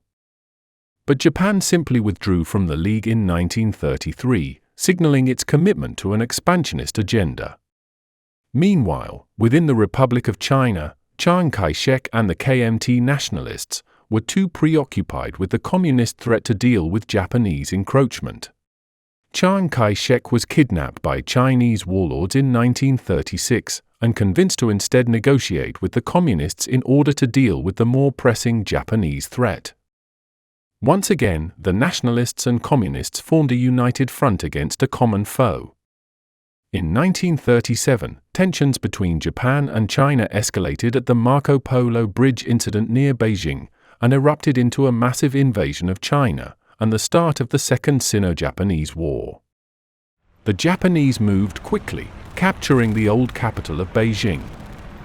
One of the earliest and most significant battles was the Battle of Shanghai, where fierce urban combat resulted in heavy casualties before the city fell to the Japanese. The fall of Nanjing in December 1937, the capital, led to the infamous Nanjing Massacre, where Japanese troops committed widespread atrocities, including mass executions and sexual violence, resulting in the deaths of hundreds of thousands of Chinese civilians and disarmed soldiers. Despite initial Japanese victories, the war soon became a protracted and grueling conflict. Chiang Kai-shek and the nationalist government retreated to the interior, establishing a new capital in Chongqing and continuing to resist. Meanwhile, Mao and the communist armies mobilized local populations and conducted guerrilla raids against Japanese forces.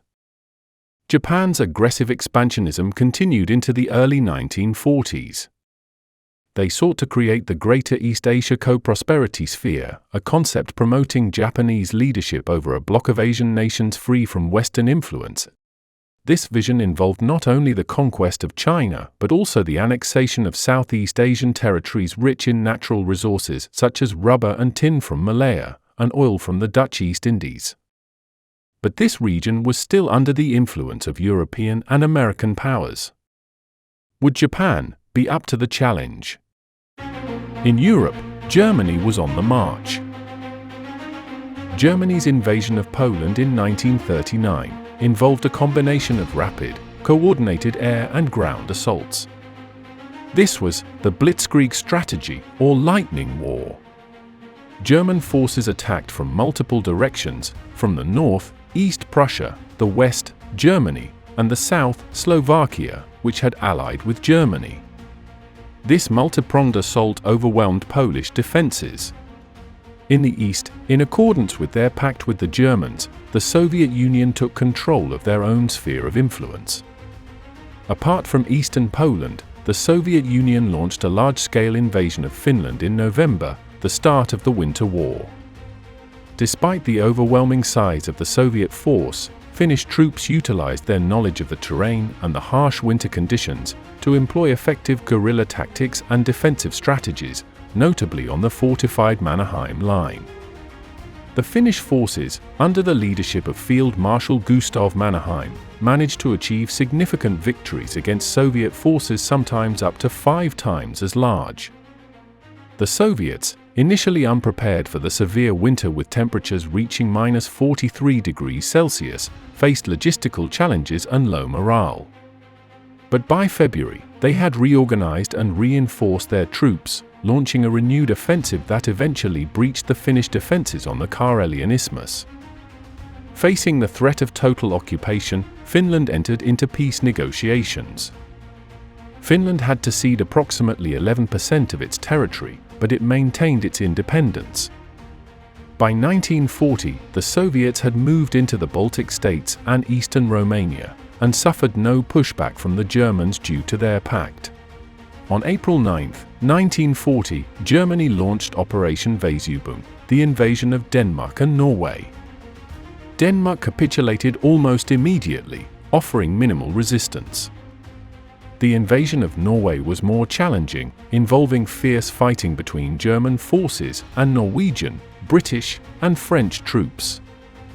Despite the Allied attempts to defend Norway, Germany succeeded in occupying key ports and cities by June 1940. Sweden remained neutral during the war, but allowed the transit of German troops through Swedish territory to Norway, as well as continuing trade with Germany, including the export of crucial iron ore, which was vital for the German war industry. But they also aided and negotiated with the Allies, playing a delicate balancing act. In May, Germany finally looked west to take care of France and Britain. As France had built the defensive Maginot Line, the Germans bypassed it by attacking from the Low Countries. The British and French, expecting a repeat of the First World War, once again dug trenches and once again prepared for the menace of gas attacks. But the time of static war was long dead. Lightning war was the order of the day. On the day of the invasion, May 10th, Luxembourg fell quickly, while German paratroopers and ground units overwhelmed the Dutch defenses, and they surrendered soon after the bombing of Rotterdam. This drew in the British and French forces to take up a defensive position on the River Dyle in Belgium. But while the Allies were engaged there, the main German thrust, Army Group A, targeted another area entirely, the lightly guarded Ardennes region. It was hilly and heavily forested. The French never thought heavily armored units could make it through quickly. But for the Germans, it bypassed both the Maginot Line to the south and the Allies to the north.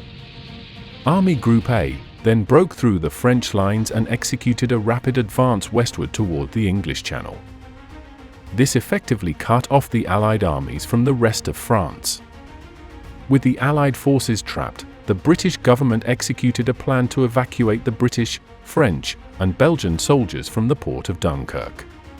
Though over 300,000 soldiers were successfully evacuated, it was a hasty affair and most equipment was left behind for German hands.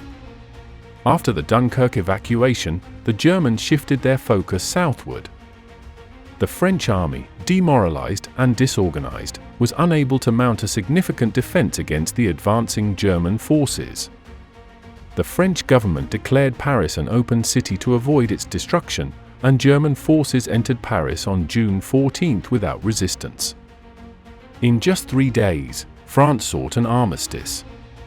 At Hitler's insistence, it was signed in Compiègne, in the same railway carriage where the 1918 armistice had been signed. The country was divided into a German-occupied zone in the north, and the Vichy regime, a puppet authoritarian government in the south, led by French World War I hero, Marshal Philippe Pétain.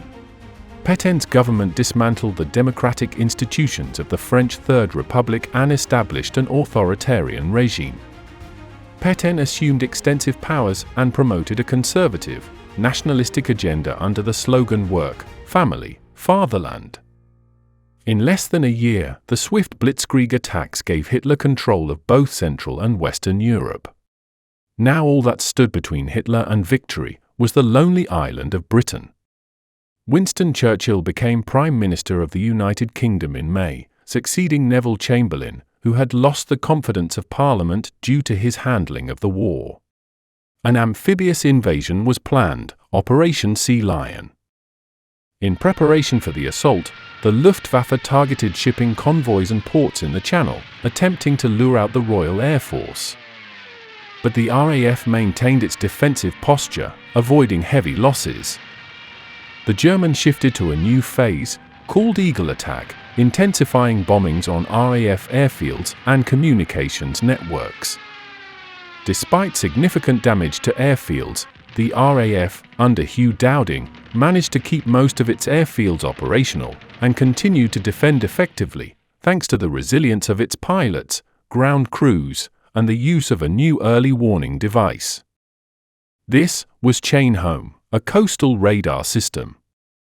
To mislead the Germans and others about the effectiveness of their radar network, the British circulated alternative explanations for their success. One such story was that British pilots were consuming large quantities of carrots to improve their night vision, diverting attention from the role of radar in detecting enemy aircraft. The myth about eating carrots to help your vision persisted well after the war. Despite this, the RAF was stretched thin and was at its breaking point. Goering ordered his bombers to begin night raids as well, to put the nail in the coffin. But on a night in mid-August, a group of bombers went wayward and hit London, the first strike on a non-military target. The RAF hit back soon after, striking Berlin. In a rage, Hitler ordered further attacks on London and other cities. The Blitz on London began in early September, targeting both civilian areas and industrial sites, hoping to break civilian morale. But all it did was give the weary RAF crucial time to recuperate. By October 1940, it became clear that the Luftwaffe had failed to achieve air superiority. The Battle of Britain would die down, and the focus of operations shifted to nightly bombing raids, continuing the Blitz on London and other cities. Though tens of thousands of civilians were killed and millions of residences destroyed, British morale did not break as Hitler had hoped. By May 1941, the Luftwaffe had largely abandoned its campaign against Britain as they prepared for another invasion in the east. The Battle of Britain marked the first major defeat for Hitler's military forces, demonstrating that Germany could be resisted. More than this, it ensured that Britain remained a base for future Allied operations in Europe.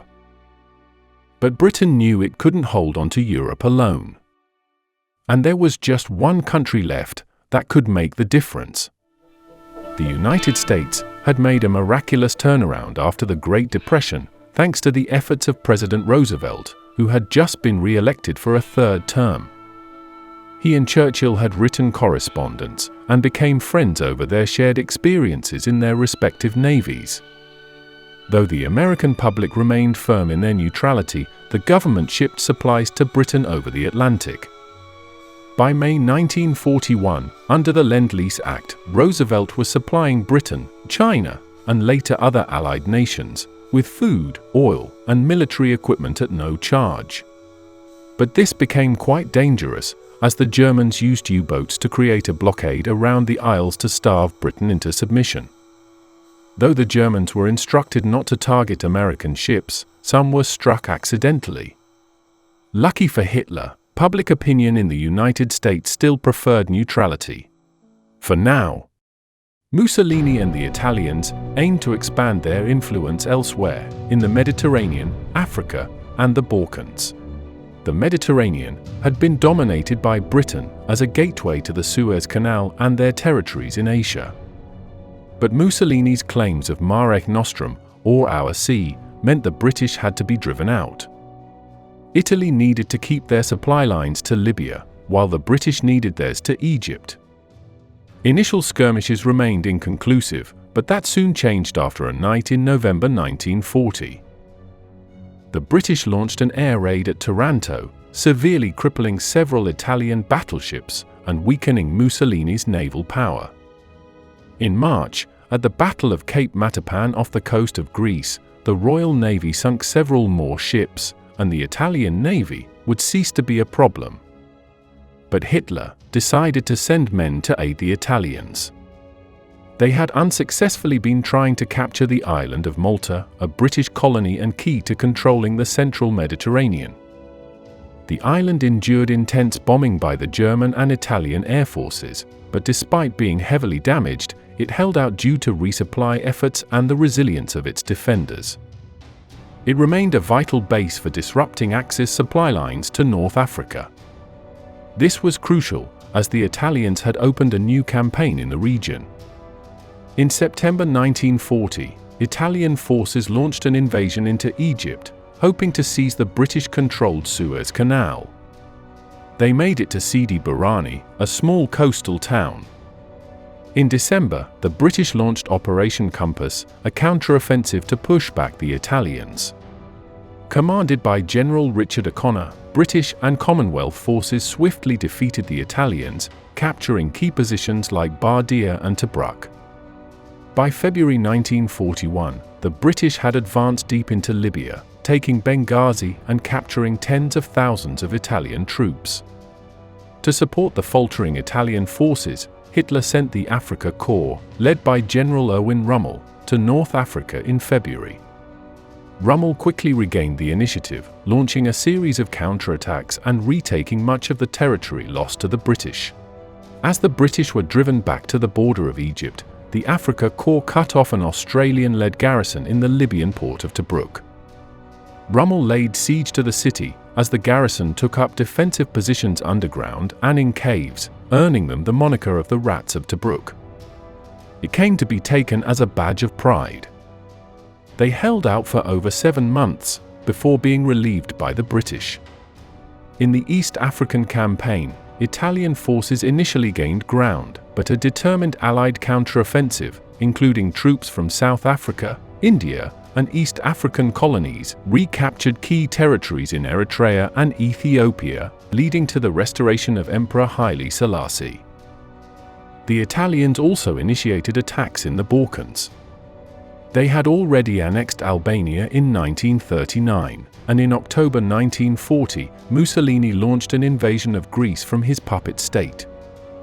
The invasion quickly stalled, and the Greek army mounted a successful counteroffensive, pushing the Italians back into Albania. Frustrated by Italy's failure and concerned about the strategic implications, Hitler decided to intervene. Yugoslavia had initially attempted to remain neutral, but a coup in March brought a pro-British government to power. In response, Germany, along with Italian and Hungarian forces, invaded Yugoslavia and quickly dismembered the country, partitioning it among the Axis powers and their allies. Following the invasion of Yugoslavia, German forces turned their attention to Greece. Despite fierce resistance from Greek and British Commonwealth forces, Athens also fell. Crete was invaded in May through a massive airborne assault, and the region was secured for the Axis. Now, the Germans turned their focus back to the east to fulfill Hitler's ultimate goal of the destruction of the Soviet Union. He aimed to conquer vast territories in the east to secure land and resources for the German people. Despite still being allies on paper, the Führer viewed the Soviet Union as a bastion of Judeo-Bolshevism and a major ideological enemy, believing that the destruction of the Soviet state would eliminate the threat of communism and solidify Nazi dominance in Europe. This operation was originally named Operation Otto, after the first emperor of the Holy Roman Empire. But Hitler praised yet another. According to legend, Frederick Barbarossa, one of the great leaders of medieval Europe, did not die on his journey to the Crusades, but was instead sleeping in a hidden cavern and would one day awaken to restore Germany to greatness. Hitler invoked the legend and symbolism associated with the emperor to inspire and legitimize his grand plan. So the invasion was named after him. Operation Barbarossa aimed for a rapid and decisive victory. The Red Army was bigger, and a prolonged war would only make things harder for the Germans. Though scheduled for the spring, the operation had to be postponed because of the troubles in the Balkans. But Hitler had no doubts the giant would fall as long as they were hit quickly. Over its course, Operation Barbarossa saw the deployment of around 3.8 million military personnel and over 3,000 tanks and aircraft. It was to be the largest invasion force in history. The Luftwaffe began with extensive bombing raids on Soviet airfields, destroying much of the Soviet Air Force on the ground and providing air superiority for all advancing units. The invasion was divided into 3 main thrusts. Army Group South moved towards Ukraine, aiming to capture Kiev and secure the rich agricultural and industrial regions. Army Group North advanced towards Leningrad, now St. Petersburg, to capture the city and secure the northern flank. An Army Group Center targeted Moscow, aiming for a quick and decisive blow to the Soviet leadership and infrastructure. The initial stages of the invasion saw rapid advances by German forces using blitzkrieg tactics to encircle and destroy large Soviet formations. The Luftwaffe attacked simultaneously and quickly dominated the skies. Stalin responded by issuing a scorched earth policy, instructing Soviets and farmers to destroy any infrastructure or resources that could be useful to the Germans, as well as calling for total mobilization for the war effort. Key cities such as Minsk and Smolensk were captured by Army Group Center, setting them up to march on Moscow. But instead of continuing towards the capital, Hitler ordered them to aid Army Group South in Ukraine first. In Ukraine, German armies were greeted as liberators, freed from Soviet oppression.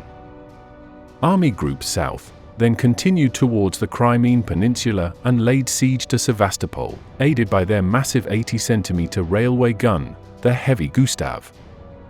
Within a few months, Crimea too was theirs. In the meantime, Army Group North had reached Leningrad.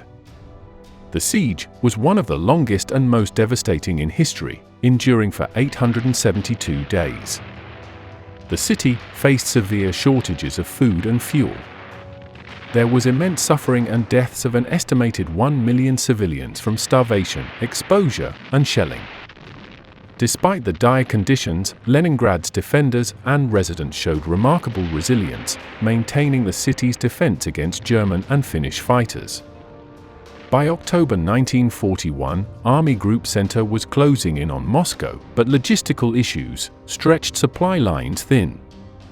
The autumn rains caused what the Russians called Rasputitsa, the season of bad roads. Relying on a swift advance, the Germans were sucked into a muddy quagmire. And it delayed their advance, just enough for another Soviet ally to come to their aid. Winter had come early.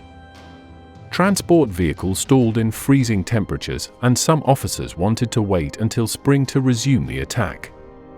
But in December, the Soviets received reinforcements primarily consisting of well-trained and well-equipped divisions from the Soviet Far East and Siberia. They launched a major counteroffensive, pushing the Germans back from the outskirts of Moscow, and the advance was halted. But the question remained whether this was enough to win the Eastern Front. Perhaps Hitler needed more allies. By mid-1941, Hitler was already allied with Italy and a number of Balkan states, but the most consequential ally came from the Far East. In 1940, the Empire of Japan joined the Axis powers through the Tripartite Pact. This alliance further emboldened Japan's militaristic ambitions in the Pacific. The same year, they occupied northern French Indochina to cut off supplies to Chinese forces. This move alarmed the United States and other Western powers, as it signaled Japan's intent for domination. In 1941, Japan's expansion reached a critical juncture. The US imposed economic sanctions and an oil embargo, aiming to curb its aggression. Facing a crippling shortage of resources, Japanese leaders decided to strike against Western colonial powers in Southeast Asia and the Pacific to secure the necessary supplies. This was done under the guise of liberating Southeast Asia from Western imperialism. Japan planned a quick strike, hoping to eliminate American presence and force them to acknowledge Japanese hegemony in the Pacific. On December 7, 1941, Japan struck, launching a surprise attack on the U.S. naval base at Pearl Harbor in Hawaii. It was planned for 8 a.m. on a Sunday, just as the Americans were either relaxing or enjoying the sun. But soon, that same sun turned blood red. Waves of Japanese aircraft, including bombers, torpedo planes, and fighters, descended upon the unsuspecting base. Within the span of 2 hours, they unleashed devastating blows on American battleships, destroyers, and aircraft. Over 2,400 Americans were killed, including a small number of civilians. The attack on Pearl Harbor brought the United States fully into World War II. Soon after the U.S. declaration of war on Japan, Hitler, claiming Roosevelt was controlled by the Eternal Jew, declared war on the United States. By the end of 1941, Britain was alone no longer, but united with the Soviet Union and United States as the Allies. But still on the front foot, a series of rapid Japanese conquests across the Pacific followed. They soon seized Hong Kong, the Philippines, British Burma and Malaya, Singapore, the Dutch East Indies, and numerous Pacific islands, establishing a vast empire stretching from the Aleutian Islands in the north to New Guinea in the south. American General Douglas MacArthur, stationed in the Philippines, was ordered to evacuate, but he vowed to return. In Japan, Prime Minister Hideki Tojo celebrated as the emperor looked on. But their attack on the US Pacific Fleet wasn't as crippling as they had hoped. Ships were bombed or sunk in the shallow waters of the harbor and were retrievable. And their aircraft carriers, the USS Enterprise, Lexington, and Saratoga, were all absent during the attack and remained unscathed. Soon, the stars, once scattered and distant, would converge to eclipse the sun. Over the course of the war, the German home front was marked by extensive mobilization in an increasingly oppressive regime. But Hitler knew domestic morale was paramount if he was to avoid the mistakes of the First World War. He relied on his blitzkrieg strategy to strike quickly, so less ammunition needed to be produced. This kept production of consumer goods high. Once he occupied a new territory, he would use those materials instead of those from the home front. As the war continued, Hitler continued to build his Nazi New Order, his vision for a restructured Europe under the dominance of Nazi Germany, built on a foundation of racial hierarchy and totalitarian control. His concept of Lebensraum, or living space, was coming together as Germany had now acquired vast territories in Eastern Europe to provide land and resources for the German population. The General Plan Ost, a secret Nazi plan, detailed the resettlement of millions of Germans in these conquered territories, with the ultimate goal of Germanizing the region and securing its resources. The new order also involved the extensive use of foreign labor to support the German war effort and economy. Millions of civilians from occupied countries were forcibly conscripted into labor, working in harsh and often brutal conditions in German industries, farms, and infrastructure projects. These foreign workers were essential to maintaining Germany's production levels, while the German men were fighting on the front lines. In Eastern Europe, the Nazi occupation was particularly brutal. The implementation of General Plan Ost involved mass expulsions, executions, and the destruction of entire communities to make way for German settlers. The Hunger Plan aimed to starve millions of Slavs by redirecting food supplies to Germany, causing widespread famine and suffering. The Einsatzgruppen, mobile killing units, followed the German army's advance eastward, conducting mass shootings of Jews, communists, and other targeted groups. Jews were rounded up and forced to live in urban ghettos in the major cities until they could figure out how to be dealt with. At the Wannsee Conference, in January 1942, the Germans formalized the final solution, the plan to systematically annihilate the Jewish population of Europe. Heinrich Himmler, commander of the SS, thought bullets became too costly and too slow to use. So they turned to gas. This was part of one of the most horrific aspects of the Nazi New Order, the Holocaust, the systematic genocide of 6 million Jews and millions of others, including Romani people, disabled individuals, political dissidents, and other minority groups deemed undesirable by the regime. 6 extermination camps were set up in Poland, alongside work camps, where Jews from all over Europe were sent. Men went to the work camps and worked to death, while the old, the women, and children straight to the gas chambers. Despite the severe repression, an active resistance movement emerged in Poland. The Home Army was the largest resistance organization, conducting sabotage, intelligence gathering, and guerrilla warfare against the Germans. The Warsaw Ghetto was established in November 1940. It was one of the largest ghettos in Nazi-occupied Europe, with more than 400,000 Jews crammed into a small area of the city. Many residents were deported to extermination camps. In response to the mass deportations and the horrific conditions, resistance groups formed within the ghetto. The 2 primary groups were the Jewish Combat Organization and the Jewish Military Union. Their most significant act of resistance occurred in April 1943, the day before the Jewish holiday of Passover, as the Germans launched a final operation to liquidate the ghetto.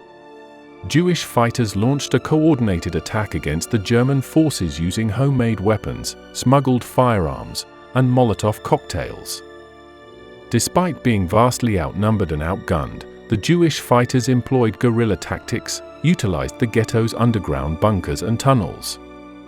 The German forces responded with overwhelming force, systematically destroying buildings, and set the ghetto on fire.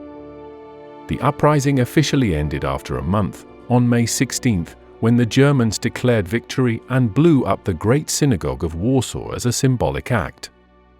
By this time, much of the ghetto was in ruins, and the remaining fighters and residents were either killed or captured.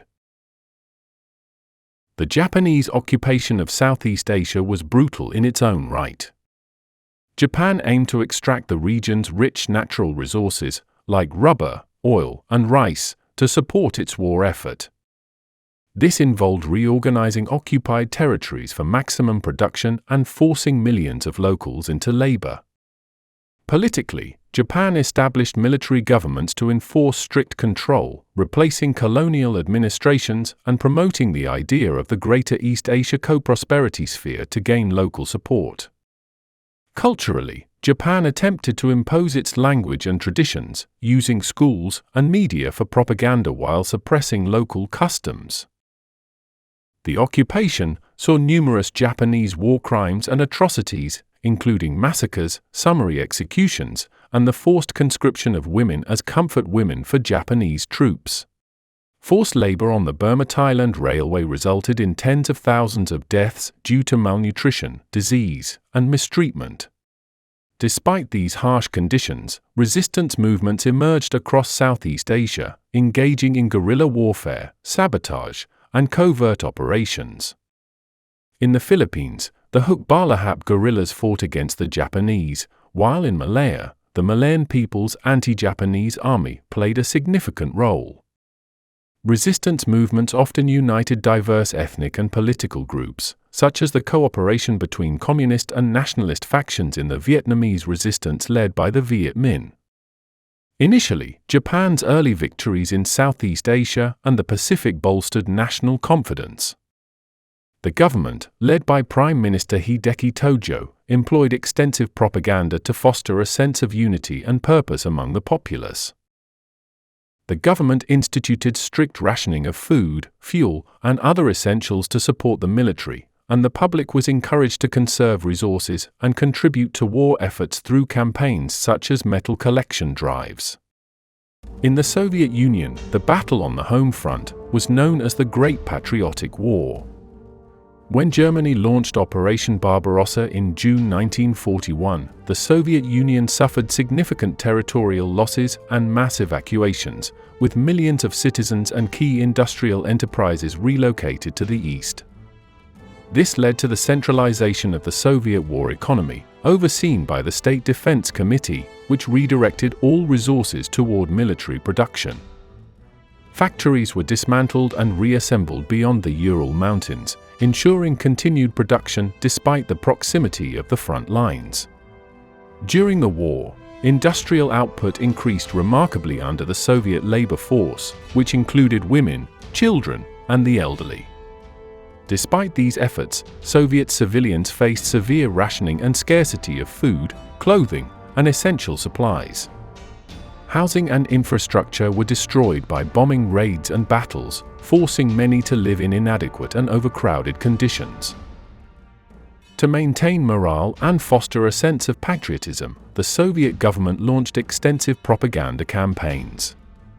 Posters, films, radio broadcasts, and newspapers highlighted Soviet heroism and unity against the fascist invaders.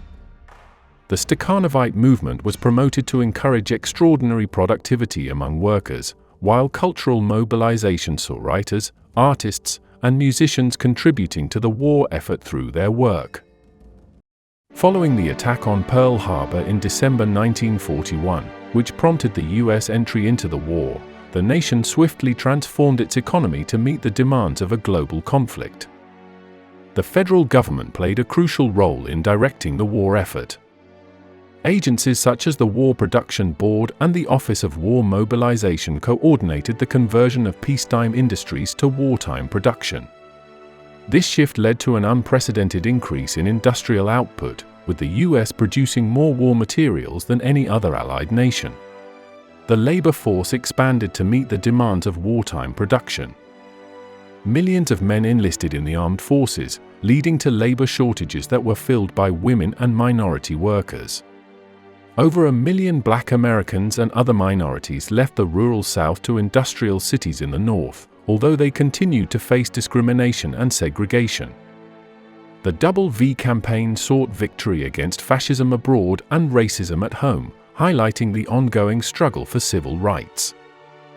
Women too entered the workforce in large numbers, taking on roles in factories, shipyards, and offices. The iconic figure of Rosie the Riveter symbolized the vital contributions of female workers. The government introduced rationing programs for food, gasoline, rubber, and other essential materials to ensure that enough resources were available for the military. Victory Gardens were promoted as patriotic duties, while scrap drives supplemented the supply of materials. War bonds were sold to finance the war effort, and propaganda campaigns encouraged Americans to invest in these bonds to support the troops. In the west of the country, over 100,000 Japanese Americans, the majority born in the United States, were imprisoned in what were called internment camps, despite the loyalty of many Japanese Americans to the United States. This policy, driven by wartime hysteria, remains a dark chapter in US history. Though the claims were that the Japanese could have been working for the Axis, Italian and German Americans were not given the same treatment. The rationale was that it was simply easier to trust those of Italian or German heritage. But America did have Nazi sympathizers. The Bund was a pro-Nazi organization founded in 1936, promoting Nazi ideology, including anti-Semitism, and supported Adolf Hitler's regime in Germany. One of their most infamous events was a rally at Madison Square Garden in New York City on February 20, 1939, which attracted around 20,000 participants and featured anti-Semitic speeches and propaganda. Following the United States' entry into the war, the US government cracked down on the Bund, and it went into decline. In the realm of science and technology, a letter from physicists Albert Einstein and Leo Szilard to President Roosevelt warned about the potential for Germany to develop a devastating new weapon.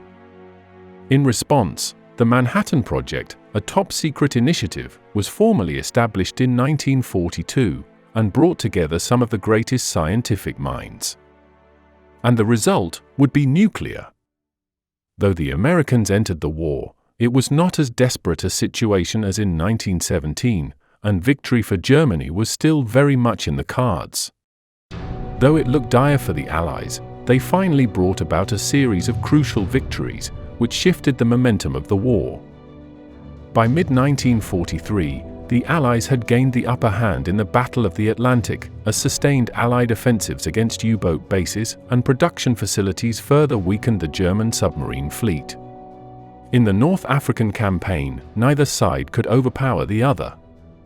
An exasperated Churchill then visited Egypt and gave regional command to Harold Alexander, and command of the 8th Army to General Bernard Montgomery. A few months later, in October, the British and Germans clashed once more at El Alamein. This time, the Allies were aided by the arrival of new Sherman tanks sent from the United States. Montgomery then chased Rommel through Libya as the German commander retreated to Tunisia. This was the Allies' first major victory that broke the stalemate, marking a turning point in North Africa. Following this, the first mass of American troops entered the war. Their first mission was Operation Torch. This was a major Allied amphibious assault, involving landings in French North Africa in early to mid-November. General Dwight D. Eisenhower was appointed as the supreme commander of the Allied forces for the operation. Though French North Africa was nominally under control of the Vichy regime, the soldiers, including many Moroccans and Algerians, fought alongside the Allies. The successful landings, combined with subsequent advances, trapped Axis forces in a pincer movement between the Allied forces advancing from the west and the British 8th Army pushing from the east, leading to the eventual surrender of Axis forces in Tunisia in May 1943, thereby ending the North African campaign. Meanwhile, on the Eastern Front, Hitler shifted focus to the south, sending an army to secure the oil fields of the Caucasus and another to capture Stalingrad, an important industrial city housing factories that produced military equipment. Stalingrad was also a key position to secure the northern flank of the advancing German armies moving towards the Caucasus. From August 23, 1942, the Battle of Stalingrad was one of the deadliest and most crucial battles of the war. It quickly devolved into intense urban warfare, with Soviet forces employing a strategy of close-quarters combat to counter the Germans' superior firepower. But the Germans captured key positions in the city and reached the Volga. The Volga River was essential for moving oil from the Caucasus to other parts of the Soviet Union. Despite severe losses, the Soviets managed to keep pockets of resistance within the city, while Soviet General Zhukov amassed an army on the other side of the Volga. The turning point came with a massive Soviet counteroffensive launched in November 1942, which aimed to encircle the German army by attacking the weaker Romanian, Hungarian, and Italian forces on the flanks. This successful maneuver trapped General Paulus and approximately 300,000 German and Axis troops inside Stalingrad. The encircled German forces were ordered by Hitler to hold their ground. But in the face of harsh winter conditions, dwindling supplies, and relentless Soviet attacks, the situation had become desperate. General Paulus surrendered on January 31st, and the remaining German forces capitulated on February 2nd. The Battle of Stalingrad is sometimes regarded as the deadliest battle in all human history, with estimates of up to 3 million casualties total. This defeat marked the first major loss for the German army and significantly weakened their forces on the Eastern Front.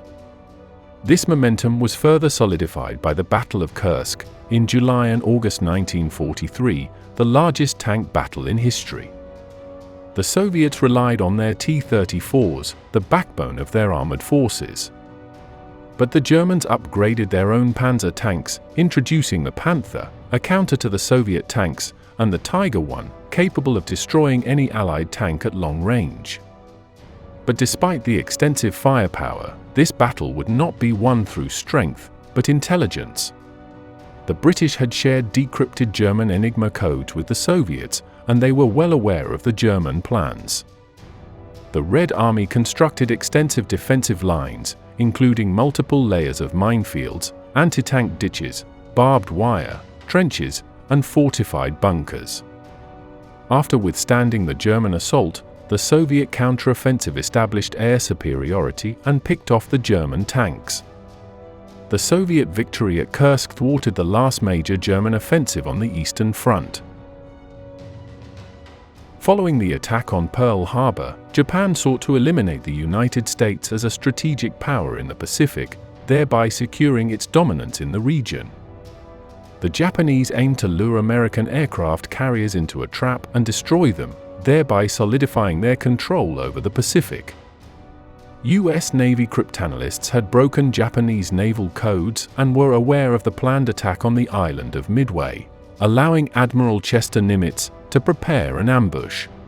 The battle primarily involved aircraft launched from carriers. The US had 3 against Japan's 4. On June 4th, Japanese aircraft bombarded Midway Island, but American planes launched from their carriers found and attacked the Japanese fleet. American dive bombers, in a series of well-coordinated strikes, managed to hit and sink 3 Japanese carriers in quick succession. The 4th carrier was later found and destroyed. Japanese pilots ran out of fuel, and only the ocean was there to greet them. The Battle of Midway was a decisive victory for the United States. The Japanese carrier fleet was depleted, and Japanese expansion in the Pacific was halted, shifting the balance of naval power to the Allies. This was Japan's first major defeat and stalled their expansion. The Allies, primarily made up of US Marines, then went on the offensive. Their first target was Guadalcanal, in the Solomon Islands, where a Japanese airbase posed a direct threat to the US, Australia, and New Zealand. The Marines landed on August 7, 1942, capturing the airfield that was still under construction. Control of the airfield was fiercely contested, with several major battles and repeated Japanese offensives to retake it. Both sides faced challenges in maintaining supply lines and reinforcing their troops. Both sides also had to deal with crippling disease. But the Allies, with better logistics and air superiority, gradually gained the upper hand. The successful Allied campaign at Guadalcanal marked the beginning of a series of offensive operations that pushed Japanese forces back across the Pacific. The Battle of Midway and the Guadalcanal campaign were critical turning points in the Pacific War. The Tehran Conference, held from November 28 to December 1, 1943, was the first major meeting between the big three Allied leaders, Roosevelt, Churchill, and Stalin. It took place in the Iranian capital and focused on coordinating the military strategy against the Axis powers. The primary military objective was to plan the opening of a second front in Western Europe, which led to the agreement on Operation Overlord, the Allied invasion of Normandy. Additionally, the leaders discussed the future of Eastern Europe, with Stalin emphasizing Soviet security concerns and seeking recognition of Soviet influence in the region, particularly Poland.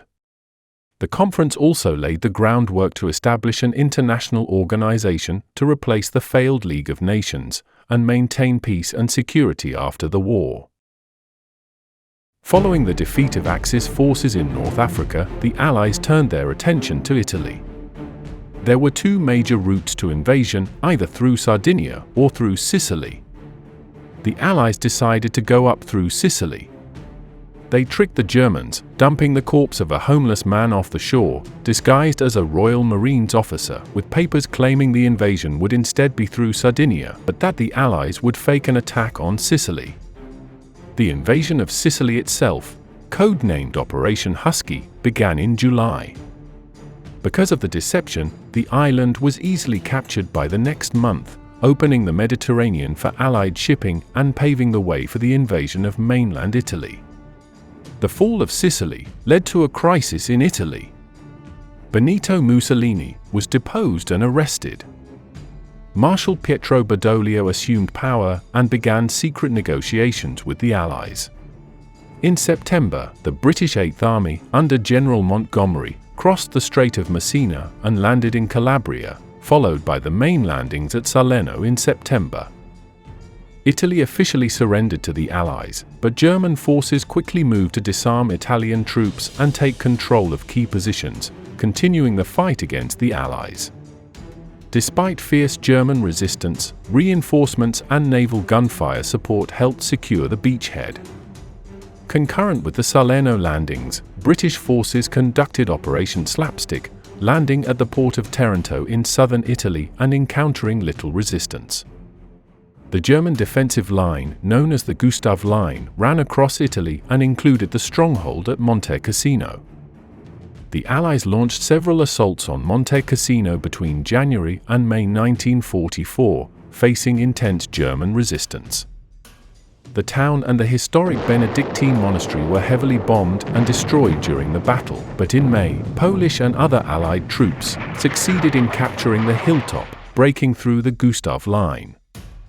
Concurrently, to bypass the Gustav Line, the Allies conducted an amphibious landing at Anzio, just south of Rome, on January 22. Initially, the landings were successful, but the subsequent advance stalled as German forces launched strong counterattacks, leading to a protracted and bloody struggle. The Allies eventually broke out of the Anzio beachhead in May. Following the breakthrough at Monte Cassino and Anzio, Allied forces advanced towards Rome, which was liberated on June 4, 1944. After the fall of Rome, the Allies continued their advance northward, encountering strong German defensive positions along the Gothic Line. Despite harsh conditions and fierce resistance, they pushed through and captured Florence and Bologna. By 1945, the Allies had achieved victory in Italy. Mussolini was shot and killed by Italian partisans, and his corpse strung upside down in Milan. In planning for the invasion of Nazi-occupied Europe, the Western Allies, led by the United States, the United Kingdom, and Canada, developed a strategy to open a Western front to relieve pressure on the Soviet Union and push towards Germany. Churchill and Roosevelt met and agreed on a time and place. The code name for the operation would be Overlord. It would eventually be set for summer 1944. The Germans had built a series of fortifications along the shoreline, covering the beaches with mines, barbed wire, and artillery. Hitler had anticipated an invasion on the European mainland, but could do little without knowing where or when. The Allies settled on one of two locations.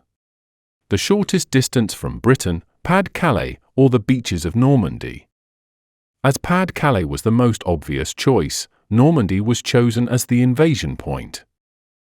The British came up with ingenious devices to swiftly break through the German fortifications, including machines to destroy mines and barbed wire, create firm pathing, clearing ditches, and building makeshift bridges.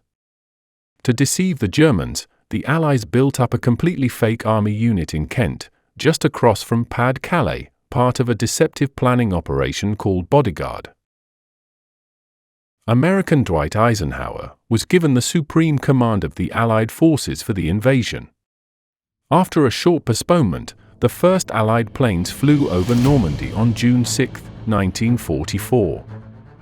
Soon, Allied ships emerged from the night mists as well. Around 156,000 Allied troops landed on 5 beaches: Utah, Omaha, Gold, Juneau, and Sword. Despite rough weather and fierce resistance, particularly at Omaha Beach, the Allies established beachheads and began their advance inland.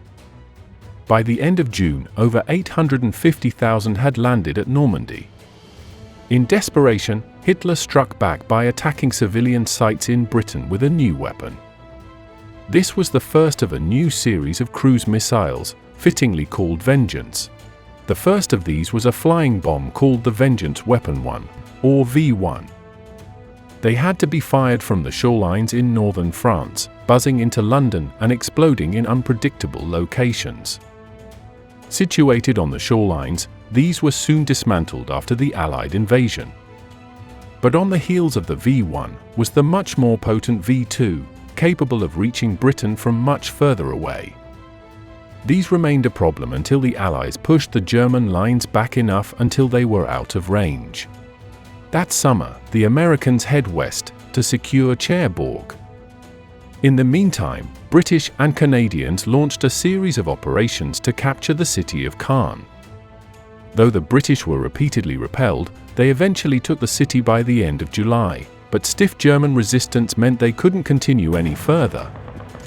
Luckily, the intense battle served as a distraction and allowed American troops to execute their breakout in the west, Operation Cobra. Soon, the Americans fanned out and encircled the Germans in a pocket near the town of Falaise. An estimated 10,000 German soldiers were killed and 40,000 to 50,000 captured. And the Allies had won Normandy. In the meantime, in southern France, another landing was conducted, Operation Dragoon. The operation began with an amphibious assault on the French Riviera. The landings involved a combined force of American, Free French, and British troops, supported by naval and air bombardments. The German forces in the region were caught off guard and quickly overwhelmed. The Allies encountered relatively light resistance, enabling a rapid advance inland. Marseille and Toulon were liberated by the end of August, with French forces playing a significant role in these operations. By summer 1944, the Allies in the north reached Paris. German forces in the city had their hands busy with the French resistance, and Paris was liberated quickly, as the Germans disobeyed Hitler's orders and surrendered. The liberation of France paved the way for the establishment of the Provisional Government of the French Republic, led by General Charles de Gaulle. It restored French sovereignty and laid the foundation for post-war reconstruction and the Fourth Republic. The elderly Philippe Pétain, hero of the First World War who turned Nazi collaborationist, was tried for treason and spent the rest of his days imprisoned. Back in the East, the German sense of inevitable victory had eroded. After Stalingrad, Hitler wasn't the same, and some even noticed differences in his appearance, due to a stark decline in both physical and mental health. Some even believed he had been replaced with a look-alike. Dr. Theodor Morell, Hitler's personal physician, documented many of Hitler's symptoms, which were seemingly consistent with Parkinson's disease. Morell prescribed dozens of medication to Hitler throughout the war, including methamphetamine, barbiturates, opiates, and cocaine eye drops. Joseph Goebbels' declaration of total war called for the full mobilization of all resources and the population to support the war effort. Under Albert Speer's direction, Germany's war production peaked, despite the growing strain from Allied bombing campaigns. From 1943 onwards, the Allied strategic bombing campaigns brought severe destruction to German cities, leading to significant civilian casualties and displacement. Cities like Hamburg, Berlin, and Dresden were targeted to disrupt industrial production, transportation networks, and civilian morale. Though the Germans updated their radar networks during the war, the bombers launched bursts of aluminum strips to jam their radar. But it wasn't long before the Germans countered it, and there was stalemate once more. American bombers, like the B-17 Flying Fortress, were more accurate than the British night bombers, so preferred to attack strategic German infrastructure. But the British, with less accurate bombers, resorted to a strategy of carpet bombing. Both the British and Americans conducted a particularly devastating bombing at Dresden that winter. Over 1,200 bombers dropped incendiary bombs that created a firestorm, destroying much of the city and killing an estimated 25,000 to 35,000 people. The bombings left German cities in ruins and displaced millions. But for all the death, nothing was accomplished, and it gave the Germans a new rallying call against the enemy. But not everyone stood by the Führer. Many high-ranking officers in the German military, including members of the General Staff, were disillusioned with his leadership. They believed that his refusal to listen to military advice and his insistence on holding untenable positions were leading Germany to ruin. They believed that removing Hitler was necessary to restore Germany's honor. On July 20, 1944, during a meeting at the Wolfslair headquarters in East Prussia, Klaus von Stauffenberg, an army officer, placed a bomb in a briefcase near Hitler. The bomb exploded, but due to a heavy oak table, Hitler was shielded from the full force of the blast. He survived with minor injuries. Not only was the Führer still alive, he used the event to justify purges and tighten his grip on the military and government. Rommel, the Desert Fox, became implicated and forced to commit suicide. Meanwhile, Allied forces liberated much of Belgium and Luxembourg in the late summer and fall of 1944. But the liberation of Western Europe continued with Operation Market Garden in September, an ambitious plan to capture bridges in the Netherlands and create a pathway into Germany from the north, bypassing the German defensive line and finishing the war by Christmas. Although it failed to achieve its ultimate goal of a swift entry into Germany, the Allies gained some strategic territory in the Netherlands, which helped facilitate subsequent operations in the region. In December 1944, Germany launched a counter-offensive in the Ardennes, intending to split the Allied lines, to capture the vital port of Antwerp, and encircle and destroy several Allied armies. The Allies were taken completely off guard. The initial German assault achieved significant success, penetrating deep into the Allied lines and creating a large, outward protrusion or bulge in the front line. This bulge extended westward through the Ardennes forest and into Belgium, giving the battle its name. Initially it seemed like Hitler's gamble would pay off. But as the weather improved, the Allies were able to bring their air superiority to bear, attacking supply lines, enemy troops, and armored units. Supply lines were already overextended, and the Germans didn't have enough fuel to sustain the offensive. The Germans failed to achieve their strategic objectives and were pushed back, but this battle, which lasted until January 1945, was the largest and bloodiest battle fought by the United States in this war. On the Eastern Front, the Soviet Union had turned the tide against the Germans at the battles of Stalingrad and Kursk. By the end of the year, the Soviets executed the Dnieper-Carpathian offensive to retake Ukraine and other Eastern European territories.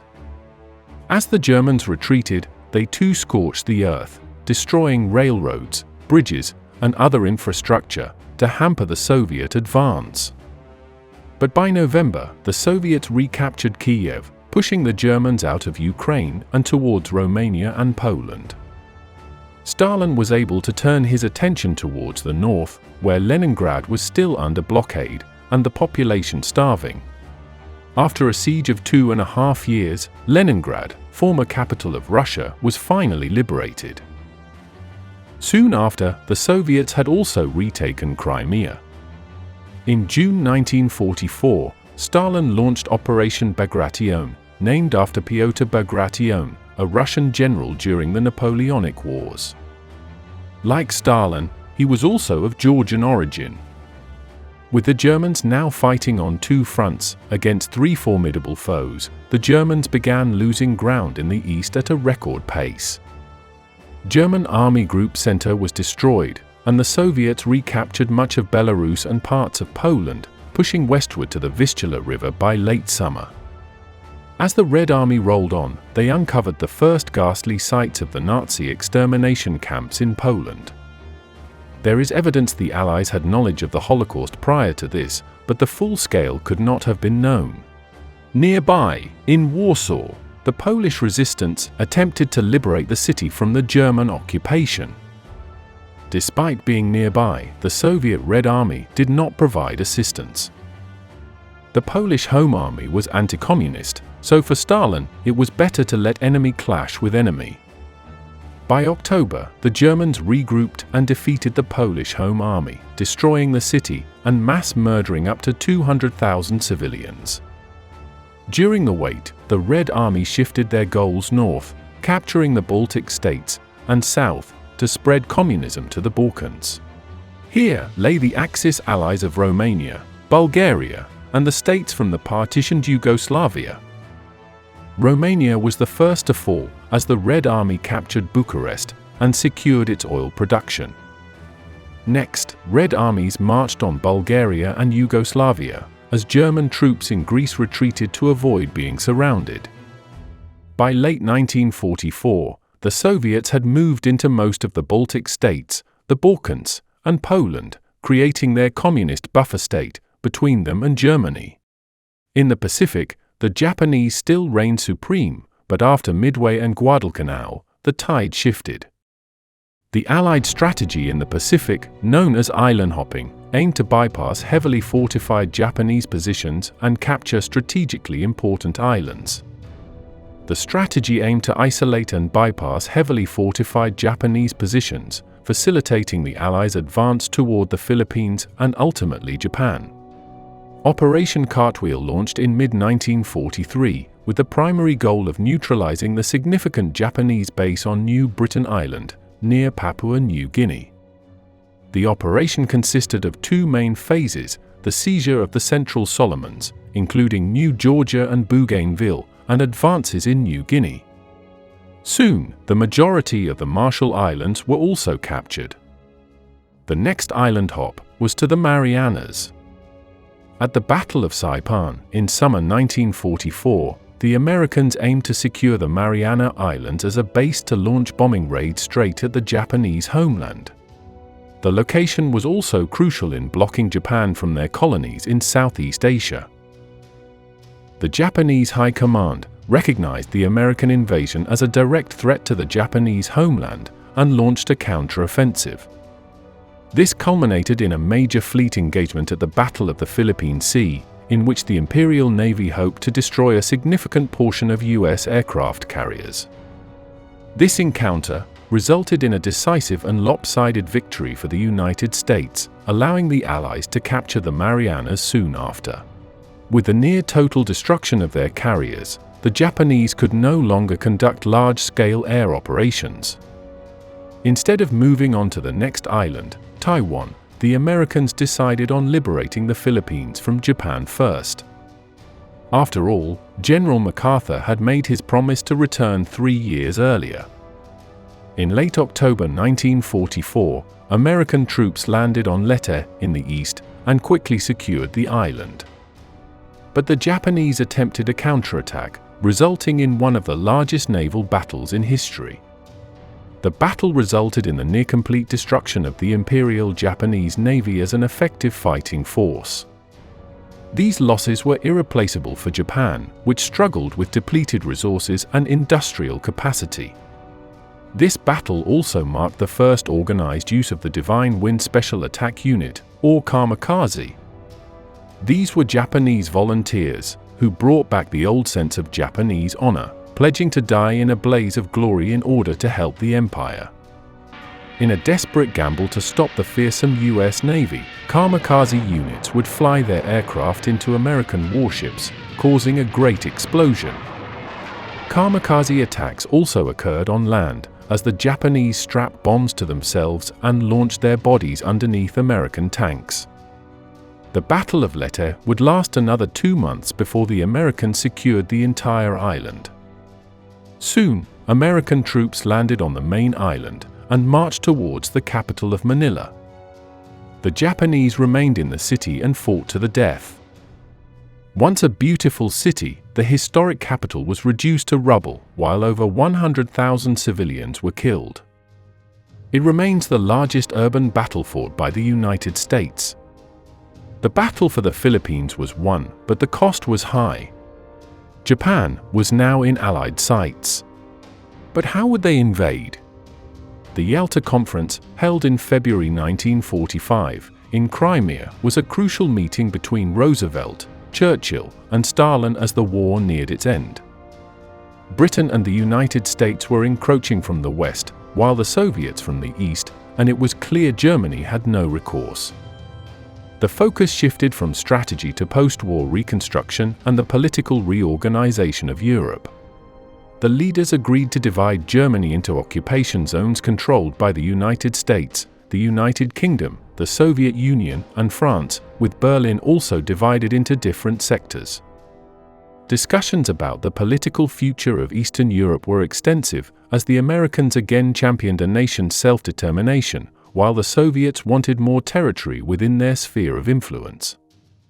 Roosevelt also asked Stalin for military assistance against the Japanese in the east, in exchange for territories on the coast and railroad rights in Manchuria. The structure and function of a new organization was developed, which would later become the United Nations. But Roosevelt would not live to see it. Back in Western Europe, the Allies had assembled on the Rhine with a ticket to Germany. Hitler had ordered all the bridges to be destroyed, using the Rhine as his last natural defense.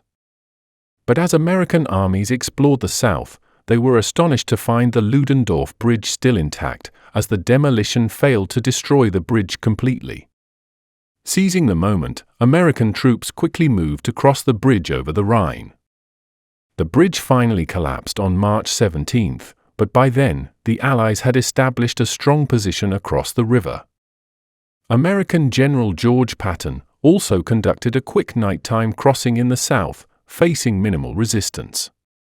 It came just a day before the British crossing, reportedly to take some of the luster from it, as intense rivalries brewed between Montgomery and American generals. Montgomery's crossing was further north, from the Netherlands, where the Rhine was much wider.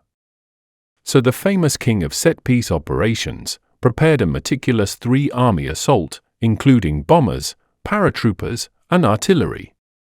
The Germans fought back ferociously, knocking gliders out of the air, but the crossing enabled the 21st Army Group to push into the Ruhr industrial heartland of Germany. Back in the east, the Soviet steamroller continued their capture of Poland, and then split its forces. One group raced west towards Berlin, while another went south, towards Hungary, and another rolled into East Prussia to the north. As they blitzed across Poland, they uncovered and liberated the Auschwitz extermination camp, bringing to light the full extent of the Holocaust. As the Red Army crossed into Germany, it created mass panic. And with good cause, as they moved west, the Soviets committed atrocities of their own, including the targeting of civilians and refugees, and the shipment of Germans back to the Soviet Union to work in labor camps. To the south, the Red Army had easily taken Hungary and was moving north towards Vienna, the Austrian capital prior to annexation. Germany was now thoroughly surrounded, and the final offensive against Berlin was about to begin. Instead of a straight dash towards the capital, the Allies could not afford the losses a direct attack would bring, and concentrated on capturing strategic locations in western and southern Germany, such as the Ruhr industrial region.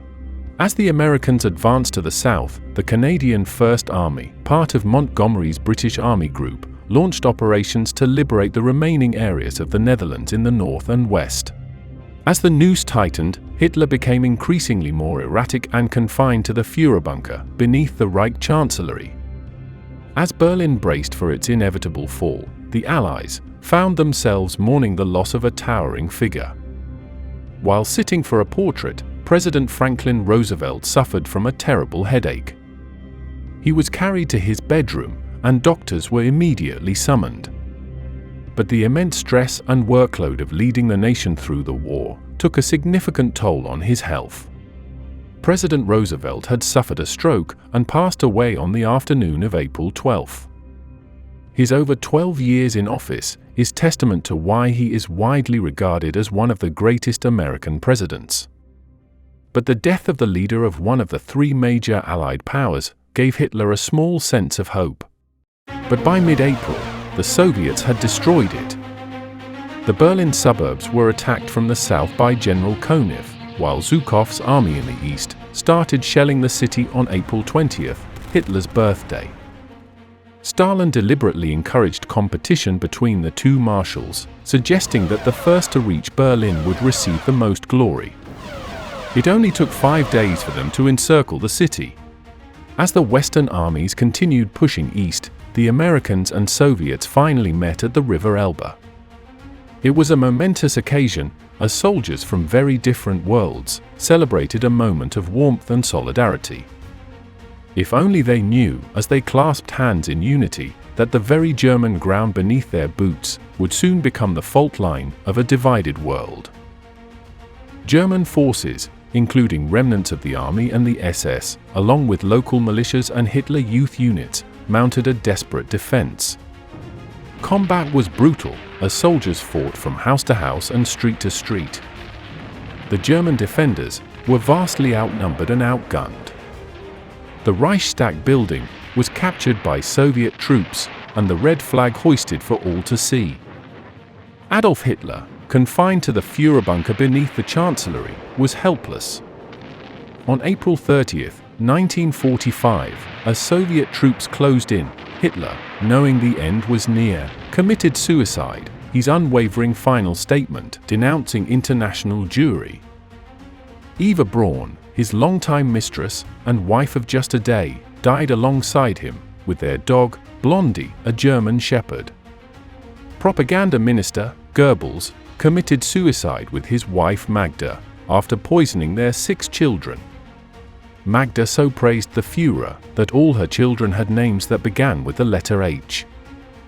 Germany surrendered unconditionally on May 7, 1945, at Supreme Allied Commander Eisenhower's headquarters in France, marking the end of the war in Europe. To satisfy the Soviet demand for a more formal surrender process, a second surrender ceremony was held in Berlin a day later. Hostilities ceased as of midnight on May 8, which became Victory in Europe Day. Upon the announcement of Germany's surrender, celebrations erupted in Allied countries. People took to the streets in cities across the United States, the United Kingdom, and other Allied nations, celebrating the end of the war in Europe and the defeat of Nazi Germany. Now was the time to rebuild. Back in Asia, the war still raged on. On the Southeast Asian mainland, the Allies, including British, Indian, Chinese, and American forces launched several counteroffensives from 1943 to 1945 during the Burma Campaign. Earlier in the war, the Japanese had captured Rangoon, severing the Burma Road, a vital supply route to the Chinese. Forced to retreat to India, Allied forces regrouped under General William Slim, planning counteroffensives and guerrilla operations. Early Allied attempts to recapture coastal areas in the Arakan region failed, but subsequent campaigns in 1944 achieved progress. Special forces, including the Chindits and American-led Chinese troops, conducted disruptive missions behind Japanese lines. The turning point came with the battles of Imphal and Kohima during the spring and summer, where Allied forces broke a Japanese siege, halting their advance into India and weakening their hold on Burma.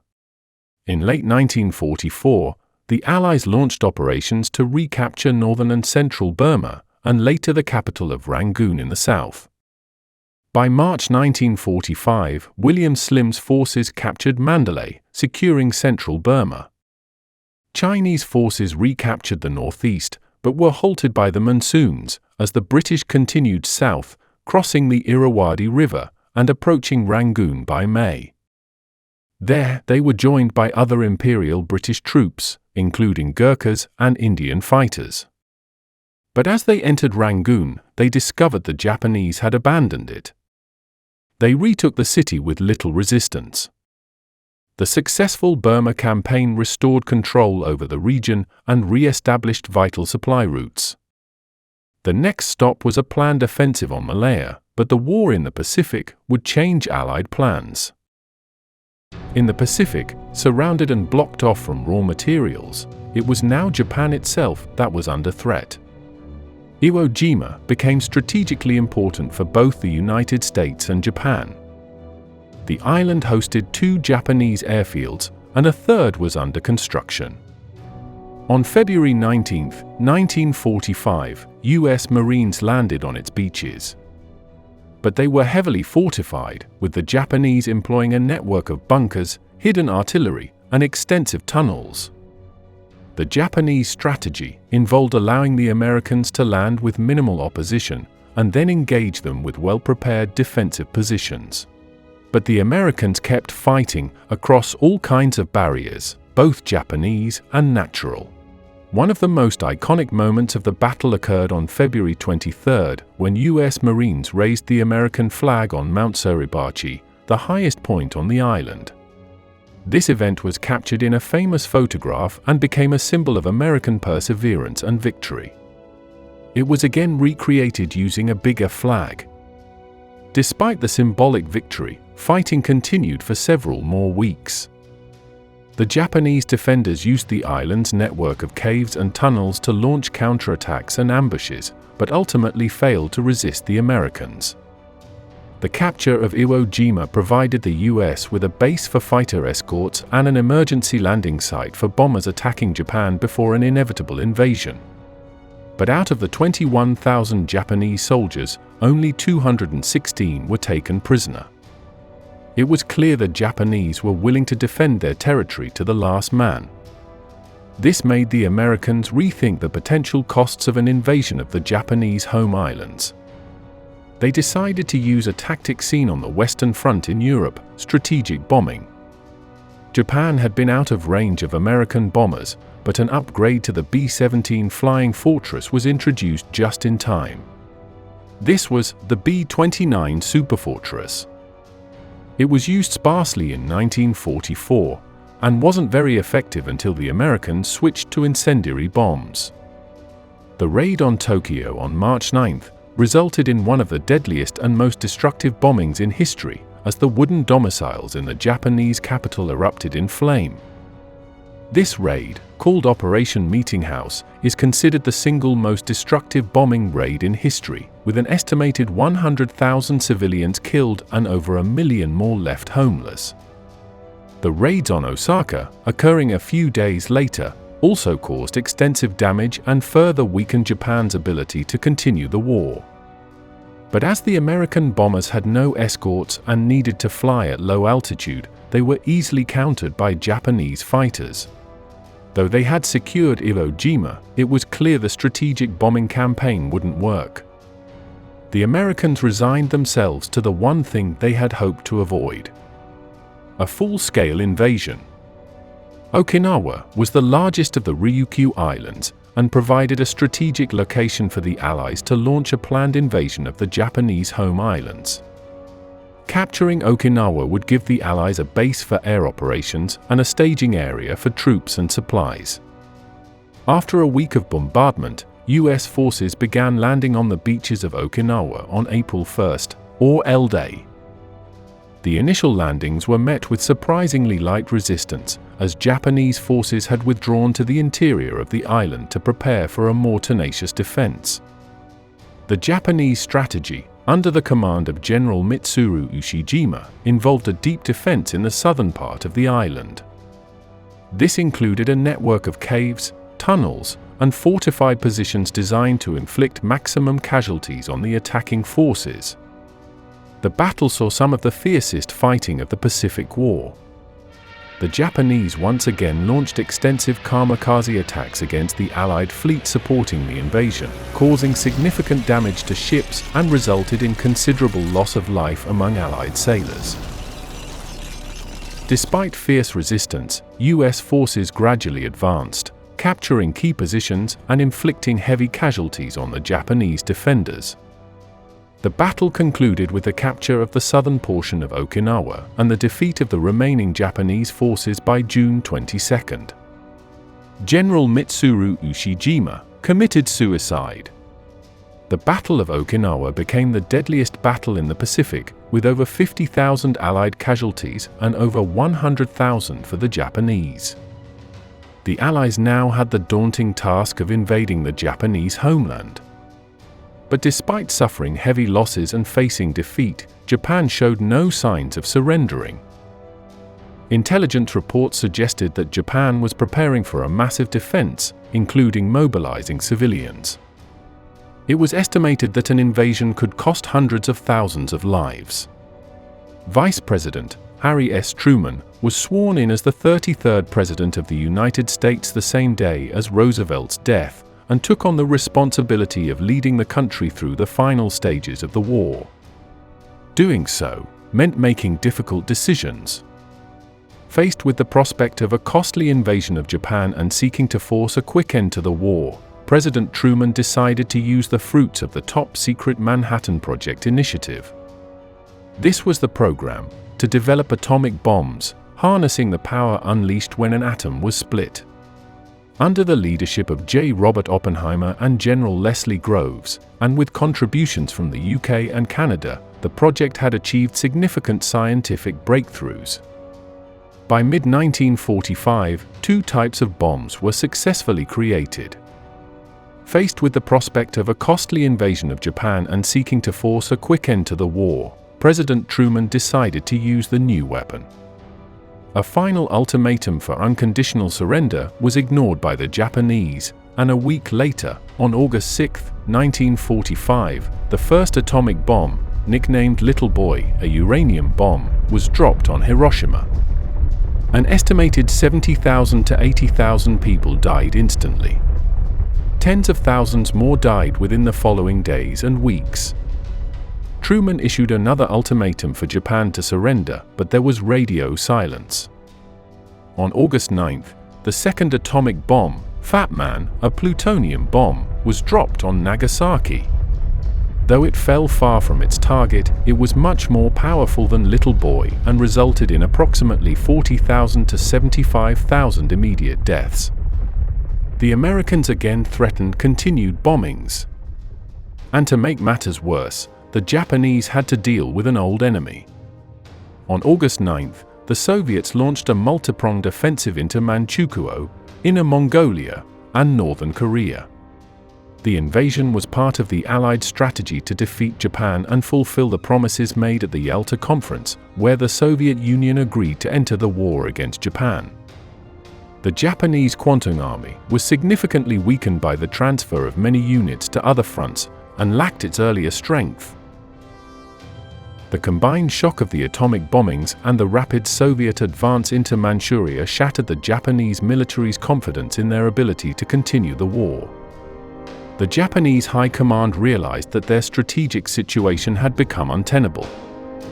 Japanese leadership, including Emperor Hirohito, faced intense pressure to find a way to end the war. On August 14, 1945, after intense discussions and debates within the Japanese government, Emperor Hirohito intervened to urge acceptance of the Allies' terms for unconditional surrender. Japan formally surrendered on August 15, 1945, which became known as Victory over Japan, or VJ Day. Hirohito announced Japan's unconditional surrender in a radio broadcast, the first time the Japanese people had heard his voice. The formal surrender ceremony took place on September 2 aboard the USS Missouri in Tokyo Bay, where representatives of the Japanese government signed the instrument of surrender, officially ending World War II. Despite the end of the war, the Soviets continued their advance, capturing as much territory as they could. The Soviet Red Army swiftly occupied Japanese-controlled Manchuria, dismantled Japanese military and industrial infrastructure, and shipped assets back to the Soviet Union. The Soviets eventually withdrew, and the Chinese Communist forces took control of the region, bolstering their position in the Chinese Civil War, which we will get to in our final megadocumentary. Korea, annexed by Japan back in 1910, was also occupied by Soviet forces north of the 38th parallel. This line was agreed upon with the United States, which occupied the southern part of Korea. The division laid the groundwork for the establishment of two separate states, later to become North and South Korea. World War II resulted in staggering casualties and immense human suffering across the globe. It remains the deadliest war in human history, with up to 85 million wiped out. The majority of these were civilians, anywhere from 50 to 55 million dead. With 20 to 27 million total deaths, the Soviet Union suffered the most out of any other power. Poland, between both the Nazis and Soviets, lost around 17% of its population, roughly 1 in 6. After the war, millions of ethnic Germans who had settled in Eastern Europe, particularly in Poland, Czechoslovakia, Hungary, Romania, and the Baltic states, were forcibly expelled as part of the effort to redraw national boundaries. The Potsdam Conference of 1945 sanctioned these population transfers, and approximately 12 to 14 million ethnic Germans were displaced. Many faced harsh conditions during their journey and resettlement, with significant numbers dying from malnutrition, disease, and violence. Those who survived were resettled in post-war Germany, often in dire circumstances. Similarly, Japanese settlers and colonists were expelled from territories Japan had occupied during the war, including Korea, Taiwan, Manchuria, and various Pacific islands. A significant consequence of the Second World War was the accelerated decolonization in British and French colonies. Enormous financial strain on Britain and France left them heavily indebted and struggling with reconstruction costs, and it was clear they no longer had the ability to maintain overseas colonies. Many colonized people served in Allied forces, gaining military experience and a broader perspective on global politics, which fueled nationalist aspirations for self-determination. The Potsdam Conference, held from July 17 to August 2, 1945, in Germany, included President Truman, who had succeeded Roosevelt, Churchill, later replaced by Clement Attlee after the UK general election, and Stalin. This conference took place after Germany fell, but before the Japanese surrender. The leaders confirmed the division of Germany and Berlin and agreed on the demilitarization, denazification, and democratization of Germany, as well as the reparations to be paid. But beneath the smiles was an underlying sense of animosity, as Truman had revealed to Stalin that America had developed a terrifying new weapon. Stalin, on the other hand, was determined to secure Soviet interests in Eastern Europe and ensure that the Soviet Union would not face future threats from Germany or the West. The conference highlighted the growing divide between the Soviet Union and the Western Allies, setting the stage for another type of war, which would dominate global politics for the next several decades. But for now, the Allies had achieved their victory, and the world was at peace. But for how long?